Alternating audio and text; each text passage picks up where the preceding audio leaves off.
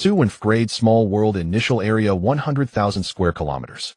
As the icy mechanical voice rang out, the entire sports field fell silent for a heartbeat. The very next second, someone let out a stifled snort of laughter.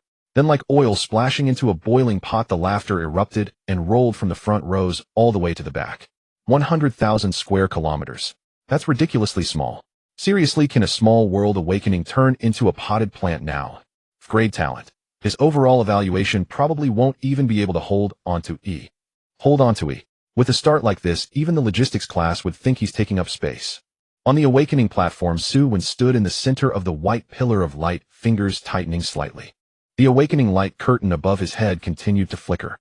Name: Su Wen, small world area 100 square kilometers, world energy, level low, initial ecology, none initial races, none talent rating, F, overall evaluation, E. That final E was like a slap across everyone's eyes. It was a slap across Su Wen's face as well. The teacher in charge of recording glanced at the light curtain, then at Su Wen, his expression growing complicated. He opened his mouth, hesitated, and finally forced out a single sentence. Su Wen, you may step down now. Immediately, a yin-yang sarcastic voice rose from below the stage. Teacher, don't let him test again. What if the machine's broken? Yeah, how could 100,000 square kilometers be a small world? That's clearly just a little vegetable patch. Will Su Wen even need to take the civilization combat exam in the future? He can just be tested on yield per mu instead. A chorus of laughter doubled over itself as students bent forward, clutching their stomachs. Su Wen stepped down from the round platform, his gaze never leaving that patch of red light. Today was the National Awakening Day. In this era, the college entrance examination had long ceased to test language, mathematics, and foreign languages. What it tested was the small world. Every student who had reached the age of 18 had a chance to awaken a small world of their own. Some awakened a magic continent. Some awakened an orc wasteland. Some awakened a mechanized city-state. More outrageous still were the scions of great families who could awaken on the very day, with over 1 million square kilometers of land complete, with extraordinary races and resource-rich mineral veins. The stronger the small world, the stronger the civilization. The stronger the civilization, the more secure the college entrance exam. The more secure the exam, the higher the future one could reach. This was the rule everyone accepted. And what Su Wen had awakened was this desolation. No ecology. No races. An area pitifully small. In a single phrase. Trash. Utter immaculate trash. Su Wen. Homeroom. Teacher Li Guoqing walked over from the teacher's seating area, his voice pressed low. Don't be too upset. The awakening result may be less than ideal, but there isn't only one path forward. Su Wen looked at him. Li Guoqing sighed. Given your situation, trying to force your way into the civilization combat track for the college entrance exam would be immensely difficult. The logistics track actually isn't bad. Although your small world has little combat potential, even a small area can still be used to grow ordinary crops. In the future, you could become a resource cultivator, stable and safe. He tried his best to put it gently, but the students around them were anything but gentle. Hear that? Someone sniggered. Even the teachers telling him to farm. Su Wen, when we're out fighting alien races in the future, you'll be in charge of delivering the vegetables. Haha, don't put it like that with an grade small world. Who knows if he can even keep the vegetables alive.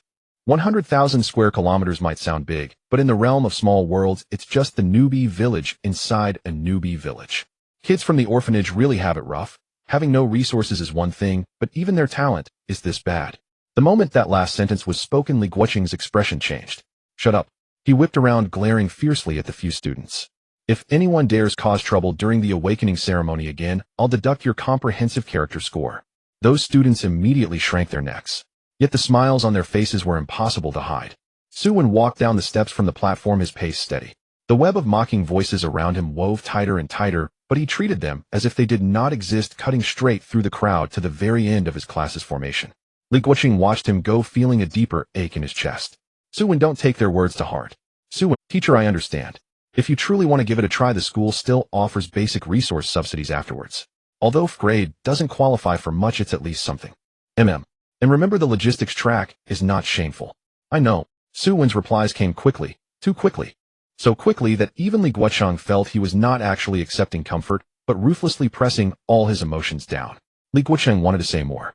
But just then a much louder burst of exclamations exploded from the other side of the field. Holy crap. Golden light. It's a grade. Chu Tianjiao has awakened. Instantly, everyone's attention was torn away. On the awakening platform, a second pillar of light pierced the sky. This time it was a dazzling gold-green radiance. The light curtain unfurled.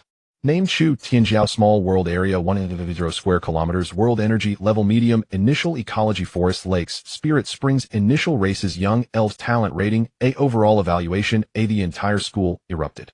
Utterly erupted. An elf world. An elf world with Spirit Springs. Young Master Chu incredible.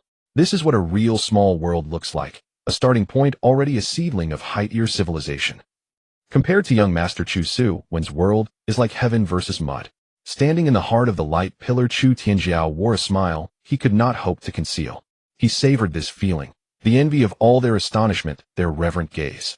As he stepped down from the platform, he deliberately chose a route that would take him past Su Wen. Su Wen. Chu Tianjiao halted, the corner of his mouth lifting. Don't lose heart. Su Wen glanced at him once. Chu Tianjiao's smile bloomed even brighter. If my elf legions ever need logistical supplies, I might just be able to throw a little business your way. His hanger son burst into laughter at once. Young Master Chu is so benevolent. Su Wen, aren't you going to thank young Master Chu? When you manage to grow some weeds someday, the elves might even be willing to take a bite. Li Guoqing's brows knitted together. Chu Tianjiao, return to your formation. Chu Tianjiao spread his hands. Teacher, I was only comforting a classmate. With that, he turned and walked back. His strides were broad and confident, each step landing squarely within the gaze of the crowd. Su Wen stood where he was. The wind tugged at the hem of his school uniform. People like Chu Tianjiao, born with a golden spoon in their mouths, were nothing new to him.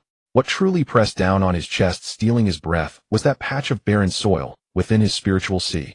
100,000 square kilometers. Desolation. No water. No grass. No living beings. If it truly remained nothing more than this, then for the rest of his life, he would likely be assigned to the logistics class, growing ordinary crops no one cared to look at. And then beneath everyone's, you were never good enough, he would slowly learn to accept his fate. But Su Wen did not want to submit. Children who grow up in orphanages learn one thing very early. No one will reach down to pull you up for no reason. If you want to live like a human being, you have to climb on your own. The awakening ceremony continued. Some students cried. Some laughed. Some were immediately swept into the arms of clan elders. And some, like Su Wen, held a result so pitiful it was laughable and stood silently in the shadows. Until the afternoon, when all awakenings were finally complete. The school began announcing its class placement recommendations. The director of instruction held a list and called out loudly, the awakening results for this year's cohort have been fully compiled. A grade 1 student. Grade 7. Grade 32. Grade 89. A grade and below, 146 students. At this point, the director paused. For students below a grade, the school recommends prioritizing the logistics. Do not blindly attempt the combat-oriented college entrance exam. The civilization battlefield is no child's game. If projection fails, the resulting spiritual backlash can cause anything from brief unconsciousness to lifelong impairment. At these words, many A-grade students lowered their heads. Su Wen's name was among them. His name had been singled. Su Wen recommended for logistics class. 4-star characters blazed across the announcement screen, like a final hammer blow, nailing him firmly beneath the label waist.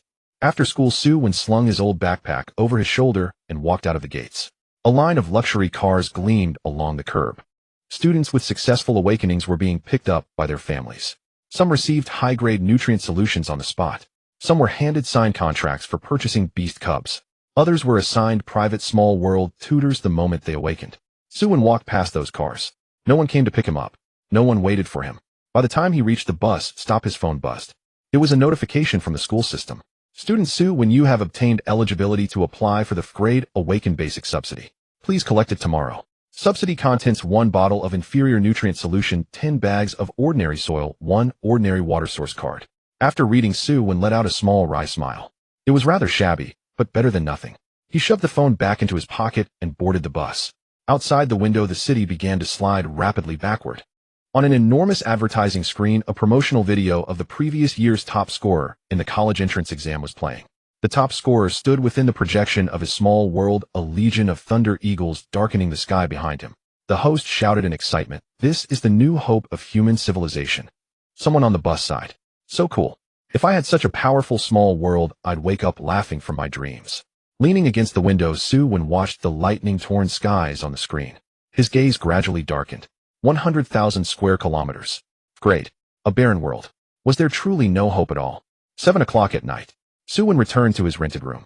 It was a cramped single room with a table, a bed, and a wardrobe squeezed together. The wall paint was peeling, and the window let in drafts. At least it was quiet here. Su Wen closed the door and set down his school bag. He did not eat, nor did he rest. Instead, he sat on the edge of the bed and closed his eyes. Following the basic method taught at school, he sank his spiritual will into the space between his brows. In the next instant, his consciousness suddenly plunged. It felt like falling from a great height. When he opened his eyes again, what lay before him was no longer the rented room, but a vast expanse of gray-yellow earth. The ground was cracked open everywhere. Dried riverbeds snaked across the land. In the distance rose bare, barren mountain ranges. The sky was dim, and the air held not the slightest breath of life. This was his world. It was pitifully small, utterly barren. Su Wen's consciousness hovered in midair, looking down over this land. He could feel that he was its master. Yet this so-called master currently possessed nothing. No subjects. No resources. No civilization. Only a realm of death. No wonder it's afraid, Su Wen murmured. His voice echoed across the tiny world, yet nothing answered. At that moment, a faint tremor stirred deep within his consciousness. Along with it came an ancient voice. Detected host has entered the small world for the first time. Initiating binding of the sole authority. Su Wen snapped his head up. Who? He demanded. No one replied. Only lines of golden text appeared directly within his awareness. Authority named Civilization Acceleration. Authority, Grade Soul. Basic effect: the host may consume spiritual power to accelerate the flow of time within the small world. Current ratio: 1 day in the outside world equals 100 years in the small world. Su Wen's breath halted. 1 day outside. 100 years within his world. He stared at those words, his mind holding only a single thought. If this was real, then his grade world was not. Instead, it was a monstrous aberration in this entire age of awakening. Others would compete in resources. He would compete in time. Where others required 10 or 100 years to nurture a single race, he would need only 1 night. Su Wen's heart hammered wildly. Struggling to suppress his excitement, he stood beneath the desolate sky and asked, "Is there any limit to the acceleration?" Golden text appeared once more. Current spiritual power is insufficient. Each acceleration can only cover a limited area. Acceleration requires an evolutionary foundation within the target region. Regions without life or resources yield almost no benefit from acceleration. Host is advised to deploy initial life forms. Su Wen's eyes flashed. Initial life. In other words, this dead land itself was useless. He had to place something inside it first. Even the most ordinary, most inexpensive forms of life would do. As long as it could live, it could evolve. He withdrew from the small world and abruptly opened his eyes. The same dim yellow lamp still shone in the rented room. Outside, the wind slapped against the window. Everything looked unchanged. But Su Wen knew that from this moment on his life had shifted. He picked up his phone and glanced at the balance. 237 yuan. His living expenses for the month were already running thin. Su Wen stared at the balance for 2 seconds. Just outside the residential compound was a flower and bird market. Perhaps some stalls would still be open at night. He rose, grabbed his jacket. By 8:30 in the evening, the flower and bird market in the southern part of the city was still open. One shop owner was just preparing to pack up when he saw a student in school uniform walk in and casually asked, "What are you looking to buy, kid?" Su Wen swept his gaze around. Cats and dogs were beyond his budget. Birds were expensive as well. Fish needed a water environment, and his small world was as dry as a desert. In the end, his gaze settled on several transparent plastic boxes in a corner. Ants. Ordinary, ornamental ants. Beside them sat a pot of wild grass on the verge of withering. Seeing him stare at the ants, the shop owner chuckled. "These are cheap, 20 yuan a box." Su Wen asked, "Are they resilient?" The owner blinked. "Ants not resilient. Give them something to eat, and they'll keep busy." "And the grass?" Su Wen asked. "The grass. I was about to throw it out. If you want to take it for 5 yuan, the owner replied. Su Wen nodded. "They'll take 3 boxes of ants, and the grass as well." The owner was delighted. "You've got a rather unusual hobby," he laughed. After paying, Su Wen also bought a small watering can and a bag of ordinary nutrient soil. In total, he spent 100 yuan. On his way back, he held the plastic boxes close, walking with deliberate steadiness. The streetlights stretched his shadow long across the pavement. His phone buzzed again. In the class group chat, Chu Tianjiao had posted a photo. In the photo was a bottle of Spirit Elf Life spring water worth tens of thousands. The caption read, "Just arrived from home, basic resources barely enough to enlighten a batch of elf youths." Below, classmates flooded the chat with praise. Young Master Chu is about to soar. This kind of resource would take others a whole year to accumulate, wouldn't it? Future top scorer in the college entrance exams guaranteed. Some grade worlds are probably crying after seeing this. Su Wen finished reading and expressionlessly turned off his phone. Elf Life, spring water. Worth tens of thousands. He could not afford it. But he had an entire night. He also had 100 years. Back in the rented room, Su Wen locked the door behind him. He placed the 3 boxes of ants, the withered grass, the nutrient soil, and the watering can on the table. Then he closed his eyes, letting his consciousness once more sink into the small world. On the wasteland below, he selected a tiny area. He scattered the nutrient soil there. He poured a small amount of clean water. Then he released the ants and the wild grass into the patch. To the entire small world, this amount of life was as insignificant as dust. But in Su Wen's eyes, this was the first spark. He drew a deep breath. Civilization acceleration. Golden letters flared. Consume spiritual power to accelerate the target region by 100 years. Su Wen did not hesitate. Yes. A muffled roar echoed. The sky of the small world seemed to be stirred by an invisible giant hand. Wind began to move. Dust rolled. Within that tiny patch of land, time raced madly forward. The wild grass withered. Seeds fell to the earth. Then they sprouted again. Then withered once more. Ants multiplied. They migrated. They fought. They died. New ant colonies were born. Suspended high above, Su Wen watched unblinking. 1 second. 2 seconds. 3 seconds. His face grew increasingly pale. His spiritual power was drained as if pumped away. Yet he did not stop. Until a system prompt abruptly appeared. Acceleration completed. Target region of the small world has undergone 100 years of evolution. Detected adaptive mutation in life forms. Su Wen's pupils contracted. Down below, the earth suddenly split open. A single black ant several times larger than before crawled up from underground. Its carapace gleamed with a dark iron sheen. Fine barbs had grown along its forelegs. Its mandibles were like 2 curved blades. And then a second ant followed. A third. A dense swarm of mutated ants surged from their underground nest. They circled around a lone gray-green stalk of tenacious wild grass growing at the highest point, ceaselessly crawling over and around it. It was as though they were guarding it. It was also as though they were waiting for orders. Watching this, Su Wen finally let out the breath he had been holding in his chest all day. Great. Only suited for tilling fields. He laughed softly. Chu Tianjiao, he murmured. You had better not encounter me too early. Just then golden text appeared once more. Detected primary mutated race. Race designation iron carapace ant. Current population 3,200 individuals. Civilization prototype not yet formed. World potential evaluation rising. Current composite rating E. Su Wen's eyes lit up sharply. From just a few boxes of ordinary ants. From only a single acceleration of 100 years, his world's grade had climbed from M to E. What if he repeated this several more times? What if he invested more resources? What if one day what he cast into the world was no longer ants but beasts, humans, and extraordinary flesh and blood? In the next instant, a new notification surfaced. Warning: deep within the iron carapace ant nest, a suspected special individual has emerged. This individual is devouring its own kind, vying for dominion over the ant colony. Su Wen's gaze instantly locked onto the underground nest. In the depths of the darkness, a pair of dim red compound eyes slowly opened. In the underground lair, as the pair of dark red compound eyes opened, the entire army of iron-armored ants fell into chaos. Hundreds of iron-armored ants surged madly deeper into the nest. They bit and collided with each other.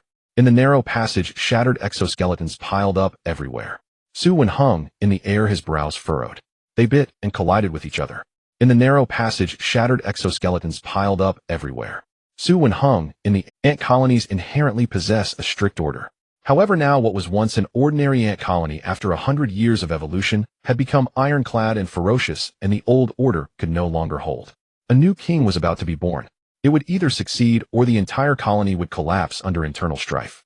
Su Wen stared at the nest, not rushing to intervene. His mental energy was greatly depleted, and forcing an intervention was not cost-effective. Moreover, cultivating a civilization is not like raising a pet. If everything relies on his intervention, the factions in the small world would never develop true strength. Let me see if you can survive, he murmured. Deep within the nest, the special iron-armored ant was significantly larger than its kin. Its exoskeleton was a darker hue. Its forelimbs bore longer spines. It was besieged by dozens of iron-armored ants, yet it did not retreat a single step. One iron-armored ant lunged onto its back. It swiftly rolled over, forcefully pinning the opponent against the stone wall, its mandibles snapping together. Crack! The exoskeleton fractured. Another iron-armored ant tried to bite its abdomen, but it directly pinned the opponent's head with its spined forelimb. The movements were ruthless. Precise. Not a hint of excess. Su Wen watched, his gaze slightly changing. Such strong combat instincts. This was not an ordinary mutation. This special individual had already begun to take on the semblance of a king. Just as Su Wen was observing, the outer layer of iron-armored ants suddenly came to a collective halt. They no longer rushed deeper.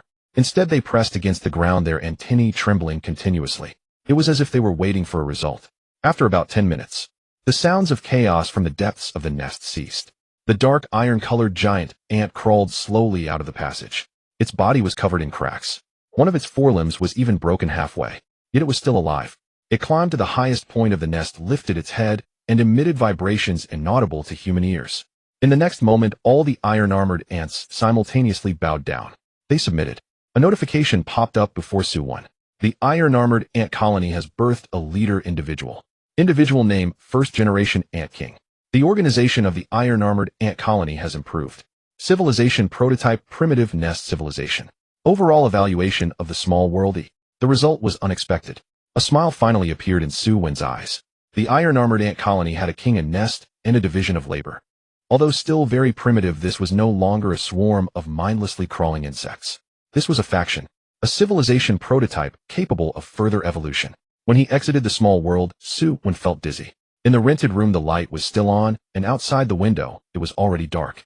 Su Wen glanced at the time. It was 1 o'clock in the morning. He had only spent a few hours in the small world, yet 100 years had passed inside. This feeling was strange. It was as if he had lightly pressed a button and a faction had completed several generations of life cycles. Su Wen rubbed his forehead.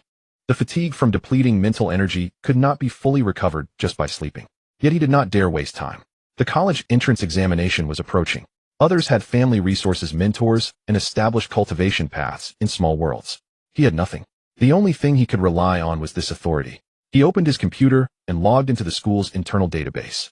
The materials available to grade students were very limited. Most extraordinary cultivation plans required permissions. After flipping through for a long time, Su Wen found only some free basic content. Introduction to Small World Projection Rules. Low-level life adaptability evolution case studies. Common resource investment considerations. Common issues in civilization diversion exams. He prioritized opening the projection rules. There were many texts, but the core points were few. Small world organisms could be projected into reality for testing, combat, and assessments. There are 3 types of projections. Ordinary projection consumes mental energy. The projected entity's combat power is weaker, and death does not harm the original body. Deep projection consumes the essence of the small world. The projected entity's strength approaches reality, and death will have backlash. Essence descent, a high-risk method equivalent to temporarily pulling small world life into reality with great risks, strictly prohibited during the student phase. Su Wen focused on the first entry. Ordinary projection. This would be the method used in the school's test next week. Although ordinary projection weakens combat power, it is favored for its safety. If he could project a batch of iron-armored ants, even if each one was not strong, he could leverage their numbers and coordination to gain an advantage. He continued reading. The stability of the projection depends on the awakener's mental energy, the organization of the small world civilization, and the obedience of the organisms. Seeing this line, Su Wen smiled. Organization. Obedience. Ant colonies naturally have the advantage. Moreover, now, there was also the Ant King. In next week's test, it might not be impossible to win. He closed the database and opened the class group. The group was still lively. Shu Tianjiao had sent several voice messages. My mentor just checked, and my fairy embryo has very high potential. As long as the life spring water is in place during the projection test next week, I can at least summon 10 fairy archers. School historical records. Let's give it a try. A chorus of flattery erupted below. Chu Xiao's start is too fierce. 10 fairy archers. Won't that test puppet be defeated in an instant? This year's top spot in the city is guaranteed, right? What about Su Wen? Come out and say a few words. What are you preparing to project? Wild grass. As soon as this message was sent, the group burst into laughter again. Someone tagged Su Wen. Su Wen, brother, have you filled out the logistics class registration form? Don't be sad. In the future, when we go to the secret realm to fight monsters, you will be responsible for planting vegetables at home. Haha, planting vegetables also requires water in the world, right? Su Wen looked at these messages. His finger paused on the screen. He originally did not want to reply. But the next second, Chu Tianjiao sent a message. Everyone, don't say that. Su Wen's family conditions are average, and the awakening results are not good. He's already feeling bad. Let's help if we can in the future. On the surface, it seemed kind. But in reality, it firmly nailed down the labels of average family conditions and poor awakening. Immediately, someone in the group responded. Chu Xiao is magnanimous. With such demeanor, no wonder he is in grade A. Su Wen, aren't you going to thank him? Su Wen looked at the screen, without thinking, simply replied with a few words. Thank you, Chu Xiao. The group fell silent for a second. Then they laughed even louder. Ha ha ha, he really thanked him. Able to bend and stretch, suitable for farming. From now on, the fruits that Chu Xiao's fairy eats will be entrusted to you. Chu Tianjiao also replied with a smile. No need to be polite, we are all classmates. Su Wen put down his phone, his expression calm. He certainly was not cowardly. He just felt that it was meaningless to argue about this now. Winning 100 verbal battles was not as good as crushing the puppet on the testing ground once. Although others started high, he grew quickly. Soon a plan formed in Su Wen's mind. Su Wen turned off the light and entered the small world once more. In the center of the wasteland, the iron-armored ant nest had settled into silence, with the first-generation ant king lying atop the highest point of the nest, its half-broken forelimb still commanding the entire ant swarm to submit. Over 3,000 iron-armored ants were scattered around the nest, some transporting roots, others reinforcing the earth walls, and some patrolling along the edges. The once chaotic insect crowd had begun to take on specific roles. Su Wen hovered in midair, observing and planning how to develop further. He must collect the school subsidy tomorrow. At his level, the supplies would surely be meager. Nonetheless, no matter how poor the water, soil, or nutrient solution, they would be useful for the current ant swarm. Currently, the number of iron-armored ants was insufficient, and the nest was too small. If he were to go to the testing grounds, a single ant king would not be able to hold the scene. The colony must continue to expand. He also needed to practice ordinary projections. No matter how fierce they were raised in the small world, if they couldn't project, it would be mere talk. If the projection was unstable and failed during the test, those people would only laugh even louder. Su Wen went through these thoughts in his mind and suppressed the most critical one deep within his heart. He could not expose himself too quickly. The power of his unique authority was too outrageous. In the outside world, a day equated to 100 years in the small world. If this ability were to leak out, the school would not be able to suppress it, and the Chu family would not pretend not to see it. Right now, he only had a rented room, over 200 yuan in balance, and a colony of iron-armored ants obtained from trading 3 boxes of ants. He had no backing, no resource channels, and even the meager subsidy for tomorrow had to be queued for by rating. Before he could ensure his safety, Su Wen could only hide within the shell of Inflevel. If others wanted to see him as trash, let them think so for now. However, hiding his trump cards did not mean anyone could step on him. Su Wen exited the small world, and only the dim light from the bedside lamp remained in the rented room. The wind blowing through the window crack rattled the glass, creating a delicate sound. He sat on the edge of the bed, raising his hand to press against his swollen brow. The fatigue from his drained mental energy was heavy, and he quickly fell asleep. In his dreams, images flashed through his mind, the first-generation ant king lying at the peak of the nest, and the entire ant nest bowing in submission. This sleep was not very restful. When he awoke, it was just dawn outside. Su Wen felt a slight ache in his eyes, and the back of his head felt heavy. He splashed cold water on his face, changed into his school uniform, threw his old backpack over his shoulder, and headed straight to school. As soon as he entered the classroom, the previously noisy voices quieted down. Many turned to look at him, some stifled laughs, some nudged their deskmates with their elbows, while others deliberately raised their voices. Here comes the Flevel small world. Do you think he will go directly to report to the logistics class today? Don't say that he at least awakened 100,000 square kilometers. That should be enough for growing crops. Su Wen walked to his seat, placing his backpack down. Before he even pulled the chair back, a thin form was handed to him. Su Wen, here you go. Su Wen looked up. The one handing him the form was Zhao Lei, known in class as the sidekick of Chu Tianjiao, who loved to say those things that were inconvenient to voice. Zhao Lei pinched the registration form between 2 fingers, deliberately exposing the words logistics class. Don't get me wrong, I picked this up for you in advance. After all, in your situation, the sooner you fill out the form, the sooner you can be free. Several students nearby immediately gathered around. Zhao Lei, you are quite considerate. Su Wen, just take it quickly. The logistics class suits you, don't force yourself. Su Wen glanced at the registration form, but did not raise his hand. Did the school make you hand this out? Zhao Lei was taken aback. No, I'm just being kind. Then keep it for yourself. Zhao Lei's smile faltered. What are you pretending for, Su Wen? In Flevel World, do you really want to participate in the combat test? Someone nearby joined in the mockery. Exactly, don't waste the school's resources. People should recognize their own worth. There's no shame in being in the logistics class, at least it's safe. Su Wen zipped up his backpack, moving slowly, but the laughter around him gradually faded. What I recognize about myself has nothing to do with you. Zhao Lei snorted. Don't be ungrateful for the kindness shown to you. Chu Xiao said yesterday that he would take care of you. Is this your attitude today? Su Wen looked up at him. What has he done to take care of me? Zhao Lei was momentarily speechless. Su Wen continued. Did he give me resources? Did he help me improve my world? Or did he pay my rent? The classroom fell silent for a few seconds. A few people waiting to watch the spectacle exchanged glances, their expressions somewhat awkward. Zhao Lei's ears reddened. You? If you haven't done anything, don't throw around the word take care. Su Wen's tone was calm. Sounds like charity. With that statement, Zhao Lei completely lost face. He slammed the registration form onto Su Wen's desk, the paper trembling slightly. You and Flevel Waste are still quite tough. Zhao Lei pressed down on the corner of the desk, with one hand leaning forward threateningly. Several students around stepped back a half step, but did not disperse, all waiting to see how Su Wen would handle this. If this had happened before yesterday, Su Wen would likely have let it slide.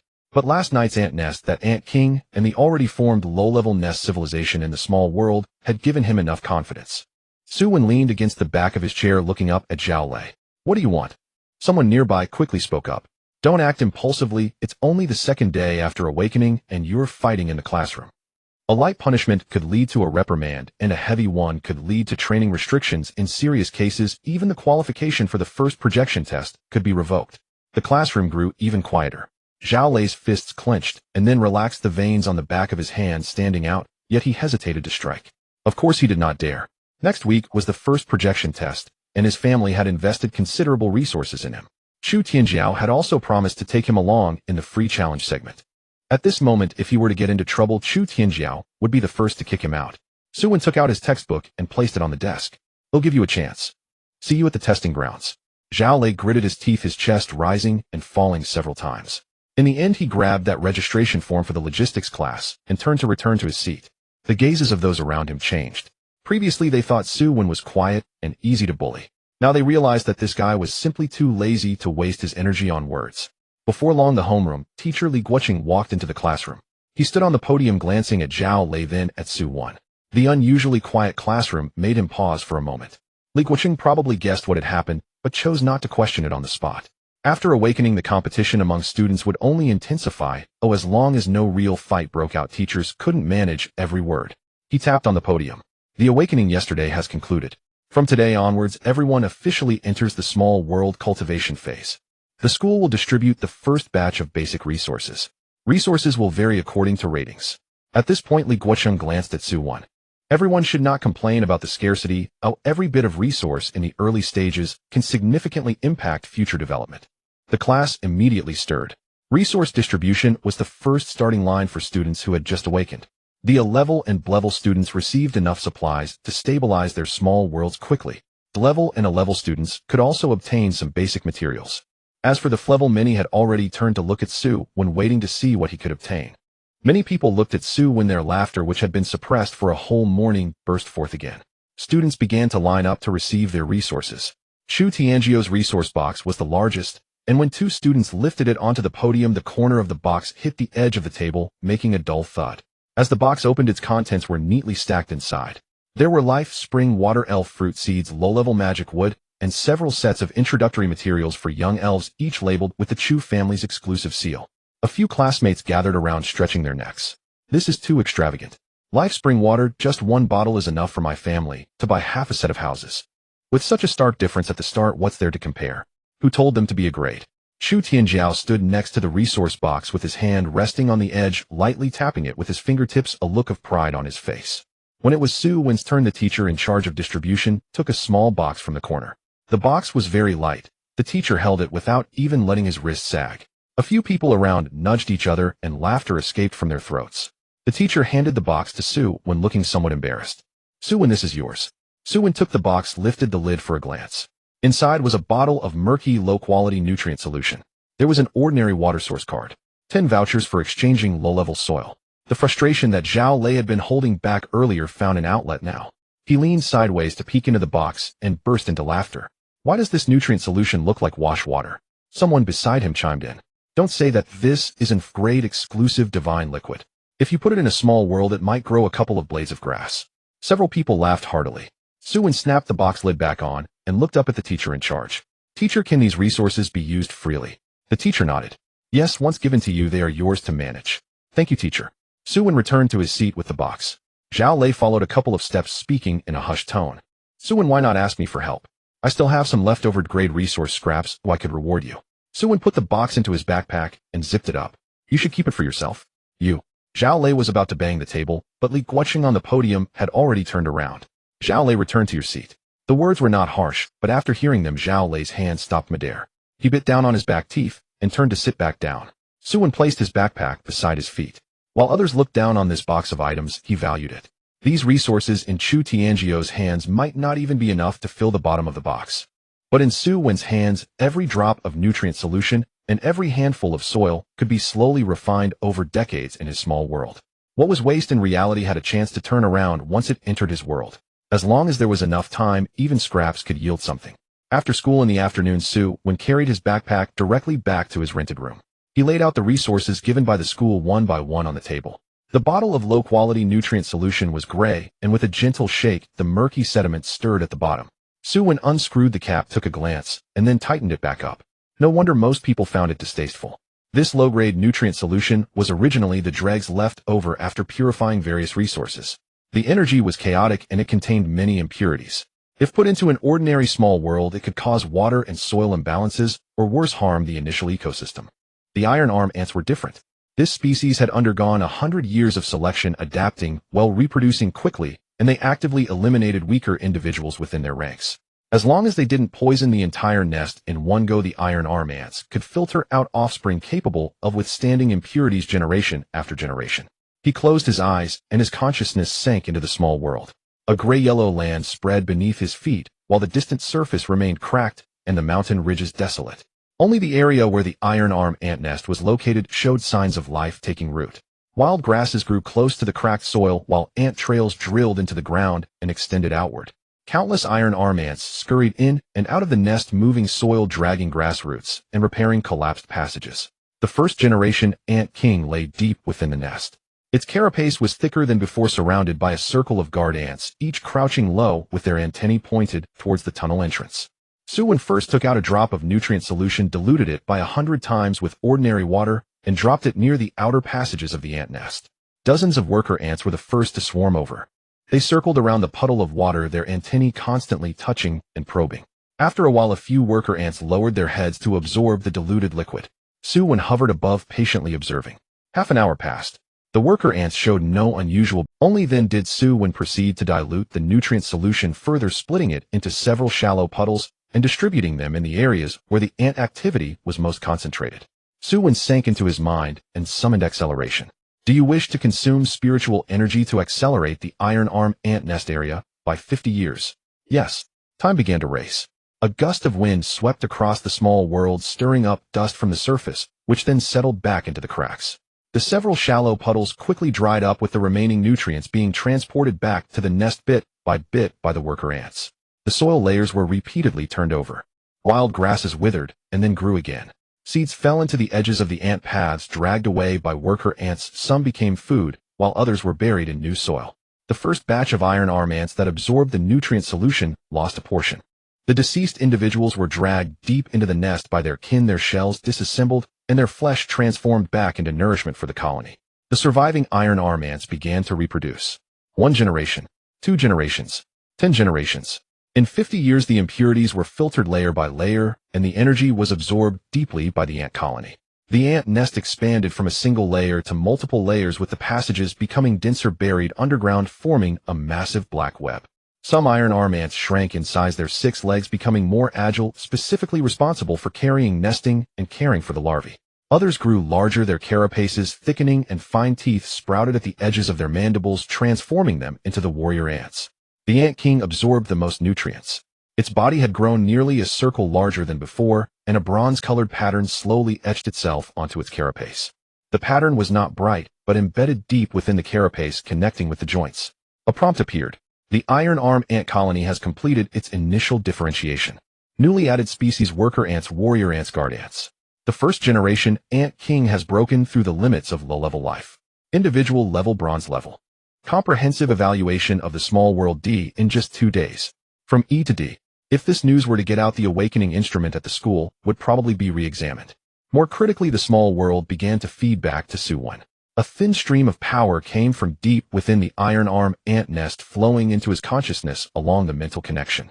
Su Wen's previously swollen forehead felt lighter, and his consciousness steadied more than before. He could sense the ant paths farther away, even distinguishing the subtle differences in the signals coming from the worker ants and warrior ants. Looking at the iron arm ants scurrying back and forth in the nest, the pent-up frustration in Su Wen's chest eased a little.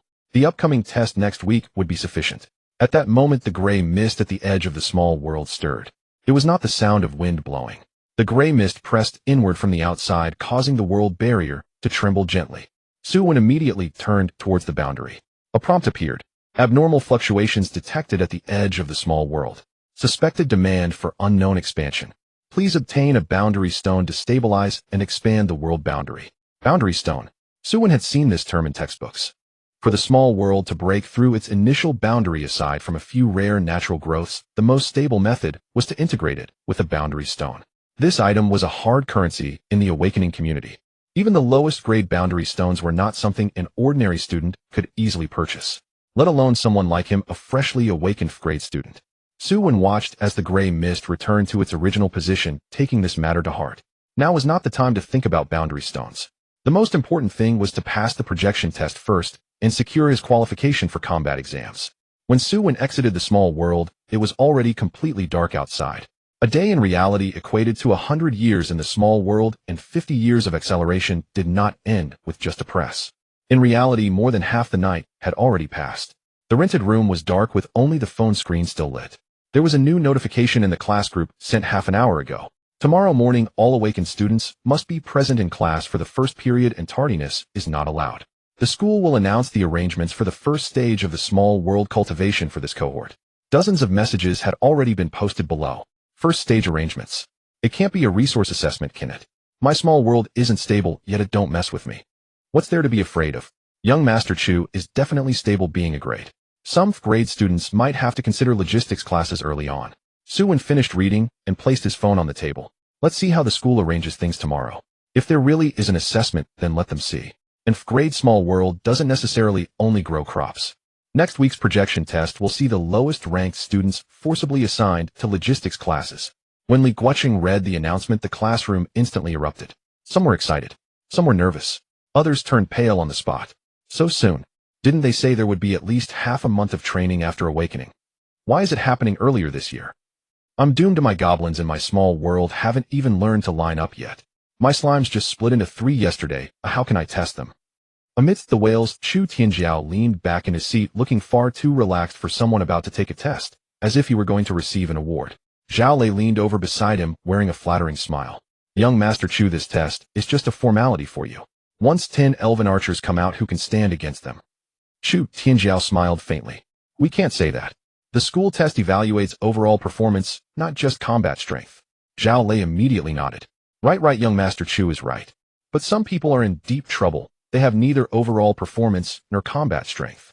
Saying this, he deliberately turned to look at Su Wen. Su Wen, are you ready? The logistics class should have quite spacious accommodations, right? Many people in the classroom laughed again. Su Wen was flipping through his materials without looking up. You're so concerned, why don't you try sleeping there first? Zhao Lei's expression darkened. You're just being stubborn. On the day of the test, if you project out a few bugs, they'll see how you handle it. Su Wen finally raised his head. How do you know I have bugs? Zhao Lei was momentarily stunned. Of course he didn't know. He was just making a casual mockery. However, Su Wen's retort made him feel a strange thump in his heart. Someone nearby laughed and tried to smooth things over. What Zhao Lei meant was that your small world is so poor it can only raise bugs. Is he actually right? Ha ha ha, and glass insect civilization. That sounds weak. Su Wen closed. Weak or not, well, see you at the test venue. This statement wasn't heavy. Yet the classroom suddenly quieted down a bit. This was because Su Wen's behavior had been too unusual in the past few days. After awakening at class, he didn't break down. When mocked, he remained calm. When trodden upon, he dared to retaliate. Now facing forced reassignment, he showed no signs of panic. This wasn't normal. A truly useless person shouldn't be so composed. Chu Tianjiao glanced at Su Wen, but soon averted his gaze. In his eyes, even if Su Wen had a small secret, it couldn't stir up much trouble. The upper limit of an glass world was evident. Like a small puddle, no matter how much it churned, it couldn't nurture a true dragon. After the afternoon classes, Li Guoqing called Su Wen into his office alone. The office was quite quiet. Li Guoqing poured him a glass of water and got straight to the point. Su Wen, tell me the truth. What is the situation in your small world right now, eh? Su Wen took the cup. There is a bit of life now. Li Guoqing's eyes brightened. What kind of life? Su Wen paused for a moment. Ants. Li Guoqing's expression of expectation froze for a moment. Ants. Su Wen nodded. Yes, mutated ants. Li Guoqing fell silent for a few seconds. He didn't look down on ants. In the cultivation of small worlds, there had indeed been successful cases with insect civilizations. But that usually required an extremely large base, a special ecology, a mother nest structure, and a large amount of resources. For Su Wen's desolate small world to rely on a few ants to pass the test. Too difficult. Li Guoqing pondered and spoke. The advantage of insects is their numbers, but it's hard to form combat power in a short term. Next week's test, if you perform too poorly, you will be forcibly reassigned. The teacher can help you apply for a buffer opportunity. In this case, the school won't consider your first test score, allowing you to remain in the ordinary class for observation for a month. In short, acknowledge logistics first, then buy time. Li Guocheng genuinely wanted to help him, but Su Wen couldn't sign. Once he signed the logistics intention, many combat resources and examination qualifications would be restricted. What he needed most right now was resources. He couldn't block his own path. Thank you, teacher. Su Wen said, but I want to participate in the test. Li Guocheng frowned. Are you sure? Sure. If you end up last, the school rules won't change because of your uniqueness.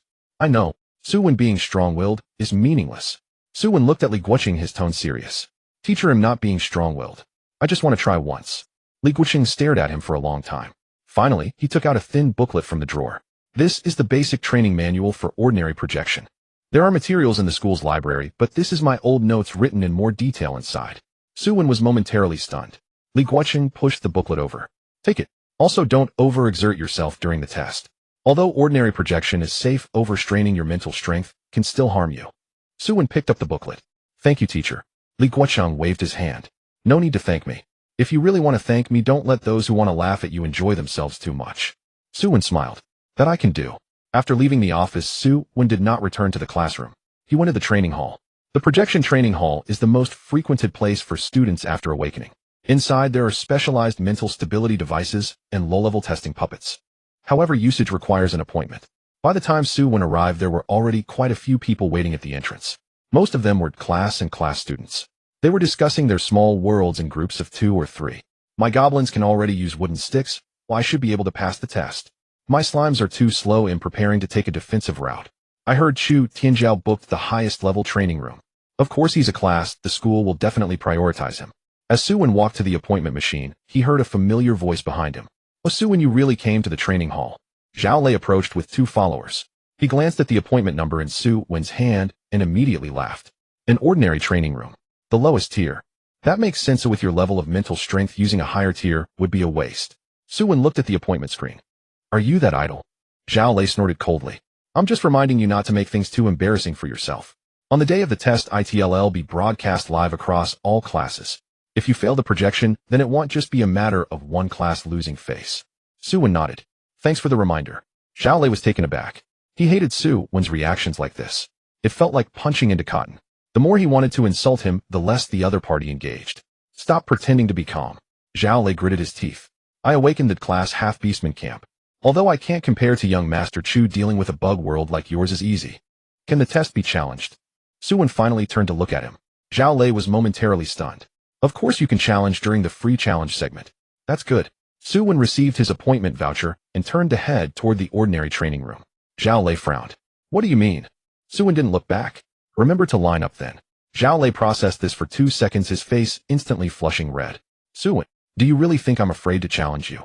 Su Wen entered the training room. The door closed behind him, muffling Zhao Lei's curses in the corridor to a faint. The ordinary training room was not large, with gray-white energy-absorbing material covering the walls and a circular projection platform in the center. In front of the projection platform stood a low-end teaching wooden puppet with red paint applied to its head, chest, joints, and abdomen. This thing could not be considered a combat puppet. It was merely for newly awakened students to practice with having low defense and exposed wooden axles at the joint positions. Su Wen did not mind. What he needed now was not to test his limits, but to confirm the discipline response and mental energy consumption of the iron-armored ant after its ordinary projection. Following the steps in Li Guocheng's manual, Su Wen sat in front of the projection platform and pressed his palm against the metal ring. The ring was icy cold, and a thread of mental energy was drawn out by the platform. Su Wen closed his eyes, his consciousness sinking into a small world. The gray-yellow earth unfolded again.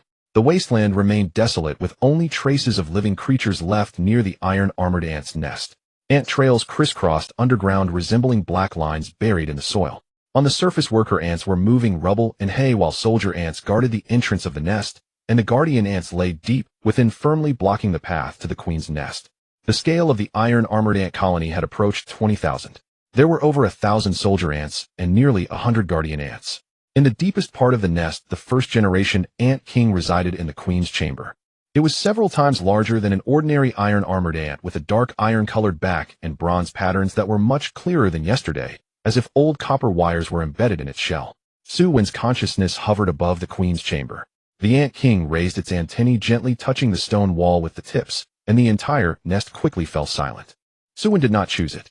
The Ant King was the heart of the entire nest. For an ordinary training test, it was not worth the risk, nor could he expose his trump card so early. Su Wen followed the projection method in the manual and selected 100 ordinary soldier ants. He did not choose a complete projection. A low-resolution ordinary projection would weaken the thickness of the shell and biting power, reduce mental energy consumption, and make it easier to stabilize the quantity. For Su Wen at this moment, this method was the most cost-effective. Ordinary projection. Su Wen commanded in his mind.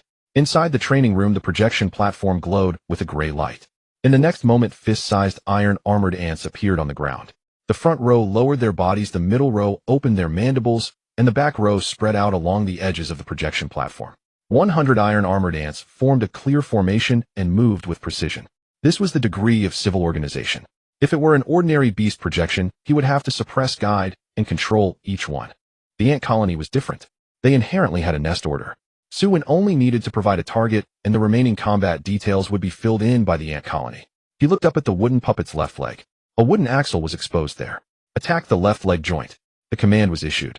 100 iron-armored ants rushed out, a dark mass surging from the edge of the projection platform towards the wooden puppet. The front row of iron-armored ants first collided with the puppet's ankle, using their bodies to block its movement. The flanks circled to the back and bit into the gap at the back of the wooden axle.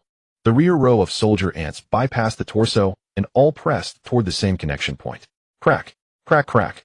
Wood chips fell to the ground. The puppet's left leg tilted sideways. A prompt from the training room system sounded. Low-level teaching: puppet's left leg structure damaged by 60%. Attack efficiency excellent. Su Wen sat on the projection platform, his face turning pale. His mental energy was being drawn out in segments, making his temples throb as if being pulled by fine threads. His attention remained focused on the ant colony. Disperse. The ant colony immediately withdrew from the puppet's legs, splitting into 4 groups and drilling toward the corners of the training room. Conceal. The iron-armored ants pressed against the wall, lowering their abdomens with their shells flush against the gray-white ground, appearing as an inconspicuous dark mass from a distance. Concentrate and bite. The 4 groups of ants regrouped. The target was still the wooden puppet's left leg, but this time they bit into the wooden axle from 2 directions simultaneously. Feign retreat. A dozen iron-armored ants in the front row scattered outward, deliberately increasing the distance to lure the puppet to raise its foot in pursuit. As soon as the puppet's center of gravity shifted, the rear soldier ants immediately pounced on the knee joint of the other leg. Su Wen practiced only practical techniques to quickly incapacitate the target, sacrificing a few for a complete formation. Against larger enemies, they targeted joints, tendons, and support points instead of the hardest torso. 2 hours later, the white lights at the top of the training room flickered twice. The system prompt sounded. Mental energy load is approaching the safety threshold. Immediate termination of training is advised. Su Wen immediately stopped. He withdrew the iron-armored ant projection and removed his hand from the metal ring. The gray light dissipated. 100 iron-armored ants vanished from the training room. Su Wen leaned back against the chair and closed his eyes to rest for a moment. His temples throbbed painfully, his occiput felt heavy, and his fingers were slightly numb. But the results were already in. 100 low-resolution, ordinary soldier ants could maintain their high-intensity combat state for about 10 minutes. With a reduced number, the duration could be extended. If there was terrain to utilize during the test, the effect would be even better. Most importantly, the ant colony did not require him to control each one individually. During the test, Su Wen could reserve his mental energy for assessing the situation. At the end of the corridor, the maintenance bell for the training hall rang 3 times. The bi-hourly mental energy stabilization array maintenance began, and various training rooms opened in succession. Su Wen leaned against the wall, stood up, drank the last sip of syrup from his water bottle, and rummaged through his bag for the low-level awakening pill issued by the school. The pill was bitter against his tongue. After biting it, the bitterness reached his throat, and after half a minute the sharp pain in his head subsided a little. Su Wen pushed the door and walked out. The door of the adjacent advanced training room also opened. Shu Tianjiao stepped out. Behind him, 10 translucent elven archer projections were dissipating. Inside the advanced training room, the puppet target bore a row of silver-green arrow marks, and several broken wooden axles fell onto the floor, rolling twice before stopping. Many students in the training hall stopped in their tracks. Those are truly elven archers. I just saw the arrows fly outside, a volley pierced through 3 targets. The test records are probably not going to hold up. Is this the A-level elven world? It's not the same from the start. Shu Tianjiao adjusted his sleeves, a smile resting on his lips. Zhao Lei was the first to approach, raising his voice high, afraid the people nearby could not hear. Young Master Chu, that volley was too impressive. I saw that the training hall instructors were stunned. Shu Tianjiao waved his hand. It's all right, just 10 basic archers. The real elven mages have not been cultivated yet. With that said, the surrounding students felt even more envious. 10 elven archers, and they were merely basic.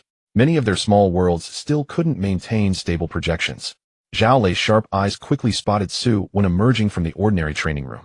Su Wen's face was pale and sweat dripped from his forehead, clearly showing signs of mental energy exhaustion. Zhao Lei immediately turned around. Su Wen, are you done training too? Many people turned to look. Zhao Lei deliberately raised his voice. How was it? Did your creatures manage to bite the puppet? Someone nearby chuckled. Zhao Lei's words were a clear insult. In his eyes, the creatures that could survive in inflexible wasteland were nothing but weeds and insects, lowly life forms. What Su Wen truly projected, Zhao Lei had no idea. Su Wen shot him a glance. Are you very concerned? Zhao Lei scoffed. Of course I care. Next week, during the free challenge, I'm looking forward to sending you to the logistics class. Su Wen organized his backpack and paused a moment as he passed by Zhao Lei. He lowered his voice, so only Zhao Lei could hear. You'd better think the same way on the test day. Zhao Lei's brows furrowed. What do you mean? Don't treat insects as targets. After finishing, Su Wen directly left the training hall. Zhao Lei stood still, grinding his teeth. What a boast. A mere flevel waste, and he really thinks he can turn things around. He turned to look at Chu Tianjiao. Young Master Chu, look at how he is. Chu Tianjiao did not respond immediately. His gaze fell on the door of the ordinary training room from which Su Wen had just exited. The training room's record screen was resetting. Before the reset, the last line of data paused for a moment. Attack efficiency excellent. Ordinary training room. Flevel. Attack efficiency excellent. These few words together were somewhat eye-catching. Chu Tianjiao certainly did not think Su Wen could pose a threat to him. The gap between the level elven world and the flevel barren small world was evident, and it could not be bridged by 1 or 2 projection trainings. But Su Wen was too steady. The weak could be weak. However, a weak person should not be this steady. Chu Tianjiao withdrew his gaze, pressing down on his sleeve with his fingertips. Zhao Lei. Huh.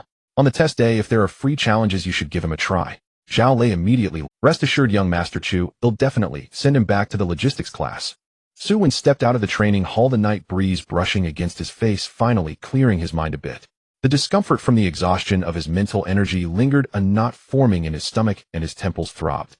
He sat at the entrance of the training hall for 10 minutes, waiting for the nausea to subside before picking up his backpack and heading to the nearby resource trading street. This street was not far from the school, specifically selling materials from low-level small worlds. The shop signs on either side were old and faded, with stalls stretching from one end of the street to the other, mostly run by scattered awakened individuals selling leftover items. Common soil, low-grade water source cards, weed seeds, inferior mineral slag, low-tier flesh fragments. Further down, there were several bags of open bone powder and nutrient powder, the bags covered in dust with labels curling at the edges. High-end resources were beyond Su Wen's reach. However, he could sift through this cheap merchandise.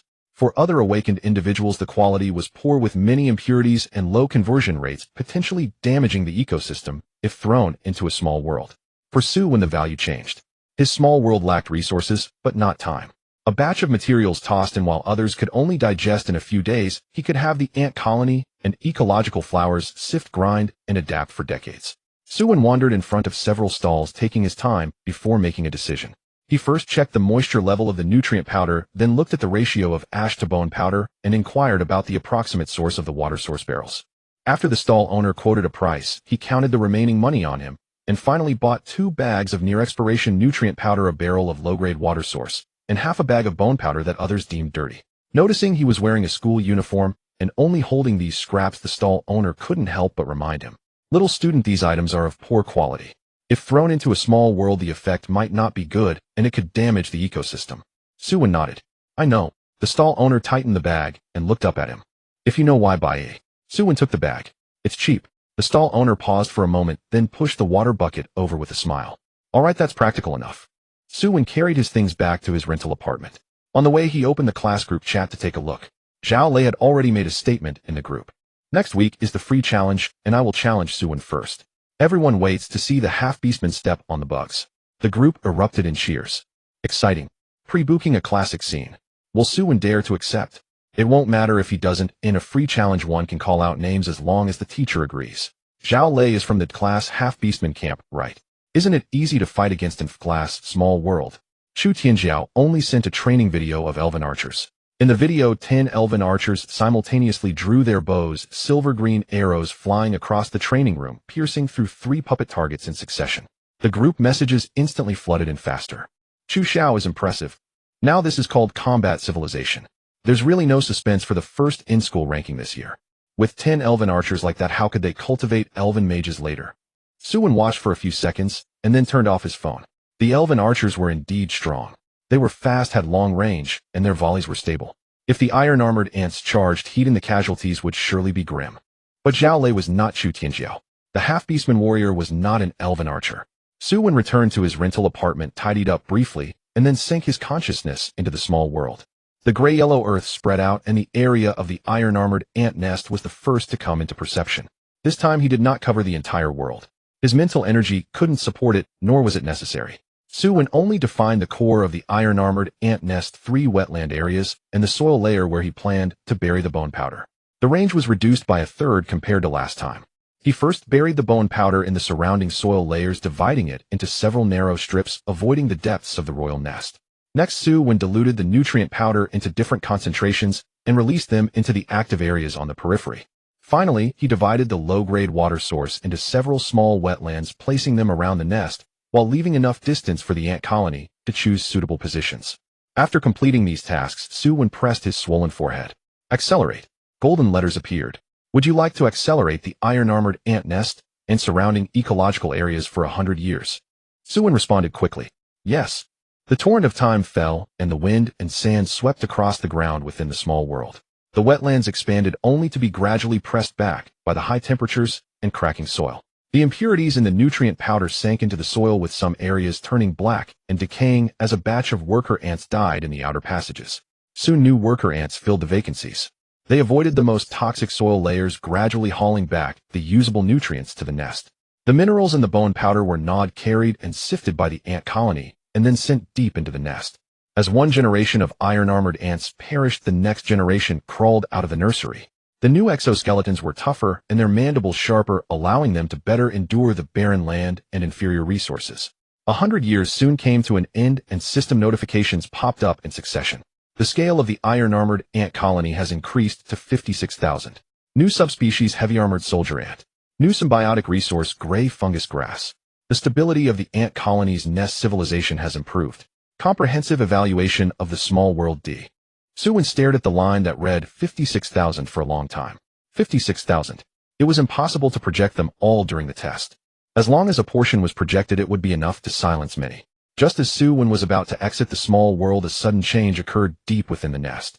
The original Ant King left the royal nest. It crawled along the main passage to the highest point of the nest, facing the sky, its antennae slowly raising. Immediately after, the entire iron-armored ant colony came to a halt.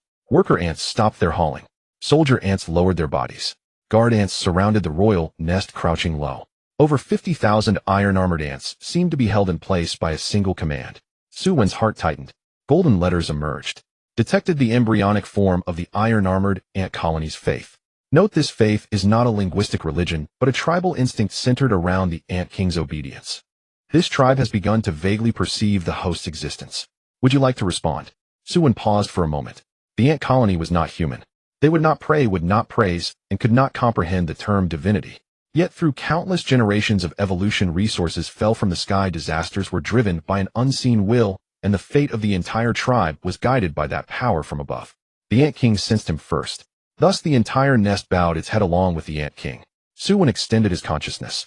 In the sky of the small world, a colossal will descended, overshadowing the iron-armored ant nest. The original Ant King was the first to lower its body. Following that, 56,000 iron-armored ants pressed down in unison, their backs against the ground from a high vantage point. The entire nest resembled a sprawling black carpet. Su Wen looked down at them. At that moment, he was acutely aware that these were not pets, nor were they lowly insect swarms meant to deal with tests. This was his first legion. It was also the first real card he held in this world. His phone vibrated continuously in reality. Su Wen exited the small world. The light in the rental apartment was dim, with the resource bags on the table already half empty, and only the sediment remained at the bottom of the water bucket. He picked up his phone. The school had just released a new notice. First projection test rules updated. According to the unified requirements of the Municipal Education Bureau, this test has added a free challenge segment. The outcome of the challenge will directly affect the level of resource subsidies. Those who perform excellently can receive a reward of first-tier extraordinary beast flesh. Su Wen looked at the last line, his finger hovering over the screen. First-tier extraordinary beast flesh. If projected into the small world, what would the iron-armored ant colony evolve into? acidic liquid, toxicity, stronger exoskeleton, or a new subspecies of ant king. In the next 6 days, Su Wen kept his schedule tightly packed. Morning classes, afternoon training sessions, and evenings spent in his rented accommodation investing resources. In the lowest-tier ordinary training room at the training facility, he booked 5 sessions in a row, each time projecting 80 to 100 iron-armored ants. His approach was not to rush in and fight directly, but rather to maneuver behind, hug the walls, lay low target joints, and retreat in batches. Only 6 days had passed in reality. In the small world, centuries had rolled by around the ant nest. The colony of iron-armored ants dug deeper into their nest. The outer tunnels became densely packed with worker ants hauling soil and bone soldier ants patrolling the routes and guard ants stationed near the king's nest. The first-generation ant king had been lying deep within the king's nest these past few days. The bronze markings on its back had deepened in color from the initial pressure. The night before the test, Su Wen ceased all acceleration. Sitting on the edge of his bed, he mentally reviewed the plan for tomorrow. The iron-armored ant king must not appear. Heavy armored soldier ants should be kept to a minimum. The scale of over 50,000 ants must not be revealed. 100 ordinary soldier ants would be sufficient to secure their position. Su Wen took a single spirit-enhancing pill, completed his hygiene routine, and turned off the lights to sleep. He slept for 7 hours. The next morning, as dawn broke, the breakfast stall downstairs had already set up, with sizzling sounds coming from the frying pan, and a few early risers lined up next to the soy milk bucket. The city continued its usual operations. However, for the awakening students of the 3rd year at Yunhai High School, today was not an ordinary day. Today marked the first small world projection test. Whoever could remain on the combat training pathway would determine whether they would be redirected to logistics, all hinging on today's event. Su Wen bought 2 steamed buns and a cup of soy milk, standing by the roadside to finish his meal. The warm soy milk settled in his stomach, relieving much of the heaviness in his mind after restoring his mental energy. The school entrance was busier than usual. Blue banners were raised on either side. Yunhai High School's first small world projection combat test, the path of civilization, begins today. Members of the student council stood at both sides of the school gate to maintain order. Many parents had also come, some handing advanced recovery potions to their children, others repeatedly reminding them not to be nervous, and some pulling teachers aside to inquire about the testing rules. Su Wen walked past the crowd with his old backpack. No one saw him off. No one asked if he was nervous. This made things quieter. As soon as he entered the playground, Su Wen spotted the temporarily constructed testing area.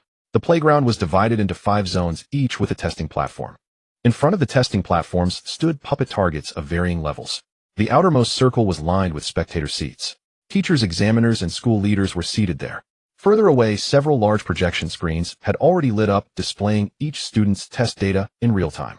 The cruelty of this place lay precisely in such visibility. Strength was visible to the entire school. Weakness was also visible to the entire school.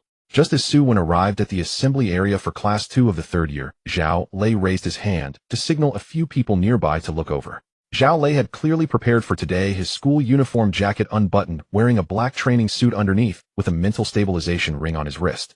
That thing wasn't cheap. Ordinary students usually couldn't afford it. When Zhao Lei saw Su Wen, he used his tongue to press against his molars. "Oh, you actually dare to come? I thought he would report to the logistics class directly today." "Zhao Lei, take it easy. Don't push him to the point of expulsion. What do you know? This is called helping a classmate recognize reality." Su Wen placed his backpack at his feet. "Free challenges require a reservation." Zhao Lei furrowed his brow. "What do you mean?" Su Wen looked toward the testing platform. "Don't rush." Several students around stopped chatting. Zhao Lei was momentarily stumped by those 2 words, his expression darkening. Just as he was about to speak, the head teacher, Li Guoqing, walked over. "Everyone quiet down." Li Guoqing stood at the front of the line, his tone very stern. "Today is the formal test, not a place for you to argue." Zhao Lei suppressed his anger. "Teacher, I'm not arguing. I'm just concerned for my classmates." Li Guoqing shot him a glance. "Save that concern until after the test." Zhao Lei tugged at his jacket and retreated into the line. Li Guoqing then looked at Su Wen, his voice lowering. "How's your preparation going?" Su Wen nodded. "I should be able to do it." Li Guoqing looked at him, the words on the tip of his tongue swallowed back down. This child didn't seem to be forcing himself. But the dire world loomed ahead, keeping Li Guoqing's heart in suspense. Remember, don't push yourself with ordinary projections. If your mental energy is unstable, retract immediately. Rankings are important, but your health is more important. But the dire world loomed ahead, keeping Li Guoqing's heart in suspense. Remember, don't push yourself with ordinary projections. If your mental energy is unstable, retract. The first small world projection combat test will officially begin in 5 minutes. The test is divided into 3 parts: basic projection, puppet combat, and free challenge. The basic projection test evaluates stability. The puppet combat test assesses attack, defense, coordination, and obedience. The free challenge combines voluntary and designated formats conducted after examiner approval. Students in each class, please prepare in order. As the announcement concluded, a brief silence fell over the playground. Soon the lines of each class tightened. Some rubbed their palms intensely. Some closed their eyes to connect with the small world. Others twisted the caps off recovery potion bottles only to put them back on. Su Wen stood among the crowd observing. Many students were emitting mental fluctuations. This was quite normal. Having just awakened, most people had yet to truly adapt to projection, especially for students with lower civilization organization. Just because there are living beings in the small world doesn't mean they can be reliably pulled into reality. Even if pulled out, it doesn't mean they will obey. The first to take the stage was a boy from class 6 of the 3rd year who had awakened a goblin camp. The boy's face turned crimson, his hands pressed against the projection ring. The examiner reminded him, "Relax your mind, select your target, and initiate the ordinary projection." The boy nodded, closing his eyes to connect with the small world. Moments later, a gray light illuminated the testing platform. A small green goblin wobbled onto the stage. It held a wooden stick, looking around in confusion after landing, its toes rubbing against the platform. A few low laughs erupted from the spectator seats. "It really is a goblin. Looks a bit silly." The boy shouted anxiously. "Attack the puppet." The goblin tilted its head. The next moment it turned and lunged at the nearby projection ring, hugging the edge and gnawing at it. The boy's expression dropped. "Not there. In front. In front." The goblin clung to the ring stubbornly, its teeth clanging against the metal edge. The examiner frowned. "Poor obedience, redirected." The boy began to sweat, desperately pulling with mental energy. Finally, the goblin was dragged to face the puppet. As soon as the wooden stick swung, the puppet shook slightly, and the goblin fell over onto its back. Laughter erupted throughout the audience. "Is this goblin here to fight or to dismantle equipment? I feel like I could do better than it." The boy's face turned red to the neck. Data flashed on the testing screen. Projection stability, average obedience, poor attack efficiency, low overall score. The boy hung his head as he left the stage, his eyes red, fingers nervously picking at his sleeve. Su Wen watched him without joining in the laughter. This result represented the real level of most ordinary students. The small world, having just awakened, had not yet developed its civilization. Living beings had not established a stable order. Expecting them to obey commands in reality was inherently difficult. The second contestant was a girl from the slime civilization. She projected 3 blue slimes. The slimes were obedient. The issue was their speed. The 3 slimes took their time wriggling to the puppet's feet. Then with a plop, they stuck to it. A patch of moisture appeared on the puppet's leg. The examiner flipped through the records. The playground fell silent for a moment. Soon someone couldn't hold back their laughter. "Is this considered an attack?" "A mental attack, I guess." Even the puppet looks embarrassed. The girl stamped her foot in frustration. "Bite it. Corrode it. Hurry." The slime struggled to nudge it. The testing screen slowly displayed a line of text. "Attack efficiency extremely low." Laughter erupted once more. The girl left the stage with her head bowed low. Her pace quickened significantly compared to when she had taken the stage. The next few students fared similarly. One summoned 3 gray-furred wolves, but as soon as they landed, they began to tear at each other. Another summoned a Trent, but before it could reach the puppet, the projection time expired. Another student from a mechanical civilization projected a small gear car that was smoking. After only 2 meters, its gears and bearings scattered everywhere. Laughter resonated continuously in the testing area. However, amid the laughter, many quieted down, because when it was their turn, they might not perform much better than those on stage. Su Wen stood at the back of the crowd, watching intently. He wasn't just there for the show. He was studying the scoring criteria. Li Guocheng had mentioned in the handbook he provided that the primary test evaluated not only lethality, but also stability and obedience, which carried high weight. Now, as the testing screen refreshed again and again, Su Wen confirmed that the school had not temporarily changed the weightings this year. This was good news for the Iron Armored Ants. Their individual combat power wasn't top-notch. Stability and obedience were precisely the strengths of the ant colony. Li Guocheng was also observing Su Wen. Seeing him not joining in the raucous laughter, but focused on the testing screen, Li Guocheng felt a bit surprised. This student was indeed different from before. If it were an ordinary student after being ridiculed yesterday, they would likely join in the laughter today as they watched others embarrass themselves, venting their pressure. However, Su Wen was dissecting the rules. He treated each failure as a reference for himself. Soon a few students from class 2 of the 3rd year took the stage. The results were generally not high. A boy from a grade wild boar civilization projected 2 small wild boars. Their impact was decent, but their obedience was too poor. Overall score D. A girl from an grade vine civilization projected a few low-level entangling vines, controlling the puppet for 3 seconds, but with insufficient attack. Overall score D. Zhao Lei stood among the crowd, feeling more confident as he watched. C. These people can't even produce decent combat power. Zhao Ge, how many points can your Halford get? Zhao Lei puffed out his chest. I was able to stabilize the projection of 2 Halford warriors yesterday. 2. Yes, 2. Zhao Lei deliberately raised his voice so that those in the back could hear. Although I can't compare to Chu Xiao's elven archers taking down certain bugs, is a breeze. He had no idea what Su Wen's small world contained. That day the comment about bugs had inadvertently struck a nerve, and he kept using it to humiliate him. Su Wen did not respond. Seeing him like this, Zhao Lei felt even more irritated. Su Wen, are you listening? Su Wen turned his head. I heard. Then why aren't you speaking? Waiting for you to take the stage. Zhao Lei sneered. Fine, keep pretending. At that moment a commotion suddenly arose in front of the class 2 of the 3rd year. Chu Tianjiao stood up. As Chu Tianjiao made a move, all eyes in the arena were drawn to him. An A-class elf world. The only one in the entire school. From the day of awakening, this first place was already sealed. Most of the attendees came for him. A circle of lower-grade students leaned against the iron fence outside the playground. Chu Tianjiao is about to take the field. Keep an eye on the scoreboard. I heard he can summon 10 elf archers. 10-person formation. To have such prowess right after awakening.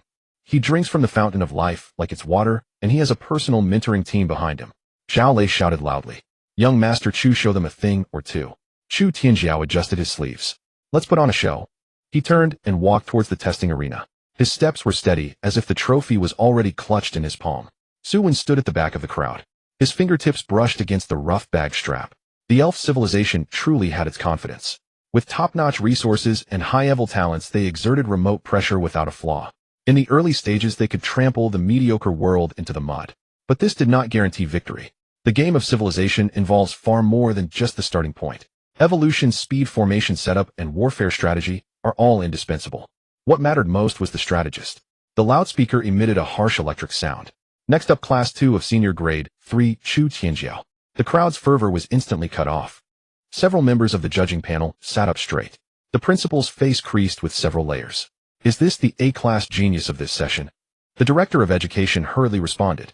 Chu Tianjiao, initial territory of 1.2 million square kilometers, equipped with a spiritual spring and a juvenile elf rated A. The city bureau's observer craned his neck. Let's see how far he can train in just a few days in the awakening zone. Chu Tianjiao pressed his palm against the arena's metal ring, glancing over at the observation area. This glance was brief, but radiated a sense of superiority that looked down on others. Zhao Lei shouted until his voice cracked. Let these people witness high-level civilization. Chu Tianjiao cast out a vast web of mental energy. The arena's gray light transformed into a silvery green. The scent of grass and wood wafted through the air as 10 elongated figures solidified within the beam of light. The crowd erupted again. The formation is up. Genuine elf troops. Counting them, there are a full 10. Su Wen's gaze was fixed on the stage. 10 sharp-eared archers donned vine armor, longbows slung over their shoulders, aligned in perfect rows. Though they were semi-transparent projections, their aura of lethality crushed the ragtag army in front of them. The main examiner made a heavy mark in his notebook. The formation is complete, and the structure is extremely stable. Military orders are flowing unimpeded. Chu Tianjiao suppressed the command to attack. He raised one hand high. 10 archers simultaneously drew their arrows. Their movements were as synchronized as a knife cutting through the air. Silver-green arrow light surged at their fingertips, and the students in the front row held their breaths. Zhao Lei's face turned purple with excitement. Keep your eyes wide open. Chu Tianjiao commanded, fire in unison. 10 beams of arrow light shot forth. They drew the same parabolic arc in the air. 3 wooden targets ahead exploded simultaneously. Wood chips rained down like confetti, and the core of the first target's array was completely shredded. The second target was broken into several pieces, with the third target barely activating its protective shield before being pinned to the ground by a barrage of arrows. The playground fell silent for half a second. Gasps of astonishment surged from all directions toward the stage. Instant kill. All 3 puppets are completely destroyed. The battle for supremacy ends here. Zhao Lei swung his fists in frenzy. Young Master Chu takes the lead. Chu Tianjiao tilted his head to focus on the scoreboard. The testing data immediately rolled to a stop. Projection stability, excellent compliance, excellent ranged attack rating, excellent cooperative formation, excellent comprehensive rating, the A score prominently displayed at the top. A crushing victory over the entire venue. The principal slapped his thigh and shouted a good. The observers repeatedly tapped their desks. To achieve such momentum right from the start, he truly possesses substance. The director of education hurriedly chimed in. This young man has long been included in the core cultivation list. Li Guocheng in the back row tightened his grip on the water cup. Chu Tianjiao's hand was indeed formidable. The more his combat power was displayed, the narrower the path for Su Wen became. The crowd's praise was merely knives prepared for the future losers. Zhao Lei then turned his neck. Su Wen, have you finally seen the light? This kind of spectacle is what deserves to be called A-class. Can your pile of worthless bugs even compare? Surrounding gazes pierced through him. Not even on the same level. His combat power is a complete dimensional strike. If someone can't even summon a living creature later, where will they put their face? Even a few rotten bugs won't be enough to challenge him. Su Wen's gaze swept over the scores. The A rating was indeed dazzling. This score was not unattainable. Today's focus was not on competing for rankings. It was sufficient to shatter those useless labels plastered across their faces. Zhao Lei grinned widely, mocking. Why have you turned mute? Where did that arrogance go? Su Wen turned to me. Others scoring high only makes you look even more glorious than the main character. A few boys nearby snickered. Zhao Lei's face alternated between red and white. You're looking for death. Chu Tianjiao stepped down the stone steps. This remark happened to reach his ears. Su Wen. This person stood firm 3 steps away. Zhao Lei is just casually commenting, why be so prickly? Su Wen locked eyes with him, then tightened the rope. The air suddenly cooled. Surrounding students turned their heads in unison to listen. Chu Tianjiao was momentarily taken aback by these words. After 2 seconds of pause, he spat out a cold remark. I hope your trump card can uphold this demeanor. Su Wen responded, just watch closely. Chu Tianjiao turned around to face the arena. The loudspeaker exploded at the right moment. Next up, Class 2 of Senior Grade 3 Su Wen. The crowd noise receded. Fragments of idle chatter spread through the audience. It's the turn of this bottom-tier trash. Isn't this the rumored F-class underdog? A mess where nothing grows from the start. Does he dare to embarrass himself in this grand setup? Zhao Lei yelled in a mocking tone. The good show is starting, come and appreciate the bugs. Su Wen grabbed his bag strap and headed straight for the gray-white arena. Li Guocheng suddenly stood up. Su Wen. Su Wen halted. Li Guocheng gestured with his hand. Don't force it. Su Wen left a remark. I know what I'm doing. The examiner flipped open the dossier. His finger stopped at the last line. Rated F. The nearby examiner leaned in to take a look. No signs of life at the start. 2 scrutinizing gazes fell upon him. Are you truly going to challenge the main combat sequence? Su Wen slapped his right palm on the metal table. Start the formation. The examiner struck the table. If the projection collapses or the score hits rock bottom, you will be directly placed into the logistics team. Understood. Formation activate. Su Wen closed his eyelids. His mental energy plunged into the inner landscape. The gray-yellow ground spread out anew. Deep within the crust lay 50,000 heavy troops in ambush. The first-generation Ant King raised its antennae. The entire nest awaited orders. Su Wen swept past this royal beast. Consciousness locked onto the 100 outer workers. Chose a low-spec projection mode. Stripped away heavy armor configurations. Discarded the personal guard team. This setup was enough to break the deadlock. A grayish halo emerged around the external arena. Laughter erupted from below. Even the formation light is this murky. The foundation looks shabby. Could he really grow a few wild grasses to fend off enemies? Zhao Lei crossed his arms over his chest. Don't shake, at worst you can go sweep the logistics department. As soon as the words fell, the first dark beetle burst forth from the light. Its body was covered in barbs. Following closely were the second, the 10th, and a full 100 iron-armored ants covering the stage. The swarm pulled apart in a thin line along the edge. A sea of black covered the stone slabs. The entire formation stood eerily still. The swarm spontaneously split into 3 segments. The front line hid close to the ground. The middle line revealed serrated edges. The rear line split to envelop the flanks. The surrounding laughter was abruptly cut off. The audience's mockery stuck in their throats. Zhao Lei's lips stiffened. The chief examiner leaned over the edge of the table. The insect race formations. Su Wen opened his eyelids. His cold tone pierced through the dead silence of the stage. Kill. 100 iron-armored ants surged forward with force. Someone from the audience swallowed hard. Why are these bugs so disciplined? Wait, what's going on with this insect formation? A low murmur arose from the front row of the observation area. This shout prompted the surrounding spectators to stretch their necks in unison. Everyone knows the nature of the insect clan projections. Once low-tier insects fall into the real world, their first instinct is to scurry and gnaw indiscriminately. When faced with environmental changes, some may even play dead, rendering any attempts by the awakened to command them futile. However, the batch of armored ants summoned by Su Wen was entirely different. Hundreds of soldier ants landed in formation. The front row of armored shells pressed tightly against the surface, serving as fixed points. The middle row of soldier ants raised their mandibles high, ready to take over the front position at any moment. The 2 wings silently encircled the target from the left and right, moving towards the back of the puppet. The entire army of insects fell silent, lying on the ground. This sense of oppression was even greater than the earlier roars of the half-beastmen. The chief examiner's hand holding a pen froze in midair. The compliance level far exceeds expectations. The recording clerk quickly verified the data, speaking at a rapid pace. The troop's strength exceeds 100. The formation's light is stable, and the battle formation is exceedingly tight.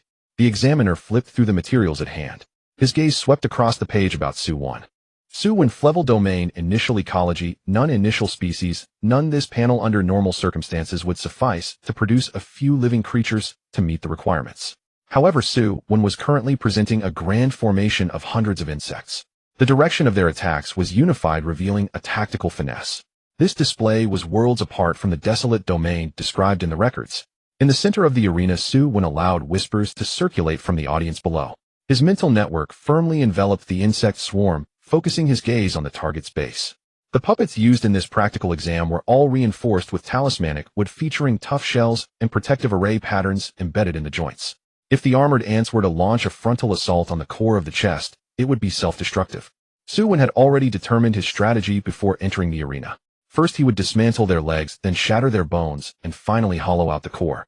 He had perfected this routine during his training. Su Wen raised his hand and pointed to the left side of the puppet.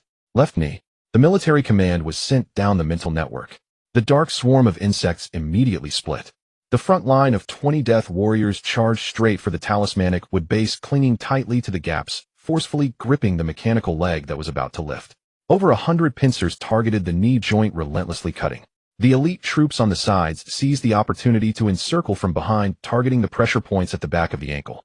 Crack, crack. The sound of acid mixed with metal tearing resonated.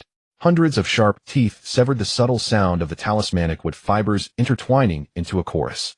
The cheering from the audience was completely cut off. Students in the front row craned their necks to watch. Are they focusing on the joints? It's not a reckless charge. Do the insect clan understand tactical segmentation? Zhao Lei tightened his grip on the iron railing in front of him. That's just posturing. That puppet is made of practical level talismanic wood. Oh, can they really chew through it? The core of the puppet radiated a brilliant glow. The counterattack mechanism was thus triggered. The thick wooden arm on the right swung overhead, crashing down heavily towards the dark tide at its feet. Bang! A tremendous sound erupted. Dozens of armored ants exploded into gray light spots on the spot. The low-tier projections suffered damage and scattered without harming the main body, relying entirely on the awakens' mental strength to cover. Su Wen stood behind the formation. Fill in the gaps. The second wave of troops pressed forward. The vacated positions were instantly filled with the dark flow. The wooden arm rose again. This time the insect swarm was already prepared, and they thunderously spread out to both sides. Bang! The heavy strike missed. The impact caused the arena's stone slabs to vibrate. The two ambush squads took advantage of the puppet's unsteady balance and simultaneously pounced on the back of its left ankle. Crack! The sound of breaking echoed throughout the venue. The wooden axle of the puppet's left leg broke in response. The massive torso tilted to the left as a result. The data on the scoreboard rolled rapidly. Left lower limb damage 42%, battle formation collaboration, rating good. The examiner leaned forward. This is not mere instinctive fighting. The controller is micromanaging the battlefield. The recording clerk repeatedly checked the roster. Such a level of military training, could it really come from a level domain? The test was far from over. The puppet's left lower limb was paralyzed, its center of gravity significantly shifted. Ordinary students witnessing such results would mostly pursue a strong attack on the core of the chest. Su Wen pointed towards the other side. Right side load-bearing axis. The insect swarm decisively abandoned the damaged left limb and shifted to the right. The observation area erupted once more. Why not directly strike the main target? The left leg is already crippled, why turn to the right? Full if both legs are shattered, how can it stand? Before the discussions could finish, the armored ants had already enveloped the right leg tightly. This time the puppet's response was even more violent. Its arms smashed down onto the ground in succession. The surface erupted in bursts of light mist. The insect army continued to fill in the dead zones. Corpses shattered while living bodies stepped over the remains to keep gnawing. Students in the back row pressed tightly against their seats. Individual insects were indeed fragile. However, thousands of fearless, obedient insect flows could wear down even the strongest foes. Finally, the right knee emitted a dull cracking sound. Crack! Wood chips flew everywhere. The puppet completely lost its balance and crashed to the ground. The heavy body slammed onto the surface, creating a gash at the seams of its chest armor. This was the conclusion Su Wen had planned. Enter the core. The remaining soldiers transformed into a mass of black liquid. The swarm of insects flooded into the puppet's abdomen through the small gap. They targeted the vital points, specifically biting through the array's core and the copper wire joints. In less than half a minute, the core of the puppet's chest flickered twice before becoming entirely inert. The data at the top of the scoreboard froze. Target has lost mobility, single combat effectiveness, rating excellent, military command execution, rating excellent, array maintenance, rating excellent, command collaboration, rating excellent, final comprehensive evaluation. The entire arena fell into a strange silence. Previously, when a level score was revealed, the crowd could still cheer with excitement. But now this hanging in the air choked everyone's throats. The contrast was too stark. A domain that started lifelessly with an awakening of no more than a few days. Forcing out such a 100-man iron blood insect formation had turned the practical combat body into scrap metal. This kind of comeback was even more eye-catching than that lofty a level. The crowd, initially expecting to see a joke, was ultimately met with this piercing score. Zhao Lei's cheeks puffed up and then deflated. The prepared mockery turned into a lump in his throat. Several gazes swept past him. The one who had shouted the loudest at the start was this person. Class instructor Li Guocheng pressed his arms against the front row chairs, beads of sweat forming in his palms. This kind of achievement firmly placed him above the cutoff line. It was even enough to break into the top tier of the grade. This student had hidden such a trump card in the Wasteland opening. The chief examiner paused the calling process. Pointing at the end of Su Wen's file, he said, "Student Su Wen." The examiner raised his eyes, scrutinizing the young man on the stage. The roster records that there are no living beings in the initial domain. Is this insect clan detachment the result of resources invested in incubation after the fact? The surrounding noise completely quieted down. Chu Tianjiao also fixed his gaze on the stage. This was precisely the most pressing question everyone wanted to clarify. Su Wen severed the mental connection. Hundreds of armored ants dissipated into gray light. He pressed down on the metallic ring on the table, his fingers feeling somewhat weak. Maintaining the formation of 100 insects weighed heavily on his mental ocean. Murmurs began to arise from below the stage. Su Wen adjusted his breathing and opened his mouth to respond. On the first day of awakening, a batch of common ants was released. The barren wasteland was harsh, and most did not survive. The remaining ones withstood the harsh environment and were fed a bit of the base material provided by the school, which finally led to the emergence of mutated species. There are 3 parts truth and 7 parts falsehood in his words. The release of common species, the mass deaths, and several rounds of screening are all true. Only the passage of several hundred years has been deliberately concealed. Zhao Lei abruptly stood up from the spectator area. Who are you fooling? A few mud-legged ants, and they can cultivate to such a level in just 2 or 3 days. Su Wen looked up at him. Just because you cannot accomplish something does not mean no one else can. Zhao Lei choked. His jaw clenched tightly as he stepped forward, ready to rush out. The chief examiner curled his fingers into a fist and rapped on the table. Silence. The noise in the venue immediately subsided. The evolution of the boundary realm involves coarse secrets. The rules are clear, and without evidence of cheating, one cannot delve deeper. The insect tribe is known for its reproduction and mutations. Such anomalies may seem strange, but they do not fall outside the realm of theory. The examiner took a pen and made a note at the end of the roster. Suspected high-frequency mutated insect swarm added to the key observation list. The pen paused. The examiner closed the roster and made a decision on the spot. Su Wen, you have passed the basic assessment. Final ranking B. Currently in 2nd place in Class 2. 2nd place. Apart from that, a level genius, no one in the venue could suppress this grade wasteland. Class 2 was thrown into chaos. Is there a mistake? Did we really take 2nd? And grade stepping over all of us, C and D grades, to take the lead. Zhao Lei was still yelling about sending him to clean the logistics earlier. The surrounding whispers drilled into his ears. Zhao Lei's face turned the color of liver. He hadn't even stepped onto the stage yet. The vast gap in scores was already pressing down like a mountain. If his score ended up behind this insect swarm, Zhao Lei would become the biggest joke in the school. Chu Tianjiao stood in place, his gaze heavy. The B score did not shake his top position. However, the evolutionary span displayed by this insect formation was astonishing. Days of discipline led to such outcomes. The growth curve in this wasteland realm was too bizarre. Zhao Lei stepped forward, speaking urgently. Chu, this fellow definitely did something shady. Chu Tianjiao stared at the arena. No need for your reminder. Zhao Lei was eager to make up for it. It's definitely because he smashed some banned black goods. Chu Tianjiao tilted his head slightly.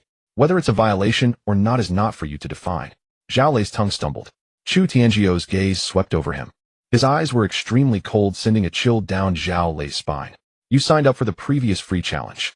Zhao Lei suddenly realized. They intended to use him as a test stone to force the insect formation to reveal its cards. He also urgently needed a victory to wash away his embarrassment. Chu, rest assured. Zhao Lei turned his gaze solidly on Su Wen. A living half-beast is not just a wooden stake. If it can gnaw on the symbol wood, it can also gnaw on a heavy axe, right? Shu Tianjiao turned his gaze away, watching Su Wen descend the stone steps. Class instructor Li Guoqing rushed forward, heavily slapping Su Wen's shoulder. You've hidden yourself well. Su Wen opened his mouth in response. It's all just luck, like a blind cat stumbling upon a dead mouse. Li Guoqing raised an eyebrow. Go fool someone else. Su Wen said no more. The bigger the lie, the easier it is to expose. Li Guoqing understood the rules well and did not mention the secrets of the boundary realm. He leaned in a bit closer, his tone turning serious. The upcoming free battle is the real challenge. With too much spotlight, you will surely become a target. Su Wen nodded. I've been prepared for it. Zhao Lei will definitely come after you. Su Wen turned his head to look at the spectator area. Zhao Lei's poisonous gaze was piercing toward him. Li Guoqing followed his gaze and lowered his voice.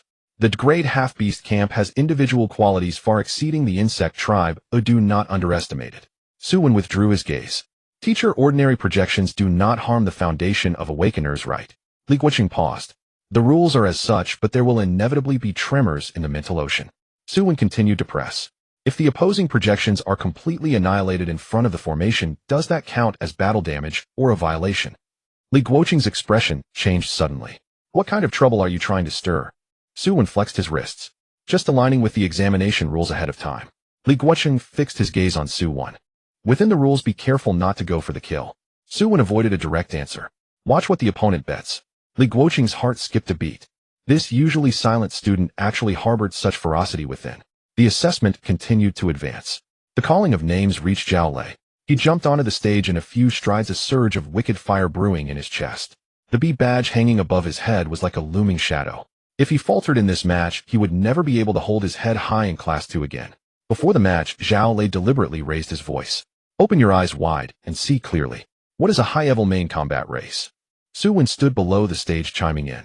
Beware of the formation collapsing. Zhao Lei's eyes twitched as he slapped the formation disc. A gray-red beam of light shot up into the sky. Two nearly 2-meter-tall half-beasts stepped out from the light. Their gray-green muscles bulged and their tusks gleamed with a yellowish hue. The two beasts gripped heavy stone axes tightly, their heavy breathing echoing throughout the venue. The wild aura they exuded was incomparable to the goblins before. Cheers erupted from the audience. Authentic half-beast infantry. With this physique, one axe strike could wipe out a swarm of insects. Zhao Lei straightened his back, hearing the discussions around him. Smash that piece of wood. The two half-beasts let out a roar, charging straight at the testing symbol wood. The heavy axes swung down in a wide arc. A tremendous sound erupted and the puppet's right shoulder shattered, sending large pieces of the symbol array flying. The second heavy axe followed closely behind, brutally piercing through the front armor. Pure brute force dominated. In less than half a minute, the intact puppet was reduced to a pile of debris. The scoring board flickered. Close combat, destructive power, good formation stability, good military order execution, good formation cooperation, average final ranking, C. The C rating hovered in the air. This score placed him in the upper middle tier of the entire school. Yet it was overshadowed by Su Wen's B. Zhao Lei's triumphant expression froze instantly. The playground fell into a brief silence. The one who had boasted about crushing insect ants was now a whole tier below. A few comments floated from the corner. You shouted quite fiercely, yet you were crushed in the end. All brute strength with no tactics in deploying troops. The discipline of that insect formation was the real reason for the points. These words were like needles. Zhao Lei's fingers clenched tightly on his thigh. As he stepped off the stage, he hurried to seek Shu Tianjiao's gaze. Shu Tianjiao didn't even lift his eyelids. The assessment process moved swiftly, and the basic evaluation was soon completed. The announcement echoed across the playground. The basic assessment has now concluded. After a stick of incense, the free challenge will begin. Victory and defeat will determine the final resource allocation. Those interested, please submit your challenge to the examiner. Battle intent surged around the spectator area. This was the main event. Zhao Lei stepped out of the formation, striding toward the chief examiner's seat. He bellowed, "Examiner, I challenge." The chief examiner paused his writing. "Who do you wish to challenge?" Zhao Lei abruptly turned, raising one arm and pointing directly at the back of Class 2's team. Class 2 Su Wen. The entire venue erupted. He really called out a name. This fellow aims to step over that pile of ants to rise to the top. A great strong army against a great peculiar formation. This will be interesting. Li Guoqing's face turned ashen, wanting to speak up to stop it. Su Wen stepped out slowly from the back of the crowd. "Su Wen, do you dare to accept?" Zhao Lei's voice rang out from the examiner's seat, drowning out the discussions on the playground. He stood there pointing directly at Su Wen as if the outcome was already written on his face. A cacophony quickly erupted around the playground. "Accept it. Weren't you just impressive against the puppets?" The puppets don't fight back, but the half-beasts do. If Su Wen refuses, then that earlier B won't mean much, right? Some lowered their voices, saying he should be able to refuse a free challenge, right? He can, but I've heard it might affect future resource evaluations. Zhao Lei has publicly called him out. If Su Wen refuses, it won't look good for him. It's better to have a bad reputation than to be trampled by a half-beast. Various voices mingled together. Li Guocheng furrowed his brow and walked over to Su Wen. Don't let them pressure you. He spoke in a low voice. A free challenge is not mandatory to accept. Su Wen took his backpack off his shoulder and set it down beside his feet. Teacher, if I refuse, I'll drop off the priority reward list, right? Li Guocheng fell silent for a moment. He eventually nodded. That's very likely. Su Wen looked at Zhao Lei's tone steady. Then there's no choice. Li Guocheng's frown deepened. Think carefully. The half-beast warriors have tremendous single-target power. If your iron arm ants are overwhelmed, the backlash on your spirit won't be light. I understand. Su Wen nodded. Li Guocheng knew he couldn't dissuade him and could only lower his voice to remind him. Then don't force it. Su Wen, the chief examiner said, looking at him. Zhao Lei has applied for a free challenge. Do you accept the? Su Wen stepped out of the line. I accept. The playground erupted with excitement. Zhao Lei immediately broke into a grin. Good. At least you have some guts. In the crowd, Chu Tianzhou's gaze remained fixed on Su Wen. He wanted to see clearly. Were Su Wen's insects merely good at dismantling puppets, or could they handle real projection combat? If they relied solely on training routines against fixed puppets, they were not a concern. But if faced with half-beasts that could move, fight back, and had greater strength, could Su Wen still win? Chu Tianzhou's expression darkened. This suggested that this level challenge was more troublesome than everyone thought. The staff quickly cleared the free challenge area. A transparent protective shield rose around the testing platform. As the shield closed, it emitted a faint buzzing sound separating the inside from the outside. The chief examiner announced the rules. Both sides will use ordinary projections. Attacking the awakened person is prohibited. If the projection body is defeated by over 70%, or if one voluntarily concedes, a loss will be declared. If there are signs of unstable spiritual power, the examiner has the right to forcibly terminate the challenge. Recovery supplies are allowed while stimulants are not prohibited, but the risks are borne by the user. Do you understand? Zhao Lei shouted. Understood. Su Wen nodded. Understood. The two stood on opposite sides of the testing platform. Zhao Lei placed his hand on the projection ring, staring intently at Su Wen. During the previous break, he had already downed a recovery potion, and his empty bottle was still held by his attendant. At this moment, his breathing was much steadier than when the basic test ended, and a fire was rekindling in his eyes. Su Wen, he taunted. That trick you used against the puppets won't work on my half-beasts. They are not made of wood. They will crush your bugs to bits with a single stomp. Then give it a try, Su Wen replied, looking at him. Zhao Lei sneered. It's time to end this stubbornness. A gray-shirted light flared up. Two half-beast warriors materialized in front of Zhao Lei. They stood nearly 2 meters tall, their muscles bulging, fangs protruding, wielding rough stone axes. After landing, the two half-beasts simultaneously struck their chests with their stone axes. Bang! The dull sound reverberated. Many students were startled. This momentum is indeed much stronger than that of the puppets. Half-beasts have immense single-target power. Su Wen's iron arm ants are too small. If they get stomped, they will be obliterated. Zhao Lei heard these remarks, and his smile grew wider. Do you see? This is what a combat race looks like. No matter how many low-level bugs there are, they are just cannon fodder. Su Wen closed his eyes, his consciousness sinking into his small world. The gray-yellow earth unfolded in his perception. Deep in the underground nest, the first-generation ant king raised its antennae. Guard ants lay quietly around the royal nest. Deeper inside, heavily armored soldier ants crawled slowly, their shells scraping against the rock walls, producing faint sounds. This battle wasn't the time to reveal his trump card. Su Wen selected 100 more agile ordinary soldier ants from the nest's perimeter. The half-beasts were faster than the puppets. Their strength was also greater. Direct confrontation would lead to significant losses. He needed to disrupt their footing first, then eliminate their support, and finally strike at the connection points. Ordinary projections may lack true flesh and blood, but they still had structural weaknesses. The ankle, wrist, and neck-shoulder connection points were the targets. During Zhao Lei's basic test, when the half-beast swung its axe too forcefully, its neck-shoulder had briefly flickered. Su Wen kept this in mind. He slowly exhaled. Ordinary projection. A gray light illuminated the opposite side of the testing platform. A fist-sized dark-shelled iron arm ant landed on the ground. Then came the second, the third, the 10th, the 100th. 100 iron arm ants quietly spread out. After landing, they automatically divided into several groups, moving along the edges of the testing platform. Some in the audience revealed disappointed expressions. Still just 100? I thought he would increase the number. 100 might be fine against puppets, but against half-beasts, that's a stretch. A single axe from a half-beast could crush a bunch of them. Zhao Lei laughed. Su Wen, is this all you've got? Su Wen opened his eyes. This is more than enough. Zhao Lei seemed to hear a joke. Do you really think my half-beasts are just trained puppets? Su Wen raised his hand, pointing at Zhao Lei's half-beast warriors. Scatter. The iron arm ants immediately moved. They divided into 5 groups after landing. 2 groups circled along the edge of the testing platform. 1 group drilled into the shadows beneath the half-beasts. The remaining 2 groups dispersed in place, resembling scattered black rubble on the ground. Zhao Lei frowned. Trying to hide. Crush them. The 2 half-beast warriors roared as they charged out. Their heavy feet slammed into the ground. Bang! Dozens of iron arm ants were crushed into gray light points. Someone in the audience immediately cheered. They hit. I said the bugs can't withstand it. A vicious grin appeared on Zhao Lei's face. Keep going. The half-beast warriors swung their stone axes, sweeping the ground. More iron arm ants were smashed.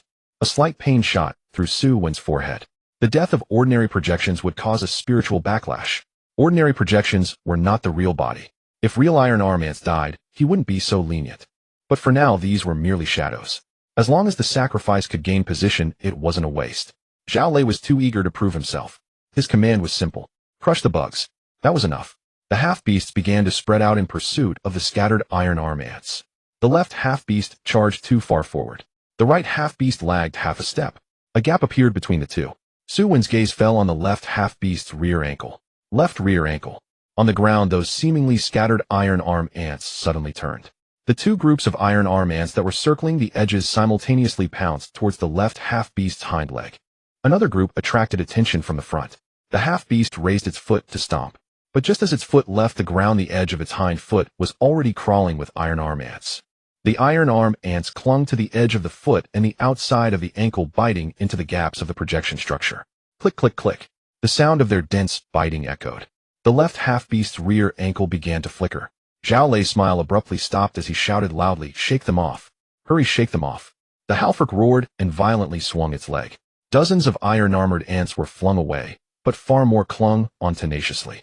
Their forelimb barbs embedded themselves into the seams of the projection, anchoring them like nails. Su Wen immediately issued his second command, lure right. Another wave of iron-armored ants deliberately exposed themselves in front of the right-side halforc. Driven by Zhao Lei's urging, the right-side halforc charged forward with axe raised. Yet halfway through its lunge, its foot suddenly twisted. Iron-armored ants, already pressed flat against the ground, had crept up along its heel's outer edge and seized the lateral support filament. The right-side halforc lost balance.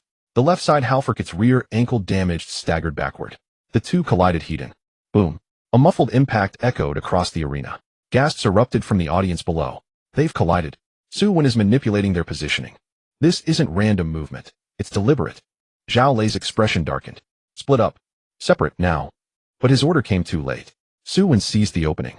Press left. 5 swarms converged once more, surging en masse toward the left side halforc's injured rear ankle and inner knee joint. The halforc swung its stone axe downward. Boom. A cloud of shimmering ash erupted as a cluster of iron-armored ants shattered. Yet the moment the axe struck the ground, several ants instantly scaled its haft and crawled up to the wrist joint connection. Click, click, click. The halforc's wrist flickered erratically, its motion visibly stuttered. The audience fell silent. This was no ordinary swarm assault.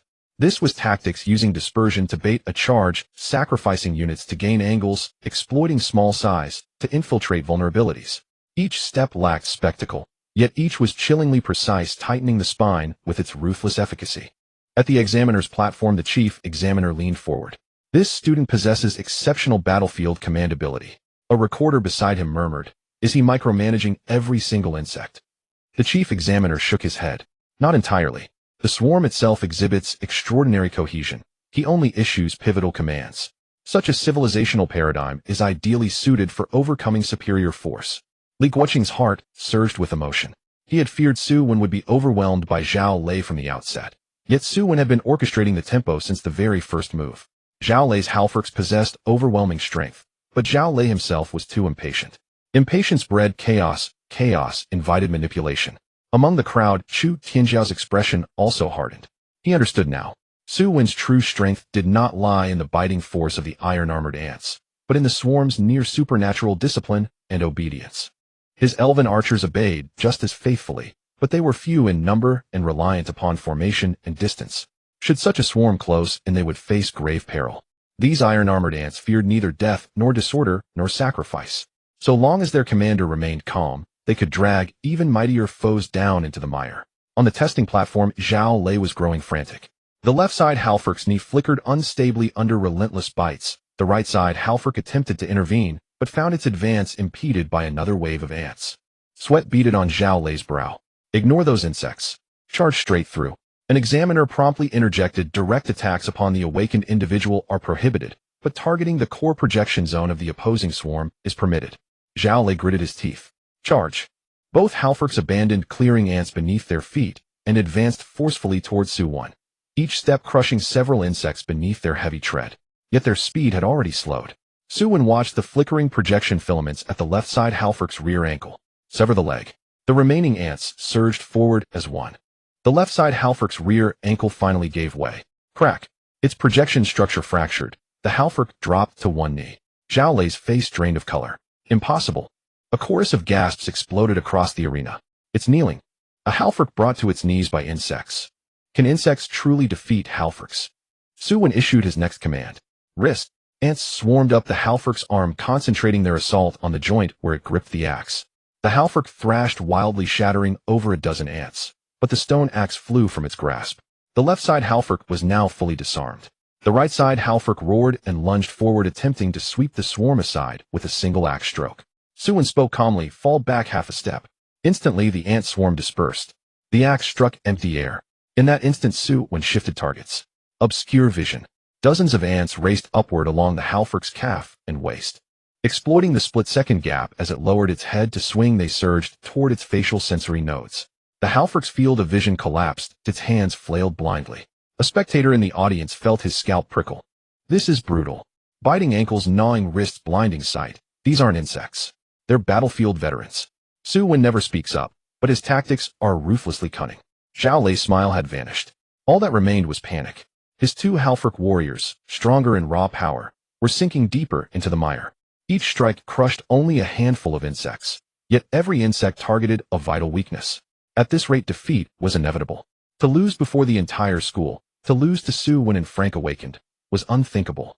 Zhao Lei abruptly withdrew a crimson pill from his pocket and swallowed it whole. Li Guoqing's expression tightened. Zhao Lei, what did you take? Zhao Lei crushed the pill between his molars. Crimson light flared in his eyes. Just a neural stimulant. The rules say nothing against it. The examiner frowned. Low-grade neural stimulants are not prohibited, but increased mental strain is your sole responsibility. Zhao Lei ignored him entirely. As the drug surged through his system, his spiritual energy spiked, and the projection glow around both Halfrics deepened perceptibly. The left side Halfric forced its shattered leg upright with a guttural roar. The right side Halfric tore the clinging ants from its face and swept its axe horizontally. Boom. A wave of ants exploded into glittering dust. Gasps rippled through the audience. Zhao Lei took drugs. The Halfrics grew stronger. Su Wen is in danger. Li Guoqing urgently warned Su Wen. If you can't hold on, yield now. Zhao Lei's voice emerged hoarse, strained from deep within his throat. Yield? Too late. Crush every last one of these insects. Both Halfrics erupted into violent motion, stone axes and fists hammering relentlessly into the ground. The iron-armored ant count dwindled rapidly. Su Wen's complexion paled slightly. Repeated projection collapses sent jolts of spiritual feedback cascading through his mind. Yet this was precisely the moment he had waited for. With the stimulant coursing through him, Zhao Lei's Halfrics had indeed grown stronger, but also far more reckless. Their movements widened, their openings multiplied. Su Wen fixed his gaze on three critical vulnerabilities: knee, wrist, and neck. Keep striking, he ordered. Zhao Lei heard, and laughed furious. Are you mad? Let's see how many insects you have left. Su Wen watched his ants shatter one by one, yet his fingers remained steady upon the projection ring. In true warfare, sacrifice is inevitable. What matters is whether that sacrifice bears meaning. Now each wild blow from the Halfrics eroded the structural integrity of their own projections. He waited for the moment their forms became most unstable. It came.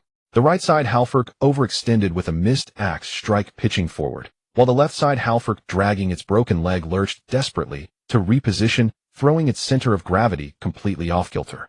Once again, the two Halfrics aligned in mutual occlusion.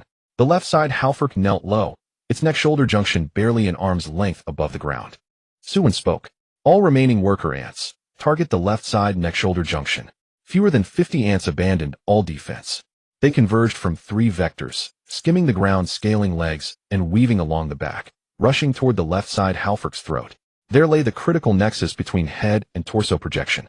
If severed, the entire projection would collapse. Zhao Lei's pupils contracted. Stop them. The right side Halfric raised its axe to strike. But the left side Halfric stood squarely in its path. The blow could not land. Click, click, click, click. A dense chorus of chitinous gnashing filled the air. The left side Halfric's neck-shoulder junction flared violently. Zhao Lei's mouth opened, yet no sound emerged. No. Then, the left side Halfric's head projection tilted sharply, and its entire form detonated into crimson-tinged motes of light. The test screen flickered. Zhao Lei's projection lost 50. Chairs scraped violently across the observation deck. Many students shot to their feet. Before the crowd could process the shift, Su Wen turned his gaze toward the remaining Halfric. On the field, only 30-odd iron-armored ants remained. Zhao Lei still commanded one intact Halfric. By all logic, victory remained possible. Yet a sudden chill gripped his heart. Because Su Wen was utterly unshaken. Steady, not like a high schooler who'd awakened mere days ago. Zhao Lei's throat worked silently. His voice came out dry. You still wish to continue? Su Wen met his gaze and replied calm and measured. Shall we proceed? Shall we continue? Su Wen asked, and the commotion around the testing platform seemed to be extinguished by an invisible hand.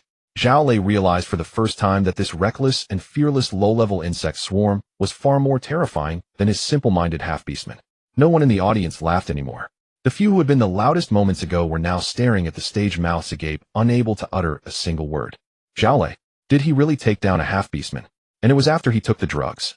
The ordinary soldier ants used by Su Wen seemed to have been the same from the beginning. There are only about 30 left, and he still dares to ask whether to continue. This person must be insane. On the judging panel, the chief examiner paused his pen in midair. During the basic test, Su Wen's dismantling of the puppet had surprised him, but puppets were ultimately inanimate. With sufficient effort, one could always find their joints and core weaknesses. But this free challenge was entirely different. Zhao Lei's half-beastman was alive, could fight back, and would follow. Yet Su Wen was able to complete a full set of operations in this dynamic confrontation, including inducing movement, dismantling rhythm, and concentrating fire on weaknesses which had surpassed the scope of a normal insect swarm. The chief examiner quietly assessed, this student has an extraordinary talent for battle command. The recorder beside him couldn't help but flip through the documents. But the records state he is at F rank. The chief examiner glanced at him. The records assessed the starting point of the small world, not the awakener's intellect. The recorder wisely closed his mouth. Li Guoxing stood below the platform, barely able to suppress the smile at the corner of his mouth. He had been anxious, but Su Wen not only withstood the pressure, but also forced Zhao Lei into such a predicament. This student was deeper than he had anticipated. On the testing platform, Su Wen's face turned slightly pale. The consumption of spiritual power was indeed considerable, and the shock from the projection's collapse was pounding against his mental sea. Yet this was far from his limit. He could still fight. If Zhao Lei did not concede, then the remaining half-beastmen would not be able to leave the stage either. Su Wen never engaged in half-hearted endeavors. Since Zhao Lei wanted to step on him to seize resources, he needed to be prepared for his legs to be broken. Ordinary projections do not harm the main body. Then he would attack until Zhao Lei experienced mental backlash, making him remember today's pain every time he thought of reaching out. Zhao Lei gritted his teeth and forced himself to say, "Don't put on a show, I still have one half-beastman left."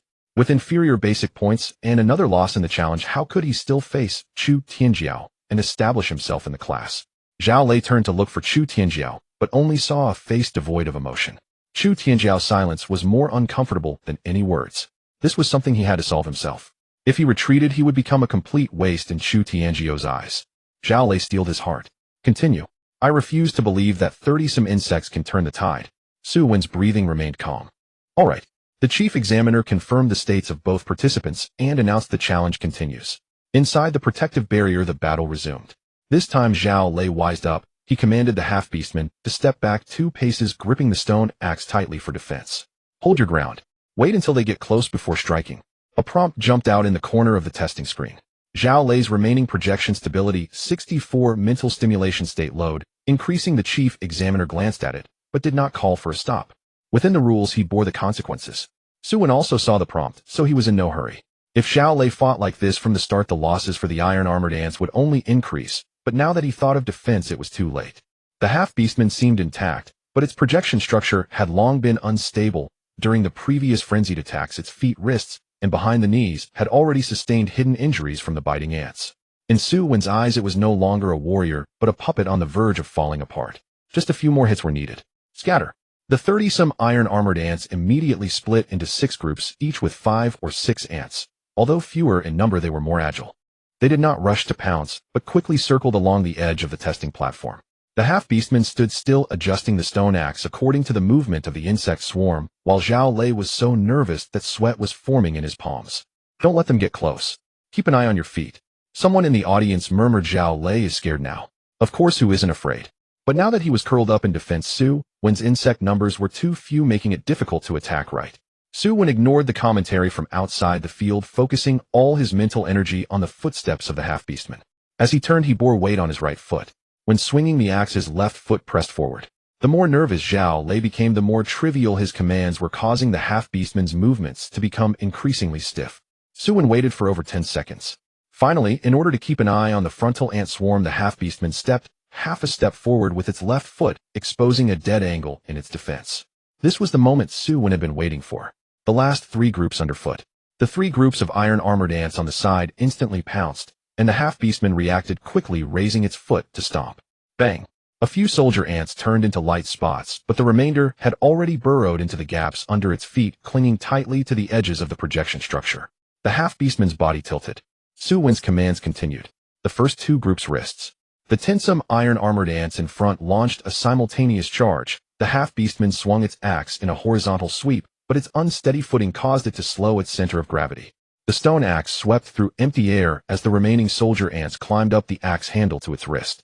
With a crackling sound, the wrist of the half-beastman flickered with erratic light. Zhao Lei's eyes turned bloodshot. Shake them off. Quickly shake them off. The half-beastman wildly swung its arm, scattering a few soldier ants, but what Su Wen wanted was not to immediately sever its wrist, but to force it to make a deformed movement. The last group behind the knees.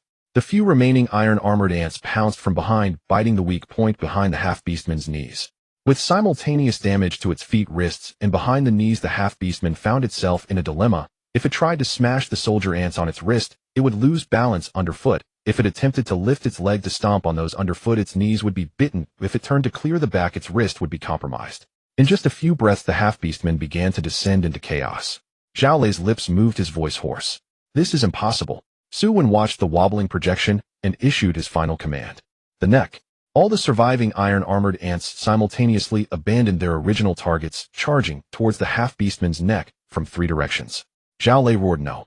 The half-beastman's wrist lost control, and the stone axe fell with a clang. At the same time, its footing began to falter, causing its body to lean. It could only allow the swarm of black reapers to crawl up its chest, lunging for its neck. Crack, crack, crack. The sound of biting teeth formed a chorus. Zhao Lei opened his mouth, but could no longer produce any sound. In the next second, the final half-beastman warrior's neck joint shattered, and the entire projection erupted into a sky full of red light. The testing screen refreshed. Zhao Lei's projection lost 100. Su Wen wins. In the stands, even the hecklers fell silent, with only the soft sounds of the testing screen refreshing remaining. This time, everyone understood. Su Wen really knew how to fight. Zhao Lei's 2 half-beastmen, whose strength far surpassed the soldier ants, and were under the influence of drugs, ended up dismantled completely. And Su Wen had used only 100 ordinary soldier ants throughout the encounter. Zhao Lei stood on the stage, his body swaying as the mental backlash from the complete loss of projection surged into his mind. He pressed his forehead and took a half-step back. No, it's impossible. Su Wen retracted the remaining dozen soldier ant projections and looked at Zhao Lei. You lost. Zhao Lei's shoulders stiffened. Those 3 words were more painful than any attack. Seconds later, discussions erupted from the second-class team, quickly sweeping across the entire venue. Su Wen won. F-rank defeated a D-rank half-beastman. Zhao Lei started off boasting about sending people to logistics, but ended up getting blown up on the spot. The half-beastman stepping on insects. In the end, it stepped on itself. Zhao Lei listened to these voices, his face alternating between pale and green, the humiliation drowning him. He pointed at Su Wen, his voice trembling. You cheated. Your insects are abnormal. Before Su Wen could respond, the chief examiner's voice rang out. Zhao Lei, watch your words. The projection fluctuations throughout the process were normal and no external interference was detected. Su Wen did not cheat. Zhao Lei urgently said, but how could he an F rank possibly? The chief examiner interrupted him. Is it impossible for an F rank to defeat you? Zhao Lei was left speechless. The chief examiner continued, awakening ratings are not a free pass. Losing means losing. If you continue to question the results of the testing, you will be treated as disrupting the test. Zhao Lei did not dare to argue anymore, but his unwillingness was almost spilling over.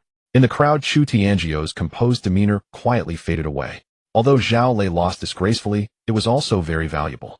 At the very least, he realized one thing: Su Wen's iron-armored ant swarm could not be viewed as ordinary insect tribes. Once engaged, they must be cleared at a distance, never allowing them the chance to get close. The elven archers had this capability, but the premise was that Su Wen did not have more trump cards hidden away. Chu Tianjiao looked at Su Wen, her eyes devoid of condescension for the first time. Su Wen stepped down from the platform, and Li Guoqing quickly approached. "Are you okay?" Su Wen shook his head. "There's a bit of mental shock, but it's nothing." Li Guoqing sighed in relief, then muttered, "You really dare to fight, huh?"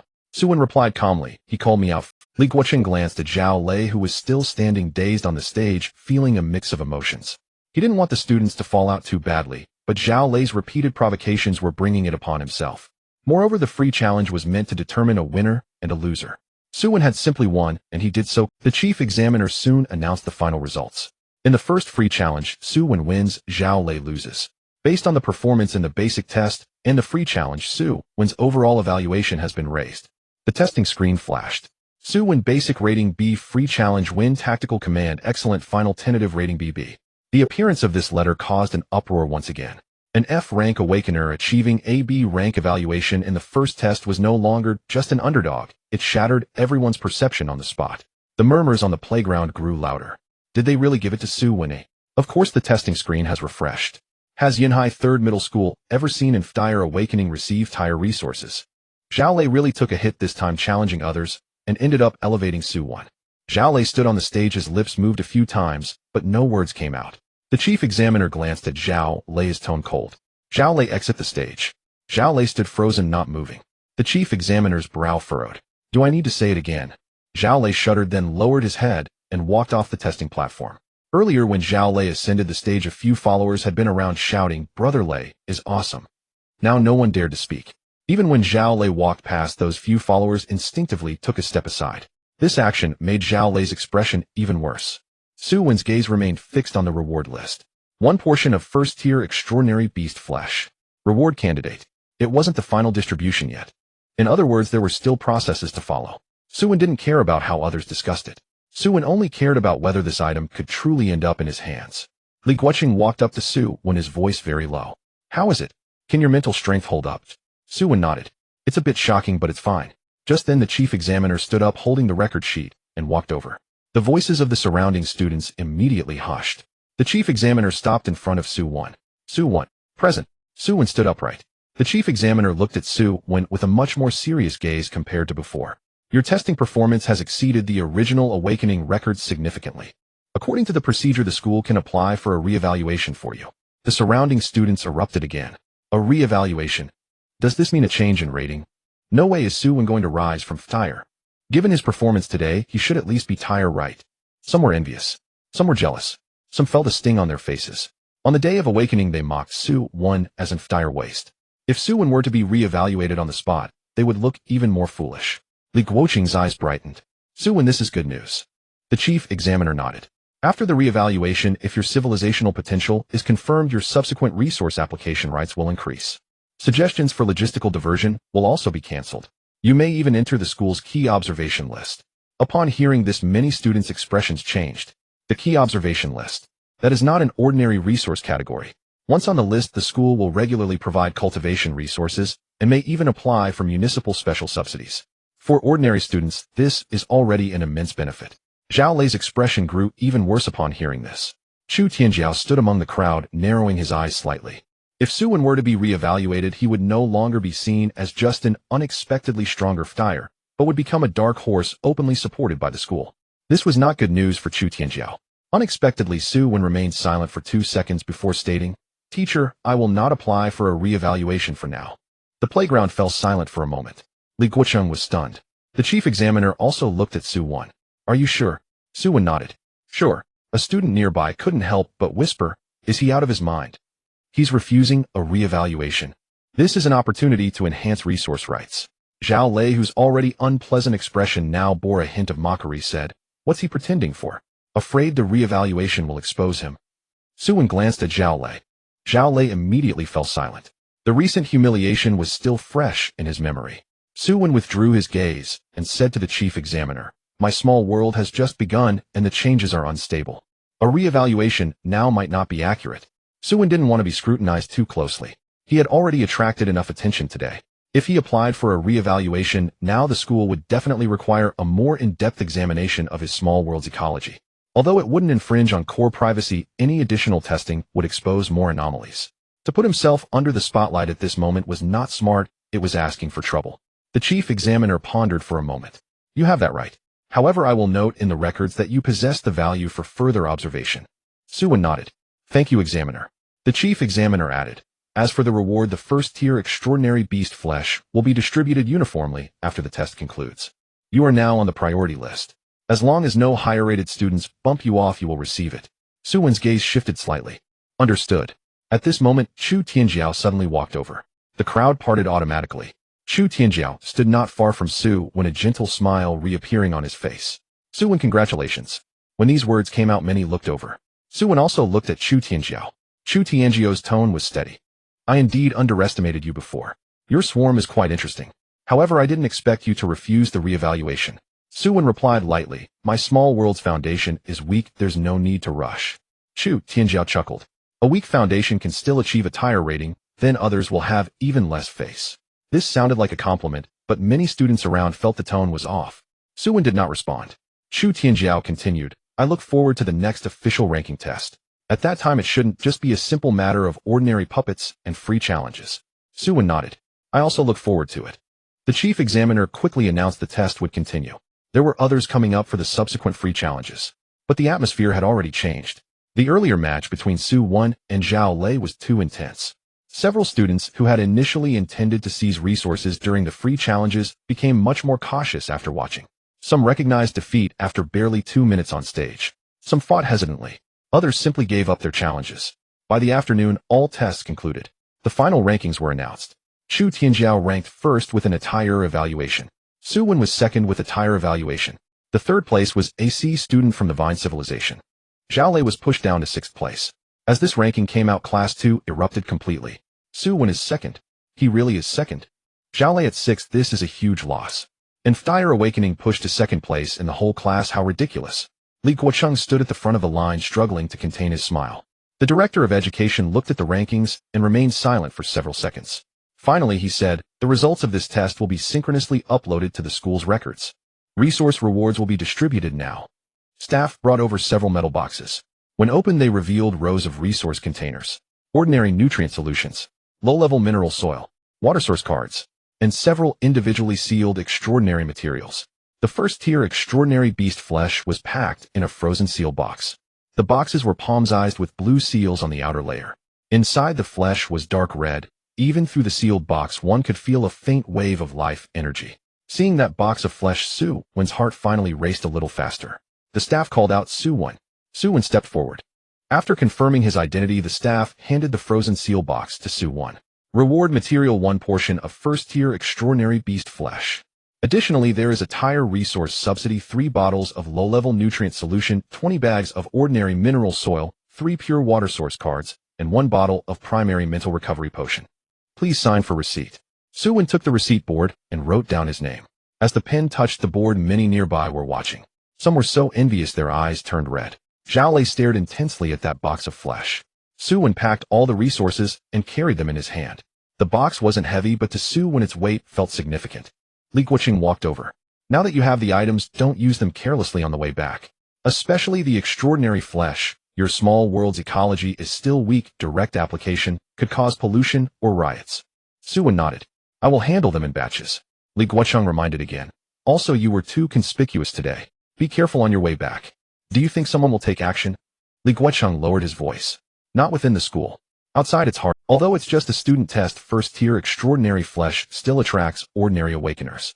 Without your family's escort, don't stray from the path. Su Wen mentally noted this. Understood. When the dismissal bell rang, the sky had darkened. Students were leaving the playground one after another. Some excitedly discussed their scores. Some called home to share the good news. Su Wen slung his old backpack over his shoulder, carrying the resource bag in hand as he exited the school gate. Many cars were still parked at the school entrance. Chu Tianjiao got into a black sedan.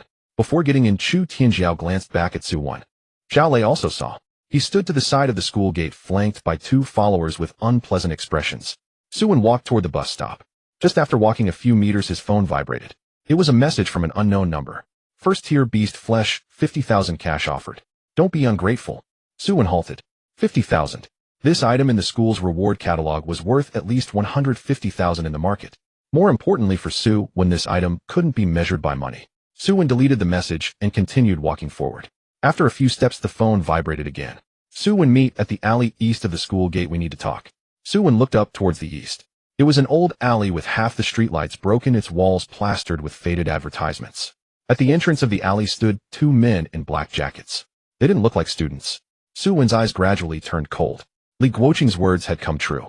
Just as he obtained the resources, someone reached out for them. Su Wen turned and walked towards the bus stop, which was more crowded. But just then, one of the men in black jackets suddenly took out his phone, seemingly making a call. The next second, Su Wen's phone vibrated again. You can choose not to come, but we can still find out about your orphan. Su Wen stopped. His fingers gradually tightened around the resource bag's handle. After a few seconds, Su Wen turned and looked towards that dim alley. The man in the black jacket at the alley entrance grinned and waved at Su Wen. Su Wen stepped forward expressionlessly. When he reached the entrance of the alley, the man in black said softly, "Be smart, hand over the items, and we all save trouble." Su Wen looked at him, his voice very soft. "What did you just say? Where did you find out?" The man in the black jacket was taken aback for a moment, then chuckled disdainfully. "We just want to make some money. Leave the first-level magical beast's flesh behind, and no one will trouble you today." Another man in a black jacket leaned against the wall, spinning a folding knife in his hand. The implication of a threat was clear. "Student, don't complicate matters. You're an orphan. Carrying such expensive resources is unsafe." Su Wen glanced at the two men. Neither of them were students. They weren't wearing uniforms or carrying school passes, but their spiritual fluctuations were weak. They should be low-level awakeners, or perhaps just ordinary thugs. The question was, how did they know Su Wen had the flesh of a first-level magical beast? Although the school resource distribution was public, it usually wouldn't spread so quickly to the ears of street thugs. Someone must have relayed the information. Su Wen quickly pictured Zhao Lei's face, followed by the faces of several lackeys around Chu Tianjiao. It couldn't be determined who it was, but it was clear that someone didn't want this resource to smoothly enter his little world. Seeing Su Wen remain silent, the man in the black jacket lost patience. "Can't understand human language. Hand over the stuff." As he spoke, the man reached for the resource bag in Su Wen's hand. Su Wen took half a step back. The man in the black jacket missed his grab, his expression darkening. "Are you looking for trouble?" The man with the folding knife also straightened up. The alley was dimmer. Outside there were voices at the bus stop, but they were at a distance. The location chosen by the opponents was quite good, perfectly situated in a blind spot of the surveillance. If Su Wen were just an ordinary student, he would have to suffer this loss today. He placed the resource bag behind him, slowly spreading his spiritual power. Normal projection requires a stable medium environment, and the school testing platform is the most convenient. But that doesn't mean it can't be used at all away from the testing platform. As long as an awakener has sufficient spiritual power, they can project in reality for a short time. The downside is higher consumption and lower stability. Su Wen had already consumed quite a bit of spiritual power today, so he couldn't drag it out. He needed to be quick. The man in the black jacket stepped forward. "This is the last time, hand it over." Su Wen looked up. "Who sent you?" The man in the black jacket sneered. "Why ask so much?" Su, not saying is fine too. In the next moment, a faint gray light lit up on the alley floor. Before the man in the black jacket could react, he heard a faint rustling sound by his feet. What sound? The man with the folding knife looked down. A fist-sized black armored ant was crawling out from the shadow of the wall. Then came the second, third, and 10th. Due to insufficient spiritual power, Su Wen couldn't project too many. There were only 20. But 20 was enough. The pupils of the man in the black jacket constricted. Projected life. His expression changed. "Damn it, you dare to resist." The man in the black jacket lifted his foot to stomp. The armored ants scattered. The others immediately pounced on his ankle. "Ah!" The man in the black jacket let out a cry of pain. Although normal projection doesn't truly tear flesh, the pain from the projection's bite could still be transmitted through spiritual pressure and physical shock. The man in the black jacket staggered back, his ankle numb from the bites. The man with the folding knife immediately opened his knife and charged at Su Wen. Su Wen's eyes turned cold. "Wrist." A few armored ants rushed out, burrowing under the man's feet. Just as he began to swing his knife, his foot suddenly slipped. Two armored ants bit the edges of his shoe sole, while several others climbed up his pant leg. The man panicked and flailed. "Get off." The man in the black jacket kicked, while swearing. "Do you know who we are?" Su Wen replied calmly, "I don't know. It doesn't matter. If you take another step forward, I'll make them bite your face." With these words, both men in black jackets froze. The armored ants had already crawled up to the knee of the man with the folding knife. A few others stopped at the wall, their pincers opened, facing the faces of both men. The man in the black jacket swallowed hard. They indeed came to rob resources. But no one said that Su Wen dared to project outside of school. And no one mentioned that these bugs were so disgusting. The man with the folding knife gritted his teeth and cursed. If you dare to hurt someone, be careful that your school gives you a major demerit.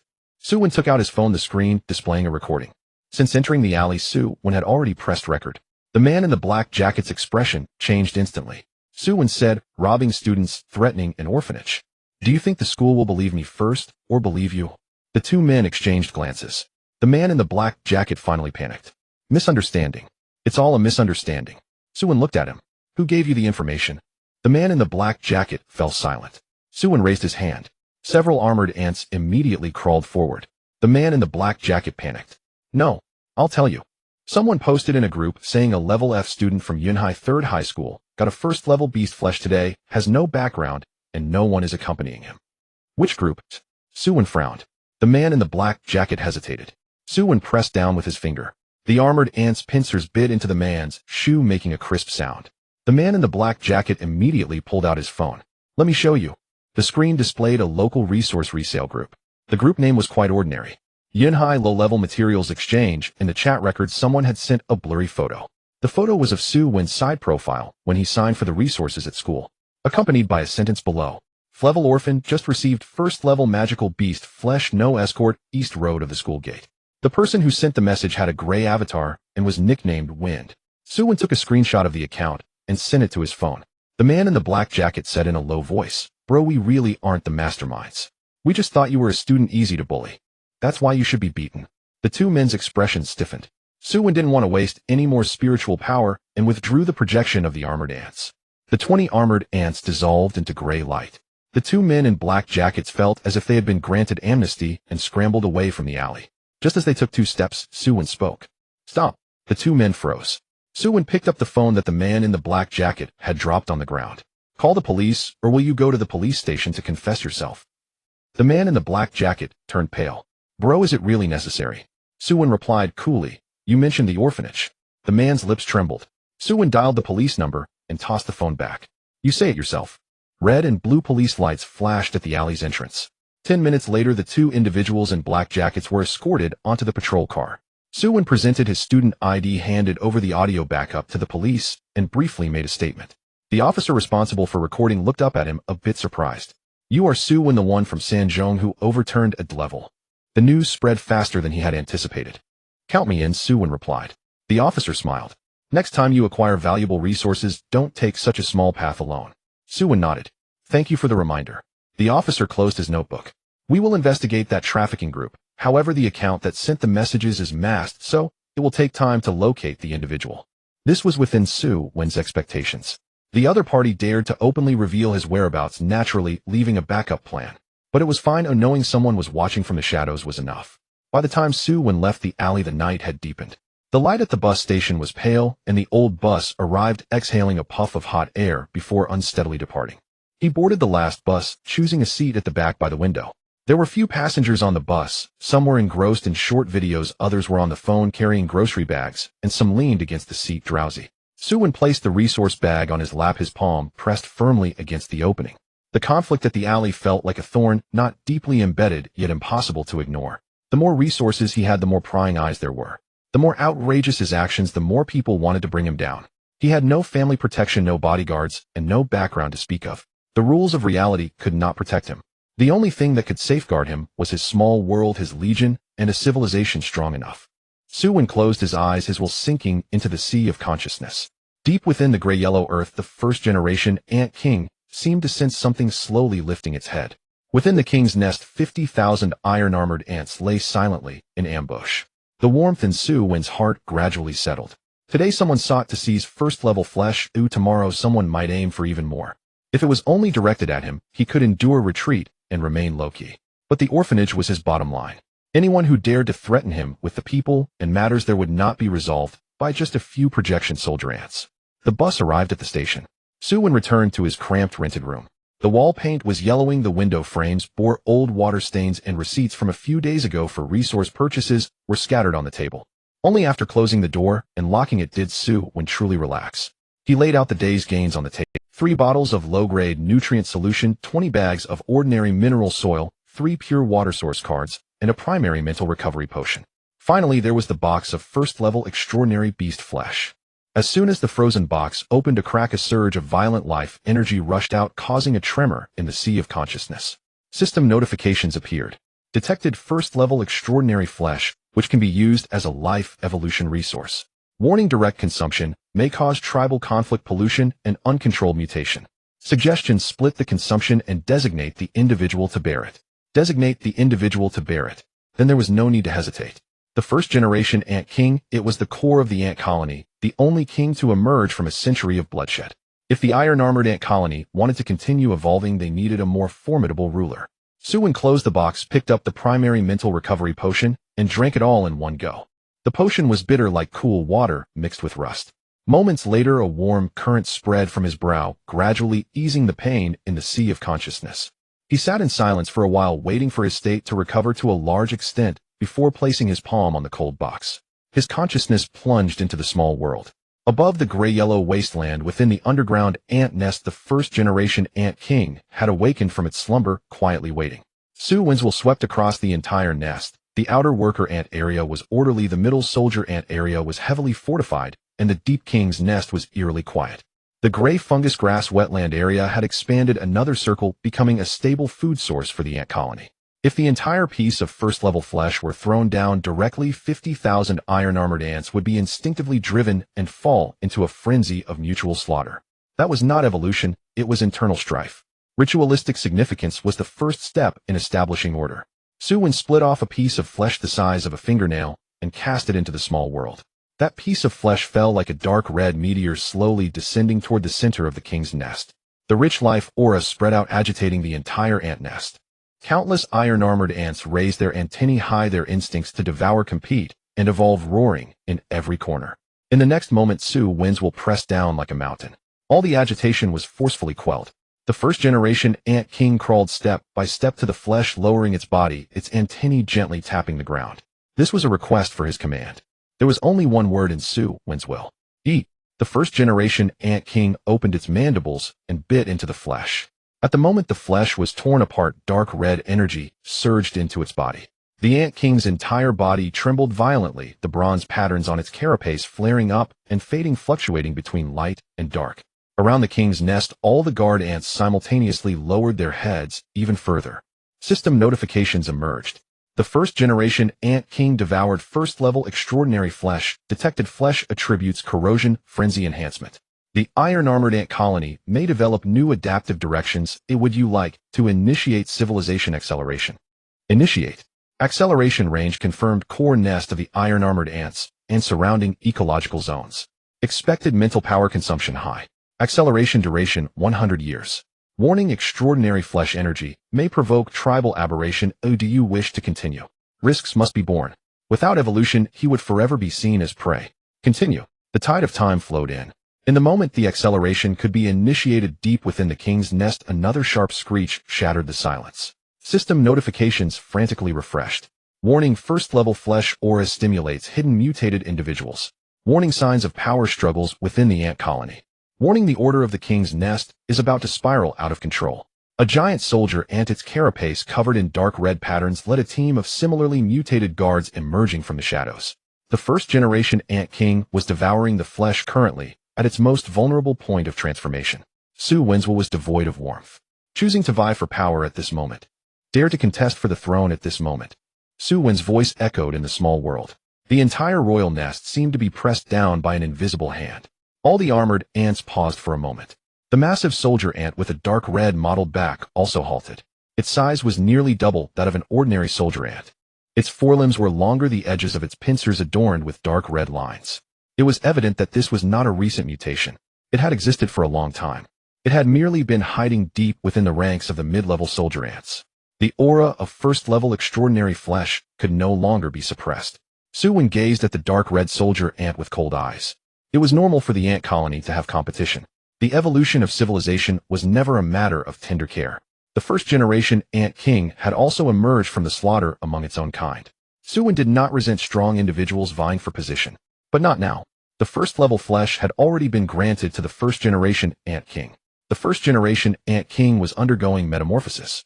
Competing for the throne at this time was not an evolution competition, it was a disruption of order. Su Wen could tolerate cruelty, but he could not tolerate chaos. In the center of the royal nest, the first-generation ant king curled up, its shell continuously cracking and healing. Dark red energy rampaged within its body. The surrounding guard ants moved restlessly but dared not approach. The dark red soldier ant emitted a sharp screech. The mutated soldier ants behind it immediately spread out, encircling both sides of the royal nest. There were not many of these mutated soldier ants, perhaps just over 300. But each one was stronger than ordinary soldier ants, their shells marked with faint red patterns. Su Wen immediately understood. The gray fungus grass wetlands and the bone powder mineral belt had long selected more than one strong branch. The first-generation ant king controlled the core group. The dark red soldier ant had secretly formed its own small group. Without the first-level flesh, it might have continued to lurk. But now that the flesh had appeared, its instincts overwhelmed its obedience. It sought to devour the king, to seize the flesh, to become the new ant king. The system prompt continued to flash. Order in the royal nest is in turmoil. You can choose your intervention method. 1. Divine punishment suppression. 2. Allow internal conflict. 3. Designate a group for split evolution. Su Wen's eyes flickered. Divine punishment suppression would be the quickest, but the cost might involve directly crushing the dark red soldier ant with will. This would consume mental energy and might not even teach the ant colony a lesson. Allowing internal conflict posed the greatest risk. The first-generation ant king was weak, and if it were to be bitten to death, the first-level flesh might be indiscriminately consumed, leading to uncontrollable mutations. The third option was intriguing. Designating a group for split evolution. This meant Su Wen could avoid killing the dark red soldier ant, and instead dismantle this rebellious force, forming a new evolutionary direction. But the premise was that the first-generation ant king could not fall. Su Wen observed closely. The dark red soldier ant had already charged to the edge of the royal nest. The guard ants blocked its path. The two sides collided. Crack, crack, crack. The sounds of pincers biting erupted densely. The guard ants were individually stronger and more stable in formation. But the dark red mutated soldier ants were extremely aggressive, almost defensive, only biting joints and abdomens. In a brief moment, numerous dead ants appeared at the edge of the royal nest. These were not projections. They were real lives in the small world. With each death, Su Wen watched clearly. Su Wen's gaze grew colder. He was protective, but protection did not mean blindly safeguarding every single one. Sacrifices would occur in war, but sacrifices must yield value. If it was merely internal strife, that would be unacceptable. The dark red soldier ant suddenly broke through the guard ants' line, charging straight for the first-generation ant king.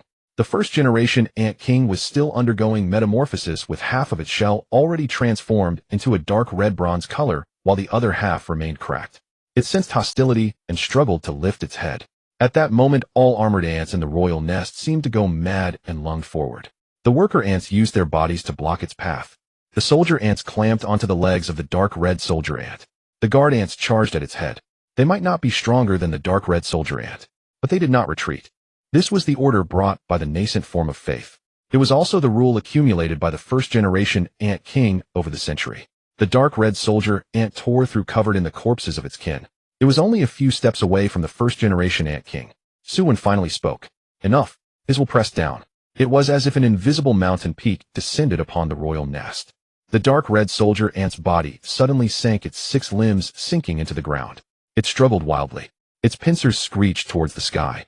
This aggression, if directed at external warfare, would be very useful. Using it for internal strife was a waste. Su Wen chose the third option. Designate a group for split evolution. Please specify the splitting rules. Su Wen looked at the dark red soldier ant, then at the first-generation ant king. The first-generation ant king is the primary king. The dark red soldier ant is expelled from the royal nest, leading the mutated soldier ants to migrate to the wetland decay zone. Within 100 years, do not attack the main nest.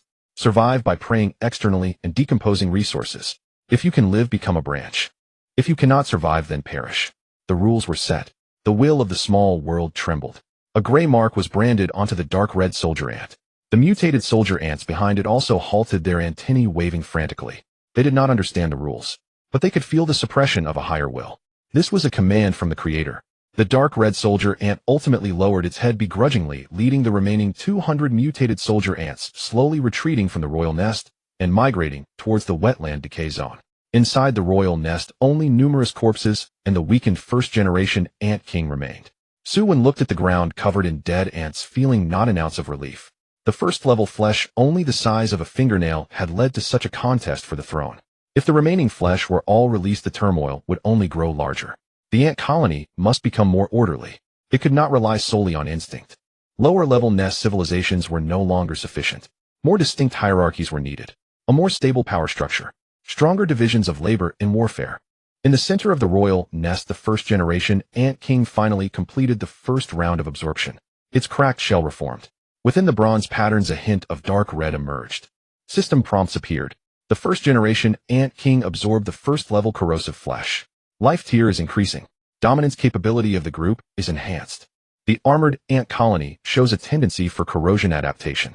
The nest still reeked of blood from the internal strife. Severed limbs and wreckage were silently hauled by worker ants into abandoned tunnels, and the mud at the wetland's edge had been stained a dark red. The original ant king lay in the deepest chamber, its carapace rising and falling with each breath. Bronze veins were scored with scorched red lines, clear evidence that it had not yet fully assimilated that first-strength flesh. Pouring more flesh in now would be like throwing oil on a fire. Continue evolving, consume the flesh fully. Su Wen turned his gaze back to the time acceleration interface. A gray flood of time pressed silently into the ground, instantly draining the little world's colors. Evolution was never wrought all at once. When the first clutch of eggs bearing dark red veins hatched, more than half of them died. The hatchlings could not withstand the savage corrosive saliva and were often burned through their thin shells during their first molt, collapsing into a viscous puddle. The workers could only numbingly drag away the corpses of these failures. After 30-odd years, the main nest seemed to have abandoned this unstable approach to evolution. Any newly born larva with corrosive tendencies that showed signs of losing control was forcibly expelled to the wetland's edge to fend for itself. Chaos and death became the sum total of their evolution. Only in the 70th year did a change occur. A new leader emerged from the survivors that had fed on their companions' corpses. It did not possess the hulking stature of the dark red soldier ants. Instead, its abdomen had mutated into a dark green, slightly swollen acid sac. The first time it sprayed acid at a passing wasteland beetle, a hiss of white smoke rose from the beetle's hard shell as the fluid burned a fingernail-sized hole clean through it. The 100-year torrent of time finally slowed to a halt. A buzzing ache stabbed at Su Wen's temple like a steel pin driven into his skin. He pressed his fingers hard against his temple by reflex. After several seconds, his vision refocused. The drain on his mental strength had been considerable, but the return was equally real. A system prompt appeared. New branch Swansure. Swansure can spit a weak acid, corroding low-tier armor, wooden structures, and flesh defenses. Su Wen's consciousness sank into the marsh's rot zone. There over 13,000 slate-gray new ants crawled through the mire. Among them, roughly 800 had fully matured acid sacs and were battle-capable. He willed one of the Swansure to spew acid at an abandoned Tai Jia carapace. A dark green droplet fell on the shell with a sizzle. White smoke rose as the hard surface visibly collapsed inward by a small patch, its edges crackling. Su Wen's breath caught. If those creatures had been at the testing platform against Zhao Lei's 2 halforks today, there would have been no need to send an ant swarm to gnaw at knee joints. A synchronized barrage of acid would be enough to soften their armor first. At that moment, the system flashed another prompt: Tai Jia civilization backfeeding enhanced. Awakens spiritual power increasing. Su Wen's vision blanched. The next instant, a cool surge flowed back from the little world and poured into his mental sea. The weariness from previous tests and alley fights washed away like water. The edge of his mental sea began to expand, and the scope of the little world he could perceive grew with it. Details of the underground nest sharpened. The growth patterns of the gray fungal grass became clearer. He could even faintly track the acid trails left when the Swansure spat their corrosive fluid in the rot zone. Su Wen inhaled sharply. This was the sensation of breakthrough. He opened his personal panel. Name: Su Wen. Awakener rank: Quasar first. Civilization subject: Tai Jia Nest civilization. Civilization rating D. First rank. He had finally broken through to a first-rank awakener. Yes. Su Wen pumped his fist. First rank signified a qualitative leap in spiritual power. He could expand his projection scale and qualify to enter the outskirts of some low-tier mystic realms. A system warning then popped up: warning, world ecological complexity has increased. The current spatial carrying capacity has reached its limit. A gesture is urgently required to stabilize the world's boundary, otherwise it will restrict the civilization's subsequent development. Gesture. At the sight of the word, the excited chord in Su Wen's mind was doused with cold water, and of course he knew what a gesture was. In the first-year basic theory textbook, there was an entire chapter on the subject, illustrated with a blurred photo taken from a mystic exploration team's recorder. An irregular stone that shimmered with a faint inner light. The caption tersely explained the only known anchor for the stabilization and expansion of a small world's boundary. But the textbook only told him what it was, not how fiendishly difficult it could be to obtain. Su Wen exited the little world and immediately opened his browser, though the official Awakener's knowledge base yielded nothing but bland perfunctory articles. Gesture are an important strategic resource. The authorities encourage Awakeners to severe punishment for any form of gesture smuggling. All empty platitudes. He closed the browser and dove into a deeper forum, an anonymous board that required first-rank Awakener verification to post. No sooner had he entered than a pinned flaming hot thread caught his eye. Title saved for 3 years, finally swapped upgrade world for a complete gesture today. Pics attached. An HD photo stood out in the post, a fist-sized stone pulsing with a blue halo resting in a velvet box, a silver medal from an interschool league placed beside it. The poster's bragging tone nearly oozed from the screen. Not that big, just a 3-fold time flow bonus, my old man said. Since I didn't take gold in the league, I must make do with this for now. The replies exploded. What the hell? Get out of here. I spent 4 years at university and never saw a piece this big. Is this what being a scion of a big family looks like? I scraped at the mystic borders for 3 months, and the sway gesture I found don't even amount to half that size. Don't even mention it. My newly awakened grade world is already undergoing small collapses because its space is unstable. The school's subsidy hasn't been approved, and the teacher told me to sort it out myself. Where am I supposed to get the means? Sell blood, another replied. Bro, don't be rash. Try the flea market. If you're lucky, you can pick up fingernails eyes shards for 10,000 apiece, no bargaining. I bought one last month, and my world held for the time being. 10,000. Su Wen's finger traced the screen while his heart sank a little further. A fingernail's eyes shard cost 10,000. What then of the fist-sized complete gesture the poster held? He dared not imagine. For someone like Chu Tianjiao, it was trivial. While others were still digging with hoes, he would drive a steamroller over your face, and then ask why you didn't strive harder. Su Wen closed the hot thread and searched the forum for keywords like sway gesture, black market, and huia. The information was scattered, but when pieced together, the truth was brutally plain. 99% of the gestures circulating on the market were shards. Those shards were monopolized by the authorities and several major distributors. Only a sliver ever trickled to individual hands through the black market. As for huia, its forum reputation was terrible. Blackheart ripoff, half the species they sell are defective. Yet everyone conceded one point: the seller sometimes had real goods. A comment on the forum snagged Su Wen's attention stones. Those who know come to the flea market after midnight, asked for huia. No sooner had he bookmarked the post than his phone buzzed. It was a message from Li Guoqing. Are you asleep? Not yet. Li Guoqing quickly answered back. Come to the office tomorrow. The school wants to arrange for you to participate in the city-level observer preliminaries. The municipal observer selection. This is a great opportunity. It's definitely a chance for a leap from a fish to a dragon. Once selected, the resources accessible will be at the city's core level, incomparable to the rewards of a mere school test. Su Wen immediately replied to Li Guoqing. Teacher, I will arrive on time tomorrow. Li Guoqing responded instantly. Good rest early. Su Wen put down his phone, but the excitement in his heart could not be calmed. Chu Tianjiao will definitely be there, competing against such erat noble heirs with just a D-rated iron ant civilization. Even with acid erosion, ants still falls far short. To put it bluntly, the ant swarm is just about brute force combat.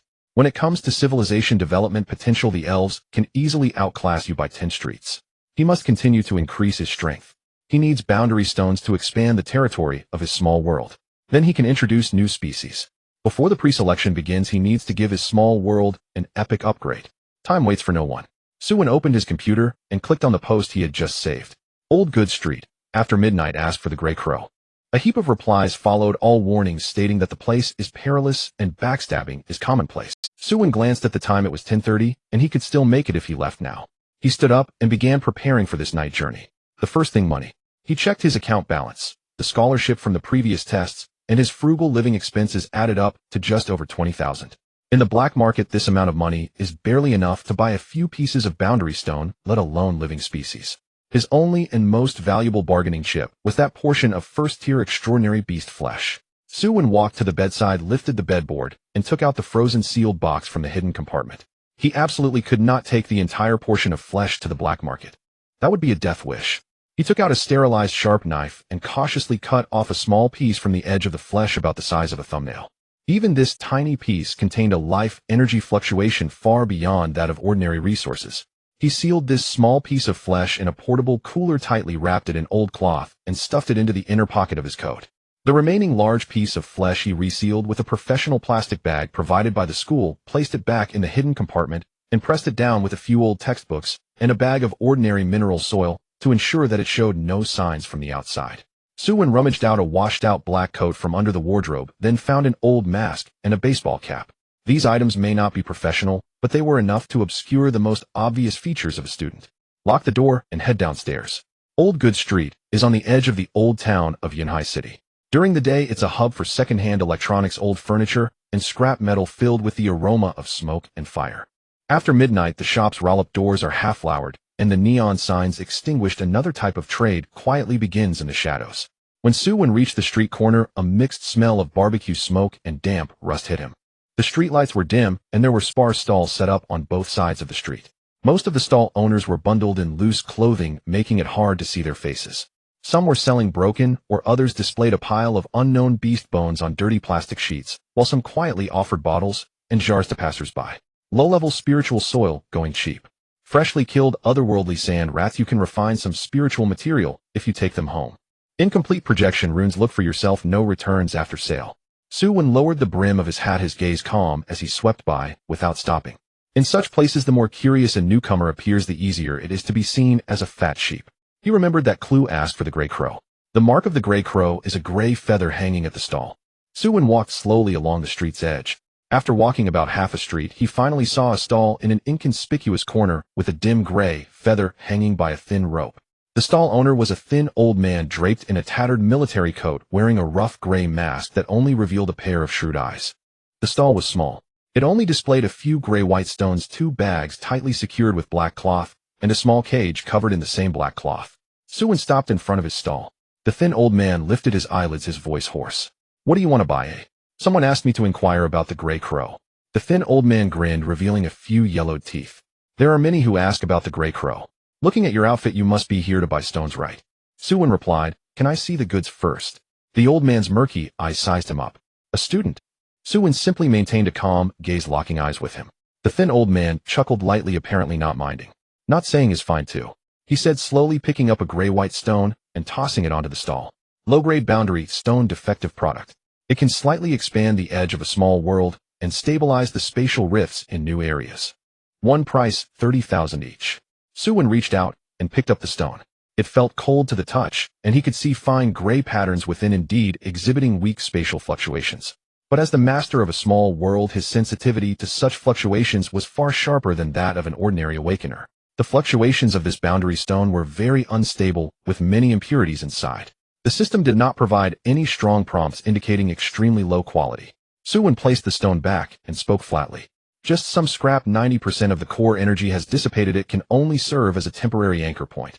The thin old man's eyes narrowed, his contempt diminishing slightly. "You know your stuff?" Su Wen directly offered 10,000. The old man sneered. 10,000. You might as well go pick up stones from the waste mine yourself." Without saying a word, Su Wen turned and walked away. He was well aware that in such places sellers often set their prices high, but when they truly want to sell, they fear the customer walking away. Sure enough, just 2 steps and the thin old man's voice called out behind him. "Wait." The thin old man spoke in a deep voice. 18,000, can't go lower. 12,000, Su Wen replied without looking back. "You brat." The thin old man cursed and finally waved his hand impatiently. 16,000. The final price, take it or leave it. Su Wen turned around, his gaze falling on the small cage covered in black cloth. "What is that?" The thin old man's smile became evident again, carrying a hint of mystery. "Living goods." "What kind of living goods?" The thin old man quickly lifted a corner of the black cloth, clearly not wanting the surrounding people to see clearly. Inside the cage, several frail figures were curled up. They were not models, but living species shrunk and sealed using some spatial technology. There were a total of 7. An elderly man with gray hair, 3 muscular young men, 2 dazed adult women, and a small girl tightly hugging one of the women. They all wore tattered animal skins, their hair disheveled, skin rough from prolonged malnutrition, and each pair of eyes filled with fear and confusion. They bore no extraordinary aura. The system prompt quietly appeared in Su Wen's mind. Detected primitive humans from a non-magic world. Life status: hungry, dehydrated, severely frightened. No extraordinary bloodline or curse contamination detected. The thin old man quickly covered the black cloth again, lowering his voice, only allowing his words to reach the front of the stall. Primitive humans from a non-magic world. Very weak, they can't even beat a chicken. But they are cheap with clean genes. If you toss them into your small world, whether they can survive and breed into a tribe depends on your own skill and luck. Su Wen's hand clenched tightly in his sleeve. Primitive humans. This is a great resource. Such beings are not completely unavailable in the formal market, but the approval process is extremely cumbersome, the price exorbitant, and detailed registration of use and observation is required. But in the black market all transactions are simple and crude. These primitive humans are most likely the byproduct of some unfortunate non-magic fragment world swept clean by other low-tier awakeners. In the caves, the elderly man was protecting the others with his body tightly gripping a sharpened bone fragment. He emitted a threatening low growl. He looked fierce. Yet he couldn't even touch the solid walls of the spatial cage. Too weak. But what Su Wen saw was not their current weakness. It was as if he saw a spark. Given enough time, even the tiniest flame could grow into a raging inferno. Su Wen forcibly suppressed the turmoil within him, making his voice sound very calm. How much? The thin old man extended 5 fingers and waved them in front of Su Wen. 50,000. Su Wen frowned. 7 nearly starving ordinary people, and you want 50,000. The thin old man chuckled, clearly confident. Kid, living species are not easy to come by. Besides, you came here in the middle of the night, isn't it? Because you're lacking this. Su Wen glanced at the gray crow and pondered for a moment. They'll buy them. If I include those broken stones of yours, can you lower the price? The gray crow pointed to the 3 pieces of boundary stone on the stall. 3 pieces of boundary stone plus these 7 primitives, package price 65,000. If you want them, take them. If not, there are plenty of people behind you willing to buy. Su Wen did not have that much cash on him. The only money he could use now was just over 20,000.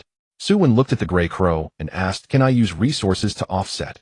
The gray crow's eyes instantly brightened, his body leaning slightly forward. What resources? Su Wen slightly tugged at his sleeve, revealing a corner of the portable cooler inside. First tier beast flesh. After saying that, Su Wen quickly pressed the cooler back into his sleeve, his movements perfectly discreet. The gray crow's breath became heavy for a moment, staring intently at Su Wen's sleeve. An entire portion. Su Wen whispered, I don't have a whole one, it's a small piece I bought at a high price from someone else. The gray crow licked his cracked lips, his greedy gaze flickering for a moment before finally offering a price. For that piece of flesh, I'll give you 20,000. Forget it. After hearing the quote, Su Wen laughed coldly in his heart. Not hesitating for a moment, he turned around and walked away. The gray crow immediately raised the bid. 30,000. Su Wen did not stop his footsteps, the soles of his shoes grinding over a half-burned cigarette, but 40,000. Only then did Su Wen come to a halt. 2 chunks of fracture stone, 7 primitive humans, plus a living release cage. The gray crow's fingers paused on the stall, his nails scraping against the edge of the wooden board. Young man, your appetite is too big. Then I won't buy it. Su Wen turned to leave. The gray crow lowered his voice. Kid, this isn't a school. Su Wen turned to look at him. So what? The gray crow tapped his fingers on the edge of the stall. In the shadow of the street corner, 2 burly men stood up, their shoulders shifting to block half the road. Su Wen stood still, not turning back. After breaking through to the first level, he became more sensitive to the fluctuations of spiritual energy. The 2 men had coarse auras, their spiritual seas unstable, at most reaching the first level. There might be low-level projection life forms, or they could just be relying on fists and kicks for a living. If it came to a real fight, Su Wen was confident he could escape. But the old good street was not like that alley outside the school. The stalls were packed closely together, and Su Wen had no idea how many pairs of eyes were hidden in the dark. If news of first-level flesh leaked out while he could leave today, it would only bring a heap of trouble afterward. Not worth it. The 2 burly men moved 5 meters away when a lazy voice suddenly came from the end of the street. Gray crow, isn't it boring to bully students? The gray crow's hand on the stall stopped. Su Wen turned his head to look. Under the streetlight leaned a young man in a gray trench coat, around 27 or 28 years old, with messy hair, a cigarette in his mouth, and a bag of grilled cold noodles in his hand. As soon as he appeared, several nearby stall owners immediately lowered their heads to pack up their goods, no one daring to approach. The gray crow fixed his gaze on him. Chinjio, don't meddle in other people's business. The man in the gray trench coat took a bite of the grilled cold noodles, speaking with a mouthful. I'm not meddling. But this street belongs to me tonight. You do your business and I won't stop you. If it's black eating black, don't do it under my nose. The gray crow's face twitched. Fine, I'll give you face. Chinjio chuckled, shoving the bamboo skewer into the bag. Don't give me face, give the rules face. After saying this, he looked at Su Wen. Kid, if you want to buy, do it quickly. Buy it, and hurry up and leave. Su Wen asked him, who are you? Chinjio shook the bag of grilled cold noodles in his hand. Night patrol of the old good street. To put it bluntly, I collect protection fees. Su Wen didn't respond. Chinjio added, don't look at me like that. I collect money to do things, and I follow the rules more than they do. The gray crow felt pressured by Chinjio and stopped playing dirty, renegotiating the deal. In the end, Su Wen exchanged a small piece of first-level magical beast flesh and 10,000 cash for 2 pieces of low-level fracture stone, 7 primitive humans, and a disposable living release cage. The gray crow packed the items into a black space bag, still gripping the bag's mouth tightly as he handed it over. This is the lowest level disposable storage bag, only good for 12 hours. The living release cage has a short-term life-maintaining array, don't exceed the time limit. The bag is just for holding goods, but what truly holds the living beings is the cage. Su Wen took the space bag, his wrist sinking slightly. The item was small, yet its weight felt heavy in his hand. Chen Jiu walked over and glanced at the bag in Su Wen's hand. He'll be a good person to the end and take you out of here. Su Wen followed him to the street corner. After walking for a few minutes, Chen Jiu finally spoke. I guess you bought the primitive humans. Su Wen did not respond to this. He couldn't gauge Chen Jiu's background, and there was no need to reveal his cards. Chen Jiu did not press further, flicking ash from his cigarette into a puddle by the roadside. It seems you also know that relying solely on bugs will be a disadvantage later. Su Wen looked up. You know me? Chen Jiu did not answer directly. Bugs are indeed effective against half-orc melee projections, very impressive. But when faced with flames, poisonous fog, or ranged volleys, those ants of yours will be wiped out in droves. Su Wen asked, what do you want to say? Chen Jiu pinched the cigarette between his fingers, his tone slightly more serious than before. A low-level wild secret realm has opened outside the city recently. There are boundary stones inside, and many people looking to pick up bargains. If you're truly lacking resources rather than getting ripped off in the black market, it's better to raid the secret realm. Su Wen looked at him. Why are you telling me all this? Chen Jiu's casual demeanor faded a bit. Because I'm going too. But I still need a temporary teammate who isn't afraid to die and has a good head on their shoulders. He paused for a moment, tilting his head to look at Su Wen. Your swarm is suitable for scouting. There are some caves in the secret realm that are not suitable for humans to enter, but just right for the bugs. Chen Jiu pulled out a crumpled business card from his pocket and tossed it to Su Wen.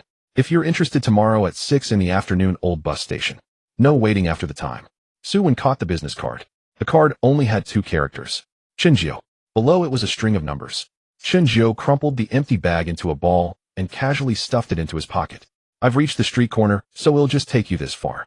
After saying that, he turned and walked toward the end of the street. By the time Su Wen got home, it was already 2 in the morning. He placed the black space bag on the table. 2 pieces of fracture stone. 7 primitive humans. A living release cage. Su Wen first used his spiritual power to probe the outer seal. The gray symbols on the space bag were fading, and it could last at most another 10 hours. Inside the living release cage, 7 primitive humans were huddled together, their life force so low it resembled dying embers. A system prompt appeared. No spiritual anchor detected. No curse contamination detected. Living status: hungry, dehydrated, terrified. Su Wen's fingers resting on the edge of the table relaxed. Items of unknown origin must never be directly thrown into the small world. Any hidden hand could destroy the entire embryonic civilization. After confirming safety, Su Wen's consciousness descended into the small world. At the edge of the small world, gray mist swirled. The wilderness near the main nest had already been controlled by the ant swarm, making it unsuitable for release. The wetland and rotten soil area had acid ants active, so it was also unsuitable for release. The gravel hills had too few resources to support 7 living beings. Su Wen searched for a long time and finally found a low-lying area near a cracked river valley close to the gray mist boundary. There were a few gray fungus grasses extending into the area, and a seasonal shallow water mark remained. The environment was poor, but it was still better than the center of the desert. Su Wen took out a piece of fracture stone, holding it in his palm. A system prompt appeared. Low-level fracture stone detected. Can be used to stabilize the edge of the small world and slightly expand the land. Confirm fusion. Su Wen confirmed directly. Fusion. The fracture stone transformed into gray light and was thrown into the edge of the small world. The gray mist surged in a circle, and the boundary of the world was pushed outward slightly. The expansion was small. However, the space near that river valley stabilized. The feeling of cracks was suppressed, and the ground no longer felt hollow. Su Wen temporarily kept the second piece of fracture stone. It was better to keep a backup than to use it all at once. Then Su Wen released 3 ordinary iron-armored ants from a distance. They did not approach the primitive humans, only responsible for alerting. Su Wen kept the distance very far. For these people who had just escaped from their cage, a fist-sized black ant was not a guardian, but more like a monster that could eat people. Once fear overwhelmed them, even if the embers of life survived, they would be rendered useless. Only then did Su Wen open the living release cage. A flash of spatial light and 7 figures tumbled out at the edge of the river valley. After landing, several people lay on the ground, struggling even to get up. The white-haired older man was the first to prop himself up, clutching a broken bone in front of him, shielding the others behind him. 2 adult women held onto a small girl, making short, hurried sounds. Su Wen couldn't understand. He could only see that they were afraid. These primitive humans did not know they had left their cage, nor did they realize they had entered another world. The gray-yellow sky pressed down upon them. The cracked earth extended into the distance. Further away, 3 iron-armored ants stopped by the stone crevice, their antennae gently swaying. Su Wen poured a little pure water source into the river valley and scattered a small amount of nutrient soil. A few gray fungus grasses were moved to the lowlying area. As soon as their roots touched the wet soil, they slowly spread out. After finishing these tasks, Su Wen exited the small world. He needed to rest. Tomorrow he would have to go to school and face the city-level observation student preliminary. Su Wen lay in bed, eyes closing and reopening. The terrified expressions of the 7 primitive humans kept swirling in his mind. Would they survive? Could they reproduce? Could they establish a tribe? Or would they die on the first night in this cruel small world? Su Wen turned over and sat up, forcing himself to lie back down. But the next moment a system prompt popped up. Warning: unknown mutated beast activity traces detected in the release area. Warning: primitive humans are facing nighttime threats. Su Wen sat up abruptly. His consciousness pressed into the small world as the night fell upon the river. Su Wen's consciousness hovered above the small world, his gaze landing on the lowlying valley near the boundary of the gray mist. 7 primitive people huddled beside the shallow watermarks. They had just been released from the live drop cage, still carrying the weakness and fear from their confinement. The older man stood at the front. He was not tall, his ribs clearly outlined beneath his skin, yet his shoulders firmly blocked the woman and child behind him. The broken bone in his hand was gripped tightly, turning white as deep growls escaped his throat. The sound was rough. It resembled a threat, yet also suppressed fear. From the shadows ahead, a gray-skinned beast slowly emerged. It was nearly 1.5 meters long, with slender limbs, a row of gray-white bone spines on its back, and its mouth dripped with mucus, leaving a stench on the ground. System prompts appeared. Gray spine hunter beast, low-level mutated beast. Threat level: ordinary primitive humans cannot confront it directly. Su Wen looked at the gray spine hunter beast, furrowing his brow. He had just thrown these 7 individuals into the small world, and on the first night predators had already been attracted. This was not unexpected. The scent of blood and flesh from the primitive people was too evident. To the mutated beasts in this barren valley, they were akin to fresh meat tossed into the wilderness, weak, panicked, and unaware of how to hide. Su Wen could directly project iron arm ants. A mere gray spine hunter beast was not even considered a formidable beast. The corrosive ants could corrode its eyes and throat bones before it reached the crowd. But what he sought was the spark of civilization, not livestock raised to wait for feeding.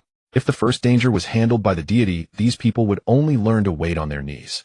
Yet if he ignored them completely, they would die here tonight. Su Wen had to find the right balance. The gray spine hunter beast circled the 7 people, its hind legs gradually lowering. The woman tightly covered the little girl's mouth as tears rolled down the girl's cheeks, but she dared not cry out. A young man could no longer hold back. He picked up a stone and threw it at the gray spine hunter beast. The stone veered off, landing beside the beast's paw and bouncing twice. The gray spine hunter beast was provoked by this movement and lunged forward. It was too fast. The young man barely had time to retreat. The older man roared and charged at the gray spine hunter beast, thrusting the broken bone fiercely into its flank. Thud! The bone stabbed into flesh, but only penetrated shallowly. The gray spine hunter beast howled in pain, slamming a paw down on the older man's shoulder. Blood splattered onto the river stones. The older man was knocked away, crashing against the edge of the cracked riverbed, spitting out blood. The crowd erupted into chaos. 2 women hugged their children, shrinking back, while a young boy picked up a sharp stone, but trembled in fear. Another young man lunged forward, but was swept away by the gray spine hunter beast's tail rolling out of control. Su Wen knew he could wait no longer. He compressed his mental energy into a thread and directed it towards the sharp stone beside the older man's hand. This was not omnipotent control. He was merely the master of the small world, now not a true deity capable of reshaping mountains and filling seas. Manipulating a loose stone caused a slight ache in his spiritual sea. If he wished to crush that gray spine hunter beast out of thin air, it would consume far more energy than projecting an ant swarm. The soil loosened. The sharp stone rolled out, stopping right next to the older man's palm. The older man, bloodied, had a moment of confusion in his eyes. The gray spine hunter beast lunged again. Su Wen vibrated the air with his will. A strong sense of direction pressed into the older man's chaotic mind. Eyes. Stab its eyes. The older man could not comprehend where this thought originated, but the instinct for survival urged him to grab the sharp stone and fiercely thrust it toward the lurching beast's head.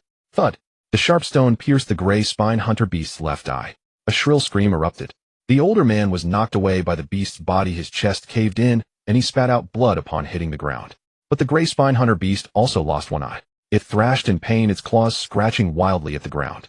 Su Wen focused on several dry vines near its hind legs. Those were the remnants of plant roots in the valley long since half dead. He gently tugged with his mental energy, causing the vines to tighten and trip the gray spine hunter beast's unbalanced hind leg. The beast swayed and crashed against the rock wall. This gave the primitive people a chance. The two young men finally reacted. One lunged at the gray spine hunter beast's abdomen with a broken bone, while the other raised a stone to smash its head. The young boy gritted his teeth and charged forward, wrapping his arms around the gray spine hunter beast's hind leg, refusing to let go even as he was dragged out half a meter. The beast continued to struggle. Its claws tore open a young man's arm, flesh peeling back, and the young man cried out in pain, but did not release the broken bone. Stones fell one after another. The sound of bones sinking into flesh mixed with the beast's dying screeches. This brutal struggle resembled wild animals tearing at each other. The older man instinctively blocked the first blow. Others also leaped into action at the most perilous moment. The earliest semblance of civilization was never born from palaces and texts. It began with blood, fire, hunger, and a group of people not fleeing for their lives. The gray spine hunter beast finally lay still. The valley was filled only with heavy breaths and suppressed cries. The 7 primitive people collapsed to the ground, their bodies splattered with blood. The older man struggled several times before managing to crawl up. He looked at the sharp stone in his hand, and then at the place where the stone had rolled from. The stone would not move on its own. The thought that had urged him to stab the eye did not seem like his own. The older man slowly raised his head, gazing at the grayish-yellow night sky. He did not know what was in the sky, but just now something had seen them. Something had also helped them. He knelt down. The other primitive people, seeing the older man's actions, gradually knelt down as well. They emitted indistinct syllables towards the sky, like a call, like a plea, and also like the most primitive form of gratitude. System prompts appeared. The primitive people sensed an unknown protection. Faith begins to sprout, extremely weak. Current cognition: there are invisible beings in the sky. Su Wen watched this scene unfold. The seed had already been planted, but it could not be watered too aggressively. He pulled at the fragments of rock on the valley wall, carving a rough, eye-shaped mark. Su Wen initially intended to leave a mark, so they would remember where the protection came from. But upon seeing the eye-shaped mark, the older man's body visibly stiffened. He lowered himself even further, his forehead nearly touching the mud. The system prompt refreshed again. Primitive symbol cognition generated. Symbol meaning watch, protect, eye in the sky. The primitive people were injured and their stamina was nearly depleted. Without fire, meat could not be preserved for long. Without a safe point, they might not survive the next night raid, even relying on luck. Su Wen scanned the surroundings of the valley. Behind the northern rock slope, there was a natural crevice. The entrance was small, but the space inside could accommodate all 7 of them. Several small mutated insects were active near the entrance, not strong, but still dangerous for these primitive. The older man's shoulder was torn open and his chest bore the impact, making his breath heavy. Yet he still managed to stand up, pointing at the corpse of the gray-backed hunting beast with a broken bone, issuing a terse command to the others. Su Wen could not understand their language. Their current sounds could not be considered a complete language, more like roars, gestures, and simple syllables. However, Su Wen could understand what they were doing. The older man instructed the others to move the corpse. 2 young men hesitated for a moment, then, enduring their pain, stepped forward to drag the rear legs of the gray-backed hunting beast. The young boy also went over to help. 2 women were holding a thin little girl, first stepping back. Then one of the women seemed to understand something, picking up a sharp stone to cut the softer flesh from the abdomen of the gray-backed hunting beast. Their movements were clumsy, yet they were already attempting to process the prey. Su Wen's gaze shifted slightly. Not bad. What he feared most was everyone collapsing and waiting for death after a bloody battle. As long as they could still move and knew to drag the prey to the rock wall, it meant they had not been overwhelmed by fear. At that moment, rustling sounds came from the grass in the distance. A palm-sized black-shelled insect beast was drawn in by the stench of blood wriggling through the stone crevice towards the valley. Su Wen issued a command to 3 iron-armored ants in the distance. Drive it away. The 3 ordinary iron-armored ants immediately crawled out from behind the stone crevice. They circled around the rocky slope and directly blocked the path in front of the black-shelled insect beast. At first, the black-shelled insect beast wanted to charge. In the next moment, 1 iron-armored ant bit its front limb while the other 2 encircled it from the sides. After several faint cracking sounds, the black-shelled insect beast retreated in a panic, burrowing back into the grass. Su Wen's goal was not to clear the ecosystem. He merely wanted to drive away the insect beasts that would pose an immediate threat to the people of the valley. After another 10 minutes, 2 slender-legged nocturnal beasts appeared on the other side. The iron-armored ants drove them away once more. This time, upon sensing the presence of the iron-armored ants, the nocturnal beasts did not approach, but circled around the valley instead. The primitive people in the valley were unaware of what was happening in the distance. They only knew that aside from the first gray-backed hunting beast, nothing more terrifying had pounced on them that night. After dragging the corpse of the gray-backed hunting beast to the rock wall, the older man looked up at the eye-shaped symbol on the wall. The eye-shaped symbol was very crude, merely a few marks scratched out by gravel. Yet from the perspective of the primitive people, it appeared on the most dangerous night. The older man slowly knelt down, pressing his forehead to the ground. The other 6 people saw this and followed suit, kneeling for a long time before the older man finally got back up. He pointed at the gray-backed hunting beast, and then at the eye-shaped symbol, repeating a vague syllable. Wu, yen. Su Wen could not catch it accurately. But a system prompt appeared. The primitive vocabulary of the valley people is beginning to sprout. The meanings are vague: eye to see, to protect. The belief in the eye of heaven's emergence deepens. Su Wen's eyes brightened slightly. The sprouting of language was more important than killing a beast. As long as there were words, experiences could be conveyed and civilization could potentially be passed down through generations. Seeing that they had survived the first night, Su Wen withdrew from the small world with a sense of relief. In reality, the sky was already lightening. Su Wen sat on the edge of his bed, his spiritual sea swelling in waves. He hadn't slept long when his phone alarm went off. It was 7 o'clock sharp. He still had to go to school. The bus was crowded with many people, with office workers squeezed together, some playing the news loudly on their phones. The news was broadcasting the recent awakening training policy from the city's education bureau. The city will increase the observation and training efforts for outstanding students, opening up some collection slots in the outskirts of low-level secret realms. Upon hearing the words outskirts of secret realms, Su Wen's gaze shifted slightly. This aligned with what Li Guocheng had said about the observation student pre-selection last night. The official channels were very important to Su Wen. Some things could be bought in the black market, but the risks were too high and could easily lead to being swindled. If he could obtain a legitimate secret realm slot through the school and city-level pre-selection, he would be able to acquire resources within the rules. This was much safer than the second-hand market. Upon arriving at school, the entrance was busier than usual. The test results from yesterday had spread, and many students looked at Su Wen with noticeably different expressions. Previously, there had been mockery. Now there was curiosity, jealousy, and a hint of unidentifiable trepidation. Is that Su Wen, the one who exploded Zhao Lei, the half-beast? I heard he refused to be re-evaluated. Playing it low-key, huh? How could an F rank get a B rating without issue? Su Wen ignored them. As he walked into the teaching building, just as he reached the door of Class 2, Zhao Lei happened to come out. Zhao Lei's complexion was still poor, with bloodshot eyes. The side effects of the mental stimulation film from yesterday had probably not completely worn off. The two locked eyes. Zhao Lei's mouth twitched as if he wanted to say something harsh. But in the end, Zhao Lei gritted his teeth and stepped aside. Su Wen walked past him calmly. Not long after sitting down, Li Guocheng entered the classroom. Li Guocheng glanced around the classroom, his gaze landing on Su Wen. Su Wen, come to my office. The classroom instantly fell silent. Someone whispered, it must be about the observation student pre-selection. He just got a B rating yesterday, and now he's being called away. Chu Tianjiao is also on the list, right? Of course, Chu Xiao is a rank definitely secure. Su Wen picked up his notebook and followed Li Guocheng out. The two arrived at the office door. There were already voices inside. The voice of the head teacher came through. This time, the city-level observation student pre-selection has limited slots, and the competition is intense. Although Su Wen performed well yesterday, his original rating was too low, which would be a disadvantage on his record. Another teacher said, but his tactical command was indeed strong. Strong or not, observation students aren't judged by just one test. And there's Chu Tianjiao, he is the true face of our third high. Li Guocheng pushed the door open. Several teachers in the office turned to look. Su Wen stood at the door.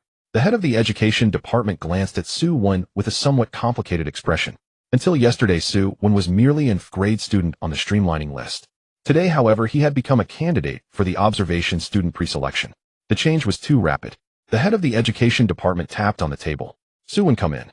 Su Wen walked in. The head of the education department pushed a document forward. You should know why you were called here. For the city-level observation student pre-selection. The head of the education department nodded. That's right. The office fell silent. Li Guocheng looked at Su Wen and said, this opportunity is significant, but the risks are equally substantial. You need to understand the rules clearly before deciding whether to participate. Su Wen sat up straight. Teacher, please tell me. The head of the education department opened the document. The pre-selection is not just an internal test. It will gather outstanding awakens students from several key high schools in Yunhai City for a unified assessment. If you can make it to the top 5, you will be entered into the city-level observation list. There will be resource subsidies, guidance from mentors, and opportunities in the outskirts of the secret realm. Upon hearing about the opportunities in the outskirts of the secret realm, Su Wen's eyes shifted slightly. The head of the education department continued, but you must understand that Chu Tianjiao will participate in Yunhai No. 1 and No. 2 high schools will also send representatives. Many of these individuals possess level talents or higher. Just because you performed well yesterday doesn't guarantee your stability this time.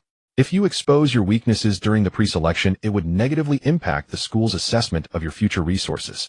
In plain terms, opportunities and risks are intertwined. Su Wen asked, if I don't participate, will it affect my current combat qualifications? The head of the education department shook his head. No, Li Guoqing added, but you will miss out on this official resource window. Su Wen asked, what is the specific level of the secret realm opportunities? The head of the education department glanced at him. You really know how to focus on the key points. Su Wen did not explain. The head of the education department said, it's a low-level wild secret realm preliminarily cleared by the city with controllable danger levels. The top 5 observation students are qualified to participate in collection tasks with the collected items submitted in proportion, while the remainder belongs to the individual. Su Wen's heart raced. A portion of the collected items belongs to the individual. This means that items such as interface stones, extraordinary plants, and beast blood are all potentially obtainable. This is far superior to school subsidies. Su Wen immediately made a judgment. He must participate, but he could not reveal everything. The main nest of the iron-armored ants, the corrosive ant branch, and the primitive fire seeds must not be disclosed in full scale, especially the primitives. They are still too weak now, and once it is discovered that Su Wen has invested live ancestral species, it could attract black market inquiries. The head of the education department looked at Su Wen in silence, thinking he was hesitating. Su Wen, the school will not force you. You can take a day to think about it. Su Wen looked up. No need to think. Li Guoqing's brow moved. Su Wen said, I will participate. The head of the education department nodded. Good. Li Guoqing looked a bit relieved. Suddenly there was a knock at the office door. Chu Tianjiao stood outside, neatly dressed in school uniform with a smile on his face. Director Teacher Liam also here to confirm the pre-selection list. The head of the education department's expression softened. Come in. Chu Tianjiao entered the office, his gaze naturally falling on Su Wen. Su Wen, have you decided to participate too? Su Wen looked at Chu Tianjiao. Chu Tianjiao smiled. That's great. Your swarm tactics from yesterday were indeed surprising. However, relying solely on close combat swarms may not be sufficient in the city-level pre-selection. If you encounter long-range clearing civilizations, your bugs will be at a disadvantage. This sounded like a warning, but everyone in the office could tell that Chu Tianjiao was pointing out Su Wen's shortcomings. Li Guoqing frowned. Su Wen merely nodded. Thank you for the reminder. Chu Tianjiao looked at Su Wen's calm demeanor, feeling somewhat uncomfortable. He hoped Su Wen would retort. That way he could suppress Su Wen's momentum. But Su Wen remained unresponsive. The head of the education department interrupted them. All right, since you have both decided to participate, we will hold a pre-selection briefing in the conference room this afternoon. Representatives from Yunhai No. 1 and No. 2 high schools will also be present. This time it's not just internal competition, it's a city-wide pre-selection. Chu Tianjiao smiled and said, understood. Su Wen nodded as well. Understood. The head of the education department pushed 2 registration confirmation forms over. Sign here. Su Wen picked up a pen and wrote down his name. As he was signing, his phone suddenly vibrated. He glanced down. It was an unfamiliar message. Don't go to the observation student pre-selection. The secret realm slots are not for someone like you. Su Wen's expression instantly turned cold. Chu Tianjiao noticed his expression. What's wrong? Su Wen tucked his phone back into his pocket. It's nothing. The head of the education department asked, do you have any questions? Su Wen stood up. No. But in his heart, he had already linked this message to the wind from last night. Someone did not want him to obtain resources. First it was the first-order flesh. Now it was the secret realm slots. This was not a spurofement decision. They were targeting him. Li Guoqing noticed Su Wen's unusual expression and quietly asked, are you really okay? Su Wen looked at Li Guoqing.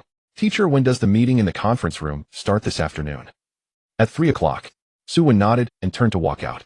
Chu Tianjiao suddenly spoke from behind. Su Wen, this afternoon, a student named Lin Yu from No. 1 high school will be coming. AB talent from the Ice Lake world, very strong. If you really want to compete for the slots, you'd better be mentally prepared in advance. Su Wen paused for a moment. Lin Yu, B Ice Lake world. This was indeed new information. After exiting the office, Su Wen took out his phone again, looking at that threatening message. The sender's number was still a virtual number. Before deleting the message, he took a screenshot to save it. Then he sent it to Li Guoqing. A few seconds later, Li Guoqing replied, don't make a fuss about it now, I'll accompany you to the conference room this afternoon. Just as Su Wen was about to respond, a gloomy voice came from the end of the corridor. Su Wen, you really dare to go to the observation student pre-selection? Su Wen looked up. Zhao Lei was leaning against the staircase, his face pale, but his eyes filled with resentment. Clearly, he had already heard about what happened in the office. Su Wen put his phone away. Is there something? Zhao Lei gritted his teeth. Do you think winning against me yesterday means you can compete with the Chu family and their associates? Su Wen looked at Zhao Lei. I never said I wanted to compete with anyone. Zhao Lei sneered. What are you pretending for? Don't you just want to snatch the secret realm slots? Su Wen paused for 2 seconds. Zhao Lei knew about the secret realm slots. He knew it quite quickly. Su Wen lowered his voice. Who told you? Zhao Lei's expression stiffened. He then forced a smile and said, Who needs to tell? The news has spread long ago. Su Wen took a step closer. Zhao Lei instinctively took a step back. The image of the half-beast being crushed from yesterday was still in his mind. Su Wen looked into Zhao Lei's eyes. Zhao Lei, you better not have any ideas about me. Zhao Lei's face turned red. Are you threatening me? Su Wen said calmly, just a reminder. Zhao Lei clenched his fists. Su Wen, don't get too smug. At the afternoon briefing, the geniuses from No. 1 and No. 2 high schools will be present. Then you'll know what your bugs amount to in front of a truly high-ranking civilization. Su Wen sensed more from Zhao Lei's words. Zhao Lei was very anxious, because Zhao Lei had been excluded from the core list. So now Zhao Lei could only rely on other strengths to pressure Su Wen. Such a person was temporarily not worth worrying about. Su Wen turned to leave. Behind him, Zhao Lei's voice grew colder. Su Wen, I'm waiting to see you get put back in your place in the conference room. At the end of the corridor, Li Guocheng rushed out of the office just in time to hear this. Li Guocheng's expression darkened. Zhao Lei, what are you doing here? Zhao Lei immediately fell silent. Su Wen stopped at the staircase looking at Li Guocheng. Li Guocheng said in a low voice, 3 o'clock this afternoon, don't be late. Su Wen nodded. Teacher, the morning class was quite ordinary. Yet the atmosphere in the classroom was anything but ordinary. After yesterday's test, it felt as if an invisible presence surrounded Su Wen's seat. Some wanted to strike up a conversation, but hesitated, fearing it might come off as too deliberate. Others deliberately discussed the observations of the candidates, loudly, seemingly trying to make Su Wen anxious. I heard Lin Yu from No. 1 high school is particularly strong with AB rating in the Ice Lake world, starting with the Frost Deer clan. Frost Deer clan. Don't they have the ability to freeze terrain? Yes, and she also has ice crystal mines, giving her resources that far exceed the average level start. Isn't it certain that Chu Xiao will come in first this time? It should be stable, right? In a level elf world, the long-range strike is too fierce. What about Su Wen? Su Wen. His insects work well against Zhao Lei, but against Ice Lake and else they might get wiped out. As these words were spoken, several people secretly glanced at Su Wen. He ignored them, focusing on confirming the state of the primitive people one last time before the afternoon briefing. The fact that these 7 people survived the first night did not guarantee their safety. If their injuries worsened or they encountered new beast packs the next day, they could still perish. During the break, Su Wen briefly sank his consciousness into the small world. The valley area was already bright with the dawn. The 7 primitives were all in the cave. The older man was the most severely injured but still alive. A woman was applying damp, decayed soil mixed with gray fungus to the edges of the wound, her movements clumsy and possibly ineffective. A boy and 2 young men were stacking stones at the cave entrance. They lacked a real concept of architecture, instinctively wanting to make the entrance smaller. A thin girl clutched a piece of meat, staring blankly. Thus they could only eat it raw. Su Wen frowned. Raw meat could sustain them for a while, but would bring issues of parasites and decay. A source of fire must be. Thus they could only eat it raw. Su Wen frowned. Raw meat could sustain them for a while, but would bring issues of parasites and decay. A source of fire must be found. However, they couldn't be given fire directly yet. If fire fell from the sky, the effect would be too overwhelming. These people would treat fire as a divine object, afraid to understand or study it. Su Wen needed them to discover it for themselves. He could provide a little direction. Su Wen exited the small world. As he opened his eyes, he saw a boy at the front desk, turning his head to stare at him. The boy was startled. Su Wen, were you just sensing the small world again? Su Wen closed his draft paper. The boy chuckled awkwardly. You really are diligent. Someone next to him chimed in. What's the use of diligence? The foundation of civilization is right there. Exactly, the observation candidates cannot rely on a single free challenge. It's a comprehensive assessment. Su Wen ignored them. These voices would not diminish his resources, so there was no need to waste emotions. At noon, Li Guocheng called Su Wen to his office and handed him a selection of preliminary materials. This is the public list I could obtain. Su Wen took it. The list contained a dozen names. Yunhai No. 3 high school, Chu, Tianjiao Su, Wenzhou He Yunhai No. 1 high school, Lin Yue Hanfeng Qinqin Yunhai No. 2 high school, Lu Yuan He Ming Bai Xiao. There were a few other students from different schools listed afterward. Each name was accompanied by a brief note. Chu Tianjiao, a level elf world, long-range legion. Lin Yue B, Ice Lake world, Frost Deer, clan ice crystal mines. Lu Yuan, level wolf rider, prairie strong, in mobile combat. Hanfeng, level lava lizard clan, fire-based suppression. Qingqing be herbal ecology high auxiliary potential. Su Wen's gaze lingered briefly on Han Fang's entry. Lava lizard clan. Fire-based. Such civilizations had a clear advantage against the iron arm ants. If he encountered ordinary iron arm ants, they would be incinerated en masse. Acid ants might not be useful either. However, this was just the preliminary round and battles were not immediately required. Su Wen asked, "Teacher, has the specific format for the preliminary round been determined?" Li Guoqing shook his head. "It will be announced in the afternoon briefing. But the general direction should be 3 segments. Written test, projection, and secret realm." Su Wen looked at Li Guoqing. "Written test?" Li Guoqing nodded. "It assesses the potential analysis of civilizations. It will test your understanding of your small world structure, resource utilization, and projection rules. Don't underestimate this part." Su Wen nodded. He indeed wasn't afraid of this part. Every time he allocated resources, he had to consider pollution, evolution, species differentiation, and projection consumption. He had to account for every single resource himself. Li Guoqing added, "You proved your capability in the projection combat yesterday, but the opponents in the city-level preliminaries." He had to account for every single resource himself. Li Guoqing added, "You proved your capability in the projection combat yesterday, but the opponents in the city-level preliminaries will be stronger. Don't force it. Your advantage lies in organization and tactics, not individual strength." Su Wen acknowledged with a sound. Li Guoqing looked at him, hesitating for a moment. "As for the secret realm tasks, if they do exist, you must be especially cautious. Not all within the secret realm are students." Su Wen's expression shifted. "Who else?" "The city will arrange guards and inspecting awakened individuals, but the peripheral areas of the secret realm cannot be completely sealed off. Some low-tier wanderers or small teams may also enter through other entrances." The wild secret realm that Chunjiu mentioned last night flashed in Su Wen's mind. Su Wen asked, "Is it the low-level wild secret realm outside the city?" Li Guoqing was taken aback.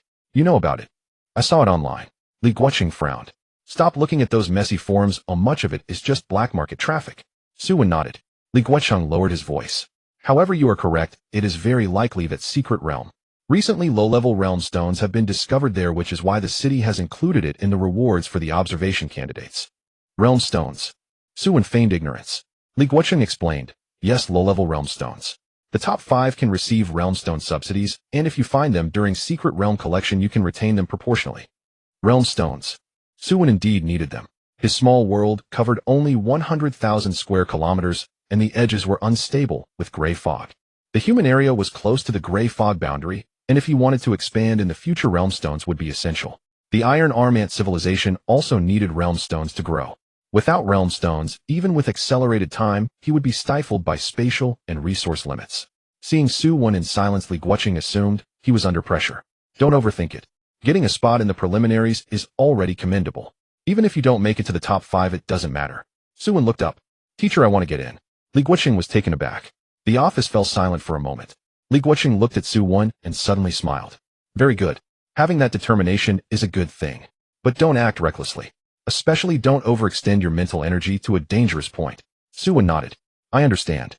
By 3 in the afternoon, many people had already gathered outside the school conference room. From Yunhai No. 3 High School, Chu Tianjiao had arrived very early. Several students surrounded him.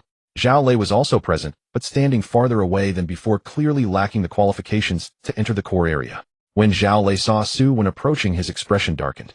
Chu Tianjiao spoke up with a smile. "Su Wen, have you looked at the materials?" Su Wen replied, "Yes." Chu Tianjiao said, "The people from No. 1 and No. 2 high schools are no pushovers this time. Lin Yu's Ice Lake world is quite special. Han Fang's lava lizard clan has a significant advantage against insect civilizations. If you project those iron arm ants again, it's best to avoid Han Fang." As soon as these words were spoken, the nearby students turned to look at Su Wen. Some laughed softly. Fire types are indeed a natural counter to insects. If they get burned, they're done for. Su Wen has increased pressure this time. Su Wen looked at Chu Tianjiao. "Thank you for the reminder." Again a thank you. A hint of displeasure flashed in Chu Tianjiao's eyes. He found it difficult to provoke Su Wen. No matter the sarcasm or warnings, Su Wen remained composed. Such calmness was the most discomforting to others. It was as if he completely disregarded external opinions. Zhao Lei could no longer hold back and sneered. "Just keep pretending. When you run into the lava lizard clan, let's see if your insects can still crawl forward." Su Wen turned to Zhao Lei. "Are you participating too?" Zhao Lei's expression instantly soured. He had been excluded from the core selection list of observation candidates. After losing to Su Wen yesterday, his scores dropped dramatically, and the side effects of the mental stimulation had also been documented. This time, he was only an observer with no qualification to compete. Several nearby couldn't help but snicker. Zhao Lei's face flushed. "I." Chu Tianjiao glanced at Zhao Lei indifferently. Zhao Lei immediately fell silent. At that moment, footsteps approached from the other end of the corridor. A group of students in Yunhai No. One's uniforms walked over. Leading them was a girl. She was not particularly tall, with her uniform buttons fastened to the topmost one, her clothes well pressed. Her long hair was tied into a high ponytail, revealing a clean forehead and slender neck. Her features were striking, with a straight nose, light-colored lips, and an unusually translucent complexion. She was not the type of beauty that smiled frequently. As she walked from the corridor, her pace was slow, and the several students behind her unconsciously slowed down, ensuring no one stepped ahead of her. The second class fell silent for a moment. "Lin Yu," someone lowered their voice. "Is she from Yunhai No. One's Ice Lake World?" A smile appeared on Chu Tianjiao's face as he took a couple of steps forward. "Lin Yu, a long time no see." Lin Yu paused and glanced at Chu Tianjiao. "We met at the city lecture last time. It wasn't that long ago." "Oh."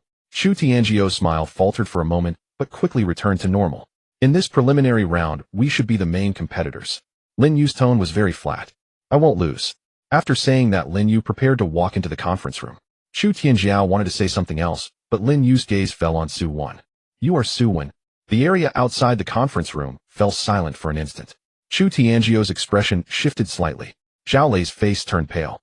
Su Wen looked at Lin Yu. "Yes." Lin Yu asked, "I heard that you achieved AB rating within Flevel Small World. Is that true?" "Insect civilization." "Sort of." Lin Yu nodded. "The materials are interesting." Lin Yu reminded, "The preliminary round is not a unknown match. In the secret realm collection, weaknesses will be magnified." Su Wen nodded, "Thank you." Chu Tianjiao greeted her, but Lin Yu's reaction was flat. Instead, Su Wen, this dark horse with an F rating, was actively acknowledged by Lin Yu. The contrast was too glaring.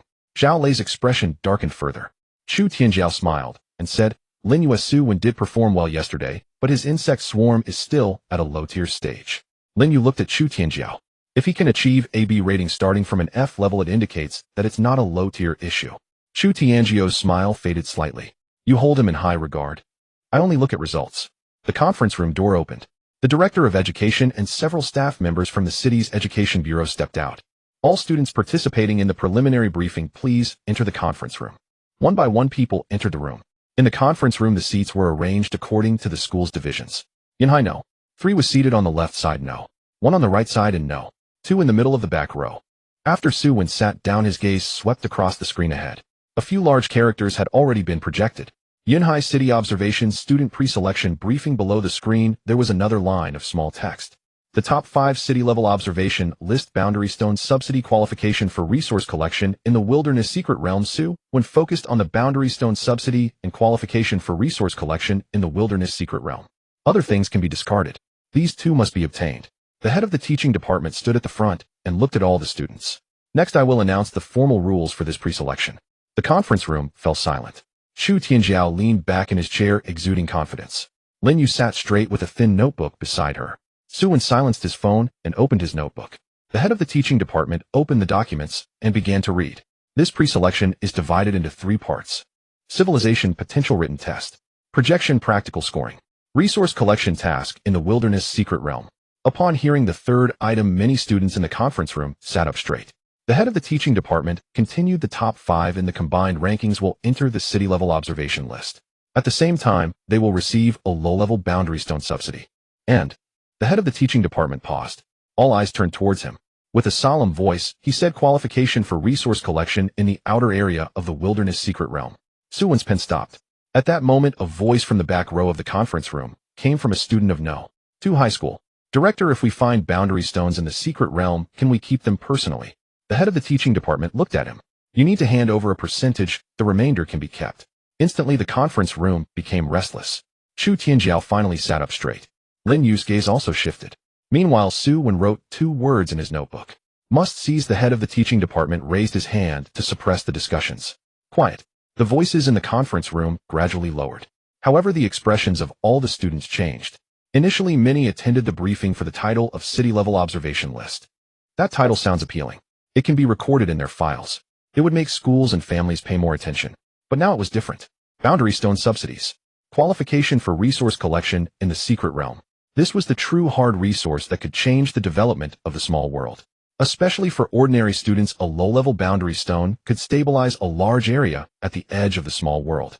Children of influential families like Chu Tianjiao naturally didn't lack low-level resources. However, there were unknown outputs in the secret realm.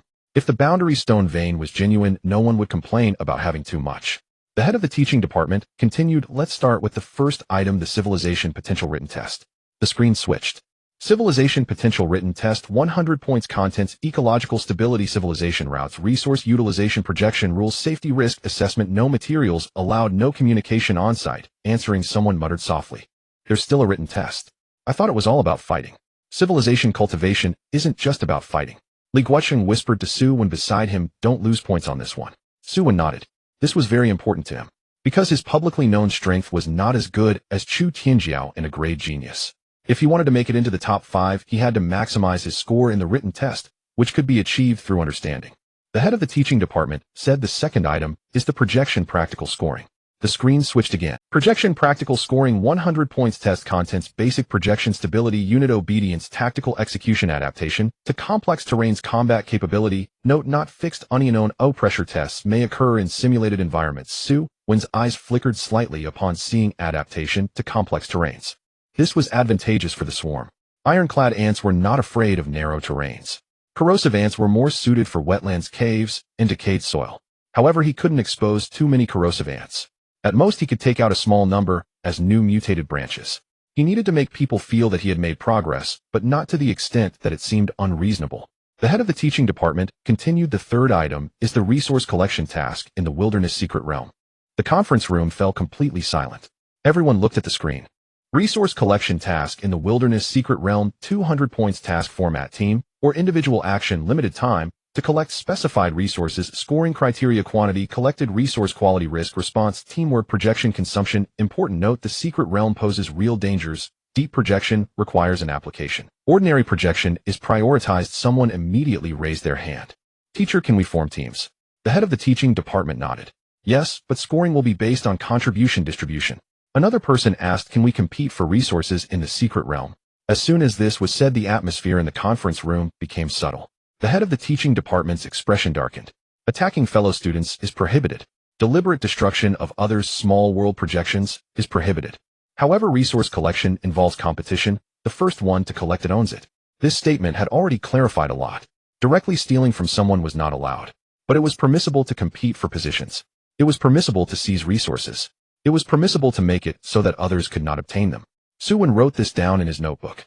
Secret realm competition within the rules. Defense against ranged attacks, fire, and encirclement. When he wrote defense against encirclement, Su Wen recalled the threatening text message from yesterday. The sender did not want him to participate in the pre-selection. If the sender could also influence the secret realm task, it was possible that there would not only be normal competition inside. Lin Yu suddenly turned to glance at Su Wen. Su Wen noticed. Her gaze lingered on the edge of Su Wen's notebook. Of course, she could not see all the content. But Lin Yu clearly noticed that Su Wen was focused on noting the rules rather than being excited about rankings and titles. Chu Tianjiao also noticed Lin Yu's actions. He lightly tapped his fingers on the table, still smiling. The head of the teaching department continued to explain the process. Today is just a briefing. Tomorrow morning, the civilization potential written test will take place. Tomorrow afternoon, the projection practical scoring will take place. 3 days later, based on the rankings of the first 2 items, the top 12 will enter the resource collection task in the wilderness secret realm. At this, some students' expressions changed. Only the top 12 can enter the secret realm. So if I don't make it into the top 12 in the written test and projection, I won't even qualify for the secret realm. Correct. The head of the teaching department's tone was serious. The secret realm is not a vacation. If your basic abilities are insufficient, you will only be a burden once inside. After the head of the teaching department finished speaking, a staff member from the City Education Bureau went on stage to supplement the safety regulations. Most of it was standard phrasing. However, one sentence caught Su Wen's attention. There have been traces of unknown low-tier awakened individuals in the vicinity of the outer area of the wilderness secret realm. The city will enhance patrols. Unknown low-tier awakened individuals. Su Wen immediately thought of Qinjiao. He also recalled those people from the second-hand street. Qinjiao said he would go too. This indicated that there was more than one entrance to the secret realm that was not solely controlled by the authorities. Within this collection task, students would not necessarily only encounter other students. After the briefing, many people surrounded him to ask for details. A lot of people quickly gathered around Chu Tianjiao. Young Master Chu, are you forming a team? Young Master Chu, your elven archer is strong at ranged attacks. You'll definitely excel in the secret realm. Young Master Chu, take me with you. My vine civilization can control the terrain. Chu Tianjiao smiled elegantly. We'll see how the rules arrange it then. As he spoke, he looked towards Lin Yu. Lin Yu, would you consider collaborating? Silence fell around them instantly. One world, the Elven realm, paired with another, the Frostlake realm. One offered long-range barges, the other terrain control. If the two collaborated, their advantage in dungeon quests would be immense. Lin Yu closed her notebook. No need. Chu Tianjiao's smile faltered for a moment. Dungeon quests are fiercely competitive. Cooperation yields far greater efficiency. I'm not accustomed to forming teams with people I don't know well, Lin Yu replied coolly. At those words, several students standing near Chu Tianjiao shifted uncomfortably. Someone stepped forward to speak on Chu Tianjiao's behalf, but he raised a hand, halting them with a gentle smile. Caution is a virtue. Lin Yu paid no further attention. She rose and walked toward the door, pausing briefly beside Su Wen. Su Wen. Numerous eyes in the conference room turned toward him once more. Su Wen looked up. What is it? Can your swarm operate effectively in sub-zero environments? Lin Yu asked. It would be impaired. Then with quiet detachment he added, your unusually curious classmate. Perhaps too much so. He preferred to remain unobserved. Lin Yu studied him intently. Your dossier contains inconsistencies. A subtle flicker passed through Su Wen's gaze. She continued, in frank wasteland minor world. Yet you cultivated a highly obedient insect swarm in remarkably short time. If achieved through resource saturation, the cost-benefit ratio defies logic. If due to spontaneous mutations, such stability would be statistically implausible. So I wonder, was it sheer luck, or did you choose an extraordinarily optimal evolutionary path? Su Wen's expression remained unchanged, yet inwardly he quietly elevated Lin Yu's threat assessment by one level. She was no impulsive judge like Xiao Lei, nor was she a scion like Chu Tianjiao, whose gaze carried the unconscious weight of inherited privilege. Lin Yu analyzed data, hunting anomalies within the illogical. Such people were dangerous. Perhaps I'm simply skilled at rearing insects, Su Wen said evenly. Lin Yu held his gaze for 2 silent seconds. I hope so. With that she turned and left. Chu Tianjiao approached. Su Wen. Lin Yu rarely engages anyone so extensively. Su Wen snapped his notebook shut. Neither did I expect it. Chu Tianjiao smiled faintly. She possesses extraordinary perceptiveness. Su Wen met his eyes. Are you warning me too? Naturally, Chu Tianjiao replied smiling. Su Wen nodded. Thank you. For an instant Chu Tianjiao's eyes turned cold, then warmed again just as swiftly. See you tomorrow for the written exam. Su Wen exited the conference hall. Li Guocheng waited for him at the entrance. How did it go? The competition is intense. Li Guocheng nodded. Chu Tianjiao, Lin Yu, Lu Yuan, Han Fong. These 4 are frontrunners. To secure a top 5 position, the pressure will be immense. Has Lin Yu always been like this? Li Guocheng understood the question. She comes from an ordinary background, but both her parents were elite dungeon harvesters. They vanished during a dimensional rift incident. She avoids close ties with aristocratic families. Yet her talent and learning capacity are exceptional. Su Wen nodded slowly. That explained much. Ordinary in origin, yet afforded marginally better resources than typical students. Her parents' profession meant she'd absorbed dungeon theory since childhood. Such individuals were indeed formidable. Li Guocheng added, Lin Yu means no ill will. If she acknowledges your capabilities, it signals that your performance has drawn the attention of true prodigies. Su Wen remained silent. Drawing attention was not inherently advantageous. To him, being scrutinized by someone exceptionally intelligent constituted risk in itself. Emerging from the conference building, Su Wen headed straight to the training complex. The projected combat exam loomed tomorrow, demanding meticulous preparation. He booked the lowest tier standard training chamber. The administrator recognized him and greeted him with markedly greater deference than before. Su Wen, still the standard chamber. Yes. You're now eligible for intermediate level chambers, aren't you? Unnecessary. The standard chamber suffices. The administrator seemed surprised, but asked no further questions. Su Wen entered the chamber and sealed the door behind him. The projection console activated. He first summoned 10 common iron scale ants, then 2 acid etch ants. As the latter materialized, a faint sizzling sound emanated from the chamber floor. Su Wen immediately commanded them to suppress their corrosive secretions. I must reveal no more than necessary. Omitting acid etch ants entirely might lower his score in complex scenarios, yet overusing them would invite scrutiny into their rapid evolution. 2 to 5 specimens struck the optimal balance, plausibly attributable to minor mutations triggered by a Tier 1 flesh reward. That explanation held logical coherence. He then commenced rigorous environmental testing. Common iron scale ants slowed markedly in low temperatures. Acid etch ants suffered even greater impairment. Their acid-spitting frequency dropped sharply. In fiery environments, iron scale ants incurred catastrophic attrition. Heavy plating soldier ants demonstrated superior resilience. but Su Wen had no intention of revealing them. In marshy terrain, acidech ants excelled. Among rubble-strewn landscapes, iron-scale ants leveraged superior concealment. Su Wen recorded each observation meticulously.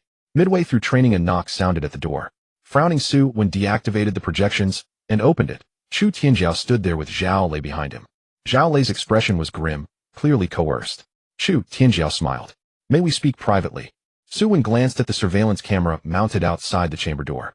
About what? Pre-selection team formation. Chu Tianjiao replied. Su Wen was taken aback. You wish to form a team with me? Zhao Lei blurted out before Chu Tianjiao could intervene. The young master merely extends an opportunity. You do well not to spurn it. Chu Tianjiao's voice cooled slightly. Zhao Lei clamped his mouth shut. Chu Tianjiao turned back to Su Wen. Dungeon quests permit team formation. Your swarm excels at reconnaissance. My elven archers specialize in long-range clearing. Cooperation benefits us both. Su Wen weighed Chu Tianjiao's motives carefully.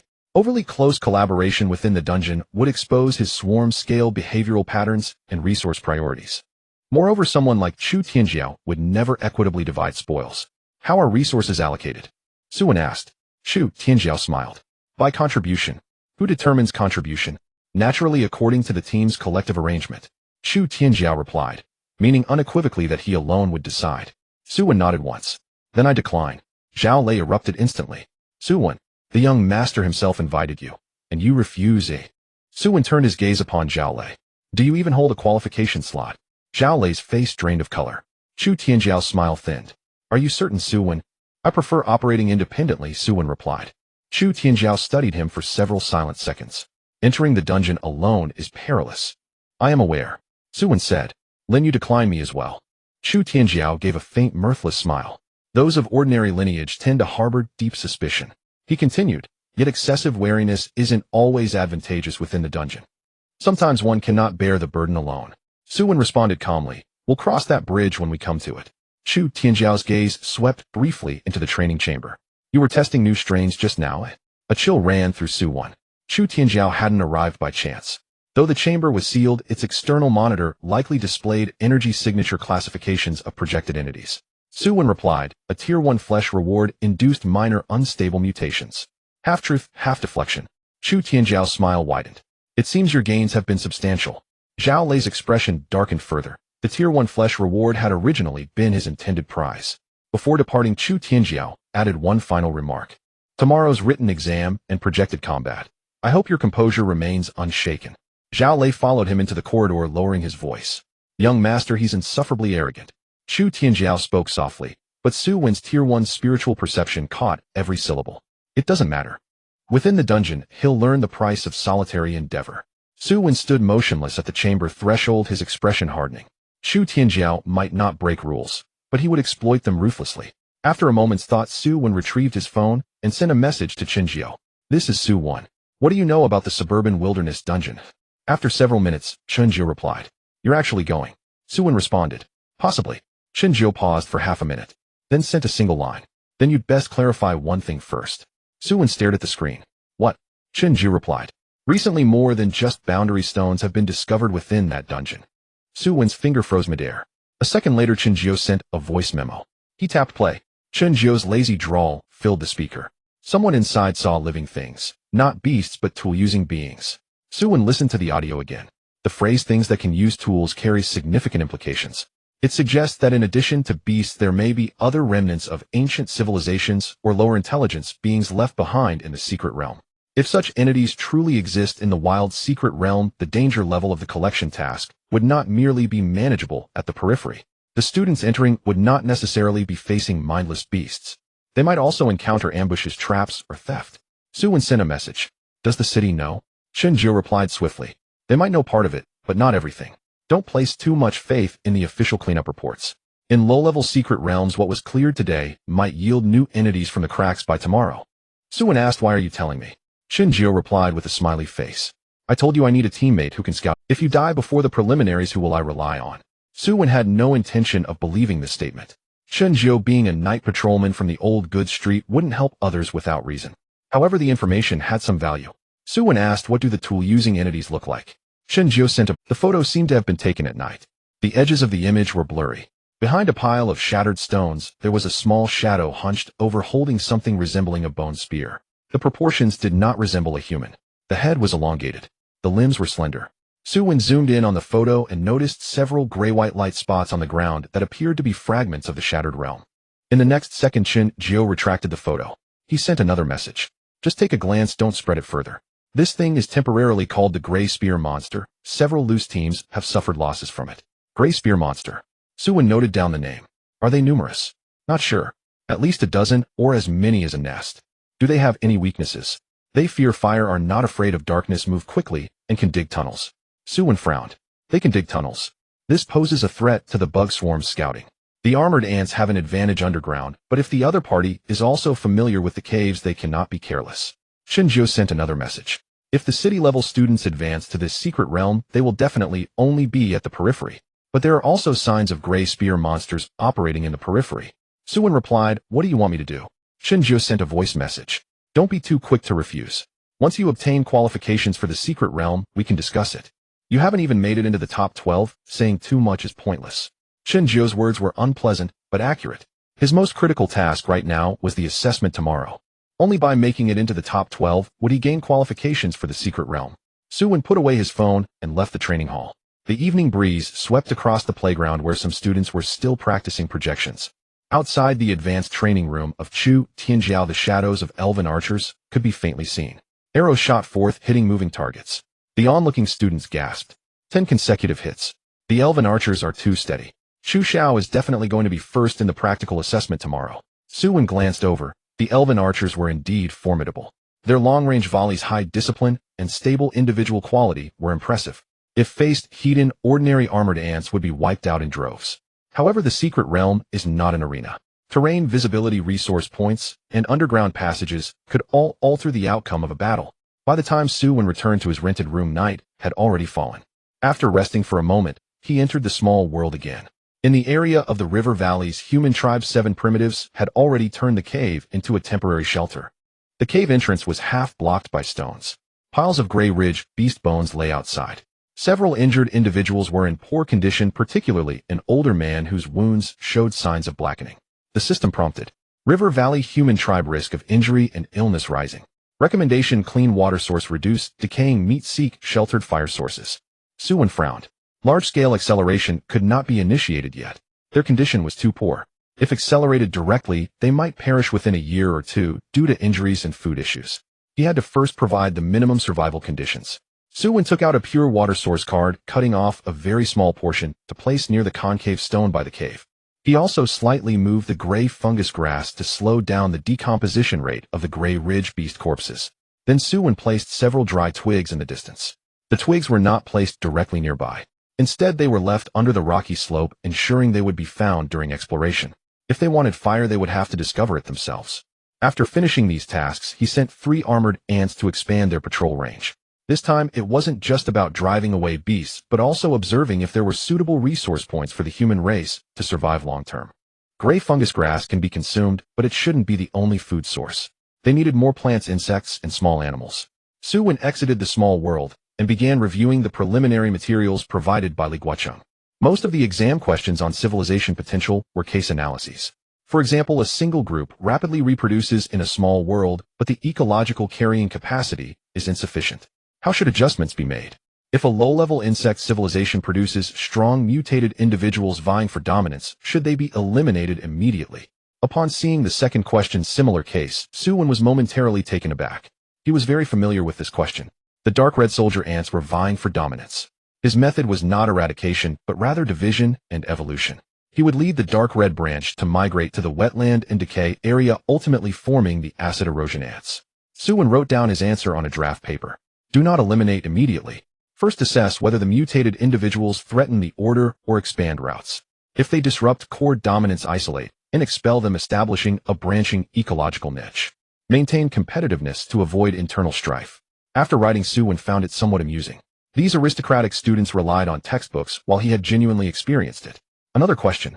How to increase survival rates when low-level magicless humans are introduced into a desolate environment? Su Wen's pen paused. This question seemed to be tailored for him. He quickly wrote down a detailed answer. After finishing, Su Wen glanced at it. The content couldn't be too detailed. If a similar question appeared in the written test tomorrow, he needed to control his response. He couldn't let the graders think he had actually introduced magicless humans. Otherwise, it would raise suspicions.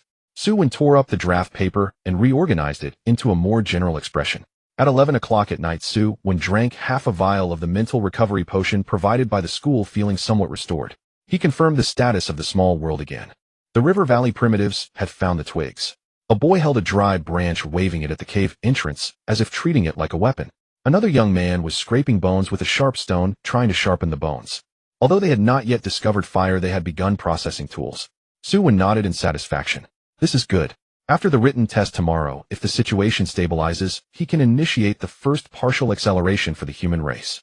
But before acceleration, preparations must be made. Water sources, nutrient soil, gray fungus, grass bones, meat caves, and surrounding small animals must be distributed reasonably. Otherwise, acceleration would not mean civilization evolution, but rather a fast forward to extinction. The next morning, when Su Wen arrived at school, the written test venue had already been arranged. On the second floor of the Yunhai No. 3 middle school conference building, all participating students were seated separately. Chu Tianjiao sat in the first row. Lin Yu sat by the window. Su Wen sat in the middle of the back row. Han Fong was also there. He was another popular student from Yunhai No. 1 middle school belonging to the grade lava lizard tribe. Han Fong was very tall with dark skin and intentionally looked at Su Wen as he sat down. Are you the grade of the bug swarm? Su Wen looked at him. What's the matter? Han Fong grinned. Nothing. Just a reminder, don't run into me during the practical test this afternoon. My side has a high temperature, your bugs might not last 3 seconds. Several students from the No. 1 middle school laughed. Lin Yu glanced at Han Fong. The written test hasn't started yet. Han Fong shrugged. Just chatting. Lin Yu said lightly, you are too noisy. Han Fang's expression stiffened. Su Wen glanced at Lin Yu. She truly quarreled with anyone. The proctor entered, distributing the exam papers. The first question caused many students' expressions to change. The initial rating of the small world is low, but a single group exhibits high organizational evolution. How can its civilization potential be assessed? Please analyze from 4 aspects: group structure, resource utilization, projection, stability, and ecological risks. Some people were secretly watching Su Wen in the examination room. This question felt almost like a roll call. Su Wen lowered his head and began to write. His answer was quite stable. He acknowledged the advantages of the swarm while also pointing out its shortcomings. This would mitigate the examiner's judgment of him as blindly confident. The second question was about the use of boundary stones. The third question was about the risks of gathering in secret realms. The fourth question pertained to projection loss and mental stability. None of these questions posed much difficulty for Su Wen. He had truly experienced resource scarcity and projection consumption. Many answers weren't memorized, but rather learned through trial and error. 2 hours later, the written test concluded. Students exited the examination room. Their expressions varied greatly. Some appeared pale, while others were still debating the answers. Should we write that the swarm is unsuitable for long-term development in the first question? I wrote that it must transform, but I don't know if it's correct. The boundary stone question was too tricky. It asked whether to expand the area or stabilize the cracks. I chose to expand the area. I chose stabilization. When Chu Tianjiao walked out, his expression remained calm. Han Fong cursed. Who came up with this question? Why bother with such details? Just hit it directly. Lin Yu suddenly asked as she passed by Su Wen. What did you write for the first question? Su Wen replied, I wrote about the risks of a single species. Lin Yu nodded. Han Fong heard this and laughed. Lin Yu, you really care about him, don't you? Lin Yu looked at Han Fong. Better than your random scribbles. Han Fang's face darkened. How do you know I wrote randomly? Lin Yu replied, you just said to hit it directly. Nearby some people couldn't help but laugh. Han Fong looked displeased, but did not press on. During the lunch break, the written test results were announced. The efficiency was high. Most questions were assisted by an intelligent scoring system, with teachers reviewing critical answers. Rankings appeared on the screen.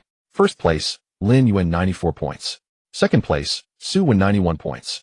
Third place, Chu Tianjiao 88 points. Fourth place, Lu Yuan 85 points. Fifth place, Qin Qin 82 points. Han Fong 76 points. As soon as the rankings were announced, the corridor erupted. Su Wen second. He outscored Chu Tianjiao in the written test. What kind of joke is this? Nth grade understands the analysis of civilization potential. Chu Xiao only third.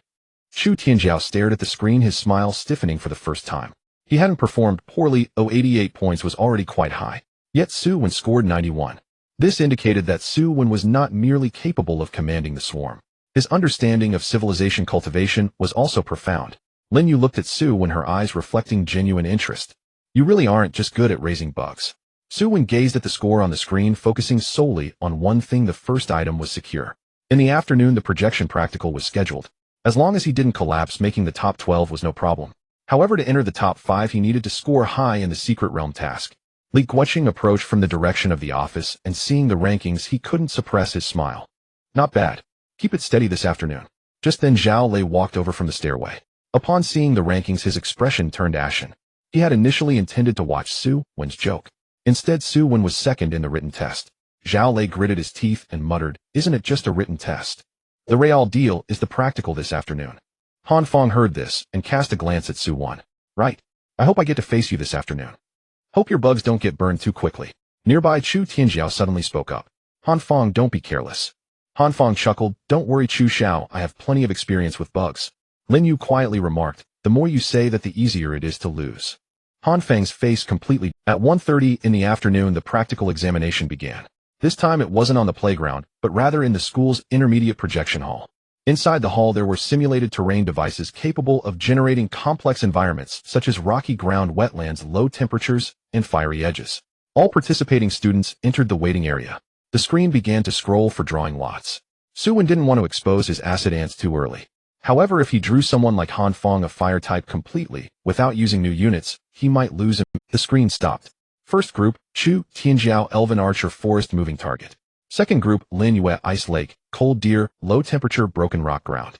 Third group, Su Wen, Swarm Unit, Corrupted Wet Cave Terrain. Su Wen's gaze flickered when he saw his terrain. Corrupted Wet Cave. This was not the worst.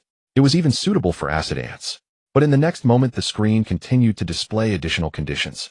Hidden Threat, Flame Spore Zone. Some people in the waiting area immediately laughed. Han Feng crossed his arms. "Interesting. Swarm Wetland Flame Spores. Su Wen, isn't this specifically testing your shortcomings?" Su Wen stood up and adjusted his sleeves. Li Guoqing quietly reminded, "Be careful. If it doesn't work, just maintain the score. Don't rush in." Su Wen nodded. "Teacher, I understand." As he walked towards the projection area, Lin Yu suddenly spoke. "Don't let the swarm gather together." Su Wen paused his steps. Lin Yu continued. "Once the flame spores are triggered, it will result in area burning." Su Wen glanced at her. "Thank you." Han Feng sneered. "A reminder won't help." Su Wen ignored him. Upon entering the projection area, the corrupted wet cave terrain lit up. The surroundings were dim, the ground damp, and the rock walls covered with red spore sacks. The objective was 3 resource markers distributed deep within the cave. The examiner's voice rang out. "Test begins." Su Wen closed his eyes and communicated with his small world. He projected 60 ordinary iron-armored ants along with 5 acid ants. The moment the 5 acid ants appeared, someone at the examiner's table looked up. "New insect species." The recorder immediately marked. "Suspected corrosive branch, small quantity." Han Feng squinted from outside. "There really are new things." Chu Tianjiao also noticed, his gaze deepening. Su Wen didn't give them much time to observe. "Disperse."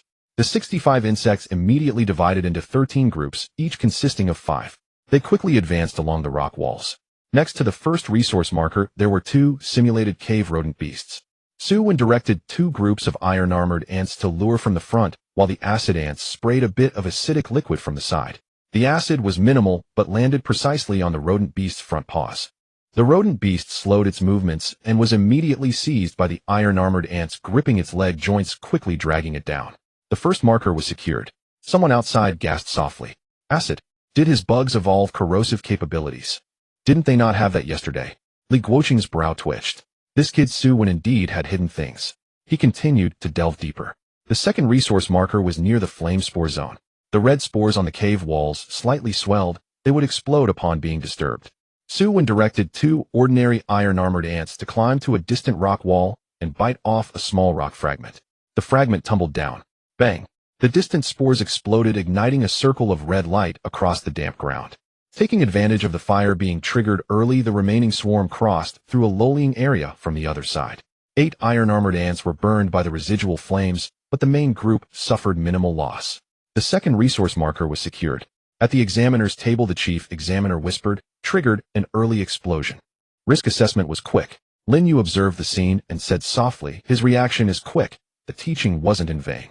Han Feng's expression was not pleasant. This wasn't the swarm braving the flames, but directly bypassing them. What irritated him the most was that Su Wen had just listened to Lin Yu's reminder. The third resource marker was in the deepest part of the cave. There was a simulated collapse zone. If the entire swarm entered, the ground would sink. Su Wen glanced at the ground patterns. Too obvious. Know this being a practical test, it couldn't just focus. The real threat should be above. Su Wen directed a group of iron-armored ants to climb the rock wall. Sure enough, 3 simulated ambush insect beasts were hiding above. The moment the ambush insect beasts pounced down, the acid ants sprayed acidic liquid to force them off course. The ordinary iron-armored ants took the opportunity to grip their thin shells at the abdomen. The 3 ambush insect beasts were held back. Su Wen did not linger in battle, but directly ordered the main group to retrieve the stone and retreat. The 3rd resource marker was secured. The screen refreshed. Su Wen corrupted wet cave test completed resources acquired 3 projection, loss medium tactical rating excellent environmental adaptation excellent overall practical rating 89 The waiting area fell silent for a moment. Then discussions erupted. Another excellent rating. The flame spore zone didn't burn him to ashes. When did that acid ant evolve? Han Fang's face darkened severely. He had just claimed the bugs would be burned away. As a result, Su Wen scored 89 points. Shu Tianjiao looked at the screen and finally stopped smiling. Su Wen walked out of the projection area, his face slightly pale. The exposure of the 5 acid ants was within a controllable range. Scoring 89 was just right. Not the highest, but enough to make it into the top 12. At this moment, the screen continued to refresh the current overall rankings. Lin Yu scored 94 in the written test, 92 in practical, totaling 186 first. Shu Tianjiao scored 88 in the written test, 95 in practical, totaling 183 a second. Su Wen scored 91 in the written test, 89 in practical, totaling 183rd. Third. Seeing this rank, the atmosphere in the entire waiting area changed. Su Wen not only made it into the top 12, but also temporarily surpassed most grade geniuses. Han Fang stared intensely at the rankings. His practical test had yet to begin, but his expression was already grim. Zhao Lei stood outside, his expression even more resentful. Finally, Shu Tianjiao approached Su Wen. Congratulations, 3rd place. Su Wen replied, just luck. Shu Tianjiao smiled. The secret realm task is worth 200 points, and that's where the real gap will widen. Su Wen nodded. I understand. Shu Tianjiao lowered his voice. Su Wen, the secret realm isn't a training ground. Bug scouting is very useful. But if you stumble upon something you shoot, you may not have time to retrieve it. Su Wen looked at Shu Tianjiao. What do you know? Shu Tianjiao's smile was gentle. Just a reminder. The afternoon assessment concluded. Finally, the list of the top 12 was announced. Lin Yu first. Shu Tianjiao second. Su Wen 3rd, Lu Yuan 4th, Han Fang 5th, Qin Qing 6th. The remaining 6 were from the 1st, 2nd, and 3rd schools. Zhao Lei did not qualify for the list. The announcement was made. In 3 days, the top 12 students will gather and head to the outskirts of the low-level wilderness secret realm for collection tasks. Detailed maps and resource points will be distributed before departure. As the crowd dispersed, Su Wen's phone vibrated. Chen Jiu sent a message. Made it into the top 12. Su Wen replied. I did. Chen Jiu quickly responded. Then get ready. Su Wen asked, prepare for what? Chen Jiu sent a single message. A team died at the secret realm perimeter last night. Their projections weren't torn by beasts, but pinned to the ground by bone spears. Su Wen's expression turned cold. After signing the safety confirmation letter, Su Wen left with an old backpack. Many students were waiting for the bus at the school gate. Some were still discussing the top 12 rankings. Su Wen ranked 3rd, it's ridiculous. How did he get that corrosive ant? It must have been cultivated from 1st level beast flesh. Even if he had 1st level beast flesh, it shouldn't have happened so quickly, right? Who knows, maybe the swarm mutated rapidly. Su Wen heard these discussions. Once the corrosive ants were exposed, the outside world would definitely attribute the cause to 1st level magical beast flesh. This was precisely the outcome he desired. Others believed he had cultivated a small number of corrosive insect species using 1st level beast flesh. No one knew that in the marshy area of the small world there were already over 10,000 branches of corrosive ants. Even fewer knew that across the valley there was a primitive fire seed that had just survived. The bus wobbled through the old district. Outside the window, roadside stalls began to light up. Su Wen leaned against the window, his mind constantly calculating. 3 days until the secret realm collection. He had to upgrade the small world in the next 2 days. The armored ants already had combat power, but accelerating further in a short time would not be very meaningful. Continuing to invest in 1st level beast flesh carries risks. What truly brings about a qualitative change is the human race. If the 7 primitives could hold on for 200 years, they might transition from merely surviving to inheriting. Even if they were just a stone tool tribe, they could provide Su Wen with entirely new power. After all, humans observe, learn, and create tools. This was something that the swarm could not temporarily achieve. Upon reaching his rental apartment, Su Wen first locked the door, drew the curtains, and then checked the hidden compartment under the bed. The remaining 1st level beast flesh was still there. There was still 1 piece of shattered realm stone left. The The resources provided by the school also had some remaining. Su Wen cleared the table and laid out the items he was prepared to invest in the valley area. Remaining portion of pure water source cards. A small amount of nutrient soil. Gray fungus grass transplant points. Remnants of gray spine, beast bones, and flesh. A few pieces of ordinary stone. A few dry branches. And a little low-grade mineral soil. None of these items are expensive. They could even be described as shabby. But over 200 years they would be magnified. Su Wen first entered the small world. In the valley area, the 7 primitives had already survived their second day in the cave. They were very weak, but they were no longer in the complete panic of the first night. Su Wen looked at the eye-shaped symbol on the rock wall. Below the symbol, there was an additional circle of small stones. They must have placed them there. A form of primitive worship. Or perhaps just instinctive reverence. A system prompt appeared. Cognition of the Eye of Heaven symbol stabilized. The valley human race has regarded it as a protective mark. Su Wen began to quietly arrange the environment. First, he expanded the shallow water trace into a short seasonal stream. The water volume was not much, but it was sufficient for early use by the small tribe. Next was food. Gray fungus grass was scattered to several damp areas near the cave. This type of fungus grass can absorb nutrients from rotten meat and moist soil, with parts becoming edible when mature. Su Wen was not sure if the primitives could discover the correct method of consumption, but time would filter it. Then came the prey. He gently guided the activity range of several types of small insect beasts to the outskirts of the valley. After arranging everything, Su Wen opened the system interface. Do you wish to activate local civilization acceleration for the valley human race area? Acceleration range valley cave shallow stream gray fungus grass belt surrounding hunting area. Estimated duration 200 years. Estimated consumption of mental energy extremely high. Warning: individuals of the human race are fragile and may go extinct due to famine, disease, wild beasts, or internal strife. Su Wen stared at the warning. The risks were significant. Starting with 7 people, the genetic pool was very narrow. Any accident could lead to their extinction. However, without acceleration, they would provide no help for the secret realm 3 days later. Su Wen also had no time to wait. Slowly, he picked up the remaining half of the mental recovery potion and drank it in one gulp. The bitterness surged up his throat. His mental sea stabilized slightly. Su Wen whispered, "Activate." The torrent of time descended. The sky in the valley area began to speed up. Day and night rotated. Seasons changed. The first year, the older man survived his injuries and became the true leader among the 7. The youth discovered that stones colliding on the slope would produce sparks, but he did not understand. The second year, the first newborn arrived. Also the first generation of children for the valley human race in the small world. The older man brought the child under the eye-shaped symbol and uttered the syllable I. The third year, a small insect beast attacked the cave entrance, and the youth killed it with a sharpened bone spear. The bone spear became a commonly used weapon. The fifth year, a young man died from eating rotten meat. Women began to try hanging meat high in the cave to dry. The seventh year, fire appeared for the first time. On a stormy night, a low tree on the rock slope was struck and half of the trunk caught fire. The primitives initially fled in fear. However, the older man knelt under the eye-shaped symbol and then dragged a burning branch back into the cave with a long bone. The fire burned his hand, but the fire remained. A system prompt appeared.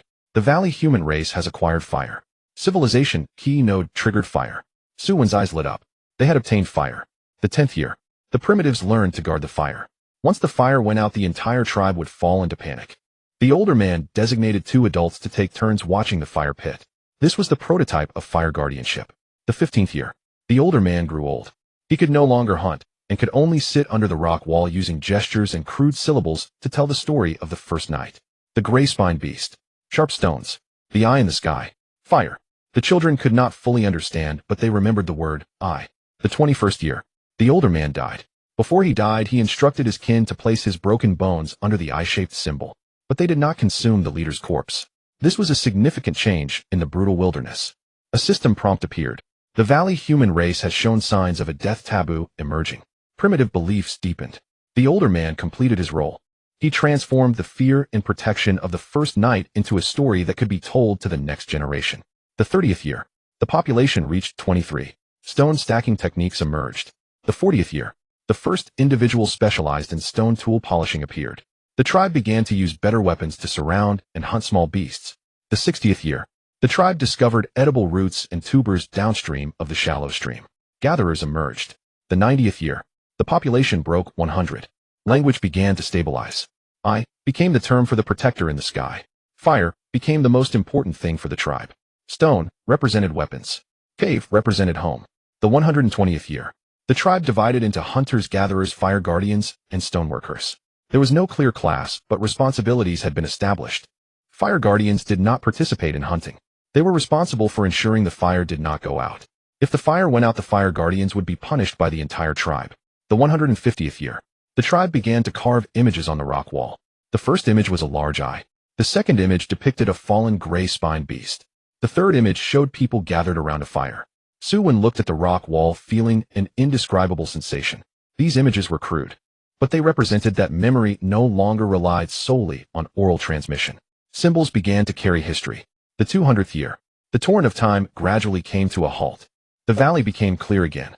The cave that had once housed 7 dying primitives had transformed into a rough tribal encampment. There were stone piles surrounding the cave entrance. In the center was a fire pit. Beside the fire pit lay beast bones and polished stone axes. The rock wall was covered in patterns. At the top still was that eye. The tribe's population exceeded 300. Hunters donned animal skins and wielded stone spears. Gatherers carried rough baskets made of vines. Several children sat at the cave entrance learning from the elders how to chip stones. By the fire pit 2 fire guardians sat up straight. They were painted with black and gray, wearing a small section of broken bone around their necks. A system prompt appeared. The 200-year local acceleration has ended. The valley human race has successfully survived. Civilization stage, early Stone Age. Tribal structure, hunters, gatherers, fire guardians, stoneworkers. Primitive belief, eye of heaven. Civilization rating is increasing. Su Wen let out a long breath. 7 primitives on the verge of starvation in the black market. 200 years later, they became a stone tool tribe of over 300. This is the value of time. Su Wen continued to observe the tribe. The broken bones of the first-generation older man were still there, laid beneath the eye-shaped symbol wrapped in animal skins. An old fire guardian knelt before the broken bones, telling stories to the children in crude language. Su Wen could now vaguely understand a portion through the system. Night, beast, ancestral forefather. The eye sees. The stone falls. The fire cannot go out. The children listened very attentively. One child asked, "Will the eye come?" The old fire guardian looked up at the eye-shaped symbol at the top of the rock wall, his voice hoarse. "The eye is always watching." A system prompt appeared again. The valley human race's civilization feedback has begun. The swarm provided him with discipline, obedience, resilience, and combat instinct. Yet the feedback from the human race was weak, but special. It was a finer perception, like countless tiny thoughts lighting up at the edge of his mental sea. Su Wen felt a wave of heat wash over him. His mental energy had evidently become more agile. His perception of the details of the small world had also become clearer. He could even hear the faint sound of wood cracking in the fire pit. When Su Wen exited the small world, he was already drenched in cold sweat. Su Wen rubbed his throbbing forehead. 2 centuries of localized acceleration had depleted a significant amount of mental energy. However, the gains far exceeded expectations, as 7 near-death primitive people had survived. They had multiplied into a stone tool tribe of over 300 people. Moreover, the division of labor had already taken shape, with fire and the eye in the sky becoming the core of the tribe. The characteristics of the 2 civilizational paths were starkly different. The insect swarm relied on discipline and numbers, while the human race persisted through learning and inheritance. The true essence of this small world lay in the combination of both. Su Wen lifted a cup of cool boiled water from the table, drinking more than half of it, as his mental energy slightly recovered. He once again submerged his consciousness into the sea of spirit, needing to ascertain the current status of the Valley tribe. A system prompt appeared. Valley tribe population 327, civilization stage, early Stone Age, basic division of labor, hunter, gatherer, fire keeper, stone, mason, belief, eye in the sky, special inheritance, first night, myth, fire keeping rules, child, stone, working, civilization stability, low stability, risks, inbreeding, injuries, insufficient prey, external beast threats. Su Wen noted the last line. Starting with 7 people and multiplying to over 300 was already the limit. The dangers of inbreeding would inevitably erupt. For now, he couldn't afford to dwell on that, turning his attention to the tribe's internal affairs. The hunters were gathered at the cave entrance, draped in animal skins. They held stone spears and bone knives, the tools crudely polished. The surfaces bore cracks, yet this was already a significant improvement over the shattered stones and broken bones of the first night. Several gatherers walked downstream along the shallow creek with woven baskets on their backs. To the left of the cave entrance was the stone mason area, where 3 old men sat on the ground chipping away at stones. The area beside them was piled high with discarded fragments. The tribe had already established a clear division of labor, with the hunters wielding absolute authority. In primitive times, the consumption of meat determined one's status. A tall, robust hunter stepped out of the cave, a piece of animal skin draped over his shoulder. As he passed the stonemason area, he kicked over a frail boy nearby. The boy crashed onto the stones, the shards in his hands scattering across the ground. The tall hunter cursed. Su Wen understood a few phrases through the bond of civilization. Weak. No meat. Useless. The frail boy got up, lowering his head to pick up the scattered stones. The nearby children erupted in laughter, but the boy remained silent. Su Wen's gaze fell upon this boy. The law of survival of the fittest was a principle in early civilization. Those unskilled in hunting were inherently the lowest tier. The boy's actions while picking up the shards were peculiar. He avoided larger or closer stones, specifically selecting sharp-edged, uniformly shaped thin pieces. His movements were extremely skilled. He knew precisely which shards were useful. New information popped up. Target individual, lead gender male, age approximately 14, physical fitness below average, hunting potential, low observation ability, high imitation ability, high current roles, stone mason apprentice. In primitive tribes, high observation and imitation abilities were far rarer than mere physical strength. Li tucked the stone shards into his clothes and turned to sneak around the back of the rock slope. Su Wen's consciousness closely followed. The backside of the slope approached the activity boundary of the iron-armored ants, where several ordinary iron-armored ants were hunting a small insect beast. The insect beast had 4 long legs, desperately thrashing on the ground. There were only 7 iron-armored ants participating in the hunt, and their movements were highly coordinated. 2 locked onto the front legs, while 2 controlled the hind legs. 1 bit through the thin shell of the abdomen, while the remaining 2 circled around, constantly repositioning. Just as the insect beast attempted to roll over, the repositioning iron-armored ant pressed down directly. Accompanied by the sound of cracking shells, one of the insect beast's hind legs was forcibly bitten off. Its struggles quickly diminished. Li crouched behind the rock slope, watching the ant swarm. Holding a sharp, thin stone shard, the boy occasionally traced lines in the mud. Su Wen pressed his consciousness close to the ground. The lines in the soil were quite chaotic. Yet upon closer inspection, he could discern outlines. Several short lines represented the long-legged insect beast, while a few small pits denoted the iron-armored ants. Li was replicating the formation of the ant swarm. Su Wen felt a shock. The tribe's learning to use fire and polish stone tools was within expectations. However, he had never anticipated that the human race would actively observe the battle tactics of the iron-armored ants. This was the evolution of civilization itself. The insect beast finally breathed its last, and the iron-armored ants began to feast on its flesh. Li watched for a long time before retreating to the cave. The afternoon hunting team had already set out, and Li remained alone in the deepest part of the cave. He used charcoal and stone shards to smear on the rock wall, and the rough mural gradually took shape. A giant beast stood in the center, surrounded by tiny insects at its legs. The giant beast collapsed with a loud crash, and an outline of a person bending down was carved at the edge of the image. This person held a short spear, its tip pointed directly at the knee of the giant beast. Su Wen quietly observed the rock wall. Li was not merely recording his observations. This boy was attempting to transform the hunting techniques of the ant swarm into tactics for the human race. This was already the embryonic form of warfare technology. Night fell, and the fire pit flickered with flames. The hunters gathered together to share roasted meat, and the tall hunter threw a piece of fatty meat to his son. The children nearby swallowed hard.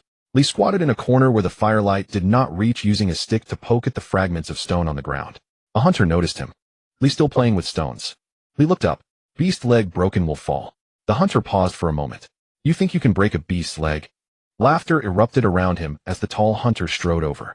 He kicked the scattered stones on the ground. You can't even run fast, yet you dare to teach us how to hunt. The next morning, the hunting team gathered to set out with the tall hunter leading the way. Li trailed far behind at the end of the line. The system prompt suddenly refreshed. The Valley Tribe hunting team has entered the activity area of the Gray Ridge Beast. Danger level moderate. Target 1 adult Gray Ridge Beast, 2 young ones. Current hunting team's direct winning rate extremely low. Su Wen immediately shifted his perspective. The tall hunter had taken the wrong direction. The Gray Ridge Beast was no ordinary prey. The solitary beast from the first night had nearly wiped out the entire tribe. Although the tribe had grown stronger, facing an adult Gray Ridge Beast heathen would still exact a heavy toll.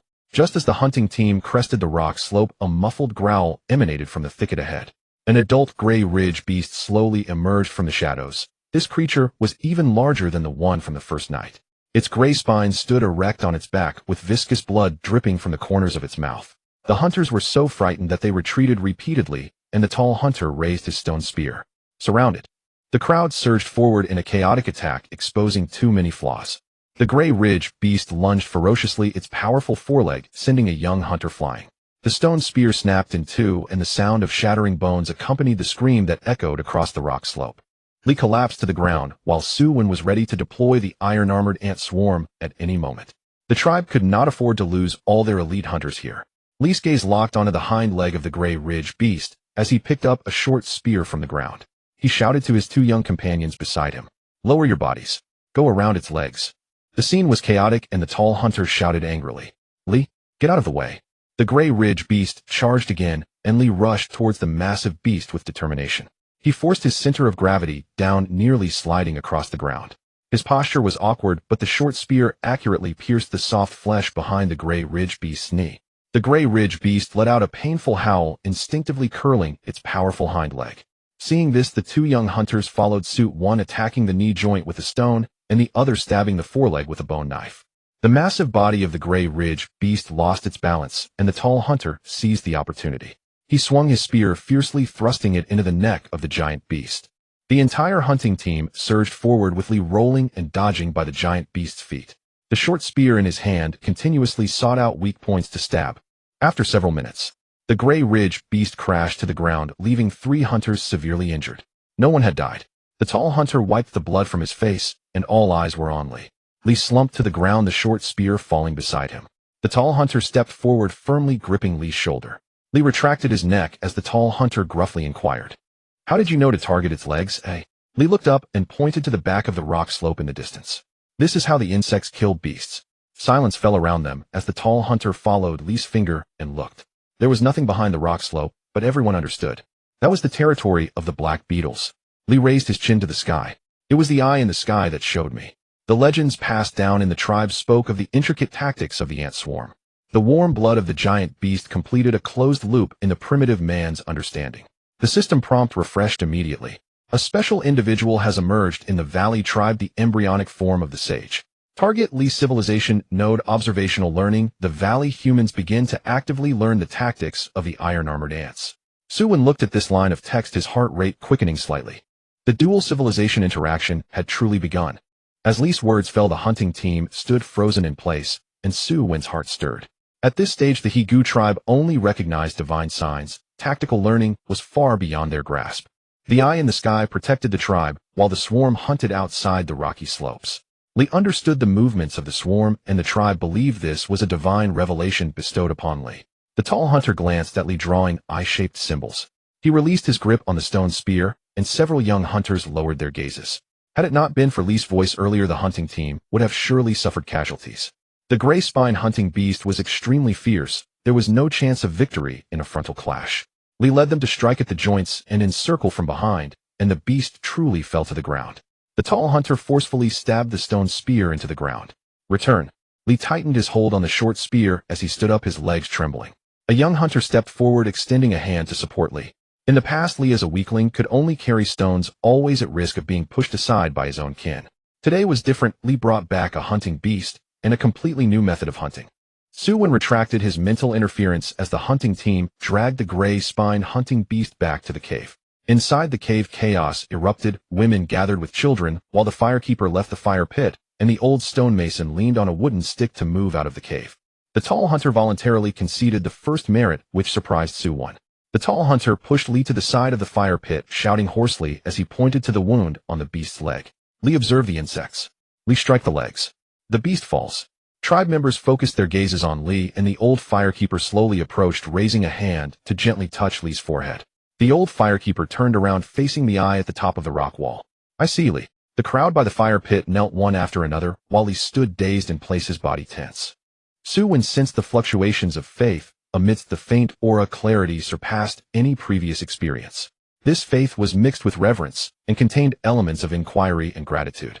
The Higu tribe gained a new inheritance, observing insects to hunt beasts. The special individual Li received recognition from the tribe. Identity transformation, stonemason apprentice prototype of the sage. Civilization's trajectory changed. The human race began to mimic the swarm's tactics.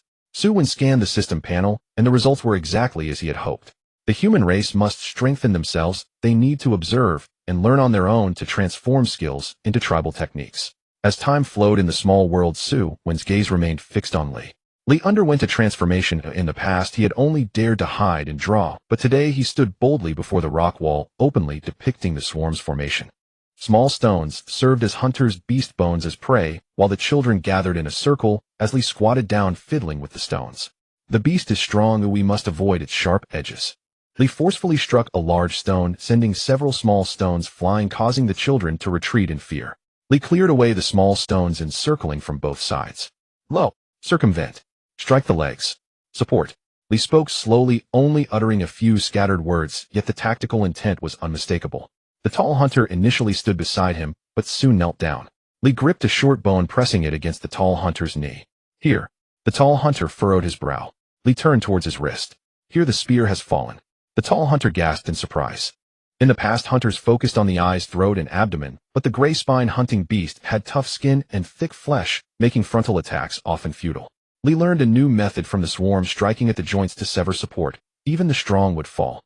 This set of tactics was exceptionally suited for the nascent human race. Su Wen watched Li instruct, the hunter's warmth surging in his chest. This tactic resembled the iron-armored ants surrounding half-beasts, which Li had further refined. The ant swarm's ambush transformed into human combat techniques, crouching low to encircle from behind, striking knees and severing wrists, and supporting for powerful kills. Days passed, and Li named this set of combat techniques Ant Step. The name was simple, and the firekeeper carved it into the rock wall. A new pattern appeared on the wall, depicting several low-bodied humanoids surrounding a giant beast. The giant beast had its legs severed with an eye drawn at the top of the image and insects carved beside it.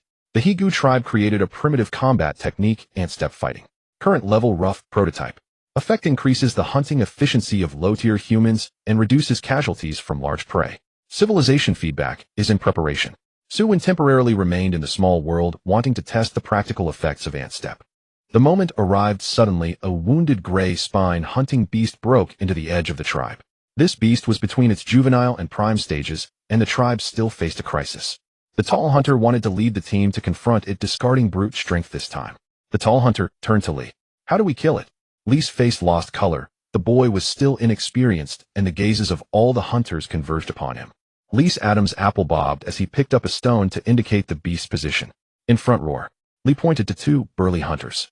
You two block. He turned to the four young hunters. Crouch, circle behind. Li ultimately met the tall hunter's gaze. Wait for its legs to break, you stab its throat. The tall hunter examined the stones on the ground, and after a moment, he nodded heavily. Listen to Li. With those 3 words, the tribe's dynamics were forever altered. The hunt commenced, and Su Wen observed quietly. He released his consciousness to cover the hunting grounds, leaving only a few iron-armored ants on the perimeter for vigilance. The gray spine hunting beast locked onto the hunters and lunged forward with powerful limbs. 2 burly hunters raised their beast-hide shields and stone spears to provoke the beast. The beast's sharp claws shattered the wooden shield, and the burly hunter rolled to absorb the impact, his skin and flesh torn and bleeding profusely. Past hunters had already rushed forward, but today everyone remained still. The 4 young hunters crouched low, circling to the beast's rear. 1 spear missed its mark, and 1 person was knocked down by the beast's tail sweep, while the remaining 2 pierced their stone spears into the beast's knee and soft spots. The gray spine hunting beast howled in pain, its massive body collapsing heavily. Li stood a few steps away, his arms trembling as he shouted hoarsely. Support! The downed hunter gritted his teeth and rose, desperately clinging to the beast's hind leg. Another hunter lunged forward, driving a bone knife into the beast's leg joint, causing the gray spine hunting beast to completely lose balance. The tall hunter seized the opportunity, striking from the side, the stone spear piercing straight through the beast's throat. Scarlet liquid gushed forth, and the gray spine hunting beast twitched a few times before crashing down into the dust. In this battle, 3 members of the hunting team were injured, but all survived. The tribe surged out, raising their arms in cheers, while the tall hunter pulled out the bloodied stone spear, ignoring the crowd's praises. The tall hunter stepped forward to Li, offering the bloodied stone spear. Ant step can kill large beasts. Li stood there stunned. The old firekeeper knelt with the children, loudly chanting rough syllables. Li, I, insect, ant step. The primitive combat technique ant step fighting completed its first practical validation. The hunter system of the Higu tribe underwent changes. Hunters no longer relied solely on strength, but began to accept tactical cooperation. Civilization feedback initiated. Su Wen's eyes widened, a surge of warmth bursting from his chest, coursing through his limbs. This understanding differed from the elevation of mental power. The swarm's nurturing effect acted upon his brain's command center, and this power directly infused into his body. Muscle fibers tightened inch by inch, and the marrow within burned hot. His entire skeletal structure operated with incredible speed. Su Wen raised his hand to press against the table. Crack. The old wooden table emitted a crisp sound, and Su Wen lowered his gaze to examine it, noticing several cracks forming on the surface.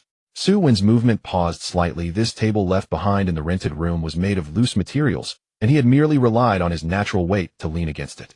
Just this ordinary press. Su Wen straightened his back, his fingers closing, making cracks resonate. He stepped to the corner, picking up a piece of scrap iron to test the acidic liquid. Applying pressure with his fingertip, the edge of the iron piece bent, and a glint flashed in Su Wen's eyes. Though this change was not as profound as extraordinary ascension, he was still far from invincibility. His current strength and bone resilience had already surpassed that of an ordinary high school student. This reinforcement was crucial, as Su Wen's physical weakness had always been a fatal flaw. No matter how powerful the projection, the main body would suffer calamity if attacked. In the past, street battles relied on the iron-armored ants seizing the initiative. Now the situation had reversed. Human combat techniques were nurturing the physical body. Name: Su Wen, Awakener, level 1st stage, small world area 1,0 square kilometers, low expansion, world civilization, iron-armored, ant nest civilization, Higu Stone Age tribe, main troops, iron-armored ants, heavy armored soldier ants, acid erosion, ants, guardian ants, human race inheritance, eye in the sky, firekeeper stone, striking ant step, fighting mental power, first stage, stable physical feedback. Initial reinforcement, comprehensive hidden evaluation, C grade, rising public archive. Evaluation F grade, initial under observation. Su Wen's gaze paused on the initial reinforcement entry, and his facial muscles twitched. The foundation of civilization's nurturing was evident here. The projection troops were merely a facade, and every step taken by civilization would transform into real power infused into oneself. He held two parallel development routes. The iron-armored ants built a war legion, while the Higu human race led the creation of civilization. In an instant, the system panel refreshed again, and Su Wen restrained his facial expression. Warning: after population growth in the Higu tribe, bloodline defects began to manifest. The proportion of weak newborns is rising. The descendants of the sagely exhibit a tendency towards congenital weakness. Su Wen's expression darkened slightly as the hidden dangers arrived on schedule. The flaws of the 7-person start were becoming apparent, affecting the civilization's upper limits. If left unchecked, the Higu human race would inevitably be trapped in the Stone Age, and the tribe's vitality would gradually wane with each generation. Su Wen sat down, illuminating the phone screen, and Chinjio's message popped up. For PM, A old bus station. If you really want to enter the secret realm for resources, don't be late. Su Wen typed a reply on the keyboard. Brother Gio, can you get a new type of magic-free human? The chat box paused for a moment before Chinjio's voice message appeared. What about the last batch of humans? They all died. Chinjio felt that with Su Wen's currently displayed abilities, even if he truly bought the magic-free species and tossed them into that grade small world, they would most likely not survive. Su Wen looked at the phone screen, paused for a few seconds, and replied, "It's unfortunate. The last batch didn't survive, so I want to get a new batch." This statement was half true, half false. The Higu tribe was certainly not dead. But in the eyes of the black market wanderers, it was most reasonable for an 5th grade student who had just awakened not long ago to throw 7 hungry and dehydrated magic-free species into a barren small world, resulting in their complete demise. Chinjio quickly texted back, "The magic-free species are hard to come by. Recently the second-hand goods street was inspected, and Grey Crow won't dare to sell for a while." Su Wen stared at the words inspected. The inspection of the second-hand goods street was likely related to the resource snatching and information leaks from a few days ago. He reported it to the police, submitted audio recordings and screenshots, and the police traced the information back through the selling groups. The black market vendors couldn't possibly be completely unaware. This also meant that in the short term it would be even harder for him to obtain clean species from Grey Crow's stalls. Su Wen replied, "Does that mean there are still some available? How much?" Chinjio replied, "It depends on the quantity, the source, and whether there is any contamination. At least 100,000. 100,000. Su Wen glanced at his balance. Selling the remaining part of the first-tier magical beast's flesh might help him gather some funds. But the first-tier flesh was also a crucial resource for the ant colony's continued evolution and shouldn't be sold off carelessly. Moreover, the rising prices of black market species indicated that someone was snatching them. Su Wen asked, "Is there a chance of finding tradable resources in the secret realm?" This time Chinjio did not immediately quote a price, replying instead, "For PM old bus station, let's talk face to face." Before heading to the old bus station, Su Wen briefly communicated with the small world. He took out a dozen ordinary armored ants as preparatory units that could be projected at any time. If Chinjio had indeed set a trap, at least he would not go in empty-handed. The old bus station was on the outskirts of the old town. This place had long been abandoned.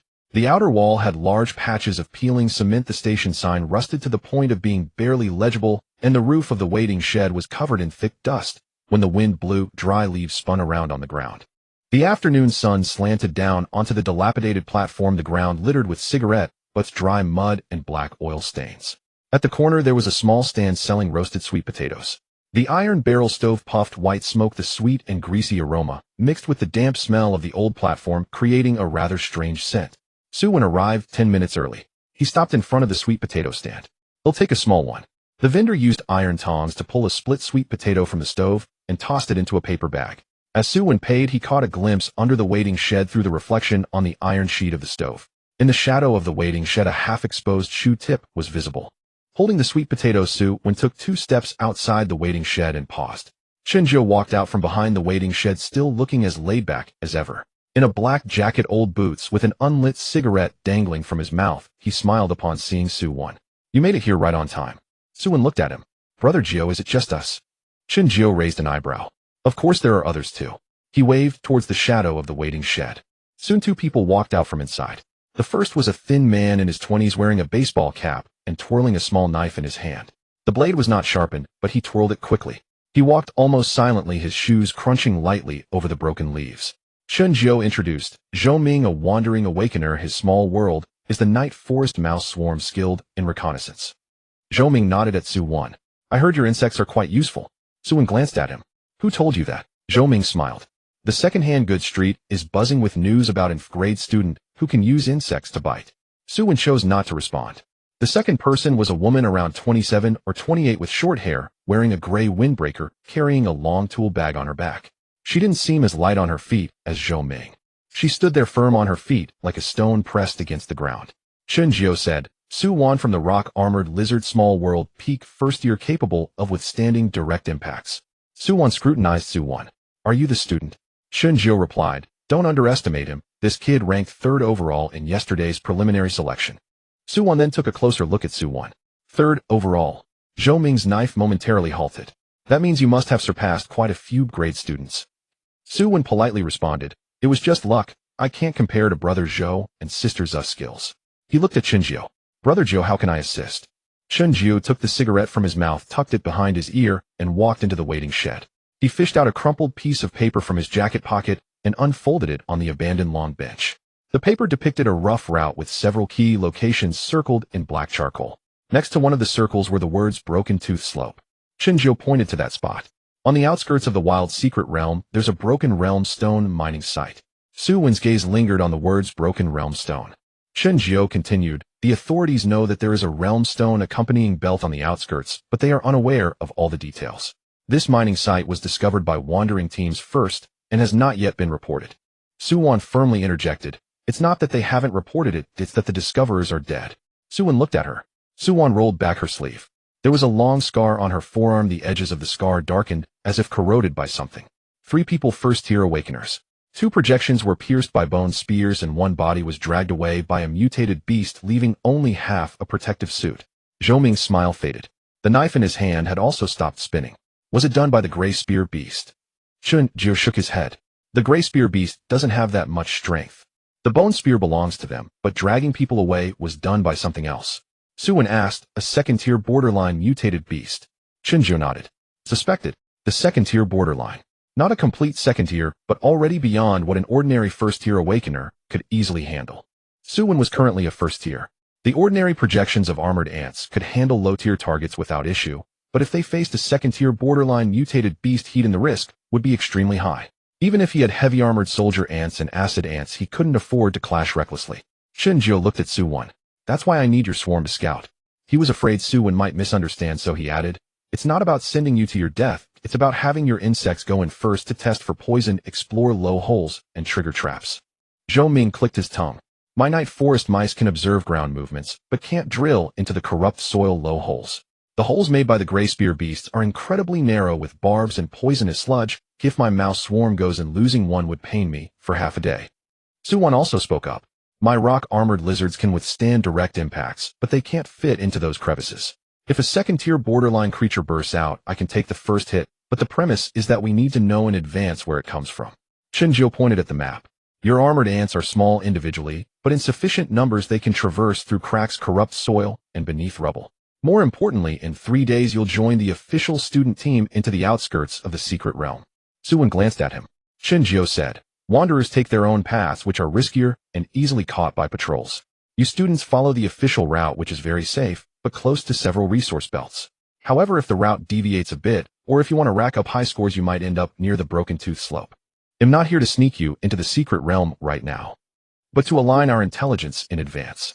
After you go in, if you discover the activity zone of the Gray Spear beasts, or if the official route is pushed towards the mining site, you can choose to temporarily cooperate with us. Of course, you can choose not to cooperate. Su Wen scanned the map from beginning to end. The route was quite rough. The Broken Tooth Slope was not far from the official outskirts collection zone, but it was not within the recommended route. This meant that if he diligently collected low-tier resources, he would most likely not encounter any issues. But if Chu Tianjiao Hanfang and Lu Yuan occupied the high-value spots first, other students would have to move towards the marginal areas for points. The more off the margin area, the higher the probability of encountering Gray Spear beasts and unknown mutated beasts. This completely aligned with what Lin Yu had mentioned earlier about snatching spots. Su Wen asked, why don't you go yourselves? Shunjiao answered straightforwardly, because we explored once and nearly perished inside. Zhou Ming lifted his pant leg. There were bandages wrapped around his calf, and the edges were still seeping with a bit of medicinal scent. I lost over 30 night forest mice. The mental backlash still hurt even now. Shunjiao nodded at his own chest. I was also grazed by a bone spear. The corruption is not strong, but it can slow down projections. The most troublesome part is that they don't attack randomly. Su Wen asked, what do you mean? Zhou Ming pulled out a piece of black cloth from his pocket. The cloth was stained with the remains of gray mud and had a bit of dark red marks. This was torn from the leftover gear of that group of people. The Gray Spear beasts like to emerge from low holes, usually in groups of 3 to 5, with their bone spears smeared with corruption. Su Wen added, they're not strong, but they're very cunning. Shunjiao continued, they also make markings. Su Wen turned to him. Markings for what? Prey trap areas or warning lines? Shunjiao pressed the black cloth against a corner of the map. It's like they're guarding something. Su Wen committed these pieces of information to memory. This was no longer an ordinary beast, but a kind of low-level intelligent group. The danger level of resource gathering in the secret realm was much higher than what was discussed in the school's briefing. Shunjiao pushed the map towards Su Wen.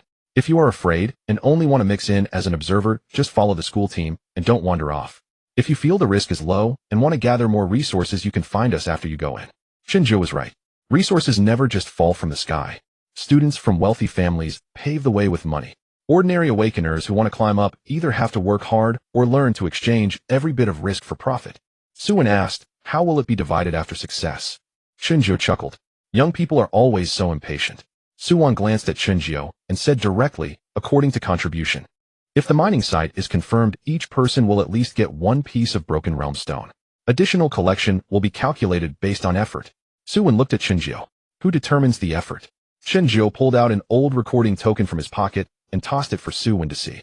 The outer shell of the recording token was heavily worn, but the indicator light still worked. In the secret realm, it will be recorded based on the recording token. Whoever scouts the path, takes damage, discovers the mining site first, or holds the dangerous target will all be recorded.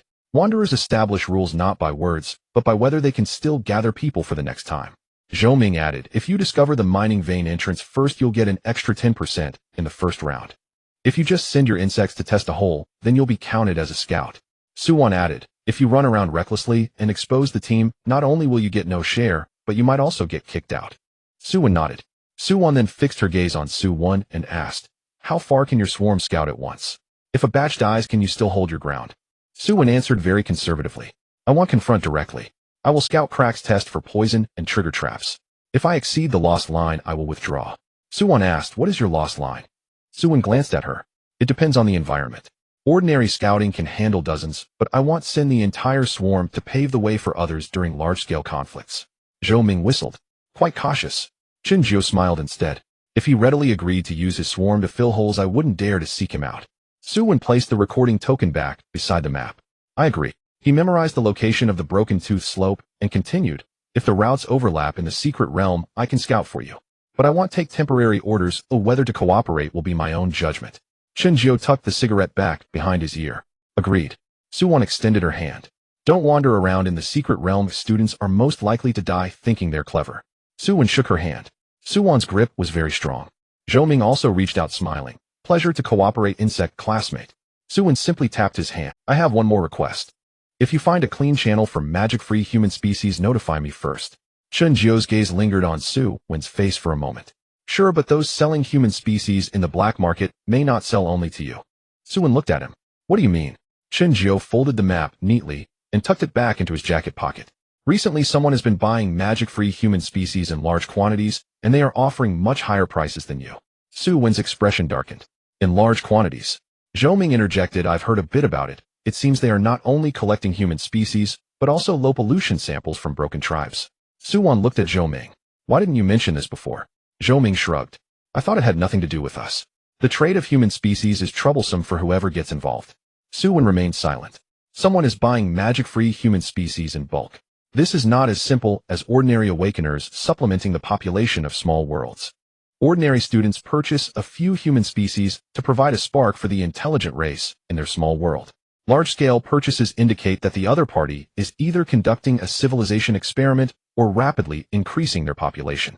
Regardless of which, it means that the clean human species in the black market will become increasingly scarce with prices soaring.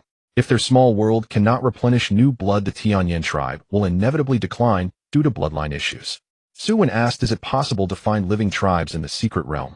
Su Wen immediately frowned. Are you crazy? Living tribes in the secret realm are far more dangerous than human species from the black market. Zhou Ming also dropped his smile. Do you dare to stuff a thing like the gray spear monster into your small world? Aren't you afraid of contamination? Su Wen certainly wouldn't recklessly stuff it in. Whether the items from the secret realm carry pollution, have spiritual anchor points, or bear the aura of corrupted soil must be systematically tested. He asked this merely to confirm the possibility. If there really are low-level intelligent tribes in the secret realm, it would indicate the remnants of civilization. Near the remnants of civilization, there could be tools, symbols, bone artifacts, low-level heritage, or even samples for trade.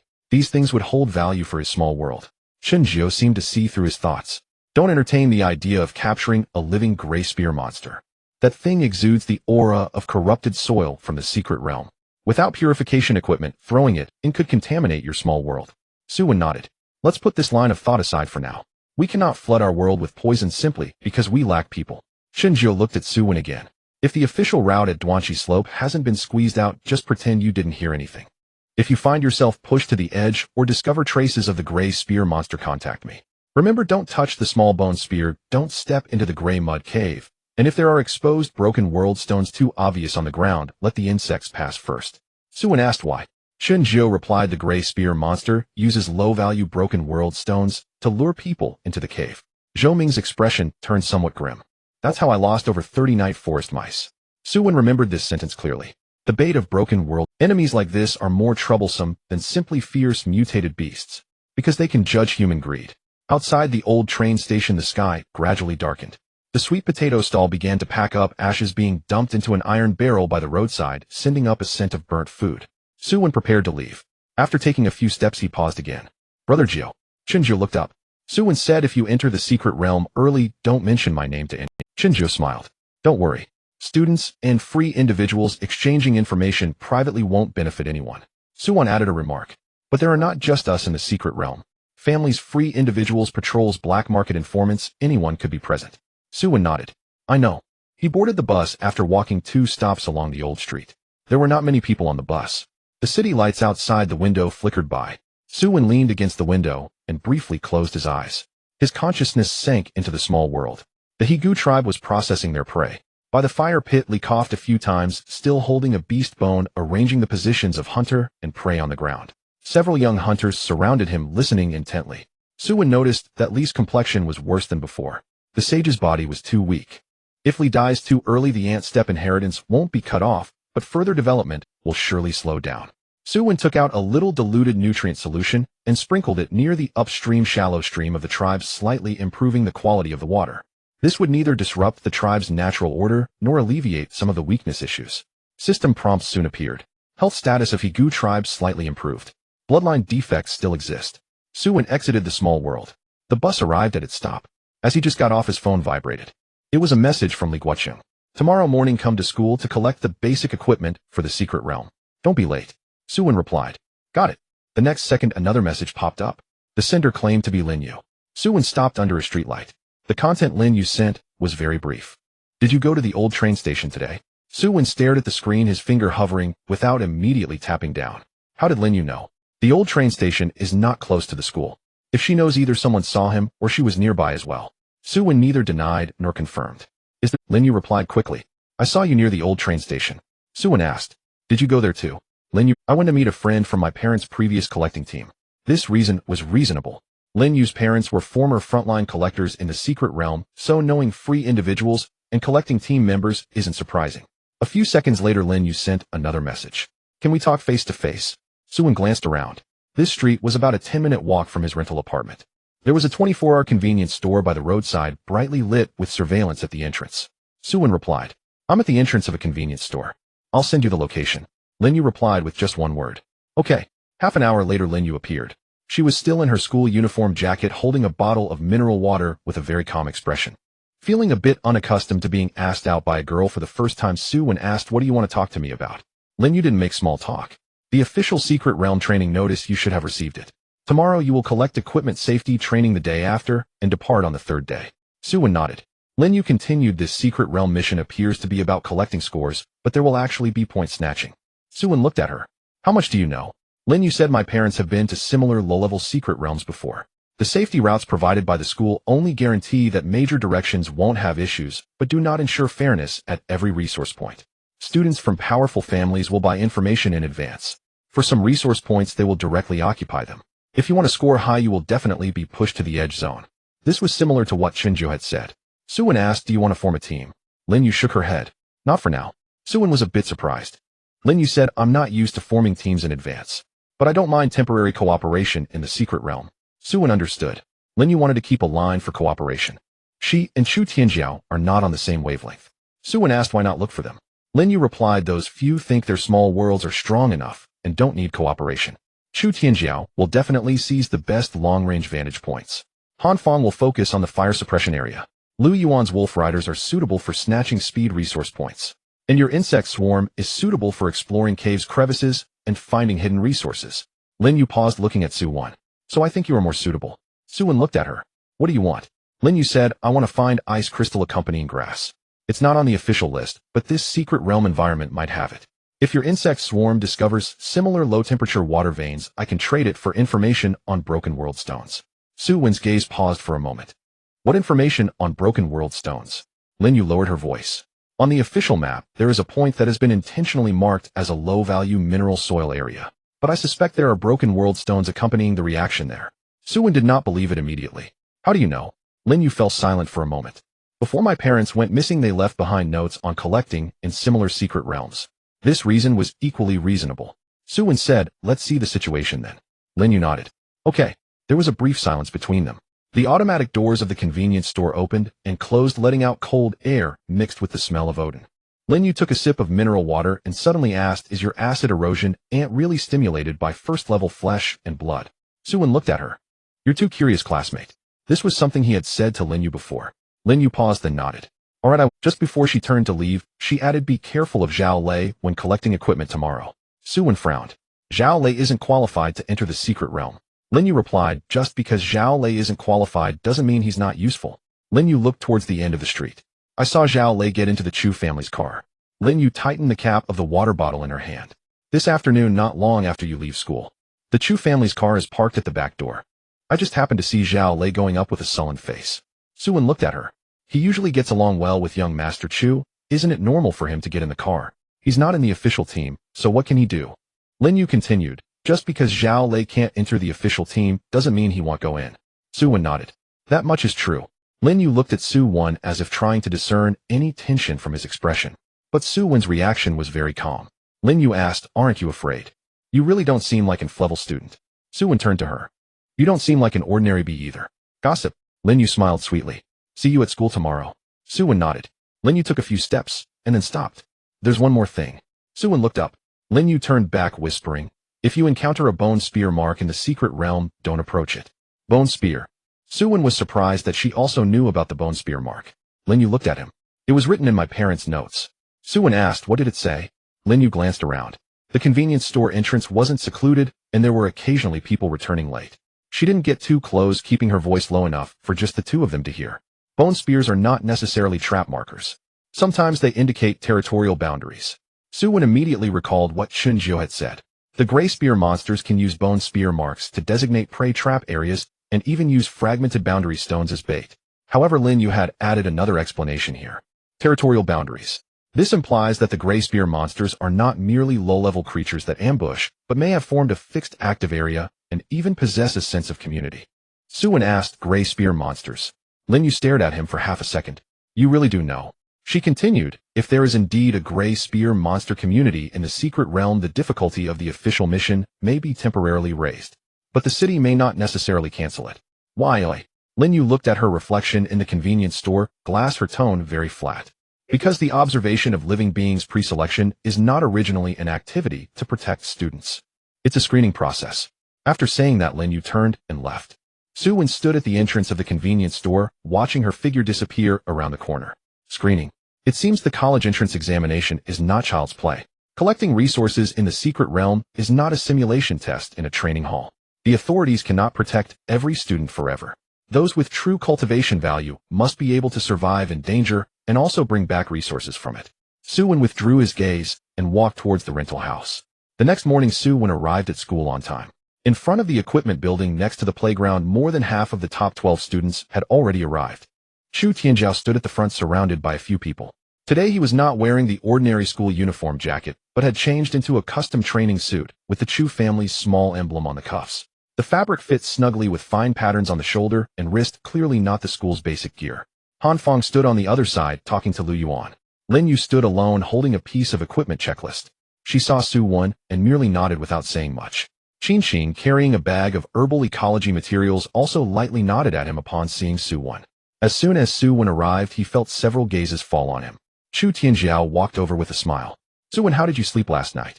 Su Wen replied, not bad. Chu Tianjiao glanced at the old backpack on Su Wen's shoulder. You don't have to be too frugal with secret realm equipment. What the school provides is just the basic version. If you lack protective clothing, I can lend you a set. Several students nearby immediately laughed. Young Master Chu is too generous.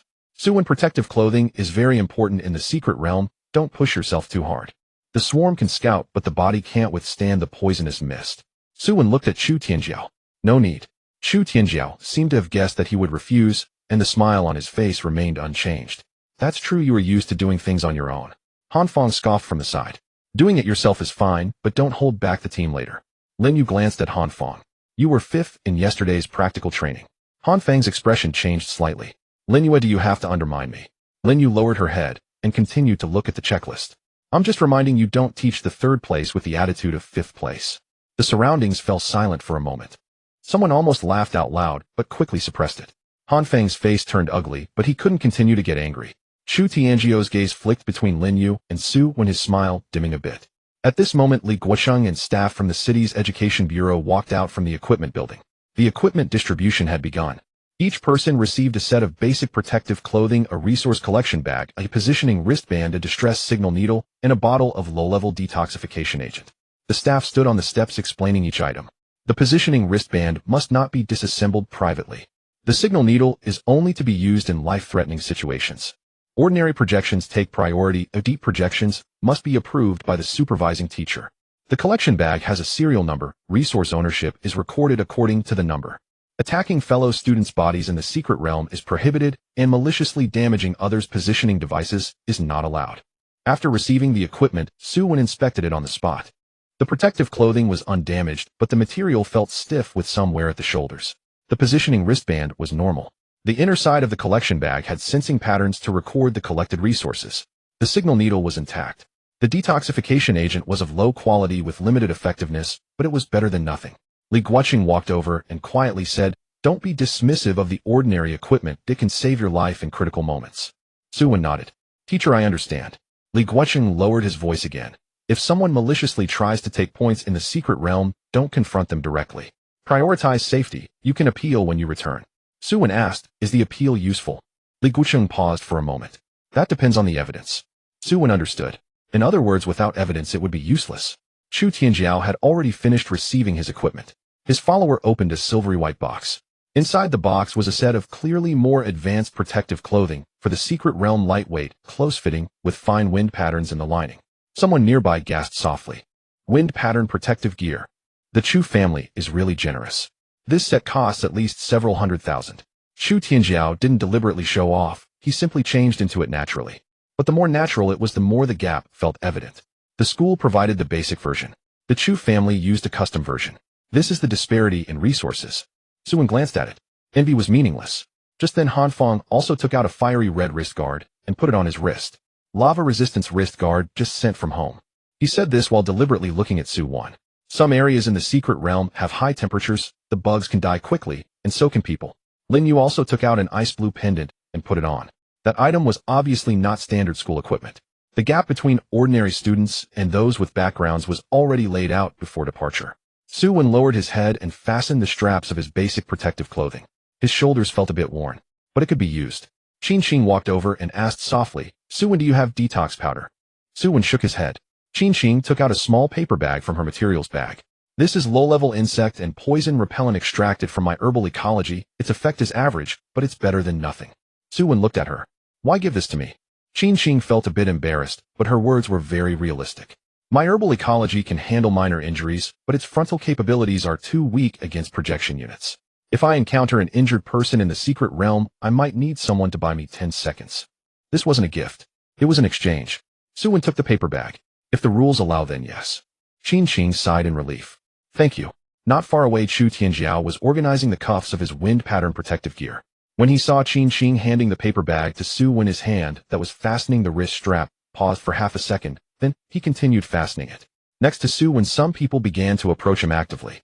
This was not what Chu Tianjiao wanted to see. After the equipment distribution in the morning, the school arranged a safety training session. The content mostly covered basic matters. Do not deviate from the route. Do not collect unidentified living beings privately. Do not attack fellow students' bodies. Do not damage positioning wristbands. If you encounter intelligent beings in the secret realm, report immediately. When it came to the last point, Su Wen noticed that several staff members' expressions were somewhat unnatural. They spoke quickly and did not elaborate. Clearly, the authorities knew at least part of the situation regarding the gray spear monsters. After the training concluded, the students gradually dispersed. As soon as Su Wen stepped out of the equipment building, his phone vibrated. Shenjiu sent a message. "Did the school send out the map, eh?" Su Wen replied. "Not yet." Shenjiu responded quickly. "After you get the map, check the northwest corner. If it's marked as a low-value mining area, don't trust it."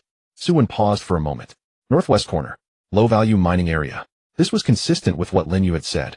The two lines corroborated each other, indicating that there was likely an issue with that place. On the same afternoon, in the Chu family's private training hall beneath the silvery white dome, cold light fell on the projection stage. Chu Tianjiao stood at the front, and in front of him was the training footage of 20 elven archers. The elven archers moved in unison, pulling their bows to the fullest and firing wind-patterned arrows one after another. The moving target was shattered before it could even approach. Zhao Lei stood next to them, his throat dry. These were not the 10 elven archers from the school test. This was 20. Moreover, the arrows bore wind patterns. On the table beside them were 3 types of resources: elven moon spring, wind-patterned arrow wood, and a light green community training chip. Zhao Lei knew he had already fallen out of the core circle around Chu Tianjiao. If he couldn't be of use this time, he wouldn't even have the qualifications to stand here in the future. Chu Tianjiao looked at the projection image expressionlessly. Su Wen thinks the swarm can approach any target. That's because he hasn't seen real long-range firepower take shape. Zhao Lei hurriedly said, "Young Master Chu, I can help you keep an eye on him in the secret realm." Chu Tianjiao didn't turn around. "But you don't qualify to enter the official team." Zhao Lei gritted his teeth. "I have my ways. I know a few low-level freelancers who will enter the outskirts of the secret realm through other entrances." Only then did Chu Tianjiao turn to glance at Zhao Lei. "Do whatever you want, just don't involve me."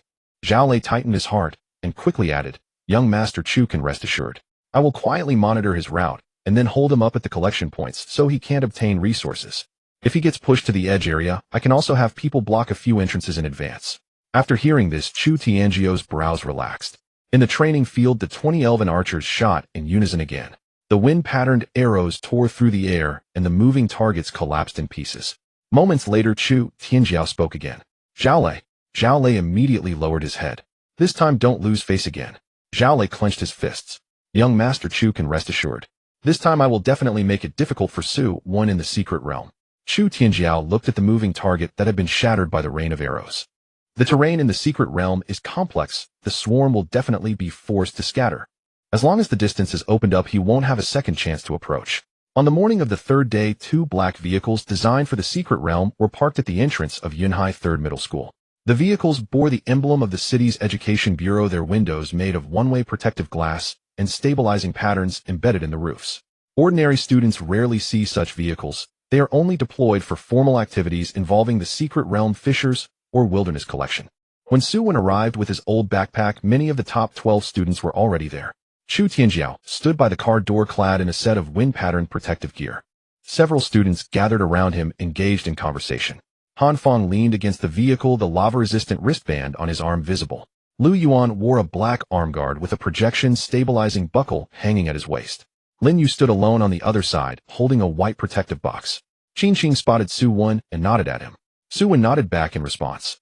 Li Guoqing stood at the front of the line, checking the roster one by one. Lin Yu, present. Chu Tianjiao, present. Su Wen, present. Li Guoqing glanced at Su Wen, lowering his voice. Once you get on the vehicle, don't move around. Don't discuss routes with others until the map is distributed. Su Wen nodded. Understood. The students boarded the vehicle one after another. The interior space was much larger than a regular bus, with fixed seats on both sides and a row of equipment racks in the middle. Each seat was equipped with a safety buckle and an emergency oxygen port. Su Wen sat in a seat towards the back. Qin Qing sat in the row in front of him, and Lin Yu was seated on the opposite side of the aisle, separated by two people. Chu Tianjiao sat at the front. Han Feng deliberately walked past Su Wen and whispered, "The secret realm is not like the training hall, where you can find loopholes easily." Su Wen didn't even look at him. Han Feng paused for a moment, his expression darkening. "Did you hear me?" Only then did Su Wen raise his head. "You're blocking the way." The vehicle fell silent for a moment. Someone stifled a laugh. Han Feng's expression soured. "I hope you remain this tough once you get inside." Lin Yu suddenly spoke up. "He was third yesterday, you were fifth." Han Feng turned around. "Lin Yu, are you determined to go against me?" Lin Yu looked at the protective box in her hands. "I'm just afraid you'll remember the rankings wrong." Han Feng bit his lip and sat back down. Chu Tianjiao didn't turn around, merely smiling. The vehicle doors closed. The secret realm vehicles slowly started moving. The school gate outside receded, and the playground, teaching buildings, and walls were quickly left behind. The vehicle's announcement system activated. "Attention, all participating students, the third item of the city-level observation student pre-selection, the Wilderness Secret Realm Peripheral Collection Task, is about to begin. Task location: low-level Wilderness Secret Realm in the northwest of Yunhai City Code, YH17. Task duration 6 hours. Resources collected will count towards personal points. Attacking fellow students is prohibited. Tampering with positioning devices is prohibited. Unauthorized removal of unregistered live resources from the secret realm is prohibited." The broadcast continued item by item. Su Wen leaned against his seat, not closing his eyes. He was waiting for the map. Soon the leading teacher walked down from the front. This time the leader was not Li Guoqing. Li Guoqing was merely one of the accompanying teachers from the third middle school. The one truly responsible for safety was a middle-aged man sent by the city's education bureau named Song Yan. Song Yan was not tall and spoke very directly. "The maps are being distributed now. Each person will receive a paper map and a positioning wristband that syncs with the map. The paper maps must not be damaged and will be collected afterwards." Several staff members began distributing them. Su Wen took the map. The paper was thick and covered with a waterproof film. The map marked the entrance of the secret realm, safe routes, public resource points, dangerous areas, and evacuation points. Su Wen didn't immediately look at the conspicuous red circles. His gaze fell directly on the northwest corner. There was a marked gray area there with 4 characters written beside it: low-value soil mining area. The area description was quite ordinary. Surface soil is barren with low collection value. Suspected presence of low-tier corrupted mud layers. Students are advised not to delve deeper. Chen Jiu had said that if the northwest corner was marked as a low-value mining area, don't believe it. Lin Yu had also informed him that the official map contained a low-value mining area, which might have fragmented boundary stones resulting from reactions. Su Wen folded the map back to its normal state, revealing no signs of disturbance. Some students in front had already started complaining. Low-value mining area? Who would go there? The soil is heavy and the division is low. It's better to collect ordinary spiritual herbs. The northwest corner is off the safe route. Only a fool would go there. There are only a few publicly high-scoring resource points. They're bound to be fought over." Han Feng turned to Su Wen. "Su Wen, aren't you lacking resources? The low-value mining area is quite suitable for you. After all, the bugs can dig the soil." Someone laughed. Su Wen looked at the map calmly. "You can go to the high-value area." Han Feng scoffed. "Of course I'm going to the high-score area." At this moment, Chu Tianjiao spoke up in a gentle tone. "Han Feng, don't say that." After he finished speaking, he turned back to Su Wen. "However, Su Wen, the insect swarm is indeed suitable for exploring complex surfaces. Although the low-value area may not yield high points, it might still be of benefit to you." This sounded like a reminder. Many students in the vehicle turned to look. Su Wen put away the map. Thank you for the reminder. Chu Tianjiao smiled. You're welcome. Lin Yu looked down at her map, remaining silent. But Su Wen knew that she must have also seen the northwest corner. The secret realm vehicle drove out of the urban area. The buildings outside decreased, and isolation nets and warning signs began to appear along the road. Wilderness buffer zone ahead. Non-awakened individuals are prohibited from entering. If abnormal spatial fluctuations are detected, report immediately. The atmosphere in the vehicle began to change. The students who had been mocking each other fell silent. The secret realm is not a training hall. If the projection fails, it will cause mental shock. If the body encounters an incident, it can lead to real death. Song Yin stood at the front of the vehicle, tapping the armrest. Now I will discuss the formal matters. This time you are entering the peripheral area of a low-level secret realm, not the core area. The danger level in the periphery is low, but that does not mean it is safe. Based on the latest information available, there are 3 main types of dangers. First, low-tier mutated beasts like corrupted mud beasts, blackback wolves, and rockskin snakes. Second, poisonous fog pits, corrupted soil fissures, and collapsing surfaces. Third, suspected traces of low-tier nest creatures. When he mentioned the third point, some people in the vehicle looked up. Han Fong frowned. Teacher, what do you mean by suspected low-tier nest creatures? Song Yin glanced at him. There is no formal designation yet. They could be socialized mutated beasts or nest units produced by the remnants of the secret realm's ecology. You just need to remember, if you encounter bone markings, gray mud caves, or rows of small holes, do not approach and report immediately. Su Wen felt a stir in his heart. The official information was incomplete. They hadn't mentioned the gray spear beast, indicating that the danger information was indeed lagging. The intelligence from Chun Jiao and Lin Yu had strategic value for this task.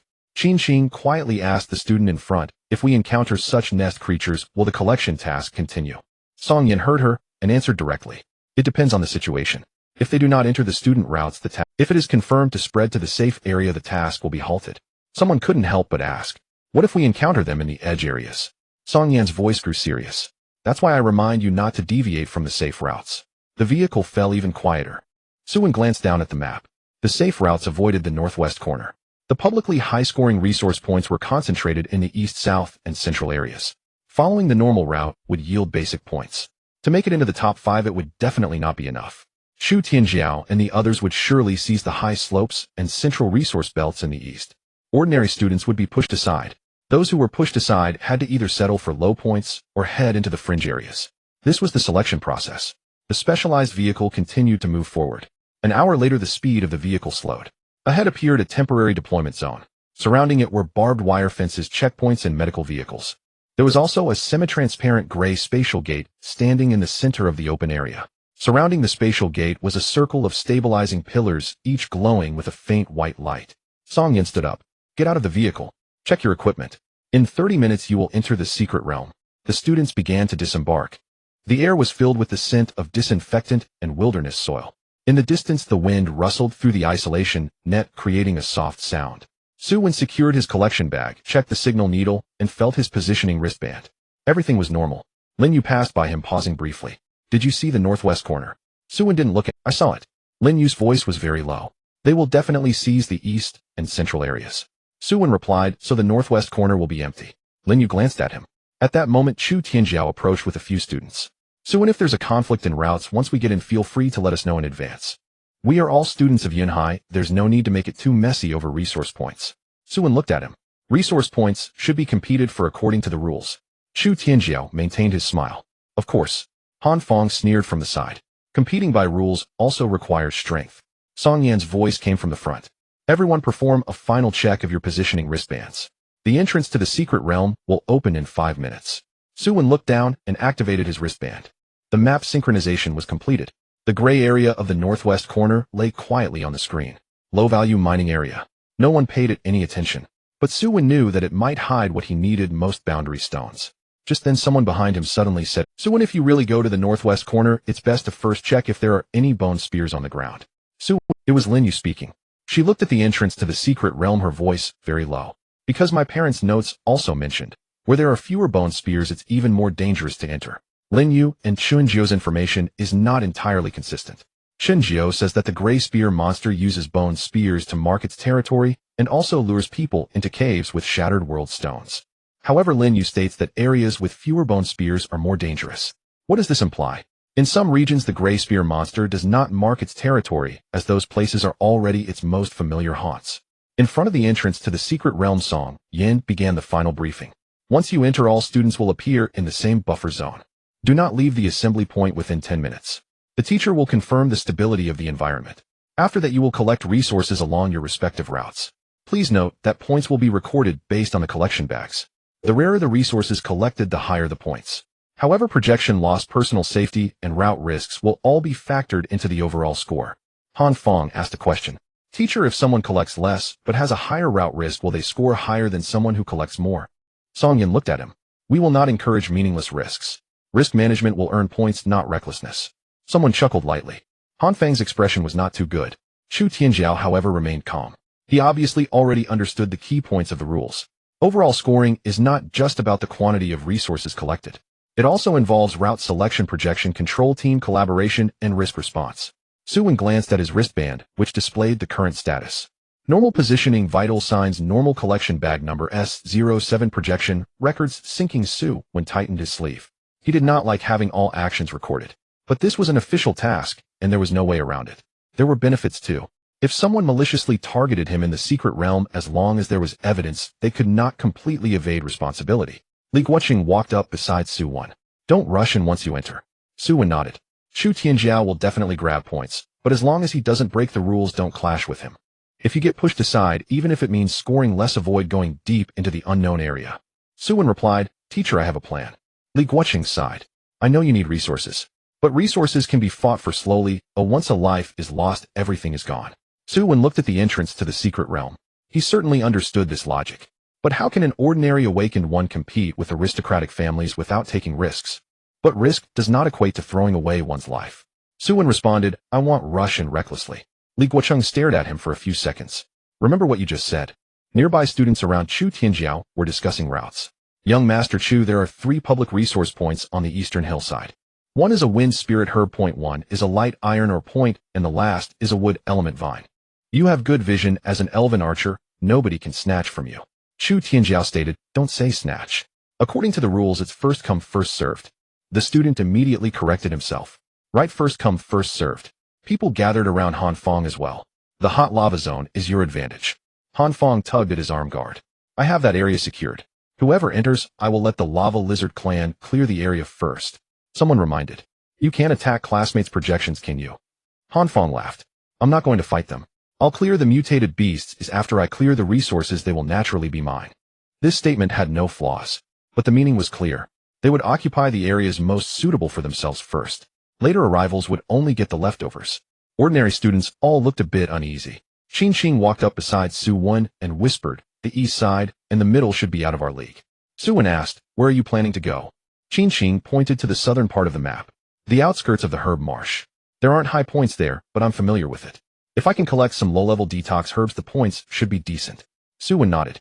Safety first. Qin Qing looked at him. What about you? Su Wen replied, I don't know yet, though I'll decide after entering. Qin Qing glanced at him. You're not really going to the low-value mineral soil area, are you? Su Wen did not directly answer. I'll see how it goes. Qin Qing opened her mouth, but ultimately only said, be careful. The brightness of the stability pillar in front of the secret realm increased. The spatial gate gradually expanded. Inside was a haze of grayish-white mist. Song Yin raised his hand. Prepare to enter.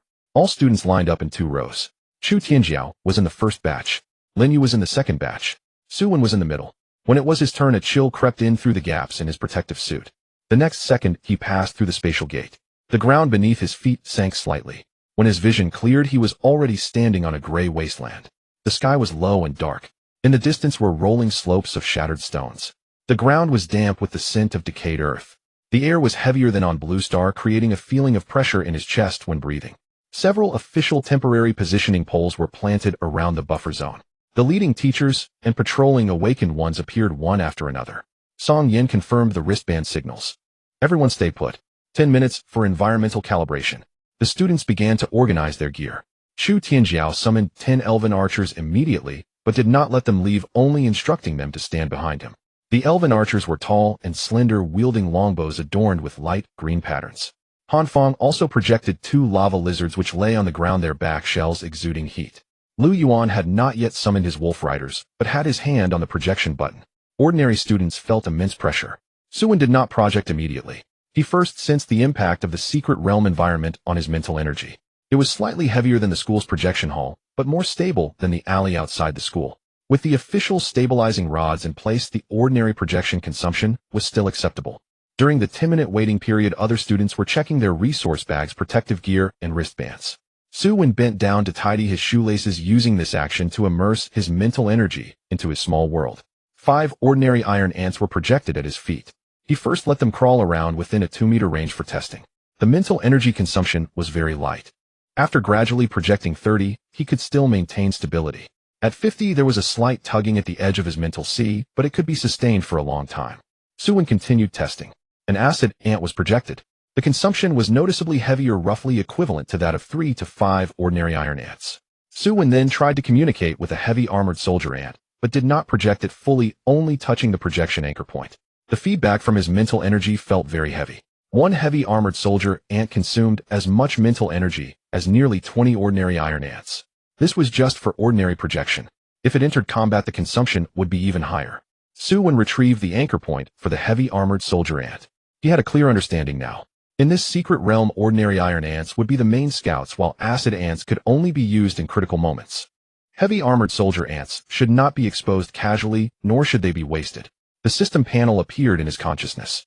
Name: Su Wen, awaken level 1st stage, mental energy, 1st stage stable, currently bearable, ordinary projection, below 50 iron ants for long-term maintenance, acid ant consumption, about 3 to 5 ordinary iron ants, heavy armored soldier ant consumption, about 20 ordinary iron ants, physical feedback, primary enhancement. Just as Su Wen put away the panel, Han Fang's voice rang out. Su Wen, why haven't you released your bugs yet? Afraid that the mud in the secret realm is too dirty and will suffocate your bugs? Several students laughed. Su Wen stood up. No hurry. Han Fang sneered. I just want to see how impressive the 3rd-ranked bug swarm is. Lin Yu spoke up beside them. If he shows you his trump card now, that would be strange. Han Fang's expression darkened. Lin Yu, whose side are you on? Lin Yu looked at him. On the side of those with normal brains. Han Fang was almost enraged. Song Yan coldly said, quiet. The atmosphere immediately calmed down. A few minutes later, the environmental calibration was completed. Song Yan raised his hand. The collection task begins. All students act according to the map. Report any abnormal situations immediately. Remember, this secret realm is not a competition arena. As soon as he finished speaking, Chu Tianjiao moved first. The number of elven archers behind him instantly increased to 20. Wind-patterned arrows were knocked to bows. He headed directly toward the eastern hillside. Several students immediately followed. Han Fang summoned 4 lava lizards and turned toward the hot lava zone. Lu Yuan raised his hand, and 2 wolf riders appeared, charging directly toward the central speed resource point. Ordinary students, upon witnessing this, hurriedly moved as well. Everyone knew that if they were late to high-scoring points, they would be gone. The buffer zone quickly emptied by half. Su Wen did not rush. He projected 20 ordinary iron ants, letting them spread out close to the ground. A few crawled into the crevices of the stones. Others climbed along the edges of decayed grass. A few were exploring the mud layers in the low-lying areas. Qing passed by and couldn't help but ask, aren't you going to snatch the public points? Su Wen replied, I can't snatch them. Qing was taken aback. She looked at the direction where Chu Tianjiao had left, then at Han Fang. Finally she nodded. Then I'll head to the south. Su Wen said, be careful of the toxic fog pits. Qing responded and quickly left. Lin Yu approached him. Aren't you worried about falling behind in points? Su Wen gazed into the distance. The secret realm task lasts 6 hours, not just the opening 10 minutes. Lin Yu paused. Are you planning to go northwest? Su Wen replied, aren't you planning to go as well? Lin Yu did not deny it. I will head to the low-temperature water vein first. If you notice anything unusual, contact me. After saying that, she turned and left. Su Wen looked at the northwest corner of the map. The low-value mineral soil area was not close from here. Taking a safe route around would take a lot of time. If he cut through the edge of the center, he would have to pass through a slope of shattered stones. That area was close to Chu Tianjiao's hillside view. Just as he took a few steps, his wristband suddenly vibrated. The public channel carried Chu Tianjiao's voice. The first wind spirit herb point on the east side has been cleared. The surrounding mutated beasts have been driven away. Subsequent students can detour to avoid entering the arrow range. All students understood. The first high score point had already been claimed by him. A few seconds later, Han Fang's voice also came through. The entrance to the hot lava zone has been cleared. The temperature here is high and not suitable for ordinary projection units to enter. Don't say I didn't warn you. Lu Yuan's side also sent out a warning. The central wolf tooth herb point has been occupied. Ordinary students' expressions changed. In less than 10 minutes, a batch of high-scoring points had disappeared. Su Wen did not stop. The 20 iron ants spread out in front of him. He avoided the main road and slowly headed northwest. Students behind saw this and couldn't help but whisper, Su Wen isn't really going to the low-value mineral soil area, is he? Has he been pushed out? Is the third on the leaderboard like this? Han Feng's voice came from the public channel. Su Wen, remember to dig more soil from the mineral soil area. Don't come back empty-handed. Su Wen looked at the slope of shattered stones ahead and did not respond. But the next second Chu Tianzhuo's gentle voice echoed. Su Wen, the fringe area is indeed more suitable for bug swarms to scout. But be careful not to go too deep. Su Wen stopped, raising his head to look at the eastern hillside. From a distance he could not see Chu Tianzhuo's figure, but he knew that the other party must be able to see him through the elven archers. Su Wen pressed the public channel. Thank you. Chu Tianzhuo responded with a smile. You're welcome, we are all classmates. Su Wen turned off the channel and continued walking northwest. 20 iron ants crawled close to the ground, burrowing through the rubble into a patch of gray mud. Here he had already begun to deviate from the public safety route. Just then Lin Yu's private channel lit up. She sent only one line. There is an old bone stake 300 meters to your right front. Don't go past it from the front. Su Wen looked at the text, pausing for a moment. Before he could reply, a student's startled voice suddenly came through the public channel. Wait, why is there a bone spear on the ground here? Song Yan's voice immediately interjected. Who found it? Report the location. The student's voice trembled a bit. To the west of the center, behind the wolf-tooth herb point. The next second Lin Yu's private channel lit up again. Su Wen, the bone spear shouldn't appear this early on the student route. A brief silence filled the public channel, stretched infinitely by the crackling sound of electricity. Moments later, Song Yan's voice echoed like a stone thrown into still water. Students who discovered the bone spear, report your coordinates, stay in place, and do not approach. Repeat, do not approach. Received. The trembling voice of the student responded immediately. Chu Tianzhuo's voice cut in at the right moment. Teacher Song, my elven archer has aerial vision and can remotely observe the area to prevent any potential threats. Do you need assistance? This remark sounded particularly considerate, as if genuinely concerned for the team's safety. Not for now. Song Yan's response was brief, then he added, all leading teachers move towards the marked point to confirm the situation. Han Feng scoffed in the channel, muttering, it's just a broken bone, no need to fuss over it. It might just be the remains of a beast left over from the last secret realm cycle. Han Feng. Song Yan's voice suddenly became stern, shut up and follow orders. The channel fell silent again, but an invisible pressure began to spread. Su Wen stood sheltered from the wind on the rubble slope, his fingertips gliding over the map on his wristband. The area where the bone spear appeared, located in the central west region, was still quite a distance from his position in the northwest corner, yet its mere presence was a dangerous signal. The official intelligence report's mention of suspected traces of nest creature activities was being confirmed. This meant that this group of students might have unwittingly stepped into the hunting ground of an unknown tribe. He did not rush into, instead he commanded the 20 iron-armored ants lurking around to remain completely silent, blending into the desolate and quiet environment like blocks of black rock. 5 of them quietly approached the old bone stake direction, as Lin Yu had reminded him, along the ground fissures to his right front. The feedback relayed through the mental link was cold and fragmented. Beneath the rubble lay slippery, rotten mud, emitting a strange smell of decaying plants mixed with soil. About 50 meters ahead, a half-buried beast bone was embedded in the ground, severely weathered, with patches of dried moss still clinging to it, appearing as a natural part of this wasteland. There was no entrance, no ambush. Everything was too normal to be suspicious. Following his intuition, Su Wen commanded the ant swarm to quietly bypass that area. In the private channel, a concise message from Lin Yu popped up. Did you see it? A half-buried bone stake looks like a residue marker. Su Wen replied. Boundary marker. Lin Yu quickly responded, my assessment is that we are already treading on someone else's territory. Where are you? Low temperature water vein at the entrance. Not far from you. Su Wen closed the channel, understanding that while Lin Yu maintained a safe distance, he was also using this line to mutually verify intelligence. It was a clever approach. He continued to delve northwest, yet the public channel became noisy once again. The second wind spirit grass point on the east side has also been cleared. Are you kidding me? Chu Tianzhuo's advancing speed is simply monstrous. Does his elven archer not need to rest at all? How can we continue like this? He monopolized the high-scoring resource point all to himself. Complaints arose in waves, while Chu Tianzhuo's response remained as gentle and graceful as ever. Classmates, the second resource point has been cleared. During the collection period, I discovered traces of low-level black-backed wolf packs nearby. To avoid danger for everyone, I have already driven them away. Subsequent students are advised to avoid this area as much as possible. His words were impeccably crafted, asserting dominance, while presenting a high-minded facade of considering everyone's safety. Immediately after, Han Feng's coarse voice also rang out. I have collected the first batch of red-striped stones from the hot rock area. Just a reminder, the surface temperature here can roast ordinary insect shells and any grass, and wood projections coming in are just looking for trouble. Don't waste your spiritual power for nothing. Lu Yuan's wolf riding unit also occupied a resource point requiring rapid maneuvering.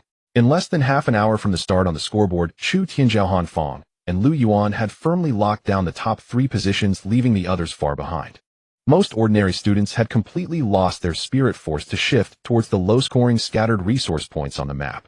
On Su Wen's path, 2 fellow students who had been pushed out by mainstream teams soon appeared. One of them saw Su Wen and chuckled gleefully. "Su Wen, are you really planning to mine soil in that direction? That stuff is heavy and has no score, and it's easy to get stuck in the rotten mud." The other pretended to sigh sympathetically. "There's no helping it. Who told the high-scoring points to be monopolized by those like Chu? Even ranking 3rd overall, you still have to eat right." Su Wen did not stop his pace, not even glancing at them, responding calmly. "No one is stopping you in the high-scoring area." The smiles on the faces of the 2 froze, having made fools of themselves, grumbling about not recognizing goodwill as they turned towards another fork in the road. Su Wen was indifferent. Wind spirit grass. Red-striped stones. While these items had their value, they were far less important to him than a piece of world stone capable of expanding the area of a small world and carrying the future of civilization. Ahead, the terrain changed once more, with the rubble slope transitioning into a vast expanse of cracked gray mud resembling a dried riverbed. The foul smell of decay in the air grew stronger. The map indicated that he was already at the periphery of the low-value mining area. Su Wen's vigilance rose to the highest level. The 20 iron-armored ants dispersed again, weaving an invisible reconnaissance network.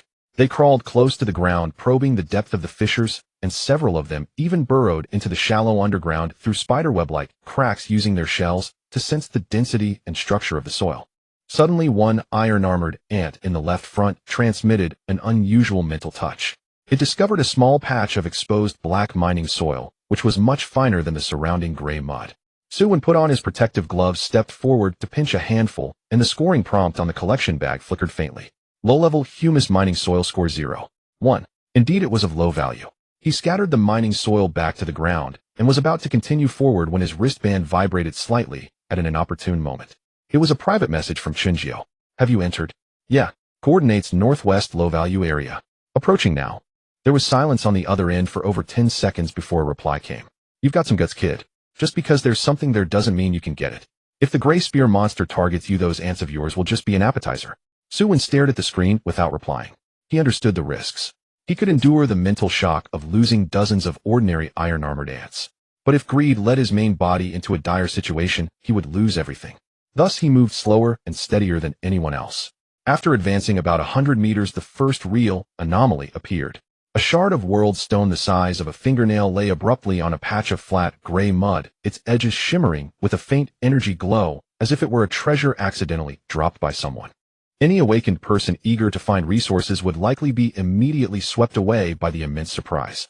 However, Su Wen halted and tightened his gaze. It was too clean. The surrounding gray mud had no footprints, no claw marks, and even the patterns left by the wind seemed overly deliberate. This shard of world stone resembled the only prop illuminated by spotlights on a stage, radiating a sense of incongruity. Chun Jiu's warning echoed in his mind. The gray spear monster lures with low-value world stone.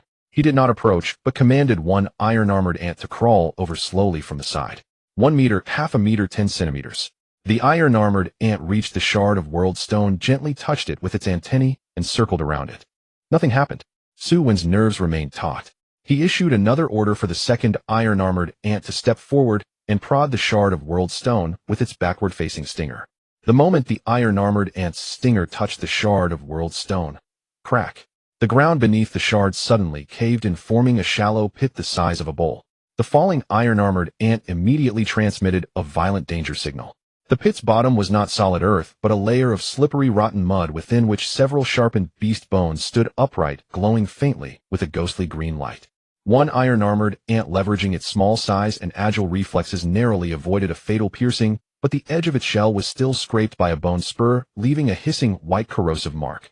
A slight, yet sharp sting instantly surged through the mental link to Su Wen's mind. He immediately severed the projection link with that iron-armored ant, allowing it to dissipate in the pit. The shard of world stone rolled down the slumping slope into the rotten mud, becoming a genuine bait. Su Wen slowly straightened up, a fine layer of cold sweat forming on his back. This was no longer a beast-level trap. The choice of position, the setup of bait, the method of triggering the mechanism. The creature that arranged all this possessed considerable intelligence and patience. He sent the coordinates of the trap and the information about world stone bait with poison bone spurs hidden in the pit to Lin Yu through the private channel. Lin Yu's response was urgent, don't move, him closing in on your position. No need to get too close, stay vigilant. Su Wen did not linger in place, but chose to move sideways to the left for several meters, completely bypassing this trap area. His subsequent actions became even more cautious, no longer focusing on anything that appeared valuable on the surface, instead commanding the iron-armored ants to conduct a thorough search along the underground fissures and rock structures. At that moment, the public channel was once again filled with the always gentle voice of Chu Tianjiao, but it carried a strong sense of control. The third public resource point on the east side has been cleared. Currently, the activity of mutated beasts in the high slope area on the east side has become frequent, and the energy fluctuations are also very unstable. For the safety of all students, I suggest everyone avoid entering this area for now. Finally, a student could not hold back any longer. Chu Tianjiao, you've cleared all the resource points, and now you're telling us not to go over. How are we supposed to score? Chu Tianjiao's tone remained calm, even appearing innocent. This student, I am merely fulfilling the responsibility of a team member, reminding everyone to pay attention to safety. The rules are first come, first served. I have never stopped anyone from competing with me. If you believe you have the ability to gather while dealing with the beast pack, I certainly welcome you to try. The student who had challenged him was immediately rendered speechless. Han Fang's derisive laughter echoed appropriately. If you lack capability, just don't be sour. Chu is protecting you all, do you understand? The channel fell into an awkward silence. Song Yin did not intervene either, for Chu Tianjiao's actions from a rules perspective were impeccable. Su Wen glanced at the scoring leaderboard on his wristband. Chu Tianjiao's score soared ahead with Han Fang and Lu Yuan close behind, while Lin Yu and the steady Qin Qing also entered the top 5. As for him, due to collecting only a few sample mining soils, his ranking had already dropped to 10th. Chu Tianjiao, what a brilliant strategy. With undeniable strength and a grandiose rationale, he conducted a physical clearing of the high-value area, systematically pushing all competitors, especially the one he feared most, Su Wen, toward the edge of the map. He thought he was pushing Su Wen into a corner, but he did not know that he was inadvertently guiding Su Wen towards the only path that could lead to treasure. Ahead, the reconnaissance feedback from the iron-armored ants indicated further changes. The gray mud layer gradually thinned, transforming into a vast expanse of hard black-brown shell-like surface, as if scorched by fire. The feedback from underground also grew increasingly strange, the sense of hollowness becoming stronger. This place did not resemble a mining area, but rather the surface of a vast hollow nest. Su Wen halted just as he was preparing to explore further when a strange, unmarked call request suddenly popped up on his wristband's private communication channel. He frowned and answered. A heavily processed, distorted voice rang out, carrying blatant malice and warning. Su, don't go any further. Su Wen's pupils constricted, lowering his voice. Who are you? The other party seemed to mock his ignorance, their tone filled with derision. A kind-hearted person who doesn't want to see you die too quickly. The garbage dump beneath your feet is not something you can touch. If you know what's good for you, roll back and dig your soil in the safe zone. Otherwise, I won't mind turning your ants into mush one by one. Click. The communication was abruptly cut off. The desolate gray plaster surface fell back into silence. The lead gray clouds overhead loomed low, swallowing the scant light. A gust of cold wind, thick with the scent of earth, swept along the ground, raising a few specks of grayish dust. Stepping into the mire, Su Wen stood still, his mind devoid of anger, only a rapidly spinning web of deductions. This call request had no identifier code, having undergone multiple encryptions and voice alterations. The other party possessed counter-surveillance awareness or held special equipment capable of jamming official channels. The other party knew his surname, understood his route, and was well aware that his means for exploration was the bug. This information was known to all the students present. However, those who would threaten in such a veiled manner were few. Zhao, Su Wen immediately ruled him out. That hot-headed subordinate was more likely to hide in the shadows and strike directly rather than make a phone call to issue threats. Chu Tianjiao. Su Wen dismissed this thought as well. Chu Tianjiao believed in overt strategies, preferring to crush opponents with absolute resources and rules. Such lowly verbal threats would tarnish his lofty self-image. That left only one possibility: Wind, the entity leaking his information, or a black market gatherer who had entered earlier than the student team. Su Wen's gaze swept ahead, meticulously eliminating disguises in the environment. He was certain that he had been locked onto by some pair of eyes or a certain type of microsurveillance entity. The other party did not strike, but rather drove him away. This behavior itself revealed a wealth of information. The more they warned him away, the more they indicated danger, proving that within this so-called low-value mining area lay secrets of immense worth. It could even be the vein of boundary stones he urgently needed. Su Wen raised his hand and turned off the screen of his positioning bracelet. He did not even take a step back. His will had already sunk into the anchor point of the small world. He would not retreat. Ordinary awakened beings had no right to back down in front of resources. A step back could mean decades of hardship for his Tianyin tribe and his ant swarm. With a slight movement of his spiritual power, the 20 iron-armored ants lurking nearby received the command simultaneously. They clung to the ground, their 6 legs alternating, spreading out like a net penetrating deeper. The terrain ahead quickly changed. The rubble slope came to an abrupt end, replaced by vast stretches of dark brown hardshell surface. Stepping on it would produce a crisp sound, as if crushing dry bones. The damp, earthy smell in the air faded, replaced by the putrid stench of rotting wood mixed with stale blood. Here they were already at the core edge of the low-value mining area on the map. Su Wen's nerves were completely taut.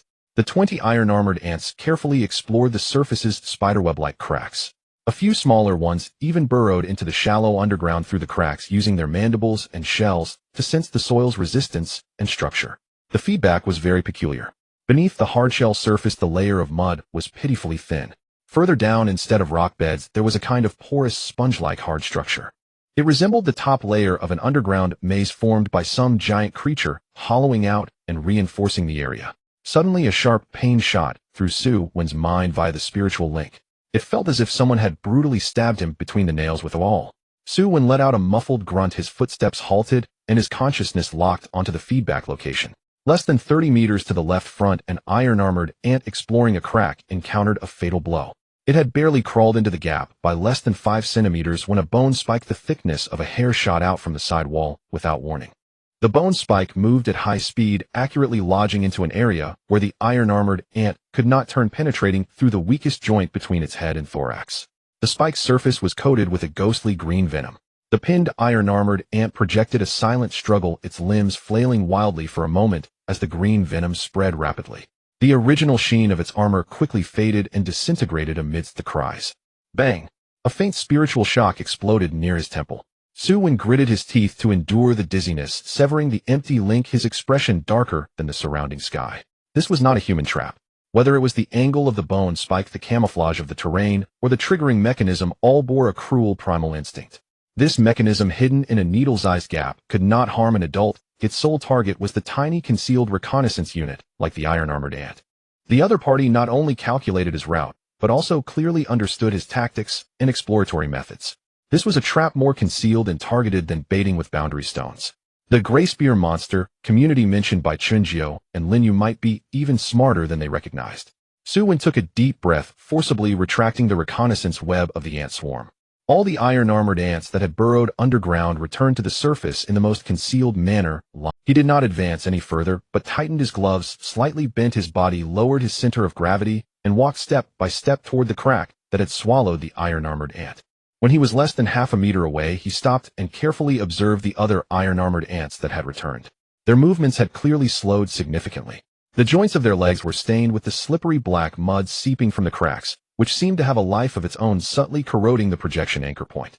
Poisonous mud. Such an environment, continuously inflicting toxic damage, was a deadly nemesis for low-tier swarms that relied solely on numbers and close combat. A detail flashed quickly through Su Wen's mind. He opened his backpack and pulled out a paper packet from the inner compartment. It was the low-level insect repellent and detoxifying powder that Qing had sent him. The effect is average but better than nothing, echoed in his ears. Su Wen unscrewed his water bottle, poured a little clean water into his palm, tore open the paper packet, and dumped half of the white powder into it. He quickly stirred with his index finger, the powder dissolving rapidly into a murky liquid that emitted a pungent herbal aroma. Su Wen half-squatted, commanding one of the iron-armored ants most affected by the toxic mud to crawl closer. He extended his index finger, carefully applying the liquid to the joints of the iron-armored ant that were tainted with black mud. Hiss! A faint sound emerged. As the liquid came into contact with the black mud, a wisp of pale green smoke rose, carrying a sharp, acrid smell. In just a few seconds, the viscous black mud on its leg dissolved into ash and fell away. The originally stiff iron-armored ant quickly waved its 2 antennae, stabilizing itself on the ground once more. Although the liquid was low-level, it was capable of neutralizing this secret realm's corruption. Su Wen's tense back slightly relaxed. This additional support gave him some breathing room. Just as he prepared to deal with the remaining iron-armored ants, the bracelet emitted a low-frequency vibration. It was Lin Yu's private encrypted signal. He pressed the button to connect, There was only a voice channel. Lin Yu's voice remained cold, but was slightly faster, carrying a sense of certainty. You performed a small-scale toxin neutralization near your coordinates, didn't you? Su Wen tilted his head slightly. The entrance to the low-temperature water vein that Lin Yu mentioned was at least several kilometers away, as she couldn't possibly have seen it with her eyes. How do you know? On the other end of the communication, Lin Yu seemed to adjust her breathing. My B-level ice lake world is highly sensitive to environmental energy. In this secret realm, any pure chemical reaction or energy purification is like striking a match. Lin Yu continued with pride. Through the diffusion of the ice lake's vapor, I captured a trace of detoxifying herbal vapor emanating from your direction. Lin Yu paused. What did you use? Lin Yu's voice was very close sounding, just not far away. Su Wen continued to sprinkle the diluted detox powder on the ground, while calmly responding, the detox powder from Qin, you saw it too. Is it effective against the corruption here? Lin Yu's tone was somewhat surprised. Temporarily effective, Su Wen answered succinctly. He knew that a clever person like Lin Yu was not inquiring about the detox powder itself, but rather about how he deduced the presence of corruption here. Sure enough, Lin Yu fell silent for a few seconds, and the faint sound of her footsteps crunching the hard shell surface could be heard in the channel. She was approaching him. Can your insects detect toxins? They're sluggish and their shells are corroded. Can't you tell? Su Wen retorted. This was a reasonable explanation. One of the advantages of the swarm was that they could use low-value units to test for danger in the environment. Lin Yu did not press further. She appeared about 30 meters behind Su when holding a silver-white detector with the needle on the device slightly bouncing. She did not come closer, just watching Su Wen's actions from afar, saying, I detected a faint low-temperature water vein reaction underground which may lead to the ice crystal companion herb I mentioned. But the entrance is blocked, leaving only a very narrow crack. Su Wen pondered. His armored ant had just discovered a bottomless narrow crack nearby, too narrow for a human arm to fit through, but he could feel a slight airflow inside. The discoveries of both were overlapping in the same area. Su Wen looked at her. Do you want to collaborate? A temporary collaboration. Lin Yu replied straightforwardly. I will help you confirm the specific location of the companion reaction of the Shattered World Stone, and you will help me use the swarm to investigate that crack. If we find the ice crystal companion herb, it belongs to me. If there are other resources present, we will distribute them according to contributions. As for the World Stone, if it really exists, the information belongs to you, as we discussed earlier. Okay, Su Wen nodded. This was a fair deal. Neither of them was one to drag their feet, and they quickly established the basis for their collaboration. They did not inquire about each other's hidden cards, only focusing on results and mutually beneficial coexistence. Lin Yu put away the detector and walked toward the crack pointed out by Su Wen. The crack was located beneath a massive dark brown rock resembling an ugly scar. Scattered around on the ground were several fragments of beast bones, also coated with dried black mud.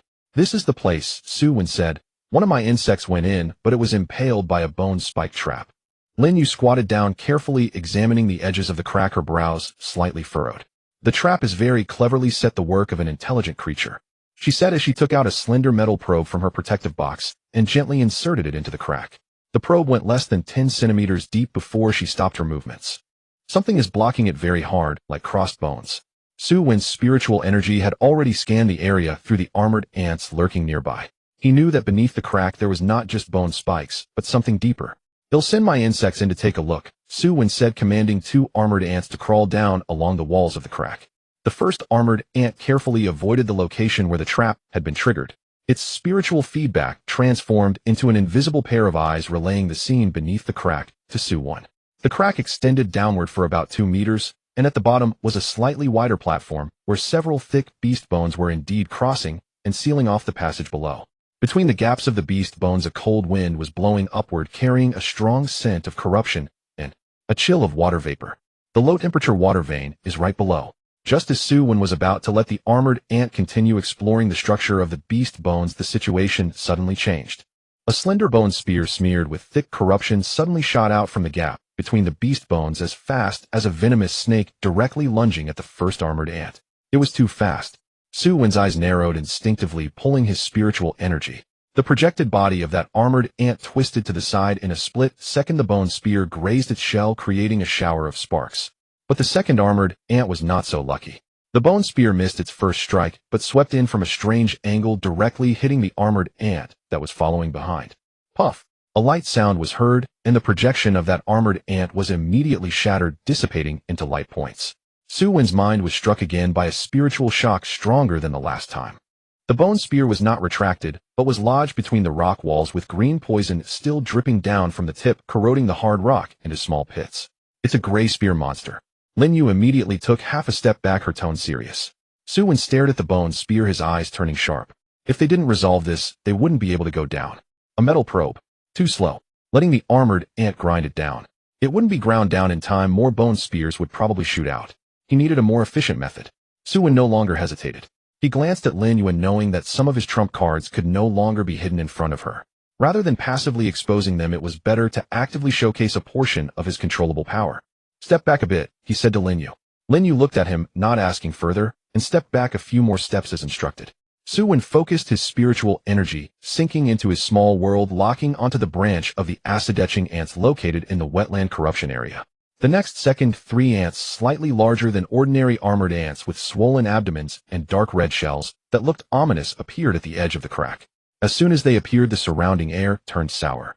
These were the acid-etching ants, a troop Su Wen had glimpsed during the internal selection, but had never truly utilized in the secret realm. Lin Yu's gaze froze. She stared closely at the 3 acid-etching ants, and even from a distance, she could feel their intense corrosive power. This was definitely not a troop that could be produced from ordinary insect mutations. Is this what you meant by unstable mutation triggered by first-level blood flesh? Lin Yu's voice carried a shock that even she did not notice. Su Wen did not respond, but raised his hand to point at the bone spear in the crack, giving commands to the 3 acid-etching ants. Dissolve it. The 3 acid-etching ants immediately moved forward, 2 of them firmly holding the bone spear with their forelimbs, while the third aimed its swollen abdomen at the spear tip. Puff! A pale yellow acidic liquid shot out like an arrow, striking the hardest tip of the bone spear. The sound of corrosion arose, with white smoke mixed with a foul odor spreading out. The beast bone spear tip, capable of piercing rock and covered in corruption, rapidly softened and deformed at a visibly fast rate under the erosion of the acidic liquid, eventually melting into a waxy form and dripping down into a puddle of black water. The entire process took less than 10 seconds. Lin Yu watched this scene, rendered speechless. She had originally thought Su Wen's advantage with his swarm lay in their numbers and stealth, but she had not expected him to possess such a special troop that could be deemed a siege weapon. Su Wen recalled the acid-etching ants turning to look at her with a tone as calm as if he were discussing a trivial matter. Now the path should be clear. Lin Yu steadied herself, suppressing her inner shock, and looked back at Su Wen. Su Wen, just how many things are hidden in your small world? In response to Lin Yu's probing question, Su Wen replied calmly, if it could be easily seen through, would it still be called a trump card? Lin Yu was momentarily taken aback by his retort, then smiled helplessly. Indeed, in this perilous secret realm, who doesn't keep their most crucial secrets buried deep within? She herself had never mentioned the notes left by her parents to anyone. She redirected her attention to the unfathomable crack, her tone imbued with genuine recognition. Your acid-eating ants are quite impressive. This targeted corrosive ability is far more effective than sheer strength when exploring unknown environments. Su Wen did not respond, his spiritual energy subtly stirred as he projected 2 more agile ordinary armored ants. They transformed into 2 streaks of black lightning, silently gliding into the passage that had been cleared by the acid. This time there were no obstacles. The armored ants quickly passed through the previously fortified layer of beast bones, reaching the platform below. The vision constructed through the mental link unfolded like a high-definition scroll in Su Wen's mind. Beneath the platform lay a winding underground dark river. The river water exhibited a strange dark green hue, and the chill was bone-piercing. Even through mere spiritual perception, Su Wen could feel the cold. Visible weak energy particles were emanating from the surface of the river. This was undoubtedly the low-temperature water vein that Lin Yu had been tracking. On the slippery rocks by the water's edge, several plants were growing stubbornly. They were entirely transparent, as if sculpted from flawless ice, each leaf adorned with a layer of fine white frost, radiating a soft glow in the dim underground environment. I found it, Su Wen said succinctly to Lin Yu. Beneath the platform is the water vein, and there are 4 of those ice crystal plants you mentioned by the shore. A spark of uncontainable excitement burst forth in Lin Yu's previously calm eyes. Ice crystal companion grass. 4 of them. She clenched her fists, her tone urgent. That's enough. I must go down immediately. She swiftly retrieved a set of delicate collection tools and 2 palm-sized silver thermal preservation boxes from her backpack. Su Wen reminded her, the environment below is unknown. There may be gray spear monsters patrolling. I understand, Lin Yu said as she rapidly checked the grappling ropes at her waist, not looking up, but the activation window for this companion grass is extremely short. If we leave the low-temperature water vein for more than 10 minutes, most of the energy will dissipate, and its value will drop by 90%. She looked up at Su Wen, her gaze intense. You keep watch for me. In return, anything collected apart from the companion grass will belong to you. Deal. Su Wen agreed decisively. He commanded one armored ant to stay at the edge of the platform, acting as a silent sentinel to monitor Lin Yu's every move. The other followed the flow of the water vein downstream like a ghost tasked with locating the source of the more intense companion reaction of the fragmentation stones. Lin Yu's movements were exceptionally smooth, clearly indicating professional training. She secured the rope and slid down with the grace of a nimble cat, quickly landing steadily on the platform, then cautiously approached the water vein. Su Wen stood above the crack, his spiritual energy highly concentrated, half monitoring the movements around Lin Yue, while the other half followed the exploring armored ant deeper into the unknown darkness. Just as Lin Yue was fully focused on using specialized tweezers to separate the first companion grass, the downstream armored ant relayed an astonishing discovery. 50 meters away, the dark river turned into a more expansive underground cavern. Contrary to Su Wen's expectations, the walls of the cavern were not lined with fragmentation stones, but were embedded with countless fist-sized stones that flickered with a ghostly blue light. The energy reaction was weaker than that of the fragmentation stones, but the sheer number constituted a considerable resource. However, the armored ant's attention did not linger on these stones. In the shadows of the area with the densest concentration of stones and incongruous artificial excavation, it was a small cave barely large enough for a person to crouch into, cleverly disguised with several rocks of similar color. Without the armored ant's ground-level investigation, it would have been extremely difficult to detect. Su Wen immediately pushed the mental perception of that armored ant to the limit. The cave was pitch black, but a distinctive odor, a mix of decay and living creatures, was slowly seeping out. The armored ant's limbs could even sense the faint vibrations from the ground originating from deep within the cave. There was something in there, and it was not a small number. The den of the gray spear monsters. Found it. Su Wen suppressed the turmoil in his heart, directing the armored ant to continue surveying the area around the cave entrance. In a depression on the left side of the entrance, a light source entirely different from the surrounding ghostly blue stones glowing with chaotic brilliance captured all of its attention. It was a stone the size of an adult's fist with a surface that was not smooth, yet pulsating with a disquieting spatial energy. Fragmentation stone. Su Wen's heart raced. Found it. The intelligence from Chunjiu and Lin Yu all pointed to the same answer. This low-value mining area that everyone had overlooked truly concealed the fragmentation stones he had long yearned for. However, after the immense surprise came the harsh reality. This fragmentation stone was less than 3 meters from the cave entrance, almost as if it were placed on the doorstep of the gray spear monsters. Any attempt to take it would be akin to pulling the fangs of a sleeping beast. Just as he pondered a countermeasure, Lin Yu's cold voice came from below. "I'm up here." She deftly climbed onto the platform, her actions exuding the joy of a successful collect. She handed one of the thermal preservation boxes to Su Wen. "Here, this is your reward, a companion grass, and a few high-quality cold crystal ores collected along the way." Su Wen accepted it and placed it in his collection bag. The points on his wristband immediately jumped, significantly propelling him from the back of the pack into the top 5. "What discoveries did you find below?" Su Wen asked while putting away the box. "The depths of the water vein lead to a cavern with a more complex energy reaction. I vaguely heard a sound from deep within the cavern like bones dragging on the ground, so I didn't dare to go any deeper," Lin Yu said, still looking pale. "What about your bugs?" Su Wen pondered for a moment, deciding to reveal some information. The foundation of cooperation is trust, but the extent of that trust is determined by oneself.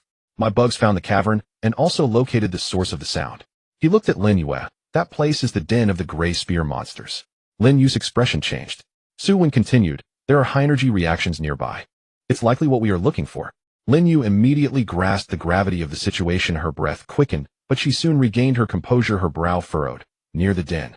That's too dangerous." Su Wen nodded. "Charging in recklessly is a death sentence. We know nothing about the quantity, strength, or structure of what is inside the den." The two fell into a brief silence. The treasure lay before them, yet it was guarded by a horde of unknown and ferocious monsters. This feeling was enough to unsettle anyone. "Let's leave here first." Su Wen broke the silence, making the most rational judgment. "We will return to the surface, circumnavigate the surface location corresponding to the cavern, and see if there are other entrances or weak points." Lin Yu had no objections. This was indeed the safest plan. The two returned to the surface, identified the direction, and cautiously circled the area, moving towards the ground that corresponded to the cavern. This time their objective was clear and their actions were more targeted. About 10 minutes later, as they navigated past a jagged area of strange rocks, the scene ahead made both of them stop in their tracks, a chill rushing from their feet to the crown of their heads. In the open space, several dozen meters in front of them, 3 nearly tumter-long spears fashioned from the leg bones of some giant beast were embedded deeply into the hard, dark brown ground, in a bizarre, triangular formation. The spear shafts were coated with long-dried black mud, and their tips reflected a sinister white light beneath the gloomy sky, resembling 3 silent tombstones prepared for intruders. What is this? Su Wen narrowed his eyes. Lin Yu quickly pulled out the old notebook from her pocket, her fingers tracing the rough pages until they landed on a hand-drawn illustration. What was drawn was exactly 3 bone spears arranged in a diagonal line. Her expression was extremely grave, her voice low and serious, territorial boundary markers. She turned the notebook towards Su Wen. My parents' notes mention this. In some advanced secret realms, when intelligent races begin to delineate their territories, they announce it in this manner. 3 spears represent warning. However, Su Wen's gaze had long since moved beyond the notes, fixated on the arrangement of the 3 bone spears. His pupils constricted as if what he saw before him were not 3 inanimate objects, but a death trap laid out by an army. No, Su Wen slowly shook his head. This is more than just a warning.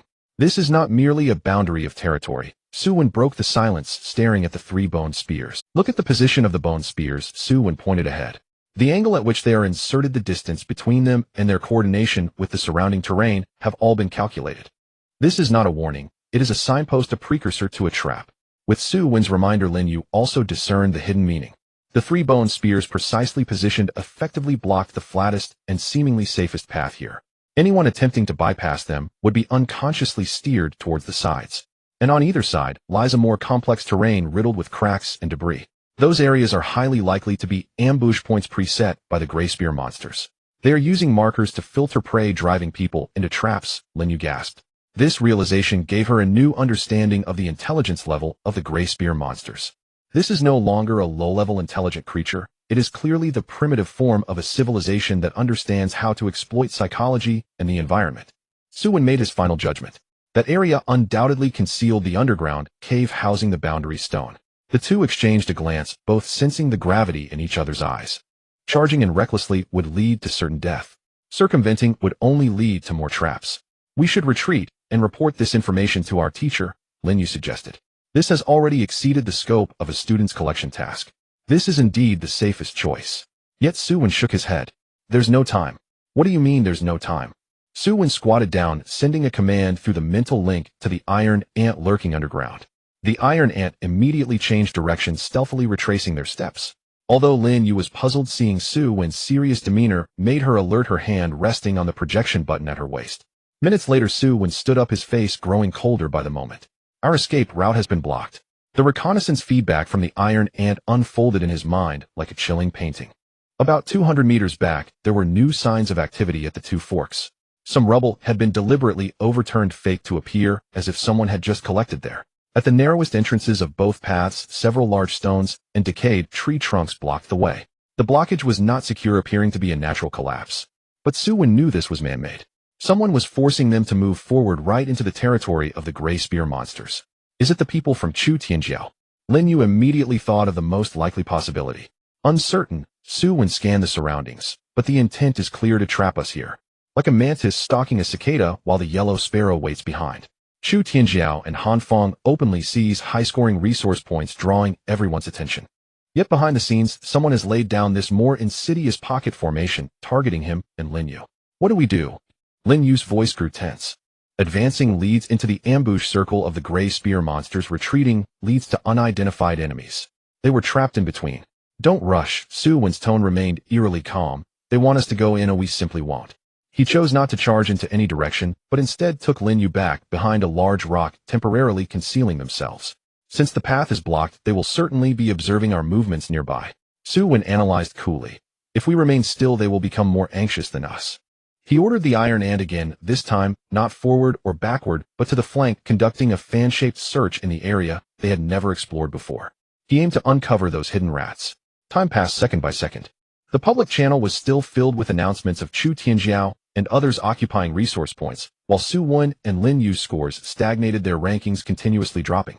Lin Yu felt a twinge of impatience. Will they charge over directly? No, Su Wen shook his head. They wouldn't dare to cause too much trouble on the edge of the rules. Using the gray spear monsters to eliminate us is their preferred choice. Just then, an iron ant responsible for searching the left flank reported an unusual discovery. Behind a patch of low shrubs there were several cigarette butts that did not belong to this secret realm. Nearby were a few vague footprints. Someone had lingered here, and not for long. Su Wen immediately commanded the iron ant to track along the direction of the footprints. Soon the iron ant discovered a newly engraved mark behind an inconspicuous stone. A hasty and twisted pattern carved with a sharp object. The moment he saw that pattern, Su Wen's pupils suddenly constricted. Wind. It was that character for wind. Though the carving was rough, he would never mistake it. The robbery at the school gate. The information leak in the resource resale group. Today's threatening phone call, and the hand behind blocking the road. All clues at this moment connected. The one pulling the strings behind is the same person, or rather the same group. This group is neither Chu Tianjiao's lackeys, nor the rogues Zhao Lei can command. This is a third-party force of unknown identity that has been targeting him from the very beginning. Their objective may not just be resources, but even his small world, his unique civilization acceleration. A chill rose from the base of Su Wen's spine, shooting straight to the crown of his head. What's wrong? Lin Yu noticed his abnormality. I found them. Su Wen retracted his thoughts. A piercing coldness flashed in his eyes. There are not just two of them, there are three. All are first-level awakened beings, rogues who entered through unofficial cracks. How do you know this so clearly? Lin Yu looked at him in shock. This level of intelligence-gathering capability was beyond her comprehension. The bug saw it, Su Wen replied succinctly. He had the iron ant quietly climb to a high ground, observing the movements of the three rogues from a distance through a crack in the rock. The three were hiding in a holler, one of them holding binoculars focusing on the area where he and Lin Yu were concealed. They have weapons, not standard equipment issued by the school. Su Wen relayed the observed information to Lin Yu. It seems they want to wait until we are worn down by the gray spear monsters before coming out to reap the rewards. Lin Yu felt sweat forming in her palms. For the first time, she thought teaming up with Su Wen might be the best decision made during this secret realm task. Without Su Wen's swarm, she might have already plunged headlong into a trap, or been caught unawares by the three rogues. We are surrounded, Lin Yu said bitterly. No, Su Wen's face showed no expression, yet his gaze was astonishingly bright. We have surrounded them. Lin Yu was taken aback. Su Wen opened the hand ring map, pointing to the positions marked by the three bone spears, and the holler where the three rogues were hiding. Look, the territory of the gray spear monsters, our hiding spot, and the ambush points of those three rogues form a perfect triangle. So what? This means those three rogues have also stepped into the alert range of the gray spear monsters. Su Wen's voice was low, as if he were outlining a crazy plan. They want the gray spear monsters to act as hunting dogs, unaware that in the eyes of true hunters, both hunting dogs and rabbits are prey. Lin Yu's heartbeat quickened. She vaguely guessed what Su Wen intended to do. You want to draw fire away. I want them to have a dog-eat-dog scenario. He raised his head, looking at Lin Yu. Are you daring enough to join me in a big gamble? Lin Yu's heart raced swiftly. Su Wen's gaze made her feel a kind of frenzied calm. In this dire situation, surrounded by wolves in front and tigers behind, he was still contemplating a counterattack. How do we play this? Lin Yu took a deep breath, forcing herself to calm down. It's very simple. Su Wen's eyes moved across the map on his wrist, traversing between the locations of the three scattered individuals hiding in the valley and the entrance to the gray spear monster's lair. We're going to stage a feigned retreat. A feigned retreat. Yes. Su Wen drew a line on the map connecting their position to a terrain depression. We will deliberately expose ourselves, moving towards the gray spear monster's direction, but we will merely linger at the edge of their territory, pretending to attempt a bold incursion. Lin Yu, being exceptionally perceptive, immediately grasped his intent. You want to lure those three scattered individuals over. Not just that, I want them to think we have already engaged with the gray spear monster, leading to mutual destruction. Will they really believe that? Lin Yu raised a concern. They seem very cautious. They will, Su Wen replied firmly, because greed will cloud their judgment. The boundary stone and ice crystal companion grass, they cannot resist the temptation. This plan, though seemingly fanciful, pointed directly at the most vulnerable weakness of human nature. We need to create the illusion of battling the gray spear monster. Lin Yu quickly got into the groove, thinking through the details of the plan. The energy fluctuations of the projections, the sounds of combat, and casualties. The energy fluctuations and sounds can be created by ourselves. Su Wen looked at Lin Yu. As for obscuring the battlefield, it relies on your Ice Lake world. Lin Yu's Ice Lake world may not be strong in individual combat power, but its ability to generate frost and mist over a large area is the perfect backdrop for the current situation. I understand. Lin Yu nodded. I can project a large amount of ice fog to simulate the chaos of battle and use the sounds of ice shards breaking to mimic the sounds of bones snapping and weapons clashing. However, my projection units lack combat power and cannot hold them off. You don't need to hold them off. Su Wen's eyes sparkled. My insects will prepare a grand gift for them. The two quickly finalized all the details of the plan. Every step and the source of every sound were carefully calculated. 5 minutes later, Su Wen and Lin Yu suddenly burst out from their hiding place behind the rocks, rushing straight towards the direction marked by the three bone spear symbols. They're moving. In the distant valley, a scattered individual with binoculars lowered his voice, excitement evident in his tone. Which direction? A man with a scarred face asked in a deep voice, the leader of this scattered team. It's those three bones. They are trying to barge into the gray spear monster's territory. Seeking death. A cruel smile appeared on the scarred man's face. I thought this kid was clever, but it turns out he's just a fool driven to desperation. Big brother, should we go now? An impatient thin man asked beside him. Not yet, the scarred man remained calm. Let's wait until they engage with the gray spear monster. Let the creatures inside wear them down first, and we will reap the benefits. He raised the binoculars, fixating on the backs of Su Wen and Lin Yu. The two charged towards the three bone spears without hesitation, diving right in. The next second, an unexpected change occurred. Roar. A non-human piercing roar filled with rage and pain seemed to erupt from deep underground, causing people's eardrums to throb. Immediately after, a vast expanse of ice-blue mist surged forth from that area, like a burst dam, enveloping the surroundings in an instant. It started. The scattered individual with binoculars exclaimed excitedly. Through the thin parts of the ice fog, he could vaguely see countless black shadows, and some small figures wielding bone spears engaged in frenzied melee. Damn, this great kid has quite a number of insects. The scarred man looked at the chaotic battlefield, licking his lips, his greed intensifying. Big brother, that female student seems to be in trouble. Her ice fog projection is about to dissipate, the thin man reported anxiously. In the binoculars' view, Lin Yu's ice barrier was retreating rapidly, large swathes of ice fog visibly distant. Meanwhile, Su Wen's swarm of insects, despite their numbers, was also being reduced to specks of light under the onslaught of those small figures wielding bone spears. The battle was exceedingly brutal. That's enough, the scarred man said, his eyes flashing with bloodlust. Those two students must be heavily drained, their mental strength nearing its limit. Prepare to act. He glanced at the thin man and another burly man beside him. The usual plan, he'll suppress them frontally. The thin one will flank from behind, and Zhuang will take care of the female. Quickly and decisively, leave no traces. Got it, big brother. The three stopped hiding, bursting forth like three hyenas pouncing on prey, charging towards the battlefield, shrouded in ice fog. They drew closer to the battlefield. 100 meters. 50 meters. 20 meters. The scarred man could even smell the sweet aroma of blood mixed with decay in the air, his smile growing more sinister, as if he could already see the boundary stone and the despairing faces of the two students. However, just as he stepped into the ice fog, the smile on his face suddenly froze. Inside the ice fog, there was utter silence. No gray spear monsters in chaotic battle, no dying students. Only shattered ice fragments lay scattered across the ground, alongside some ground that was pitted and steaming due to corrosive liquids. On the ground, a few corpses of iron-armored ants lay around, but a closer look revealed they were just projection remnants, gradually dissipating after exhausting their energy. It's a trap. This is a feigned retreat.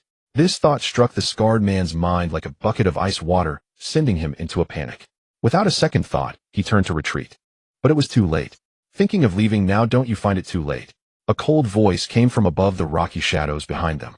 The scarred man looked up in horror, seeing Su Wen and Lin Yu looking down at them, their gazes akin to viewing a few corpses on the verge of rotting. And at their only escape route, dozens of dark iron-armored ants had silently lined up, cutting off all. You dare? The scarred man's face twisted with rage and horror. We lured you here, we should at least offer you a warm welcome. Su Wen's voice was devoid of any emotion, otherwise wouldn't our elaborate setup be in vain. The previously earth-shattering battle had been a performance orchestrated by Su Wen and Lin Yu from start to finish.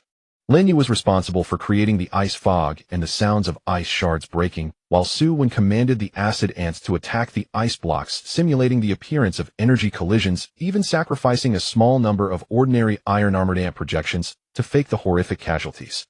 Those so-called gray spear monsters hadn't even cast a shadow. Do you think these insects can keep us three here? The scarred man quickly regained his composure, a hint of ruthlessness flashing in his eyes. He was at the peak of the first tier, and the two brothers beside him were also first tier. He didn't believe a newly promoted first-tier student could intimidate them. Whether or not you can stay will be answered by your feet, Su Wen said. Just as he finished speaking, a crisp crack sound came from beneath the scarred man's feet. He looked down in horror, only to see the ground he was standing on cracking spiderweb-like fissures radiating from his footfalls. This area was precisely the death trap Su Wen had ordered the acid ants to repeatedly corrode, leaving only a fragile shell. And the location of this act wasn't a random choice, but rather a concealed vent leading to the underground lair that the iron-armored ants had scouted earlier. Boom! The ground suddenly caved in. The scarred man and the burly man barely had time to let out a frightened yelp before they were unexpectedly plunged into the unfathomable darkness. Big brother. The surviving thin man was pale with fear, just as he was about to act. Several iron-armored ants surged in from the side, tightly wrapping around his ankle. Beneath the pit, there was no cushioning, only the furious roars of disturbed creatures, and the swarm of gray spear monsters frantically surging from all directions, drawn by the scent of fresh blood and flesh. A shrill scream echoed from the bottom of the pit, soon drowned out by the sounds of bones being torn and chewed. The thin man, terrified, struggled to break free from the iron-armored ants, fleeing in a panic without looking back. Su Wen watched the profound pit and said to Lin Yu in a low voice, "Let's leave immediately. The smell of blood here will attract more creatures." He felt no sense of victory. Instead, his muscles tensed instantly, a sharp pain indicating a deeper malice locking onto him, transmitted through the spiritual link from the shadows on the other side. This was the highest level of alert from the lurking ant swarm. Almost instinctively, Su Wen grabbed Lin Yu's arm and suddenly lunged to the side. "There's more than one entrance. They are coming." Just as they dove, 3 bone spears infused with a rich green glow silently shot out from the shadows of the rock wall behind where they had been standing. "There is not just one entrance. They are coming." Lin Yu only felt her arm tighten as she was pulled aside, her feet slipping on the loose stones, her shoulders scraping heavily against the ground. At that same moment, 3 ghostly green shadows shot out from the crevices in the rock wall. Puff, puff, puff. 3 bone spears struck the spot where they had just stood. The rock face was pierced with 3 fine holes, the edges quickly turning black. The spear tips trembled, dripping a viscous green liquid that instantly created small bubbles and emitted a foul smell of burning. Lin Yu was pinned to the ground by Su Wen, her back burning with pain. Ignoring the discomfort, she turned her head to look behind her. The 3 bone spears barely grazed her hair. If she had hesitated for just a moment longer, her skull would have been pierced. Lin Yu's throat tightened, her lips moved, but she couldn't speak immediately. Su Wen was in a more dire situation than she was. To push Lin Yu out of the way, his entire body twisted nearly in half. One of the bone spears grazed past his left shoulder. Rip! The gray protective gear issued by the school was sliced open. The edge of the fabric curled up, and although the corrosive liquid did not touch the flesh, a cold, tingling sensation crept through the tear, tightening his left shoulder. Su Wen could not afford to worry about his shoulder. In the mental link, the projections of 7 armored ants extinguished simultaneously. They weren't caught in the aftermath. The 3 bone spears had precisely covered the positions he had set up for vigilance.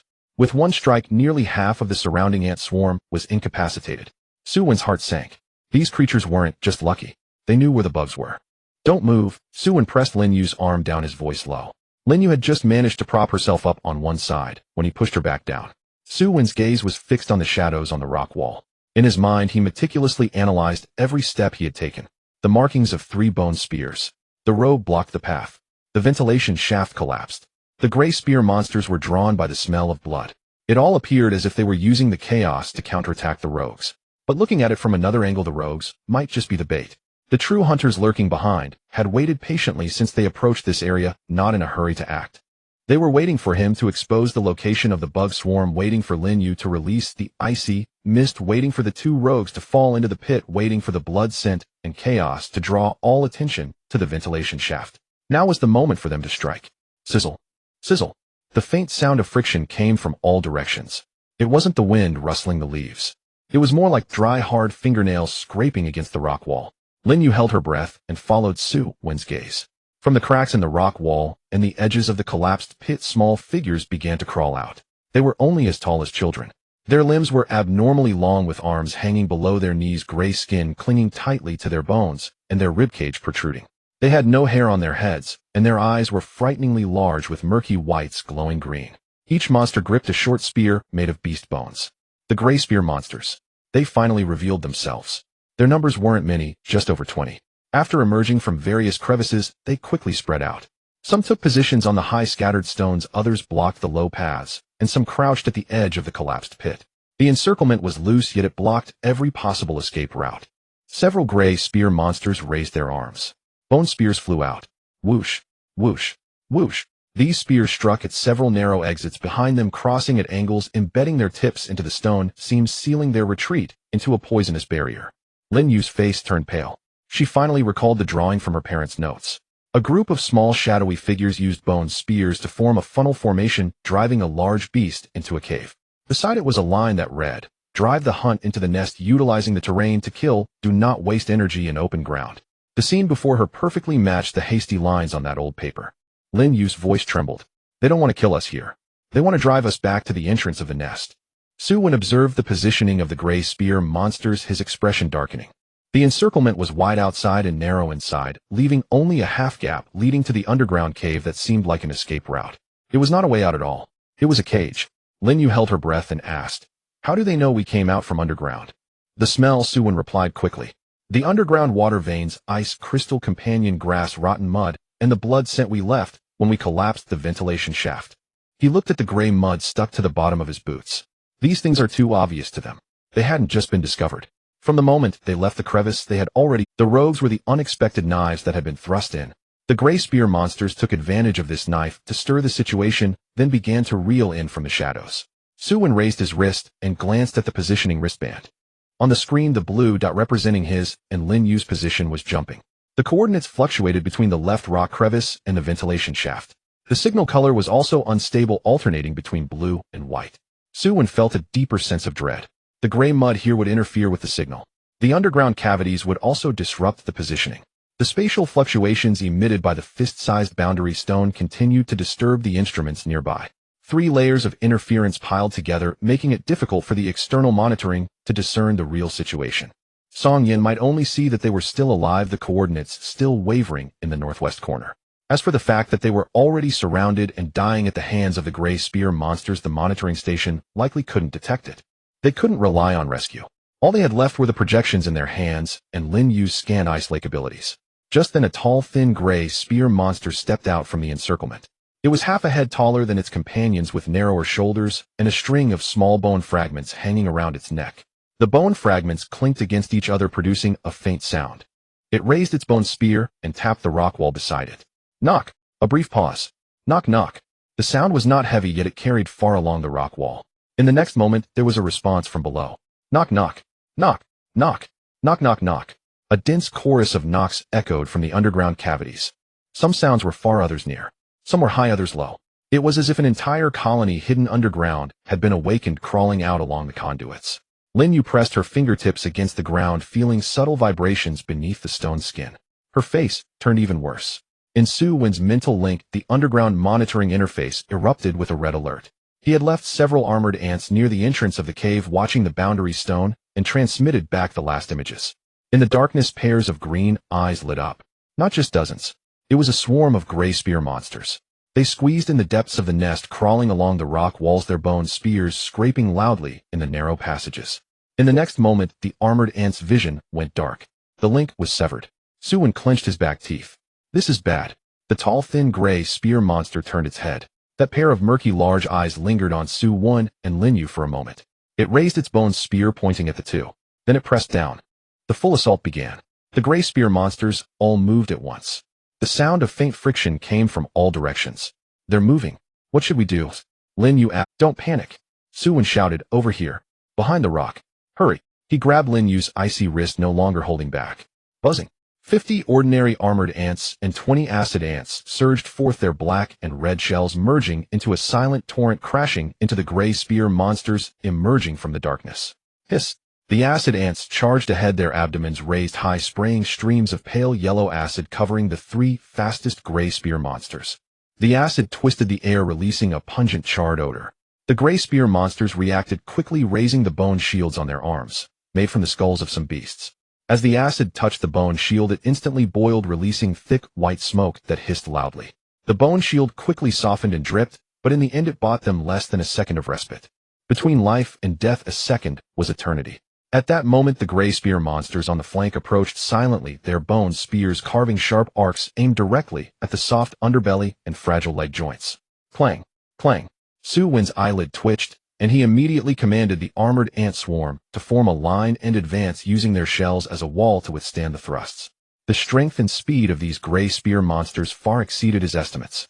An armored ant's back shell was pierced by a bone spear. Amidst the noise, the green spear tip piercing through, and the projection energy spiraled out of control, dissipating into countless lights.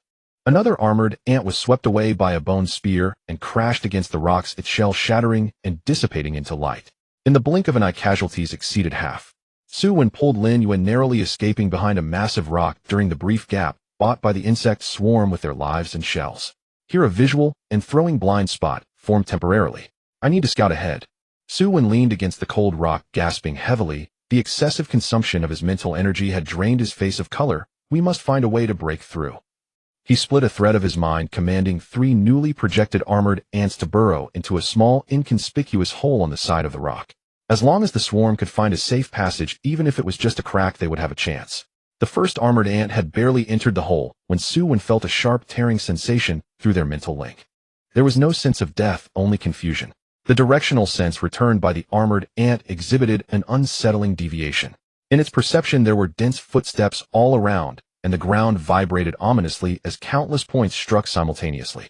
The chaotic shockwaves completely disrupted its navigation system based on weak vibrations and airflow perceptions, making it impossible to discern the enemy's direction or find a passage. Su Wen's heart sank. He immediately commanded the second and third armored ants to enter from different angles. The result was the same. The 3 armored ants lost all sense of direction, crashing chaotically in the narrow underground hole, with 2 even colliding heat out of panic. They were not attacked, but had completely lost their qualification as eyes and ears. It's the vibrations. Su Wen gritted his teeth slowly, a cruel realization dawning in his mind. They're rhythmically striking the ground and tunnel walls with their bone spears, creating false sound sources and vibration sources to disrupt my swarm.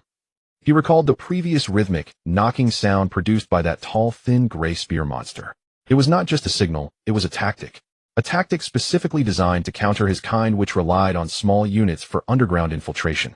A chill rose from the depths of Su Wen's heart, spreading rapidly throughout his body. His greatest reliance had been rendered useless. No, they're surrounding us. Lin Yu's voice pulled him back from his shock. On the other side of the massive rock, the gray spear monsters surged like a tide. They were not rushing forward, but continuously throwing bone spears, conducting a cold and efficient long-range suppression. Su Wen's armored ant projections shattered under the rain of bone spears. Each link breaking felt like fine needles stabbing at his temples, causing dense pain to make the veins on his forehead bulge. Buy me some time. Su Wen shouted hoarsely at Lin Yue. Use your ice mist to obscure their vision. They don't rely on sight. Lin Yue replied, urgently recalling the notes she had read. I know, but even a second's obstruction is worth it. I need to change my approach. Determination flashed in Su Wen's eyes. Lin Yue gritted her teeth, no longer hesitating, pressing her palm to the ground. A chilling aura rapidly spread from her. Ice Lake descend.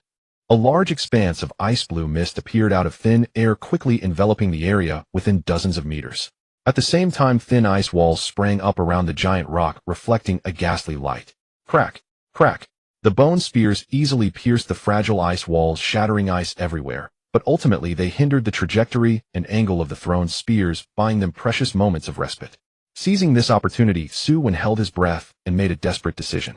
He projected 3 acid ants once more. Melt through it. He pointed at the hard rocky ground below and issued the command. Since they couldn't find a way underground, they would create a path themselves. The 3 acid ants immediately sprayed highly corrosive acid onto the ground. Sizzle! The pungent white smoke mixed with the stench of melting rock rose, and the hard ground was rapidly eroded into a shallow pit. This action immediately alerted the gray spear monsters. The intense acidic smell disrupted their hunting rhythm. Roar! Outside, a more frantic roar erupted, and more gray spear monsters were drawn over, slamming against the ice mist and ice walls created by Lin Yue, the muffled sounds of impact never ceasing. Lin Yu's face grew paler. Maintaining such a large area of ice mist required a tsunami-level drain on her mental energy. Her lips lost color, and fine cold sweat dripped from her forehead. Su Wen, hurry. I can't hold on much longer. Just a bit longer. Su Wen's eyes were bloodshot, fixated on the small pit that was being eroded. The ground had been eroded into a half-meter deep pit, but they were still far from breaking through the hollow structure below. Then a worse situation arose. The ice mist created by Lin Yue could block some bone spears, but completely failed to hide their own position. A few gray spear monsters circled to the flank, ignoring the ice mist entirely, simply pressing their ears against the rock wall, listening attentively to the vibrations of the ground before throwing their bone spears. Whoosh! The bone spear precisely flew over the ice wall, whistling sharply as it aimed directly for the back of Su Wen's heart. Watch out! Su Wen barely had time to turn around, relying solely on instinct to make a desperate decision. He forcefully severed the mental links of more than 20 armored ants. This decision was akin to self-harm. The violent backlash against his spirit immediately shattered his defenses. His mind exploded with the pain of countless steel needles stabbing darkness, engulfing him, as a taste of blood surged in his throat. Puff. In the final moment of severing the link, he issued a command that was the complete opposite of all previous tactics. Break formation. Internal strife. The more than 20 armored ants, having lost fine control, did not immediately disperse. Instead, they followed their last instincts crazily, rushing toward each other. They shed their regimented appearance and transformed into primal beasts, their hard shells colliding and biting against each other, their barbed limbs madly excavating their comrades' joints. Crack. Bang. Sizzle. In an instant, a small-scale civil war erupted in front of the giant rock. The sounds of shattered shells, broken limbs, and the shrill cries of dissipating projection energy mixed into an extremely chaotic cacophony. This chaotic and violent vibration originated from the surface, completely disrupting the underground vibration field that the gray spear monsters had carefully constructed. That deadly bone spear lost its accurate sound source navigation at the last moment, whistling past Su Wen's back, and with a thud, it was deeply embedded in the rock wall in front of him. The spear's tail trembled, buzzing ominously. Su Wen paid a heavy price to gain himself a precious 10 seconds of breathing time. He couldn't care less about the excruciating pain in his mind, and was about to command the acid ants to continue digging downwards. But at that moment, Lin Yu beside him suddenly turned paler than the ice and snow she had created. She grasped Su Wen's arm tightly, her voice trembling as she pointed at the small pit eroded by the acid. Su Wen, look. In the ice mist on the thin frost layer she had just formed on the ground to strengthen the defense, a twisted frost pattern was now emerging centered around that small pit. The frost pattern formed an ominous design, a gigantic coiled layered spiral. That spiral was still spreading and twisting as if it were alive. Lin Yu suddenly looked up at Su Wen, her voice filled with unprecedented fear. Something is moving underground much larger than these gray spear monsters. The temples throbbed violently, as if his brain were about to be torn apart.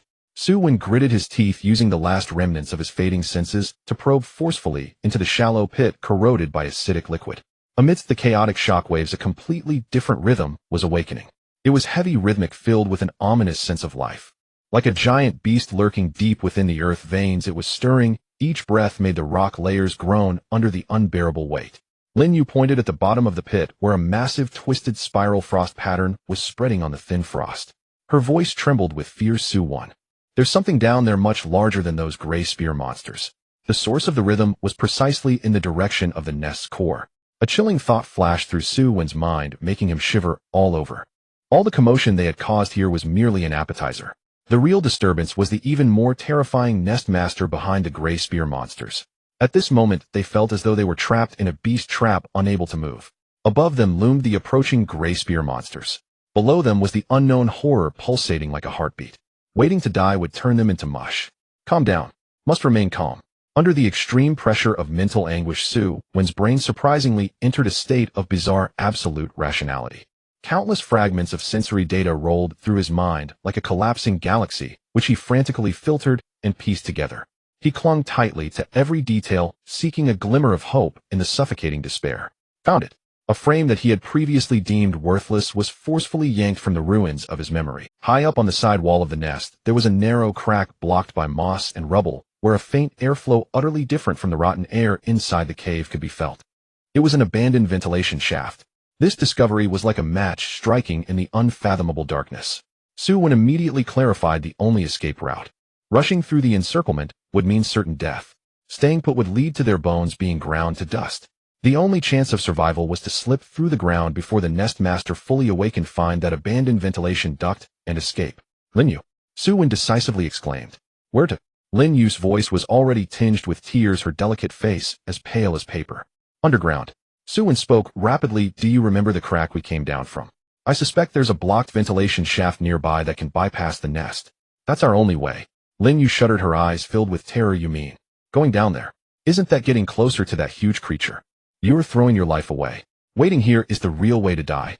Su Wen's eyes were bloodshot, yet the terrifying brightness in them was unmistakable. Official rescue.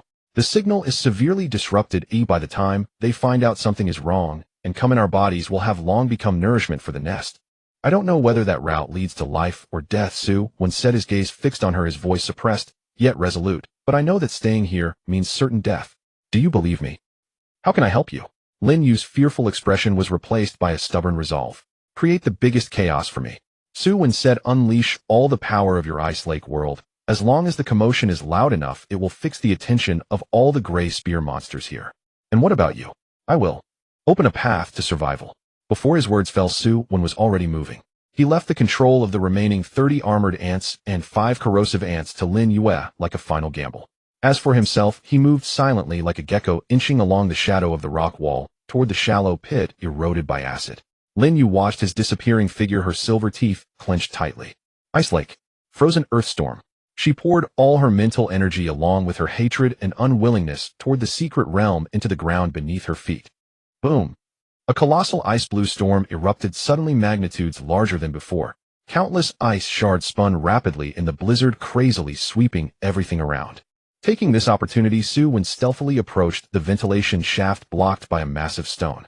He trembled as he pulled out the half-used mental recovery potion, tilting his head to pour the remaining half into his mouth. A rough stream of energy coursed through his parched mental sea, temporarily suppressing the pain, granting him a brief clarity akin to drinking poison to quench thirst. He concentrated this overdraft mental energy to its limit, projecting 10 armored ants and 2 corrosive ants once more. Corroded.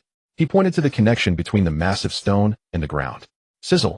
The support beneath the stone was hollowed out, causing it to tilt directly, revealing a dark opening barely wide enough for a person to crawl through.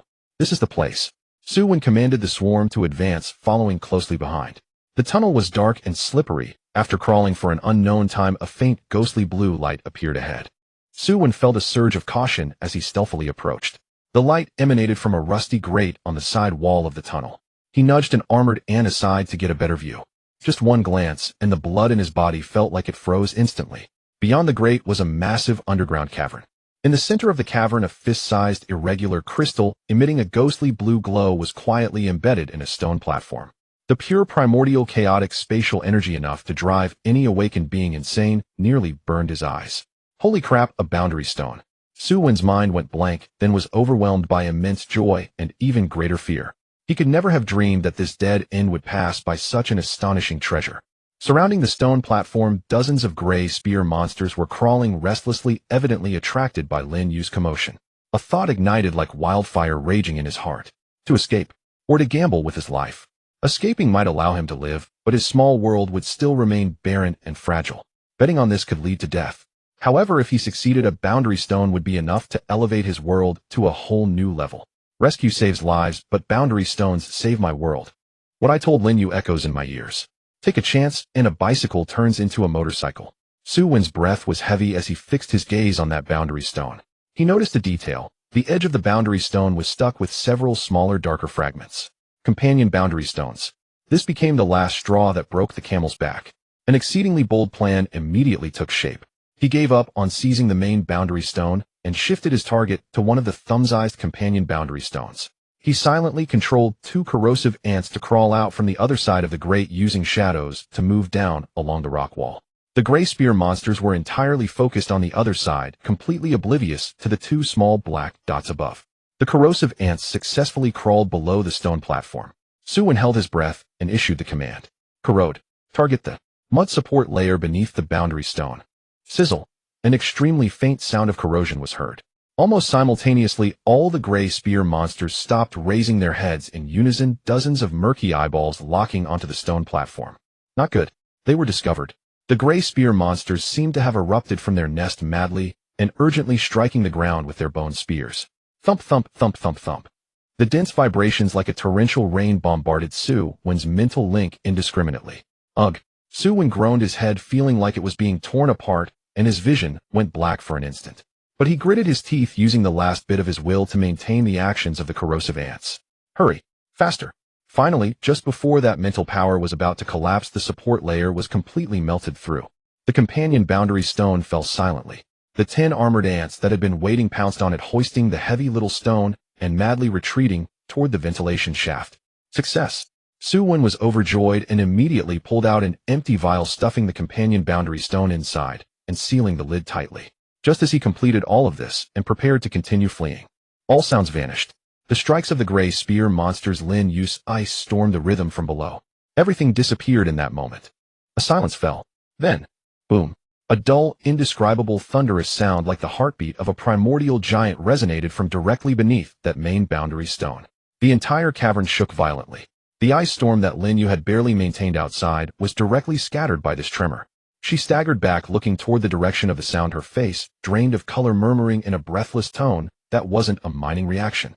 "It's as if the entire nest has awakened." Lin Yu's voice trembled, not from cold, but from fear seeping up from her very marrow. "That is not a mineral vein resonance. Su Wen, my parents' notes mentioned it. Tremors and energy fields of this magnitude signify the awakening ritual of an ancient lair." Before the words had fully faded, the deep-throated thump emanating from the Earth's subterranean arteries resounded once more, this time heavier, sharper. The entire underground cavern reverberated like a colossal drum struck with thunderous force, sending shudders through every heartbeat. Fragments of rock cascaded from the cavern walls. The symbiotic fragmented realm stone Su Wen had just acquired hummed fiercely inside its containment tube, resonating faintly, yet unmistakably, with that terrifying rhythm. The gray spear monsters surrounding the stone platform froze mid-motion. Their shrieks ceased. As one, they prostrated themselves toward the primary realm stone, emitting low, reverent whimpers, as if worshipping a deity. This was absolute dominance, a primordial hierarchical pressure rooted in the very essence of life itself. Blood still trickled from Su Wen's nose, yet he paid it no mind.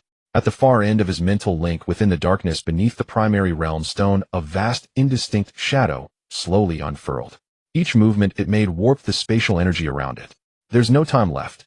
Blood vessels webbed across Su Wen's eyes as he seized Lin Yu's wrist, her skin icy, bone-chilling to the touch. "Come with me, now."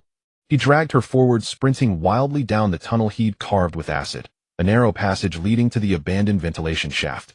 Behind them loomed incomprehensible death. Meanwhile, at the temporary monitoring center within the secret realm, piercing alarms tore through the tense, fragile calm. "Warning. Unregistered, oversized energy reaction detected at the periphery of secret realm YH-17. Warning.